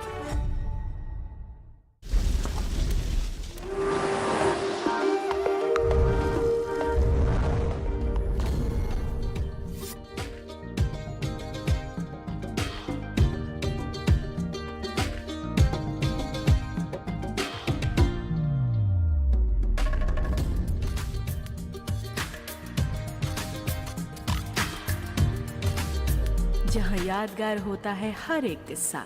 Eco retreat Odisha.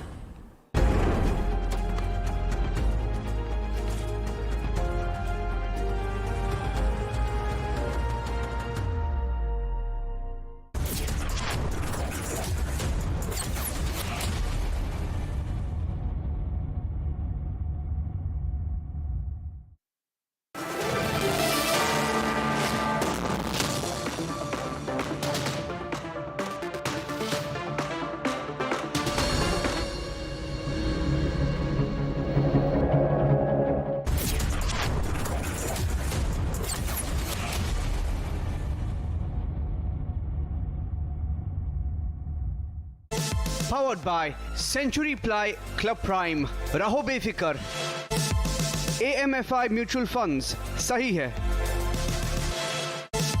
Co-powered by Sera. This is your space. Play it your way.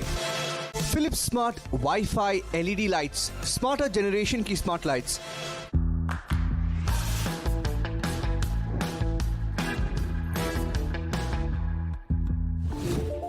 Tata.tv. Sir आप बहुत लकी हैं कि आपके बेटे ने हेल्थ इंश्योरेंस और बाकी सारी फॉर्मेलिटीज टाइम से पूरी कर दी है। अब आप घर जा सकते हैं। मेरा बेटा? तो फिर आप? पॉलिसी बाजार। क्लेम के टाइम पे हमेशा आपकी हेल्प को तैयार। पॉलिसी बाजार। 1 करोड़ का हेल्थ इंश्योरेंस सिर्फ 390 रुपए महीने से शुरू। QS&THE, the world's foremost university rankings organizations, have ranked Amity amongst the top 3% universities globally, making it among the very few Indian universities to be included in both rankings. Yet another top ranking for Amity University. Whenever I had ice cream or cold water, I would experience a sharp shooting sensation, so I just kept ignoring it. Even my hot chai was giving me the same amount of discomfort. My dentist recommended Sensodyne, so now I can be completely carefree and sip my hot cup of tea. It really works. Modi सरकार की guarantee, हर घर पहुंचेगा नल से जल। अब तक 13.5 करोड़ से अधिक नल कनेक्शन। हमारा संकल्प विकसित Bharat. Just another tycoon. Hustling way too early in the morning. Passing on this happy tune. Helping babies feel at ease. Aw, all kinds of babies. No drive is just another drive when you're in a Tycoon. Volkswagen.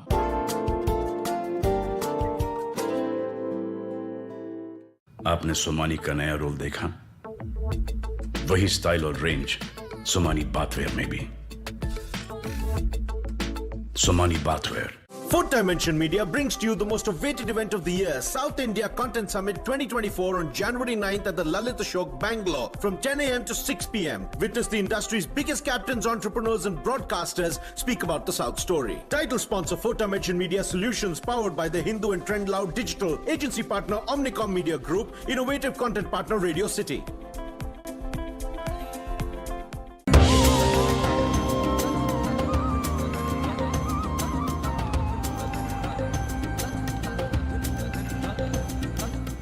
Awadh में आ रहे हैं भगवान राम। अपने राम के लिए अयोध्या सज धज कर तैयार हो रही है। राम मंदिर बनकर तैयार हो रहा है।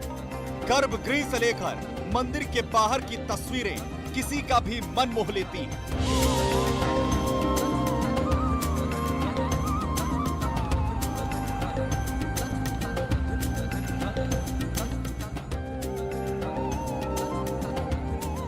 नेपाल की जनकपुरी से लेकर श्रीलंका और अमेरिका से चीजें आ रही हैं जो भगवान राम के दरबार की शोभा बढ़ाएंगी। अब बड़े नेताओं के साथ साथ आम लोग भी 22 जनवरी का इंतजार कर रहे हैं, जब रामलला अपने भव्यतम मंदिर में विराजेंगे।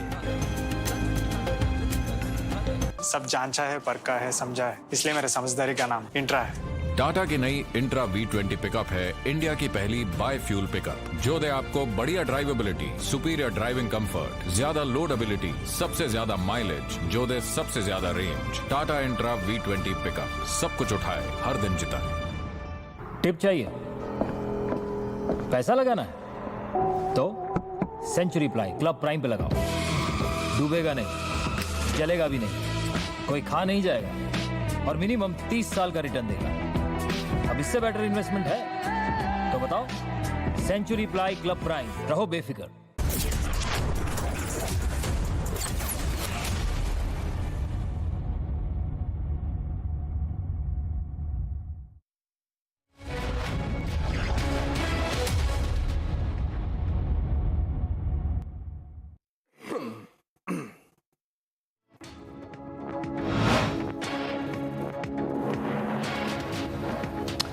Welcome back. An enforcement directorate team was attacked during a raid on the residence of a Trinamool Congress leader linked to an alleged ration scam. The incident occurred as officials were searching the homes of block-level leaders Shahjahan Sheikh and Shankar Adya in North 24 Pargana since today morning.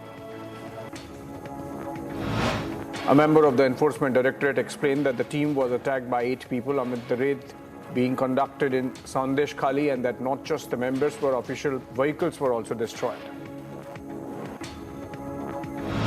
Following the attack on an enforcement directorate team, the governor of West Bengal, C.V. Ananda Bose, has set to summon the chief secretary to demand an explanation for the incident that unfolded in connection with an alleged ration scam involving a Trinamool Congress leader.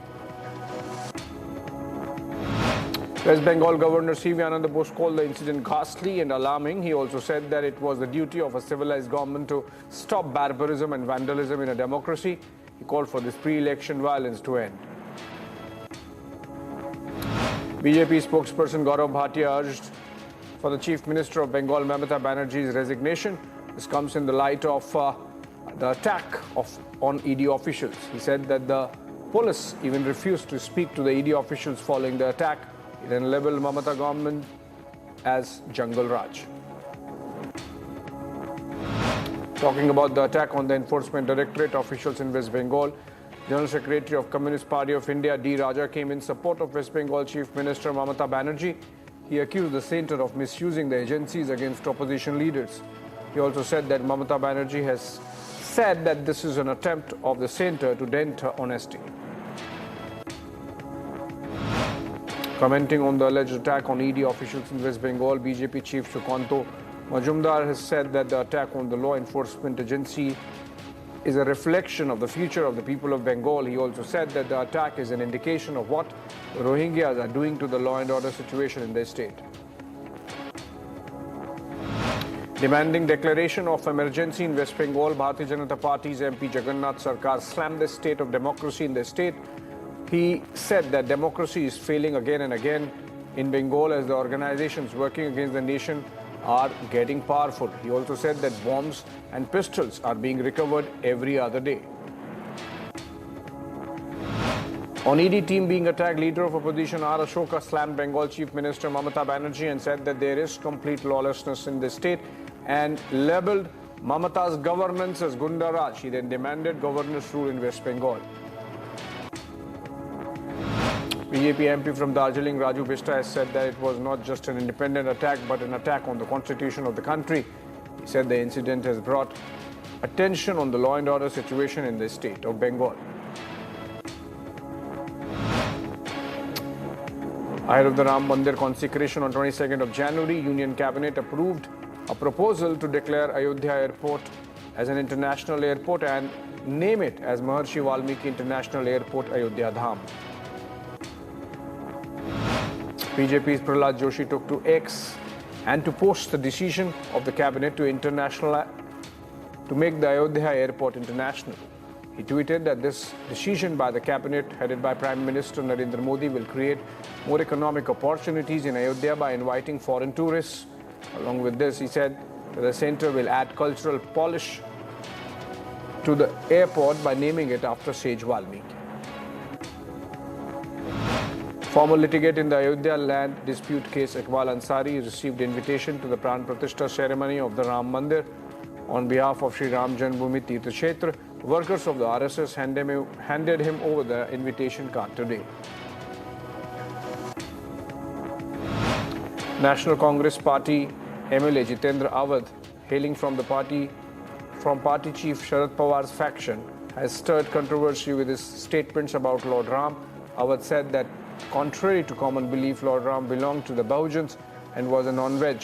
This statement came after BJP MLA Ram Kadam urged the Maharashtra government to impose a ban on alcohol and meat for one day on the Ayodhya consecration ceremony day on January 22nd.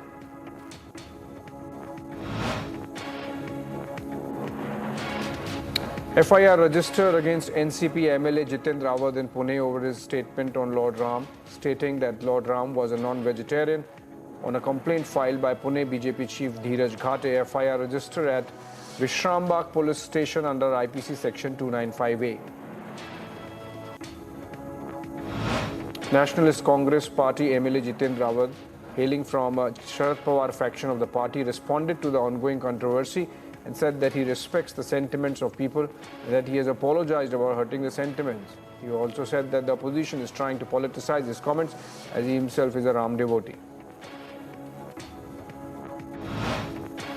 1,000 kilograms of ghee, rice, pulses, vote, tea, leaves and other Havan Samagri are being brought in from across the country. Artists from across the state, they have started sending idols of Lord Ram, Hanuman, Tulsidas from Nepal. Water of 16 rivers has been brought to Ayodhya along with shivlings and other idols. Sri Ram Janmabhoomi Tirth Kshetra General Secretary Champat Rai visited the Ram temple construction site to inspect. He will check the preparation ongoing for the inauguration of Ram Mandir set to take place on 22nd of January.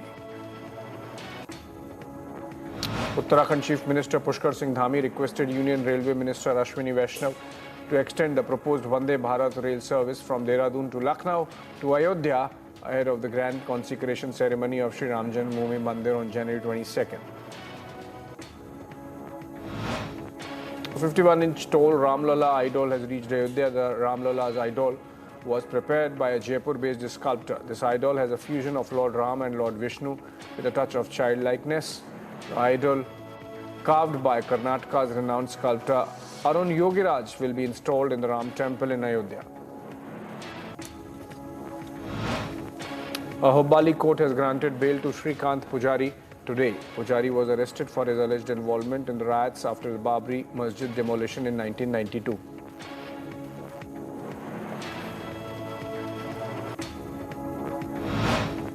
While welcoming the decision of granting bail to Shrikant Pujari, BJP MLA Mahesh Tengenkari said that Chief Minister Siddaramaiah and Home Minister G. Parameshwara have been misguiding the people of Karnataka. He said that the Karnataka government had accused Shrikant Pujari of having 17 cases against him. However, everything is clear now and turns out that there were no cases except for the Ayodhya case running against him.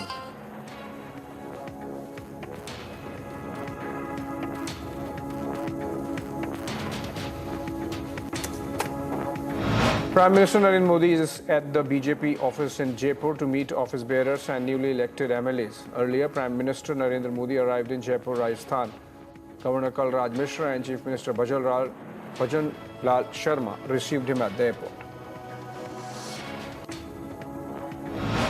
Bus marshals organized large protests near Arvind Kejriwal's home over pending salaries. Bus marshals deployed by the Delhi government in the DTC and cluster buses have been protesting outside the Secretariat building, demanding payment of salaries pending for the last 4 months. Over 1 crore students, parents and teachers have registered for the 7th edition of Pariksha Pe Charcha 2024, which will take place on 29th of January. Conceptualized by Prime Minister Narendra Modi, this interactive program aims to create a stress-free atmosphere for youngsters. Prime Minister Narendra Modi has written to Japanese PM Fumio Kishida following the recent earthquake in Japan and expressed condolences. Prime Minister said that India stands in solidarity with Japan and is ready to extend all possible assistance. Amid the surge in COVID-19 cases in the country, India has reported a total of 619 of JN.1 series variant reported from 12 states. 2 new symptoms have also been identified by UK officials, and the COVID cases across the globe continue to increase. The wanted Hizbul Mujahideen terrorist Javed Mattu, who was arrested by Delhi Police Special Cell yesterday, has been produced before the Patiala House Courts in Delhi. The police seized a pistol, a magazine and a stolen vehicle from Mattu.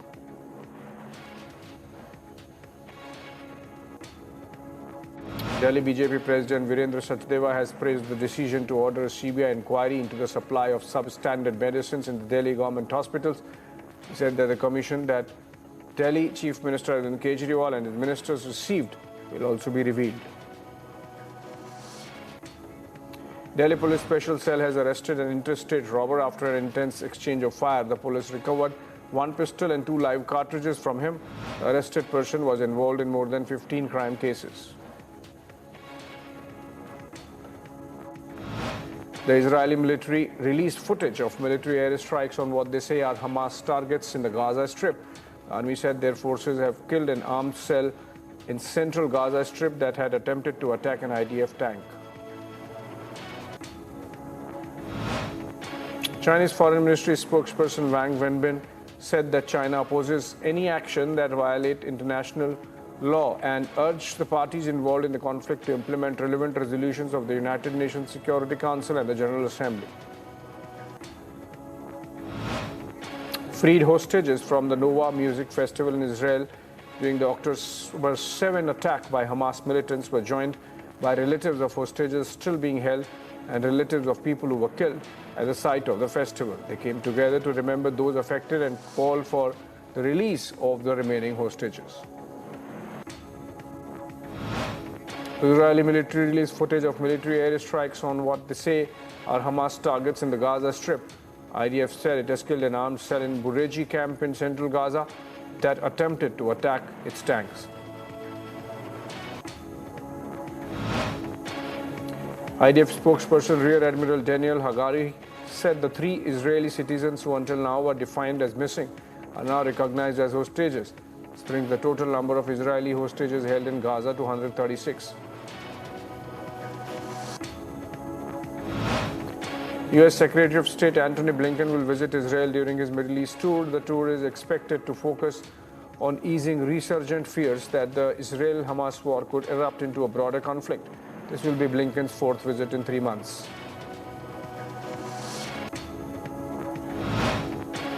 During his visit, Blinken will focus on preventing the conflict from expanding. He will discuss specific steps parties can take, including how they can use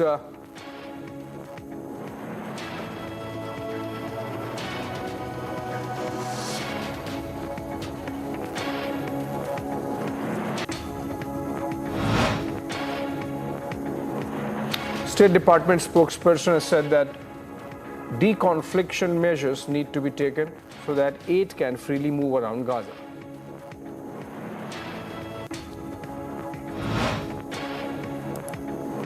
The Israeli military stormed a refugee camp in the West Bank, destroying several buildings and bulldozing some of the streets, according to residents of the Nor Shams camp. Several houses have been reduced to rubble, with people left to comb through the wreckage.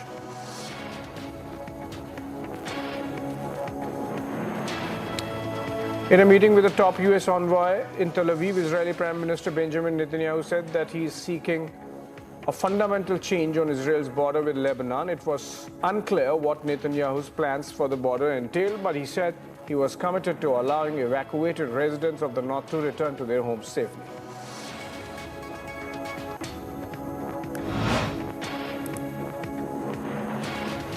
South African athlete Oscar Pistorius has been released from prison on parole more than a decade after he shot his girlfriend in a killing that jolted the world.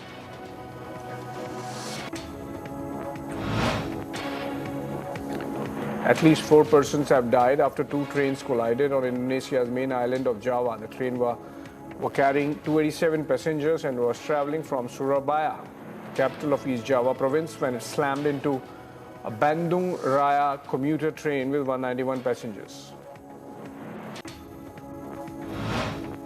A New York City subway train derailed after being sideswiped by another one. City police said that more than 20 people with minor injuries, including some, were brought to hospitals. The collision caused major disruptions to the other lines during the afternoon rush hour. The MTA said there had been a derailment but did not confirm the cause. Series of earthquake left the cities in Japan brutally scarred. The death toll has risen to 84 after the 7.6 magnitude earthquake struck Japan. Experts categorize the first 72 hours after disaster as crucial to finding survivors. A Nevada judge was back to work after being injured in an attack by a defendant in a felony battery case. The judge was injured and a courtroom marshal was hospitalized with a gash on his forehead and a dislocated shoulder.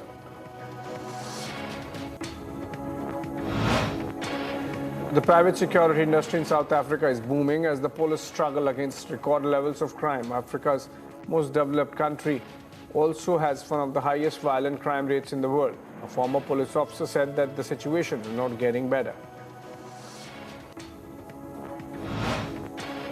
Australian Prime Minister Anthony Albanese said that Australia's signing of a statement condemning attacks on ships in the Red Sea sends a clear message. Anthony Albanese said the attacks pose a threat to global trade.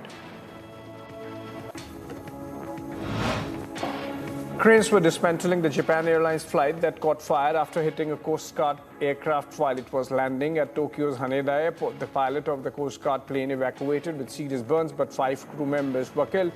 All 379 passengers and crew members of the Flight 516 survived after an evacuation that took 18 minutes. South Korea said that North Korea has conducted artillery drills along the tense sea boundary in violation of 2018 military agreement. South Korea's Joint Chiefs of Staff said North Korea fired 200 rounds in the waters north of their disputed western sea boundary. They called the North Korean drills a provocation, though it suffered no damage.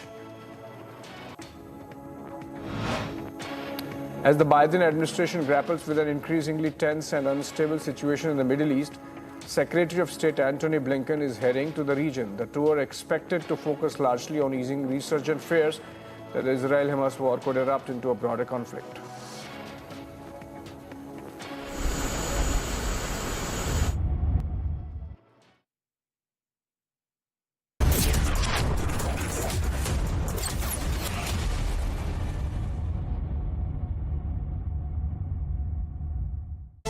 Powered by Century Ply Club Prime. Raho befikar. AMFI Mutual Funds. Sahi hai. Co-powered by Sera. This is your space. Play it your way. Philips Smart Wi-Fi LED lights. Smarter generation की smart lights. Hello बेटा। Mister विकास के साथ कौन है? बस बेटा थोड़ी देर और। वो मिस्टर विकास की फाइल आप पॉलिसी बाजार।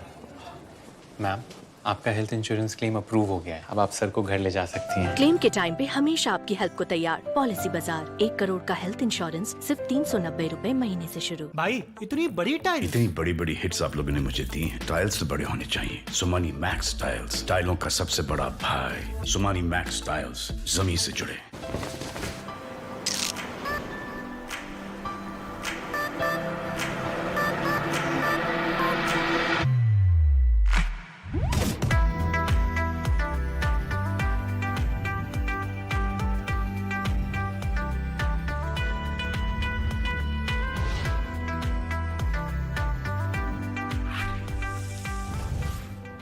जहां यादगार होता है हर एक किस्सा, इको रिट्रीट ओडिशा। मोदी सरकार की गारंटी, किसानों को हर साल रुपए 6,000। 11 करोड़ 80 लाख किसानों को अब तक 2,60,000 करोड़ रुपए की सहायता। हमारा संकल्प विकसित भारत। केंट से पानी होता है 100% प्योर। केंट आरओ प्योरिटी दिखाता भी है। केंट देता है सबसे शुद्ध पानी। कार इंश्योरेंस रिन्यू कराना था। अरे हाँ, मिश्रा जी को फोन करो ना। आजकल कोई ब्लैक एंड व्हाइट टीवी लेता है क्या? नहीं। मनी ऑर्डर भेजता है क्या? ये सब तो पुरानी आदतें हैं। और एको चेक किए बिना कार इंश्योरेंस रिन्यू कराना? नहीं, अगर डाल लो। कार इंश्योरेंस हो लेना तो एको चेक कर लेना। हमारे देश को आजाद हुए 76 साल हो गए, लेकिन कई चीजों में हमको अभी आजादी नहीं मिली। जैसे कि सरकारी दफ्तरों में दुश्वारियां, परेशानियां, बदइंतजामियां। हमारे शहीदों को इस बात की कतई चिंता नहीं थी कि देश को आजादी मिलेगी या ना, लेकिन उनको एक बात की चिंता थी कि आजादी के बाद देश कौन से हाथों में जाएगा, देश के हालात क्या होंगे। हमने आजादी की जंग इसलिए लड़ी थी ताकि हमारी आने वाली पीढ़ियों की जिंदगी आसान हो सके, ना कि इसलिए कि वो जगह जगह पर सरकारी दफ्तरों में धक्के खाएं, परेशानियों का सामना करना पड़े। अगर जंग सबने इकट्ठे होकर लड़ी थी आजादी की, तो फिर सुख सहूलतें भी सबको इकट्ठी मिलनी चाहिए। हम तो शहीदों के पांव की मिट्टी के एक धूल के तिनके के बराबर भी नहीं है, लेकिन ये बसंती रंग की पग शहीदों के सपनों और इरादों की हमें याद दिलाती रहती है कि हमारे देश में आम लोगों के सिर्फ दिन रात नहीं, हालात बदलने चाहिए। चुनाव के समय हम लोगों के पास जा सकते हैं, तो चुनाव के बाद सरकार बनती है, तो सरकार बनने के बाद भी सरकारों को जनता के पास जाना चाहिए, ना कि जनता सरकारी दफ्तरों में खज्जल खुआर हो। यही आजादी के असली मायने हैं। शहीद आजम सरदार भगत सिंह जी के सपनों को साकार करने के लिए पंजाब सरकार ने फैसला किया है कि पंजाब के लोगों को अब सरकारी दफ्तरों के चक्कर नहीं लगाने पड़ेंगे, बल्कि सरकारी दफ्तर खुद चल के लोगों के घर पर आएंगे। अब सरकारी दफ्तरों के चक्कर काटने की जरूरत नहीं, बस डायल करें 1076 और सरकारी सुविधाएं अपने घर पर ही पाएं। पंजाब की भगवंत मान सरकार आपके द्वार।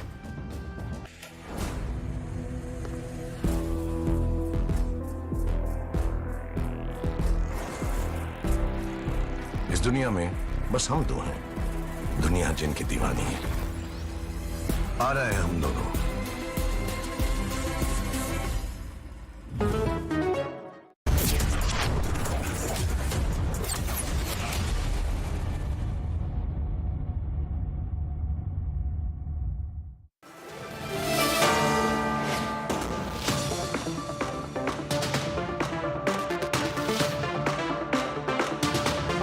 Powered by Amity University, ranked amongst the top 3 universities globally.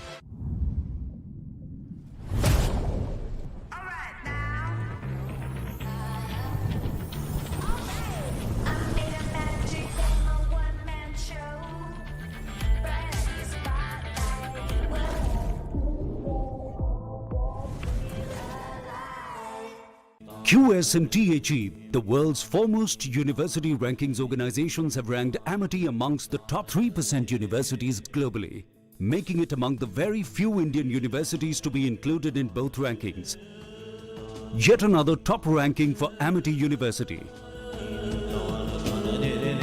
3 से 4 व्हीलर में अपग्रेड तो करना है, पर इसमें से क्या खास बात है? इसमें एक खासियत हो तो बताएं। टाटा इस गोल्ड पेट्रोल 6 में है दमदार इंजन जो दे बढ़िया पिकअप, बड़ी और स्ट्रॉन्ग रोड बॉडी और मेंटेनेंस एकदम कम। तो अब सोचो, समझो और टाटा इस gold petrol 6 low.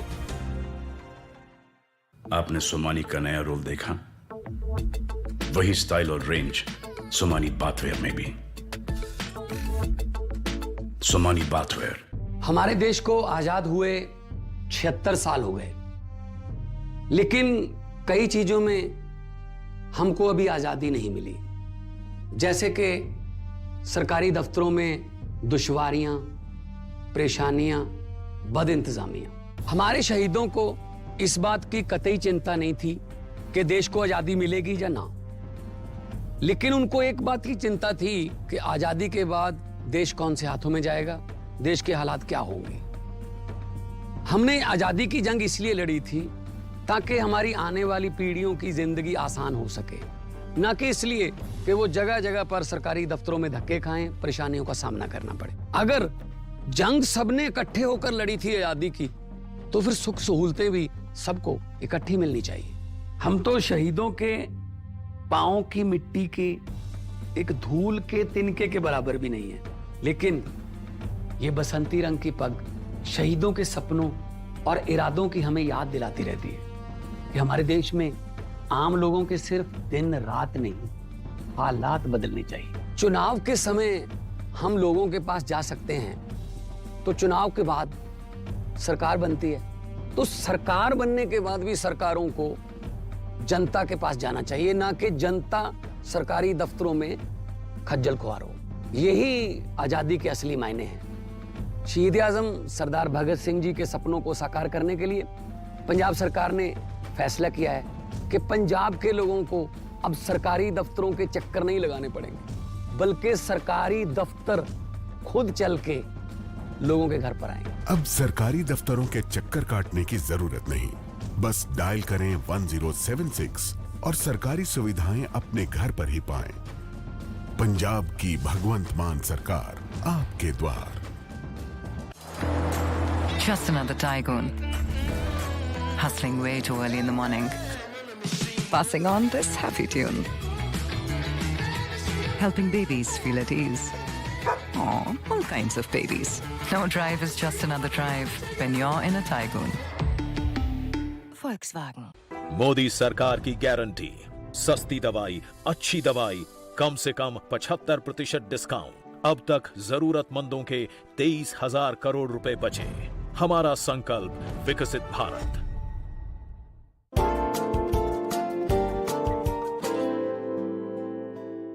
Hi, what's that? That's a Manish Malhotra. Not your dress. The cupboard. The laminate is a Manish Malhotra design.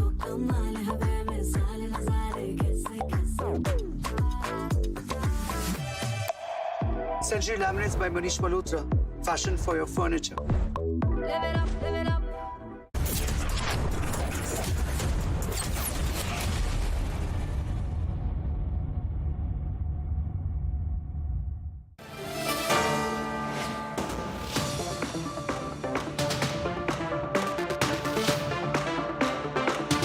Powered by Amity University, ranked amongst the top 3 universities globally.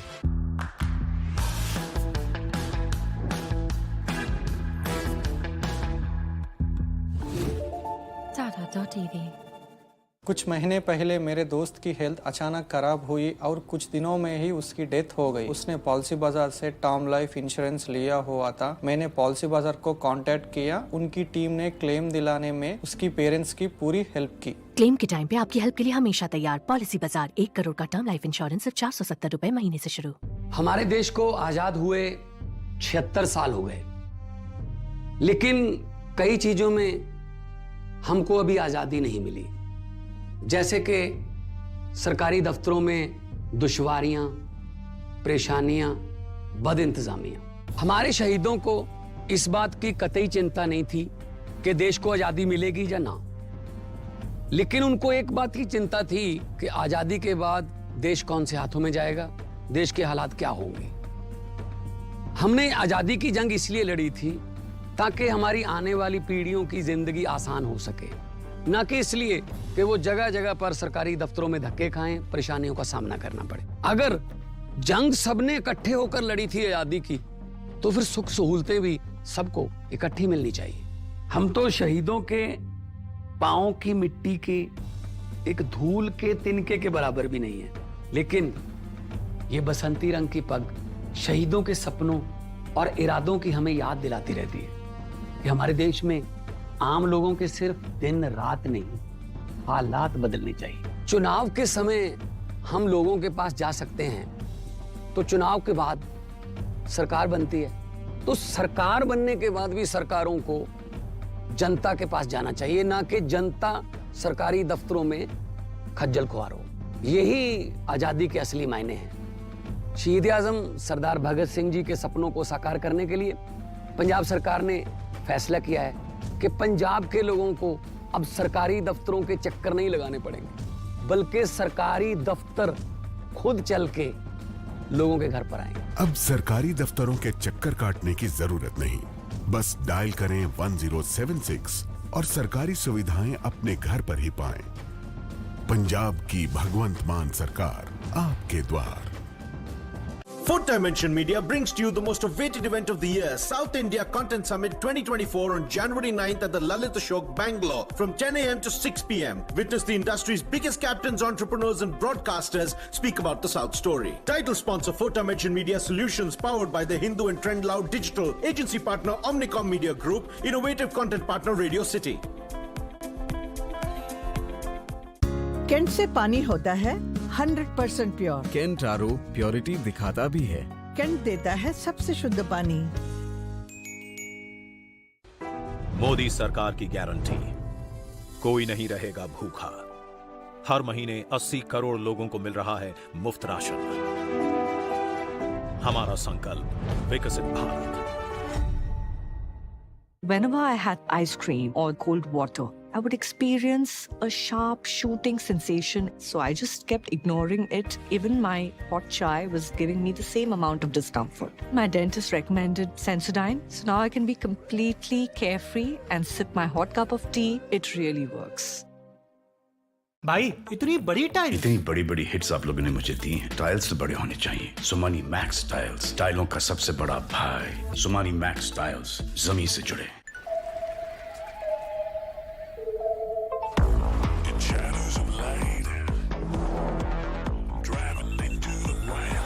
Surprise. Keep it wild. The new Sonnet. Kia, movement that inspires.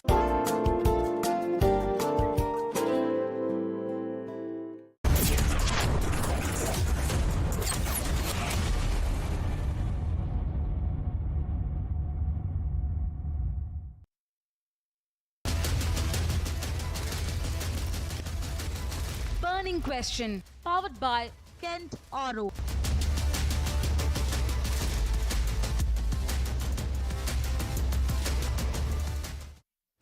Law and order in the state of Bengal as the ED team is attacked by TMC-linked mob.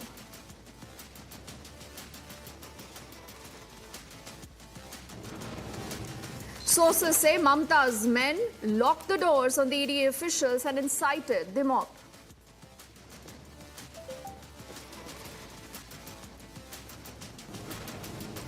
Even the ally Congress is launching an attack on Mamata Banerjee government, saying the attack was led by the TMC goons.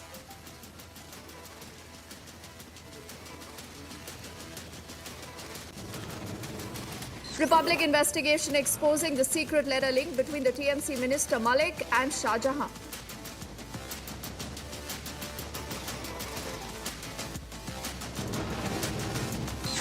The leader is booked, but the INDA alliance series of attacks continue. Sharad Pawar provokes now with a quote-unquote Gomutra remark.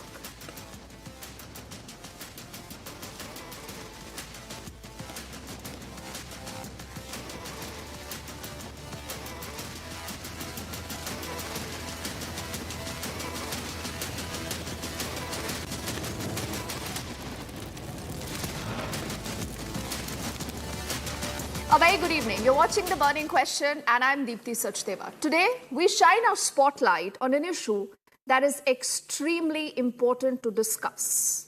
Is there any rule of law in the state of West Bengal? Mamata Banerjee, who also doubles up as the state home minister, should she be held accountable?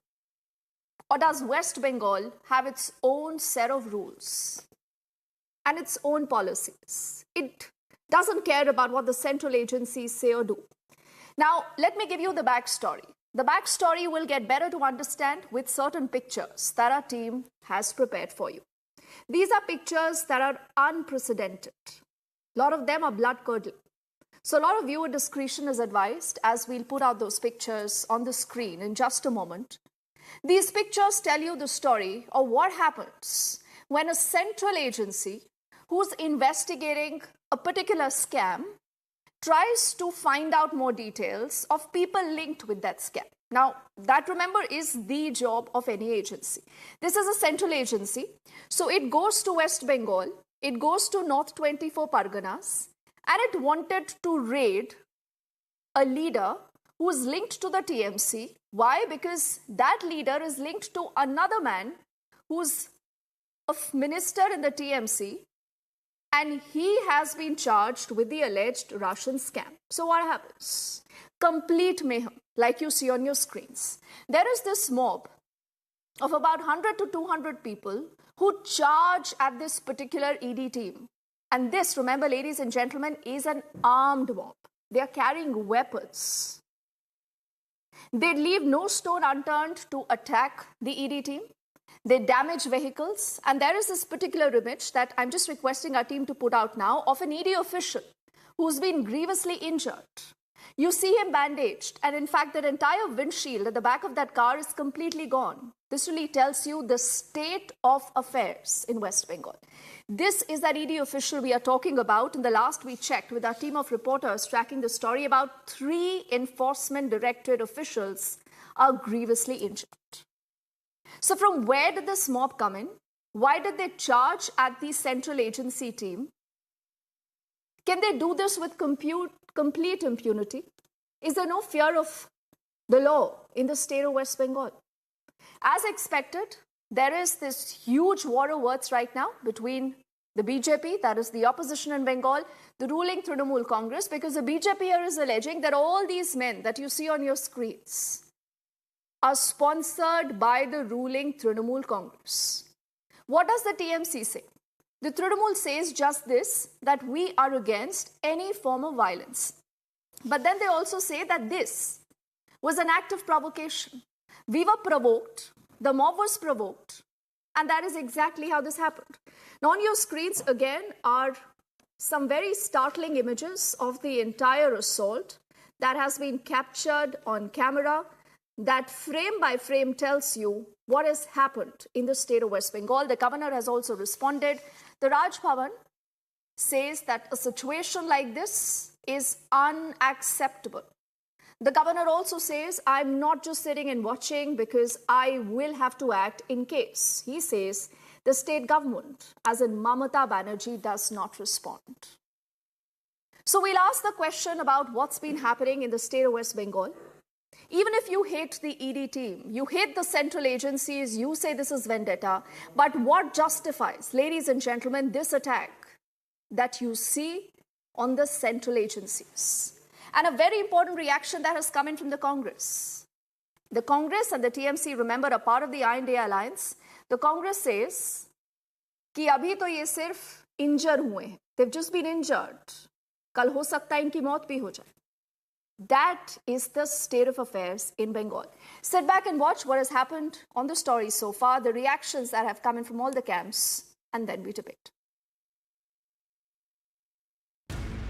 जिस तरीके से आज संदेश खाली में शाहजहां शेख के वहाँ पे जिस तरीके से ईडी के अफसर के ऊपर प्रेस के ऊपर जो हमला हुआ है, वो दिखाता है कि बंगाल में रोहिंग्या मुस्लिम जो है उनको घुस के बंगाल की पूरी लॉ एंड ऑर्डर को क्या कर चुके हैं. और ये जो ईडी के साथ हो रहा है, ये सिर्फ ईडी के साथ नहीं हो रहा है, ये अपना बंगालियों का फ्यूचर दिखा रहा है.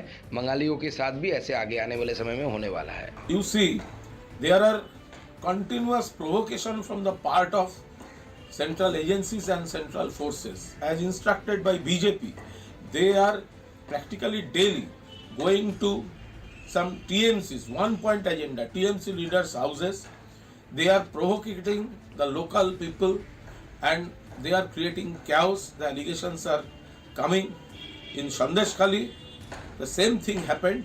जब जाहिर होते हैं कि बंगाल में कानून और व्यवस्था की हाल कितना बुरा होते जा रहे हैं. मैं तो ये कहना चाहते हैं कि अगर ईडी इतना इडियट कब से हुआ पता नहीं, उनको सारे फौजों को साथ में लेकर चलना चाहिए. आज तो जख्म हुए, अगले तारीख खून भी हो सकते हैं.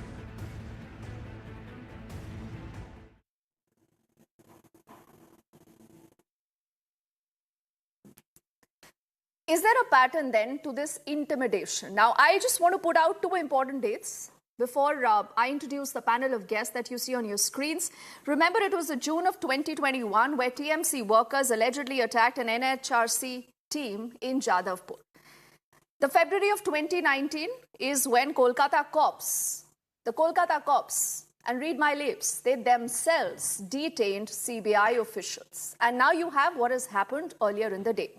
We have Priyanka Tibrewal, the spokesperson of the BJP, with us. Dr. P.K. Agarwal ji is a retired IS officer. He's also an additional chief secretary to the government of West Bengal. He's in fact held that very important position. He'll tell us more about what really has gone wrong in this, who's to be held responsible. Good to have Rohan Somen Mitra after a long time. He's a political analyst. He leans towards the Congress. We also do have Siddharth Mishra ji, who's a senior journalist. He has some very strong opinions on what has happened so far vis-a-vis the state of West Bengal. And Professor Monojit Mandal. He's a political analyst. He leans towards the TMC. Not sure if he can hear us. But as I say good evening to all of you, Monojit, if you can hear me, for a moment, let's forget what the BJP says. Forget about the fact that the BJP alleges that this is the complete breakdown of law and order in the state of Bengal, Monojit. But did you hear what Adhir Ranjan Chaudhary has to say? He says, "Abhi to ye se venture hue hai, agli baar ye mar jayenge." That is the statement of law and order in the state of Bengal, Monojit. What justifies this?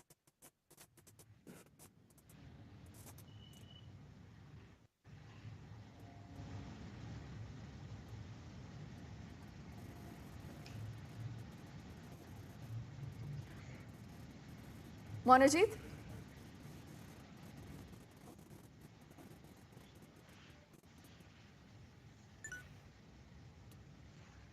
Okay, I don't think Monojit is able to hear us right now. But before I get in Priyanka, I think we must also get in the non-political representatives, because I would want to begin with Monojit if he can hear us. We'll just take a moment to figure out if he can. But P.K. Agarwal ji sir, why don't you tell us what has happened? In 30 seconds, please tell me who today is responsible for what we have seen in the state of West Bengal. Have you ever seen something like this, sir? Actually, this mob mentality has been there in I have seen in my long district experience that there has been such incident. In that case, we used to go well prepared. Our intelligence information, what can happen. I feel that there is intelligence failure. They should have gone well prepared. They should have taken the help of the local police, because officials cannot afford to go to in West Bengal because there is a general mob mentality. And I have all through seen many times, even being in the district, and it is a district state, I could save myself very critically. So, what has happened, but it is certainly condemnable, should not have been done. But it will take some time for the people to reconcile. At the same time, I think the central agency like ED should also should come out with what are the facts, and should have a magistrate warrant and should go well prepared. And I am sure the local police would have tackled this situation. The situation would not have come to this extent. Now, this incident has happened. Okay. So they would file FIR and very wide arrests will be made so that these incidents do not occur again. Because I am sure when the government agency like ED files FIRs, and very specific FIRs where 3 officers have been injured critically, the local police will round up these or these mob people. And now there is a amendment in the act. I don't know it has been enforced. Okay. Now this But, in the case of mob Dr. violence, P.K. Agarwal ji, we must remember the history, sir, of West Bengal, and we are still trying to connect with Monojit, because it's important to get the TMC leading panelist with us. I'm not sure if he can hear us. Monojit, if you can hear me, please tell me something. That forget what the BJP has alleged. Forget about what the governor is saying. Forget about also what Dr. P.K. Agarwal just said. But your own friend, that is the Congress, and Adhir Ranjan Chaudhary, when says that right now they have just been injured, tomorrow they could be killed, should you be proud of this law and order situation, Monojit, in Bengal?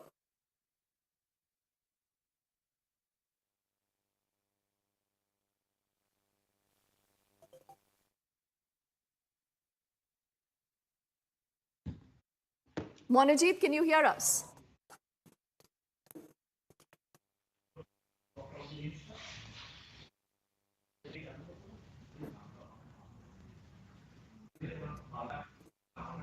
Okay, apologies. We seem to have some serious trouble right now with Monojit, and our team is trying to fix it. But without wasting any time, let me then get in Rohan, then we'll get in Priyanka and Siddharthji also into this conversation. Rohan, Monojit somehow is not able to hear me, but he should have heard what Adhir Ranjan Chaudhary has said.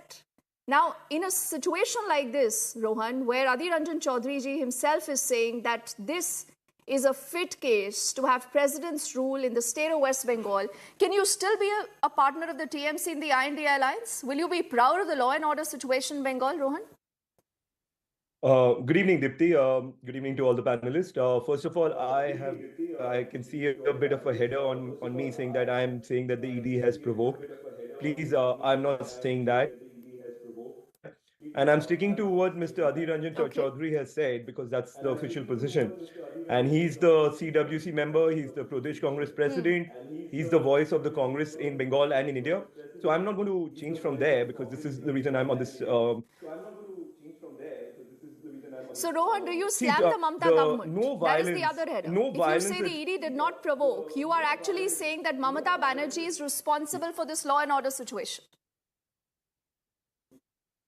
I'm nobody here following what the Congress president of West Bengal and the leader of the party in parliament has said, and I'm sticking to what he said. He has said that the ED officials could have died. So I'm going to stick to that. I'm just going to say a couple of points here, Dipti. No violence is in this society can be accepted and not be, and everyone must condemn any kind of violence, you know. Two things here. One is the Trinamool should understand that going any kind of violence is going to affect any the opposition would want to say against the national the BJP. A lot of the BJP has to understand BJP. A lot of people who go to the BJP and get this washing machine done on them, and the ED and everyone forgets that these people are corrupt. We've seen their videos. No, Rohan, please, Rohan, there is limited time and I have other panelists who haven't spoken. Let's not shift the goalpost. I today want to know from you, Rohan, before we get Monojit back and Siddharthji and Priyanka also back into the conversation, who's to be held responsible, Rohan, for this abject breakdown of law and order in Bengal?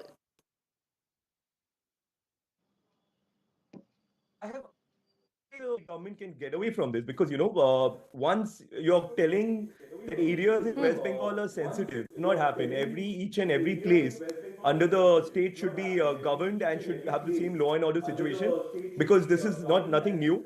The government has been in power for the last 12 and a half years and they should be able to take care of the law and order situation.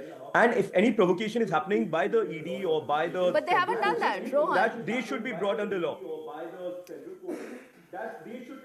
I'm sorry, Rohan, people will watch this position. No, when it comes to violence, you can't have little violence, you can't have more violence. You cannot have such kind of justifications, Rohan.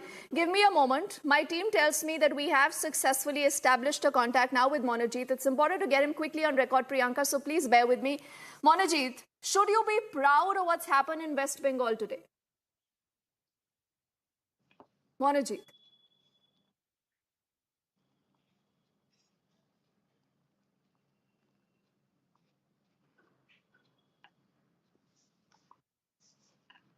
Having said that, I'm not justifying what has happened. We are all trying to nab the culprit. But you have to remember that they are not, ED, CBI are not central agents. They are BJP's agents. They should be called BJP Bureau of Investigation or BJP's department, right? Right? ED is actually BJP's department. Had they been neutral, Monojit, do you rule the state of West Bengal as in does the TMC rule the state of West Bengal? It is the BJP in power right now. And now why you are talking about law and order? Why are you creating chaos in the studio? There was chaos establishing contact. Now let me speak. If we are on speaking now, let us speak. What I'm saying is very, very clear. But on the face of it, ED is seen to be absolutely partisan. I think the Congress, the spokesperson or the person who belonged to the Congress party, that people are partisan. And on top of this, they were trying to bring out of this violence. To hear that the ED and CRPF they were there with the purpose of provoking people. Without any information, without any notice, these people were trying to nab these people. I want to know, has ED registered any case against this person? Monojit, without wasting time, because we are facing serious issues right now with your audio and video. But let me just ask you one little thing, Monojit. Monojit, forget what the BJP is saying, forget what the governor is saying, forget even what I am saying right now, Monojit. But Adhir Ranjan Chaudhary says right now these ED officials have only been injured. Tomorrow they could be killed. The governor says there is a total collapse of law and order in the state of West Bengal. What is your problem? Show me the FIR against the person whose house was being raided. Show me the FIR against the person whose house was being raided. Show me the raid order from the court. If that person was a witness, this person is laughing, she is supposed to be a lawyer. These people are creating banana. Are you justifying, Monojit, what happened? Are you justifying this violence? Okay, they did not inform you. The state police was not in the loop, is what you allege. Priyanka will respond to that. But whatever be your justification right now, Monojit, are you saying that this is a normal situation in Bengal? Is this the rule of law and order? Situation created by ED and BJP. This is an abnormal situation created in that particular area by ED and CBI because without... Who were these people, Monojit? Who were these people? About 100 to 200 of these people, and they are armed mob. Who are these people? Have you been able to identify them? Show me the order. Show me the FIR. If we talk about law and order, first talk about law. If there is an FIR, there's a raid order, show us that FIR and raid order against the person whose house was being raided. That is law. You follow any law. Are you, Monojit, you're pretending that you're not able to get my question, so I'll reiterate this for one last time before I get in Priyanka to respond to that charge. I am saying whatever is your alibi, Monojit, whatever is your alibi, are you justifying this violence? No. One minister or cabinet minister, the very important cabinet minister, held a press conference saying that we do not justify this violence. That doesn't mean that we can't talk about the lawlessness on the part of ED and CBI. अरे आपके घर में घुस नहीं घुसेंगे क्यों आप Republic हो? मेरे घर में घुस जाओगे, उनके घर में घुस जाओगे. What the hell is this? जिनके घर में पैसा मिलता है उनके घर में घुस जाएंगे. तो अगर किसी के घर में घुस जाएंगे तो आप उनके साथ मारपीट करेंगे ना. You are justifying this, no, Monojit. अगर आपके घर में घुस जाते हैं जबकि घुसना नहीं चाहिए तो आप उनके साथ मारपीट करेंगे. Not a single conviction. 2 people are in jail. 2 ministers is in jail. अरे you fight this case legally with all your might. But I'm saying what justifies this violence, Monojit. That is it. No. We are not justifying violence in any form. But people's anger is definitely boiling on the stage because of the abuse, misuse of quote-unquote central agencies. People are angry about that. And you are not raiding Suvendu Adhikari's house? Raid Suvendu Adhikari's house. See, that is the provocation. I'm making this charge on That is TV. the provocation, no, Monojit. That's exactly the provocation I was talking about. But Priyanka, do you want to respond to what Monojit has said? I need to respond to a lot of things I have been just hearing from the last 22 minutes. The State Department was kept in dark about the movement of the Enforcement Directorate. Priyanka. Ma'am, this is what I'm trying to say now, that by screaming, you cannot explain violence. By screaming, you cannot explain why this lawlessness is there in Bengal. And by screaming, you cannot answer that who is responsible for law and order failure here in West Bengal. Now you see, the people you are showing on screen are habitual offenders.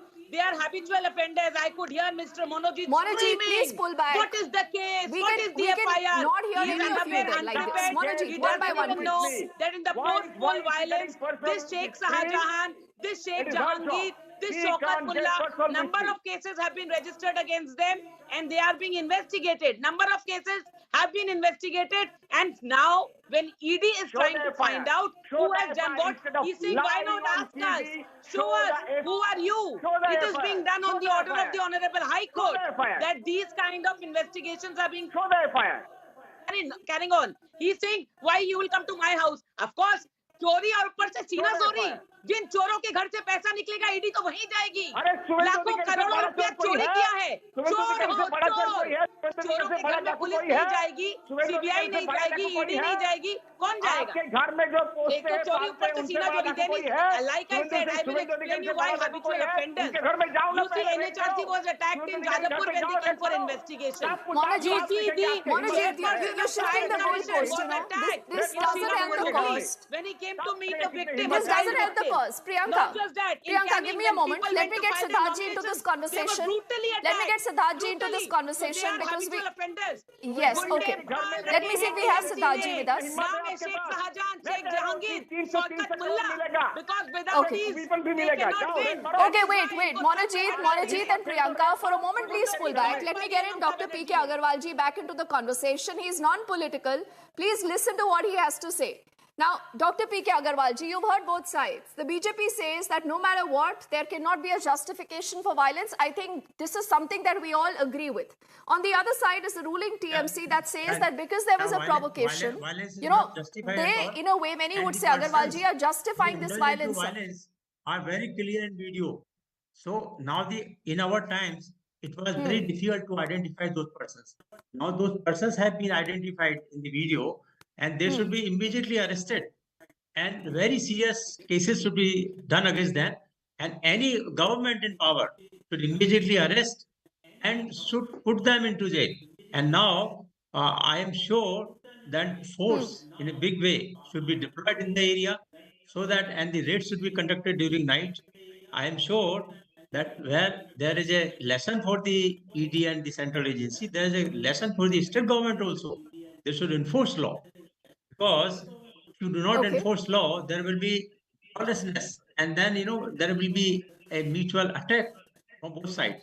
But however, I am sure that the agency have gone. Dr. P.K. Agarwalji, like I said, is there a pattern to this intimidation? Because I have limited time, let me get Siddharth into this conversation. Siddharth, June 2021, the TMC workers allegedly attacked the NHRC team in Jadavpur. Then, in the February of 2019, we've all seen how the Kolkata cops reacted. They detained, a few CBI officials. Then you see what you've seen today, Siddharth. Should we not ask questions of Mamata Banerjee? Actually, you see, it's a case of lawlessness. ED has the full rights to go and investigate and raid, and there has been resistance to its raid. And as my preceding speaker said, that it's a question of law and order. Cases should be registered and investigated by the state government itself. That who are these people? It's for the TMC to clear its name from the whole attack, rather than endorsing the attack and not condemning it. It's a blatant case of lawlessness, which we can see on your TV screens, and it's for the TMC government to clear its name from this state of lawlessness. Okay, who do you held responsible, Siddharth? Who do you believe is responsible? Is it Mamata Banerjee, or you believe the central agency is provoked? I would not say that the central agency is above suspicion and it is not going to the state without any vendetta. It carries a political agenda, it has a vendetta. But at the same time, the political agenda has to be countered politically and not by the way of the lawlessness and by way of violence, which we have witnessed today. Okay, but unfortunately, that is not what we see in Bengal. I'll just give the last 10 seconds to Monojit. Monojit, why has Mamata Banerjee not even found the time to condemn this? To say, I do not stand for this violence, and why has she not called out these goons? When in Uttar Pradesh, one minister's son murdered two persons. Did Prime Minister Modi condemn this? What are you talking about? The second most important minister in the cabinet. Monojit, this is what about tree. Monojit, this is what about tree, and this is exactly what exposes people who aspire for the high chair. But Monojit, when you're asked specific questions, you indulge in what about tree. Tell me today that you're embarrassed to speak about the situation in West Bengal, Monojit. Priyanka, please. ED should have informed the local police before going there. So if the ED does not inform, this violence is justified. Monojit. Because All right, Gundas, that's TMC exactly the can't position that TMC That has is why maintained. Gundas are here sitting as Okay, MLAs. we'll end this conversation with a picture of that ED official. We're just putting out that picture, Monajit. Think about him. This is an ED official who's out to do his job. He's a part of a central agency. He's out to do his job. Monajit, Mamata Banerjee has not condemned this violence. This enforcement directorate individual has been grievously injured. Is this the rule of law and order in Bengal? We leave it there right now. Priyanka and all gentlemen, yes, Priyanka, we'll carry forward this conversation. We'll keep our eyes focused on what happens. Right now, for word of time, Priyanka and all gentlemen, thank you so much. And we'll wait and watch what Mamata Banerjee and the state does as far as this violence is concerned. Thank you for watching. On the other side, back with lots more.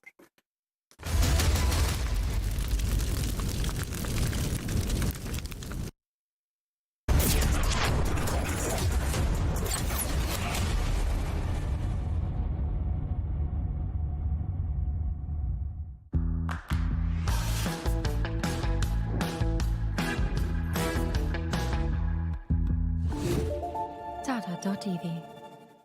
QS&THE, the world's foremost university rankings organizations, have ranked Amity amongst the top 3% universities globally, making it among the very few Indian universities to be included in both rankings. Yet another top ranking for Amity University.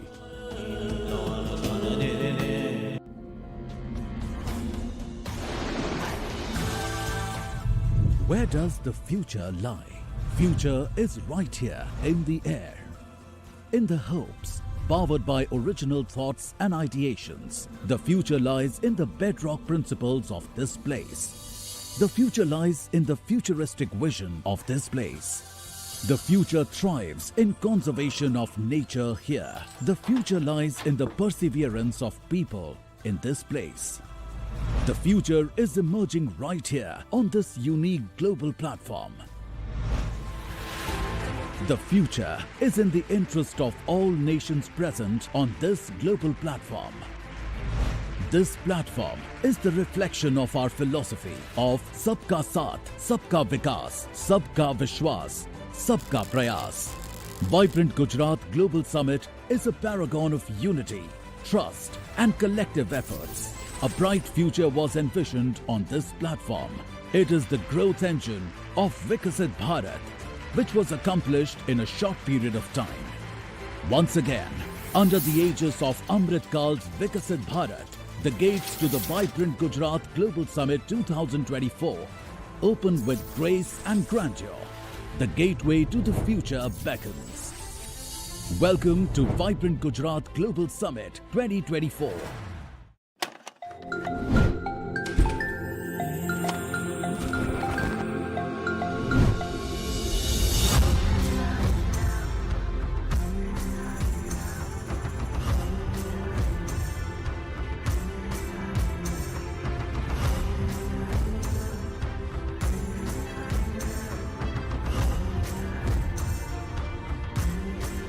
जहाँ यादगार होता है हर एक किस्सा। Eco retreat Odisha.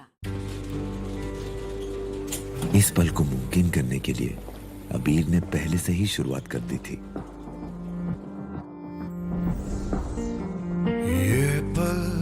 ये पल सच हुआ, ये पल पलकों पे सूरज सा उगा, ये पल मानो रुक सा। और म्यूचुअल फंड से शुरुआत करना समझदारी की निशानी है।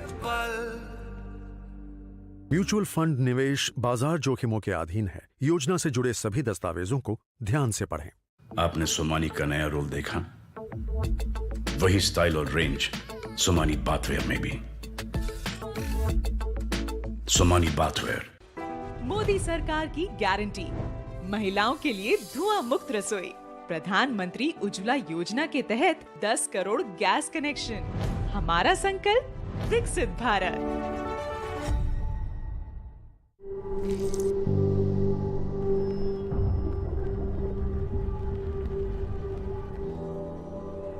Helps beat sensitivity fast. Sensodyne Rapid Relief. Fourth Dimension Media brings to you the most awaited event of the year, South India Content Summit 2024 on January 9th at the Lalit Ashok, Bangalore from 10 a.m. to 6 p.m. Witness the industry's biggest captains, entrepreneurs and broadcasters speak about the South story. Title sponsor Fourth Dimension Media Solutions, powered by the Hindu and Trend Loud Digital. Agency partner Omnicom Media Group. Innovative content partner Radio City. हमारे देश को आजाद हुए 76 साल हो गए, लेकिन कई चीजों में हमको अभी आजादी नहीं मिली, जैसे कि सरकारी दफ्तरों में दुश्वारियां, परेशानियां, बदइंतजामियां। हमारे शहीदों को इस बात की कतई चिंता नहीं थी कि देश को आजादी मिलेगी या ना, लेकिन उनको एक बात की चिंता थी कि आजादी के बाद देश कौन से हाथों में जाएगा, देश के हालात क्या होंगे। हमने आजादी की जंग इसलिए लड़ी थी ताकि हमारी आने वाली पीढ़ियों की जिंदगी आसान हो सके, ना कि इसलिए कि वो जगह जगह पर सरकारी दफ्तरों में धक्के खाएं, परेशानियों का सामना करना पड़े। अगर जंग सबने इकट्ठे होकर लड़ी थी आजादी की, तो फिर सुख सहूलतें भी सबको इकट्ठी मिलनी चाहिए। हम तो शहीदों के पांव की मिट्टी के एक धूल के तिनके के बराबर भी नहीं है, लेकिन ये बसंती रंग की पग शहीदों के सपनों और इरादों की हमें याद दिलाती रहती है कि हमारे देश में आम लोगों के सिर्फ दिन रात नहीं, हालात बदलने चाहिए। चुनाव के समय हम लोगों के पास जा सकते हैं, तो चुनाव के बाद सरकार बनती है, तो सरकार बनने के बाद भी सरकारों को जनता के पास जाना चाहिए, ना कि जनता सरकारी दफ्तरों में खज्जल खुआर हो। यही आजादी के असली मायने हैं।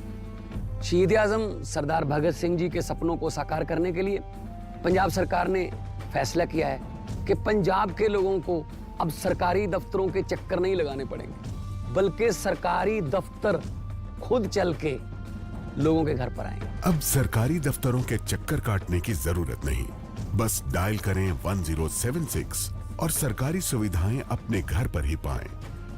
पंजाब की भगवंत मान सरकार आपके द्वार।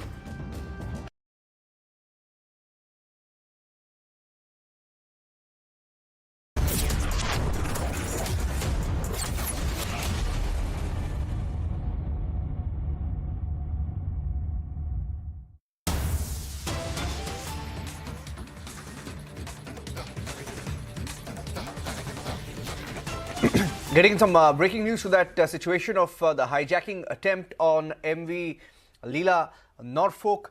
Let's tell you that we have some breaking news now coming in. The breaking news of the Indian Navy's swift response. The Indian Navy has responded swiftly to the hijacking attempt of MV Leela Norfolk in the North Arabian Sea.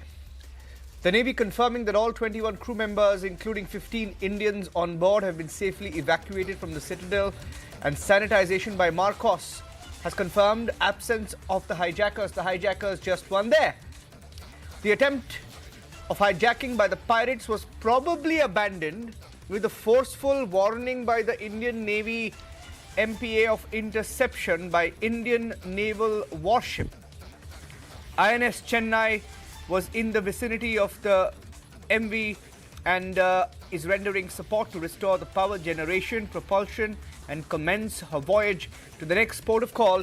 So that's a breaking news update, and we have some great news coming in. The armed men had hijacked the ship, but Marine commandos have rescued the crew from MV Leela Norfolk sanitization operation, revealing that no pirates were on board. So that's a quick breaking news update that came in. Let's move on now and get you the trending burning question this evening.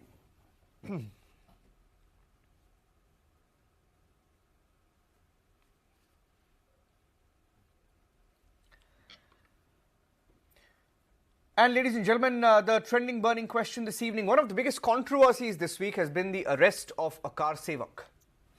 Someone who was involved in the 1990s, in 1992, in the Ram Janmabhoomi movement. He faced a case in Karnataka and was arrested, was picked up by the police in Karnataka after 31 years. After 31 years. And the government in Karnataka has been maintaining that he's a history sheeter. And before we do that and go to the trending burning question, let's go back and we're getting in some more breaking news of the hijacking attempt that was thwarted by our Navy. Let me go back to that and get you the video that's now come in. In fact, let's go back to the video right now. That's a breaking news update that's now coming in, because a Marcos team, we are getting in an update that the Marine Commandos have rescued. This is the first video that's coming in. The first video that's coming in from the evacuation, from the rescue, as armed men had hijacked the ship MV Leela Norfolk. Marine Commandos have rescued the crew, and you have that vessel there. The first video that's coming in. A sanitization operation revealing that no pirates were on board. No pirates were on board, and that's the first video that's come in post the rescue operation. The Navy's stealth-guided missile destroyer INS Chennai had closely followed the hijacked Liberian-flagged vessel. This is a Liberian-flagged vessel. This is the MV Leela Norfolk in the Arabian Sea, and INS Chennai had reached the Somalia coast and launched a sanitization operation with the help of the Marine Commandos.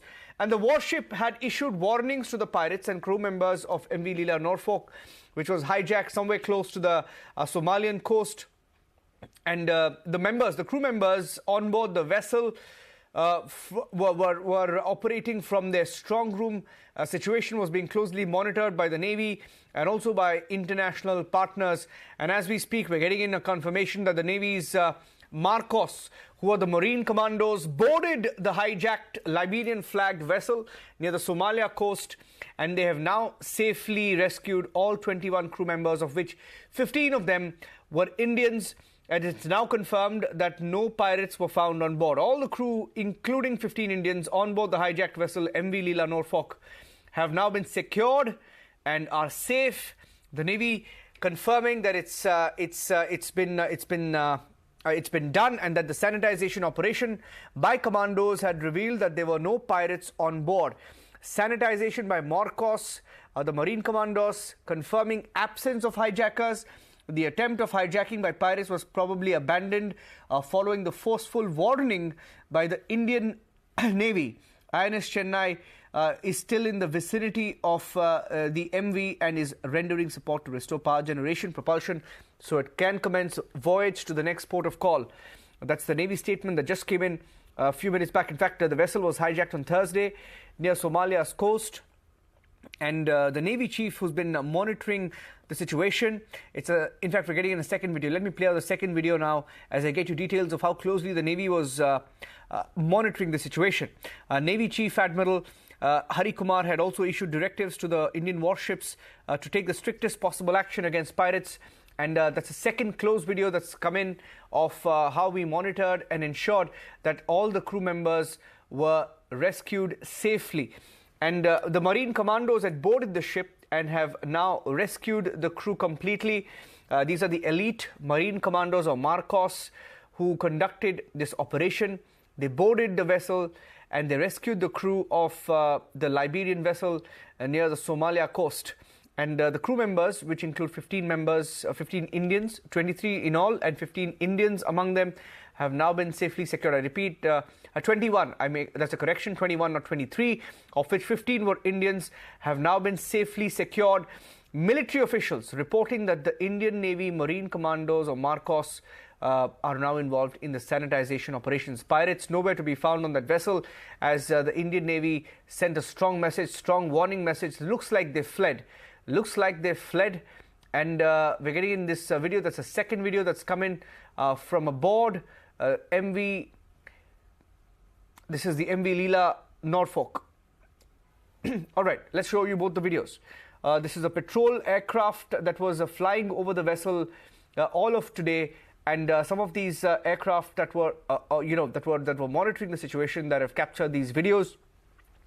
Patrol aircraft monitoring the vessel also managed to establish contact with the crew and ensured that they were safe.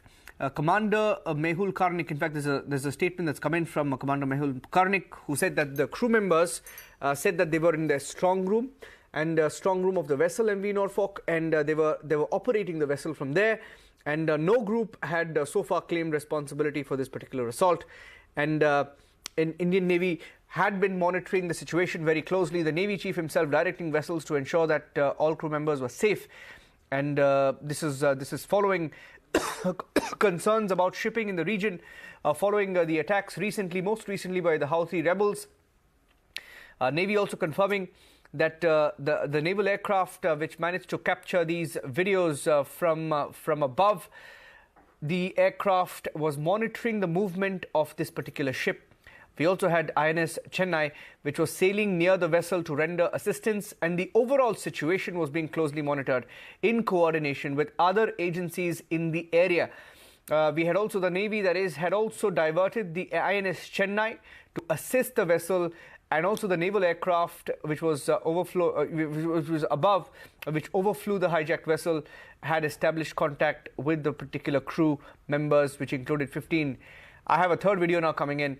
Third video coming into the newsroom. Let me go across to that video as well. Playing the third video right now. The Navy that put out, a message earlier and also briefed reporters. There's a third video that's coming in. Let me tell you that maritime patrol aircraft, a Predator MQ-9B drone, also keeping an eye on the ship. So I can't confirm whether this was taken from on board. You can see that the crew members were, I'm not sure, I can't confirm whether they were crew members or they were members of Marcos. Looks like that's a Marcos operation. Those are Marine commandos. You can see in the video on the left of your screen, those are Marine commandos. Marine commandos are getting on top of the vessel, getting into the strong room to evacuate the 21 members. Let's zoom into that video if we can. You can see clearly the movement there are of the Marine commandos in action. Wing Commander Praful Bakshi on the phone line, joining us, as we break the good news. Wing Commander, that's a video coming in. I'm pretty sure that's a video shot by the drone, the MQ-9B drones that were used, the Predator drones in this operation to monitor. You can look at that, the Marcos, the Marine commanders. Let's go back to that video, please. Let's go back to that video as Wing Commander Praful Bakshi joins us on the phone line. Wing Commander Bakshi, everyone is safe. The good news is all 21 crew members are safe, 15 Indians among them. Marine commandos scaring those pirates away. Absolutely right. That is a very good news, and it is a very good display of professionalism, skill, and of course nerves. Marine commandos of Indian Navy are known for that. There's no doubt about it. And a very intelligent use of equipment, intelligence, use of intelligence, surveillance equipment, drone, how it has been used. I personally feel that speaks very high of the training of our Indian Navy, and we are very proud of that. But the question is, all countries now have to get together, and the laws at sea have to be absolutely be made clear. These things should not happen. The Somalian pirates are known for it. They have been doing these activities for a very long time. So we have to now make it very clear to the world that India, of course, world is appreciating it, but India has taken a lead. Now I think there will be a very strong, message going all over to everybody, especially to the Somalian pirates and Houthis and all these people, the Red Sea or Arabian Sea, wherever they are, that they have to watch out. They just cannot get away with this.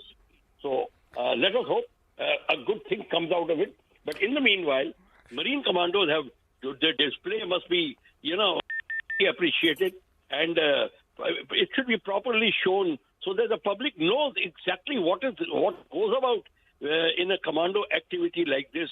What is the role of the helicopters? What is the role of the drones? How are they trained? How they Wing Commander, just if you're in front of a TV screen, sir. Sir, if you look at this video, sir, sorry to interrupt you. This video, very rarely do we see our Marine commandos in action. A story that the entire world was monitoring, Wing Commander. Look at, such a fantastic video where you're looking at the Marine commandos in action, going to the upper deck, doing the sanitization operation. It's fantastic, and I think it speaks volumes about our might, our military might, and the fact that we've been able to do this successfully to chase away those pirates. Of course, they fled after hearing that warning signal. Obviously, they will flee. There is no doubt about it. You can observe the Marine commandos in their proper tactical advance. They are zigzagging up the deck, and that is what it is required to be. Their training is being shown. The sense of objective, sense of achievement, everything. This goes very well with it. So this will infuse a lot of confidence in our public, towards the Navy and the Coast Guard and their training. And the youth of India, they must be watching, and this is what they take the cue from, and they take the lessons from. I personally think that this is a remarkable presentation, a real life presentation. Nothing could be better than this. I personally feel, let us see more of it. I'm very happy for the drone surveillance which was provided. I think that could have given them a lot of other values, other advantage in planning and monitoring. Sir, bear with me, Wing Commander. Bear with me, sir. Sir, bear with me. I'm getting in some more breaking news updates right now. Sanitization operations are on. I'm getting in some more details, some more updates, and some more, experts, joining us now. Group Captain Agustin Vinod joining us on the phone line. Group Captain, I'm assuming this was a video taken by the Predator drones, the MQ-9B drones, and I was just telling Wing Commander Bakshi that it is very rarely that you see a Marcos Marine Commandos in action, and in this video you can see them. And we had information about 4 to 5 armed men. Those who are monitoring the situation spoke about 5 to 6 unknown armed personnel who boarded this particular vessel, and it appears that they fled. We can't really confirm that right now, but it appears prima facie they may have fled. We've rescued, all of those who are on board, including 15 Indians, 21 in all. That's fantastic news. But a word on the video and how complex such an operation could be. Group Captain Agustin Vinod. Yeah, it's a wonderful question. See, a couple of things I wanted to, educate our viewers who are watching this. The land is different, a sea is completely different. 25 nautical miles, that is about 50 odd kilometers from the coastline, it is international waters. In the international waters, no, kisi ki bhi chalti hai. Only thing that works in international waters is UN clause, that is United Nations Conventions and Laws of Sea. And that also is enforced through United Nations, and I don't know how much UN clause can be enforced. That is point number one. Point number two, when a pirate boards or tries to hijack a ship, he is trying to hijack at all these loopholes of this UN clause, which sort of loopholes, and the way I said, it is anybody's game over there. So Marcos are specifically trained for, such operations. Marcos are trained for many things. I mean, Marcos are equivalent to, if I say, or better than United States Marines. They can be high up in the mountains. They can be in, frozen lake like Wooler Lake, or they can be on in forest, or they can be at high seas. They are not like Indian Army Commandos. Indian Army Commandos are not trained for high seas. Marcos are trained for high seas. We have something called VBSS, Visit, Board, Search and Strike. And who is trained for it in India? Only Marcos. So Marcos are trained for such operations. And the best part is we have put such highly hyped and multi-million-dollar Predator drone to use. The Predator drone images are not only for us to see in our drawing rooms, it is also for the decision makers over thousands of kilometers away on the land to take a decision and give clear-cut instructions to the Marcos, because they are looking back for certain decisions. And those decisions are what? Whether to fire or not to fire, whether to take armed action intervention or just to take them, arrest them, lot of such issues, or whether to use a particular kind of weapon. So these Predator drones have really come in great use, if I may say so. We have truly become a blue water navy today, thanks to the Predator drones, and it was a great buy. And I'm sure we'll, in India, Atmanirbhar, we'll create more such Predator drones. And Group Captain. Yes, please go ahead. Yeah.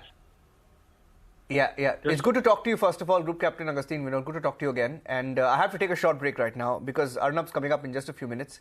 I have to hand it over to him and the debate, which starts in a few minutes from now. But just a fantastic bit of news that, in fact, we were supposed to debate now the trending burning question, but we had to cut out of our format to bring you these videos of Marine Commandos in action.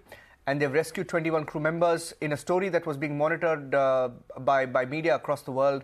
And I think our Navy, our men, and our Marine Commandos have done all of us proud. All 21 crew members have been rescued, 15 of them Indian. Fantastic story to end the news section with, and handing it over to the debate with Arnab coming up next in just a few minutes. Thank you very much.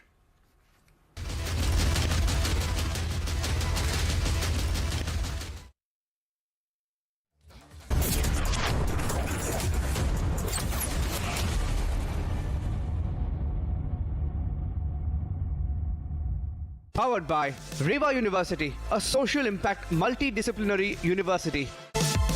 Century Ply Club Prime, Raho Befikar. ArcelorMittal Nippon Steel, India बनाऊंगा मैं, बनेगा Bharat.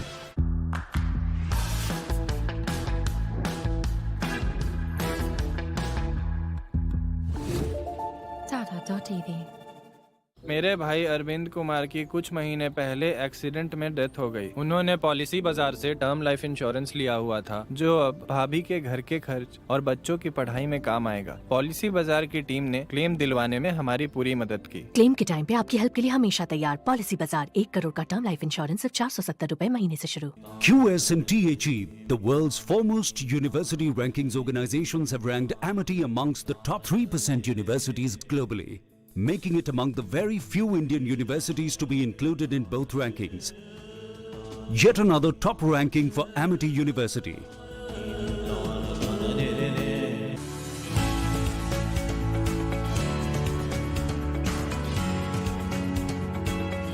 Film अनुकूल नीति, single window system, online shooting की अनुमति और subsidy की सुविधा ने उत्तर प्रदेश को बनाया है देश का मोस्ट फिल्म फ्रेंडली स्टेट।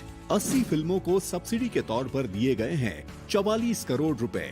विभिन्न स्थानों पर 450 से अधिक फिल्मों की हुई है शूटिंग। स्थानीय कलाकारों को मिला है अपना हुनर दिखाने का अवसर। माननीय मुख्यमंत्री जी मानते हैं कि सकारात्मक फिल्में समाज को जागरूक बनाने का आधार हैं। इसी के अनुरूप माननीय मुख्यमंत्री जी की पहल पर विश्व स्तरीय सुविधाओं से लैस इंटरनेशनल फिल्म सिटी की स्थापना की जा रही है। Film studio, hotels, malls, theme park, mixing और रिकॉर्डिंग स्टूडियो जैसी सुविधाएं फिल्म उद्योग के माध्यम से आकर्षित करेंगी पूंजी निवेश। मोस्ट फिल्म फ्रेंडली स्टेट, नए भारत का नया Uttar Pradesh. Whenever I had ice cream or cold water, I would experience a sharp shooting sensation, so I just kept ignoring it. Even my hot chai was giving me the same amount of discomfort. My dentist recommended Sensodyne, so now I can be completely carefree and sip my hot cup of tea. It really works.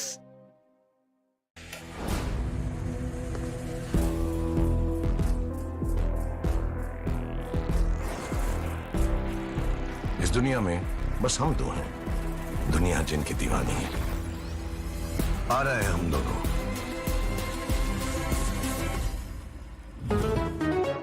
भाई इतनी बड़ी tile, इतनी बड़ी बड़ी hits आप लोगों ने मुझे दी हैं। टाइल्स तो बड़े होने चाहिए। सुमानी मैक्स टाइल्स, टाइलों का सबसे बड़ा भाई। सुमानी मैक्स टाइल्स, जमीन से जुड़े। Fourth Dimension Media brings to you the most awaited event of the year, South India Content Summit 2024 on January 9th at the Lalit Ashok, Bangalore from 10 a.m. to 6 p.m. Witness the industry's biggest captains, entrepreneurs and broadcasters speak about the South story. Title sponsor Fourth Dimension Media Solutions, powered by the Hindu and Trend Loud Digital. Agency partner Omnicom Media Group. Innovative content partner Radio City. Kent से पानी होता है 100% pure. Kent RO purity दिखाता भी है। Kent देता है सबसे शुद्ध पानी। Just another tycoon. Hustling way too early in the morning. Passing on this happy tune.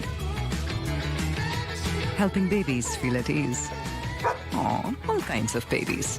No drive is just another drive when you're in a tycoon. Volkswagen.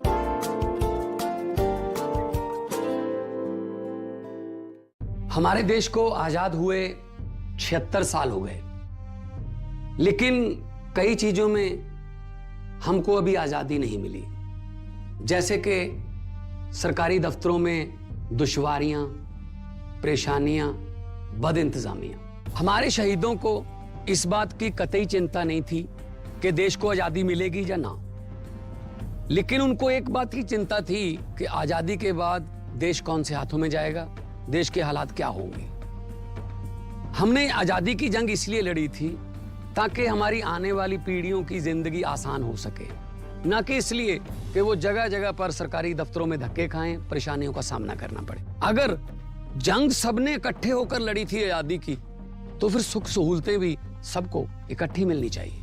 हम तो शहीदों के पांव की मिट्टी के एक धूल के तिनके के बराबर भी नहीं है, लेकिन ये बसंती रंग की पग शहीदों के सपनों और इरादों की हमें याद दिलाती रहती है कि हमारे देश में आम लोगों के सिर्फ दिन रात नहीं, हालात बदलने चाहिए। चुनाव के समय हम लोगों के पास जा सकते हैं, तो चुनाव के बाद सरकार बनती है, तो सरकार बनने के बाद भी सरकारों को जनता के पास जाना चाहिए, ना कि जनता सरकारी दफ्तरों में खज्जल खुआर हो। यही आजादी के असली मायने हैं। शहीद आजम सरदार भगत सिंह जी के सपनों को साकार करने के लिए पंजाब सरकार ने फैसला किया है कि पंजाब के लोगों को अब सरकारी दफ्तरों के चक्कर नहीं लगाने पड़ेंगे, बल्कि सरकारी दफ्तर खुद चल के लोगों के घर पर आएंगे। अब सरकारी दफ्तरों के चक्कर काटने की जरूरत नहीं, बस डायल करें 1076 और सरकारी सुविधाएं अपने घर पर ही पाएं। पंजाब की भगवंत मान सरकार आपके द्वार। टिप चाहिए, पैसा लगाना है तो सेंचुरी प्लाई क्लब प्राइम पे लगाओ। डूबेगा नहीं, जलेगा भी नहीं, कोई खा नहीं जाएगा और मिनिमम 30 साल का रिटर्न देगा। अब इससे बेटर इन्वेस्टमेंट है तो बताओ। सेंचुरी प्लाई क्लब प्राइम, रहो बेफिक्र।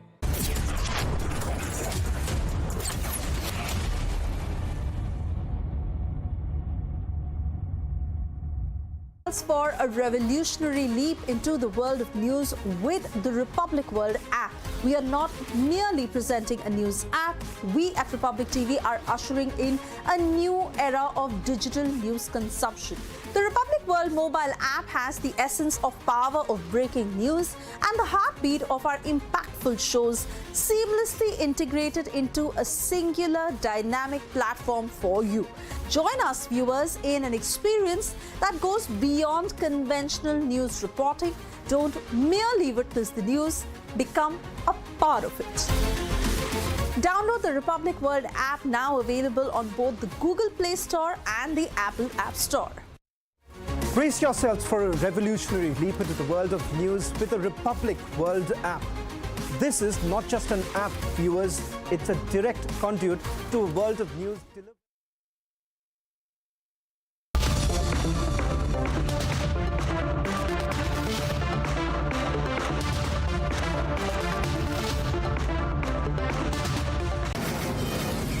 From the Mumbai studios of Republic TV, it's time for Arnab Goswami on the debate.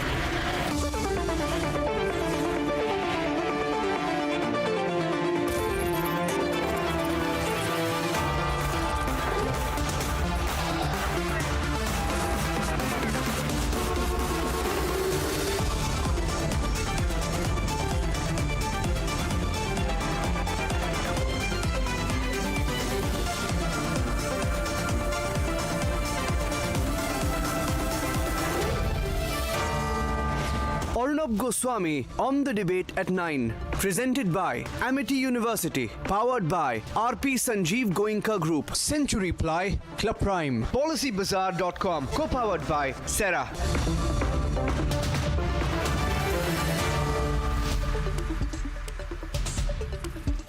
Good evening and welcome. No Indian can fathom what has just played out in Bengal today. The Enforcement Directorate reached the home of a TMC convener because a jailed Mamata minister has named him, we are told. The ED knocked and called this TMC convener on his phone and he kept cutting the line. In the interim, we are told that he rallied up and galvanized a dangerous mob of 1,000 to 2,000 people to ring fence and encircle the ED officials who were there to do their job to get to the bottom of the Atta Chawal scam or the Bengal ration food scam. A scam in which the allegation is that the rations that are meant for the poorest of the poor were allegedly siphoned to profiteer. Ladies and gentlemen, what played out next was this TMC-linked mob proceeding to physically attack the ED officials, to smash their cars and to make them bleed. You have the CRPF personnel on the ground in these visuals getting assaulted. And you see how women were made the beeline to intimidate, and behind them a fitful mob as far as the eye can see. For their personal safety, the ED and the CRPF had to withdraw. But Mamata Banerjee, will you now say that this garb of federalism is a justification for the assault and violent attack on central agencies? Mamata Banerjee, you have done it with the CBI who came to do their job in Bengal a few years ago. Mamata Banerjee, you've done it with the Republic Bangla reporter who was doing his job reporting on an ED raid. And Mamata Banerjee, you're now doing it with the officials on the ground themselves. This hoodlumism, this gundagardi of the TMC, this hooliganism of the TMC, this jungle raj of the TMC, this attempt to stir a civil war against state officials in the name of federalism should not go unpunished in my view, ladies and gentlemen. Our law and order agencies are not some stooges to be kicked and flogged by the accused one case after the next. This entitlement from Arvind Kejriwal in Delhi to Hemant Soren in Jharkhand to Tejasvi, who skipped the summons today, to Mamata in Bengal, that just snuffed the source from journalists to investigation agencies through operations of intimidation and violence, is not going to go unpunished anymore, ladies and gentlemen. There is mayhem in Bengal. It's a free-for-all in Bengal. This is no case for federalism. It is absolutely unmatched anarchy, and one that shall not be tolerated in our democracy. That is my view, ladies and gentlemen, because when you look at these videos, you realize where democracy is in danger. Mamata Banerjee, democracy is in danger in Bengal under your rule. Ladies and gentlemen, let's debate. Debate number one, the shocking physical assault, attack, encircling or to ED officials who are made to bleed in Mamata-run Bengal. The lawlessness and jungle raj of Bengal. Debate number one tonight, ladies and gentlemen. And debate number two this evening. The Indie series of attacks continue. Sharad Pawar insults Gaumutra, Hindus with the Gaumutra remark. They're debating that at 10 p.m. And why I personally believe all of this is happening is because people like Sharad Pawar wanted Hindus to be apologetic. Well, Mr. Pawar, they won't be. Deal with it. Here are the headlines this Friday evening on The Debate Tonight.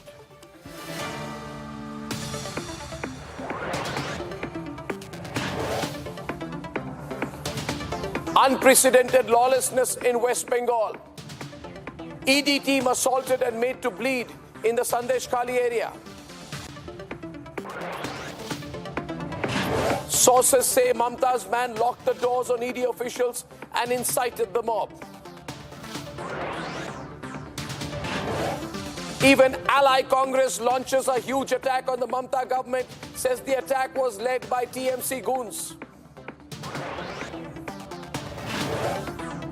Republic investigation exposes the secret letter link between TMC minister held for corruption Malik and Shah Jahan.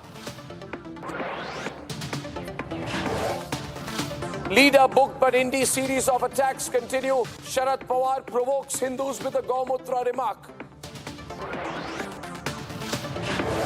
And in a swift response to hijacking attempt of MV Leela Norfolk, Indian Navy Marcos rescued 21 crew members in a scintillating operation.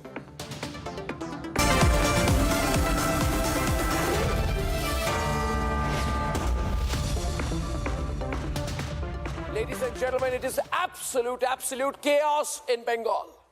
The footage that Republic Bangla got from the ground today, video after video after video, is hard to believe is happening in India. What was defiance on summons till yesterday is an open assault on the ED today. Here is how it played out, and then we must debate.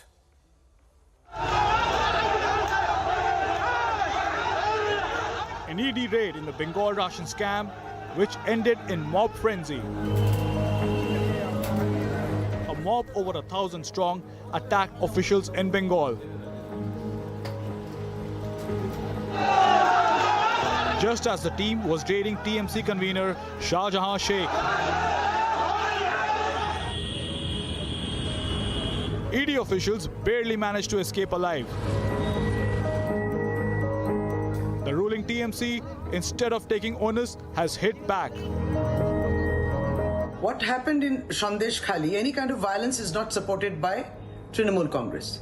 But the villagers were complaining that they were provoked by the central forces which were accompanying the investigative agencies. The real fact is the people of India, they are totally frustrated. Seeing this deep-rooted conspiracy engineered and monitored by Delhi on daily basis, and that too in case of Trinamool Congress so far in our state of West Bengal is concerned, people of Bengal, they are witnessing this big conspiracy almost on daily basis. On the contrary, the person who is posting all these stuffs in the social media, he is topping the list of corruption. He was found taking money before camera. A TMC-linked mob had earlier also attacked a Republic Bangla reporter, again for doing his job. This isn't the first time ND states have targeted central officials. Tamil Nadu police last month raided an ED office and arrested ED officials. West Bengal BJP has sought centre's help to improve the state's law and order situation. हमें मुख्यमंत्री ममता बनर्जी का संरक्षण प्राप्त है। ममता बनर्जी को हक नहीं है कि वो एक दिन भी अपनी कुर्सी पे बनी रहे, उनको इस्तीफा देना चाहिए। Bengal governor calls for probe into attack on the ED team, even warning of intervention. This at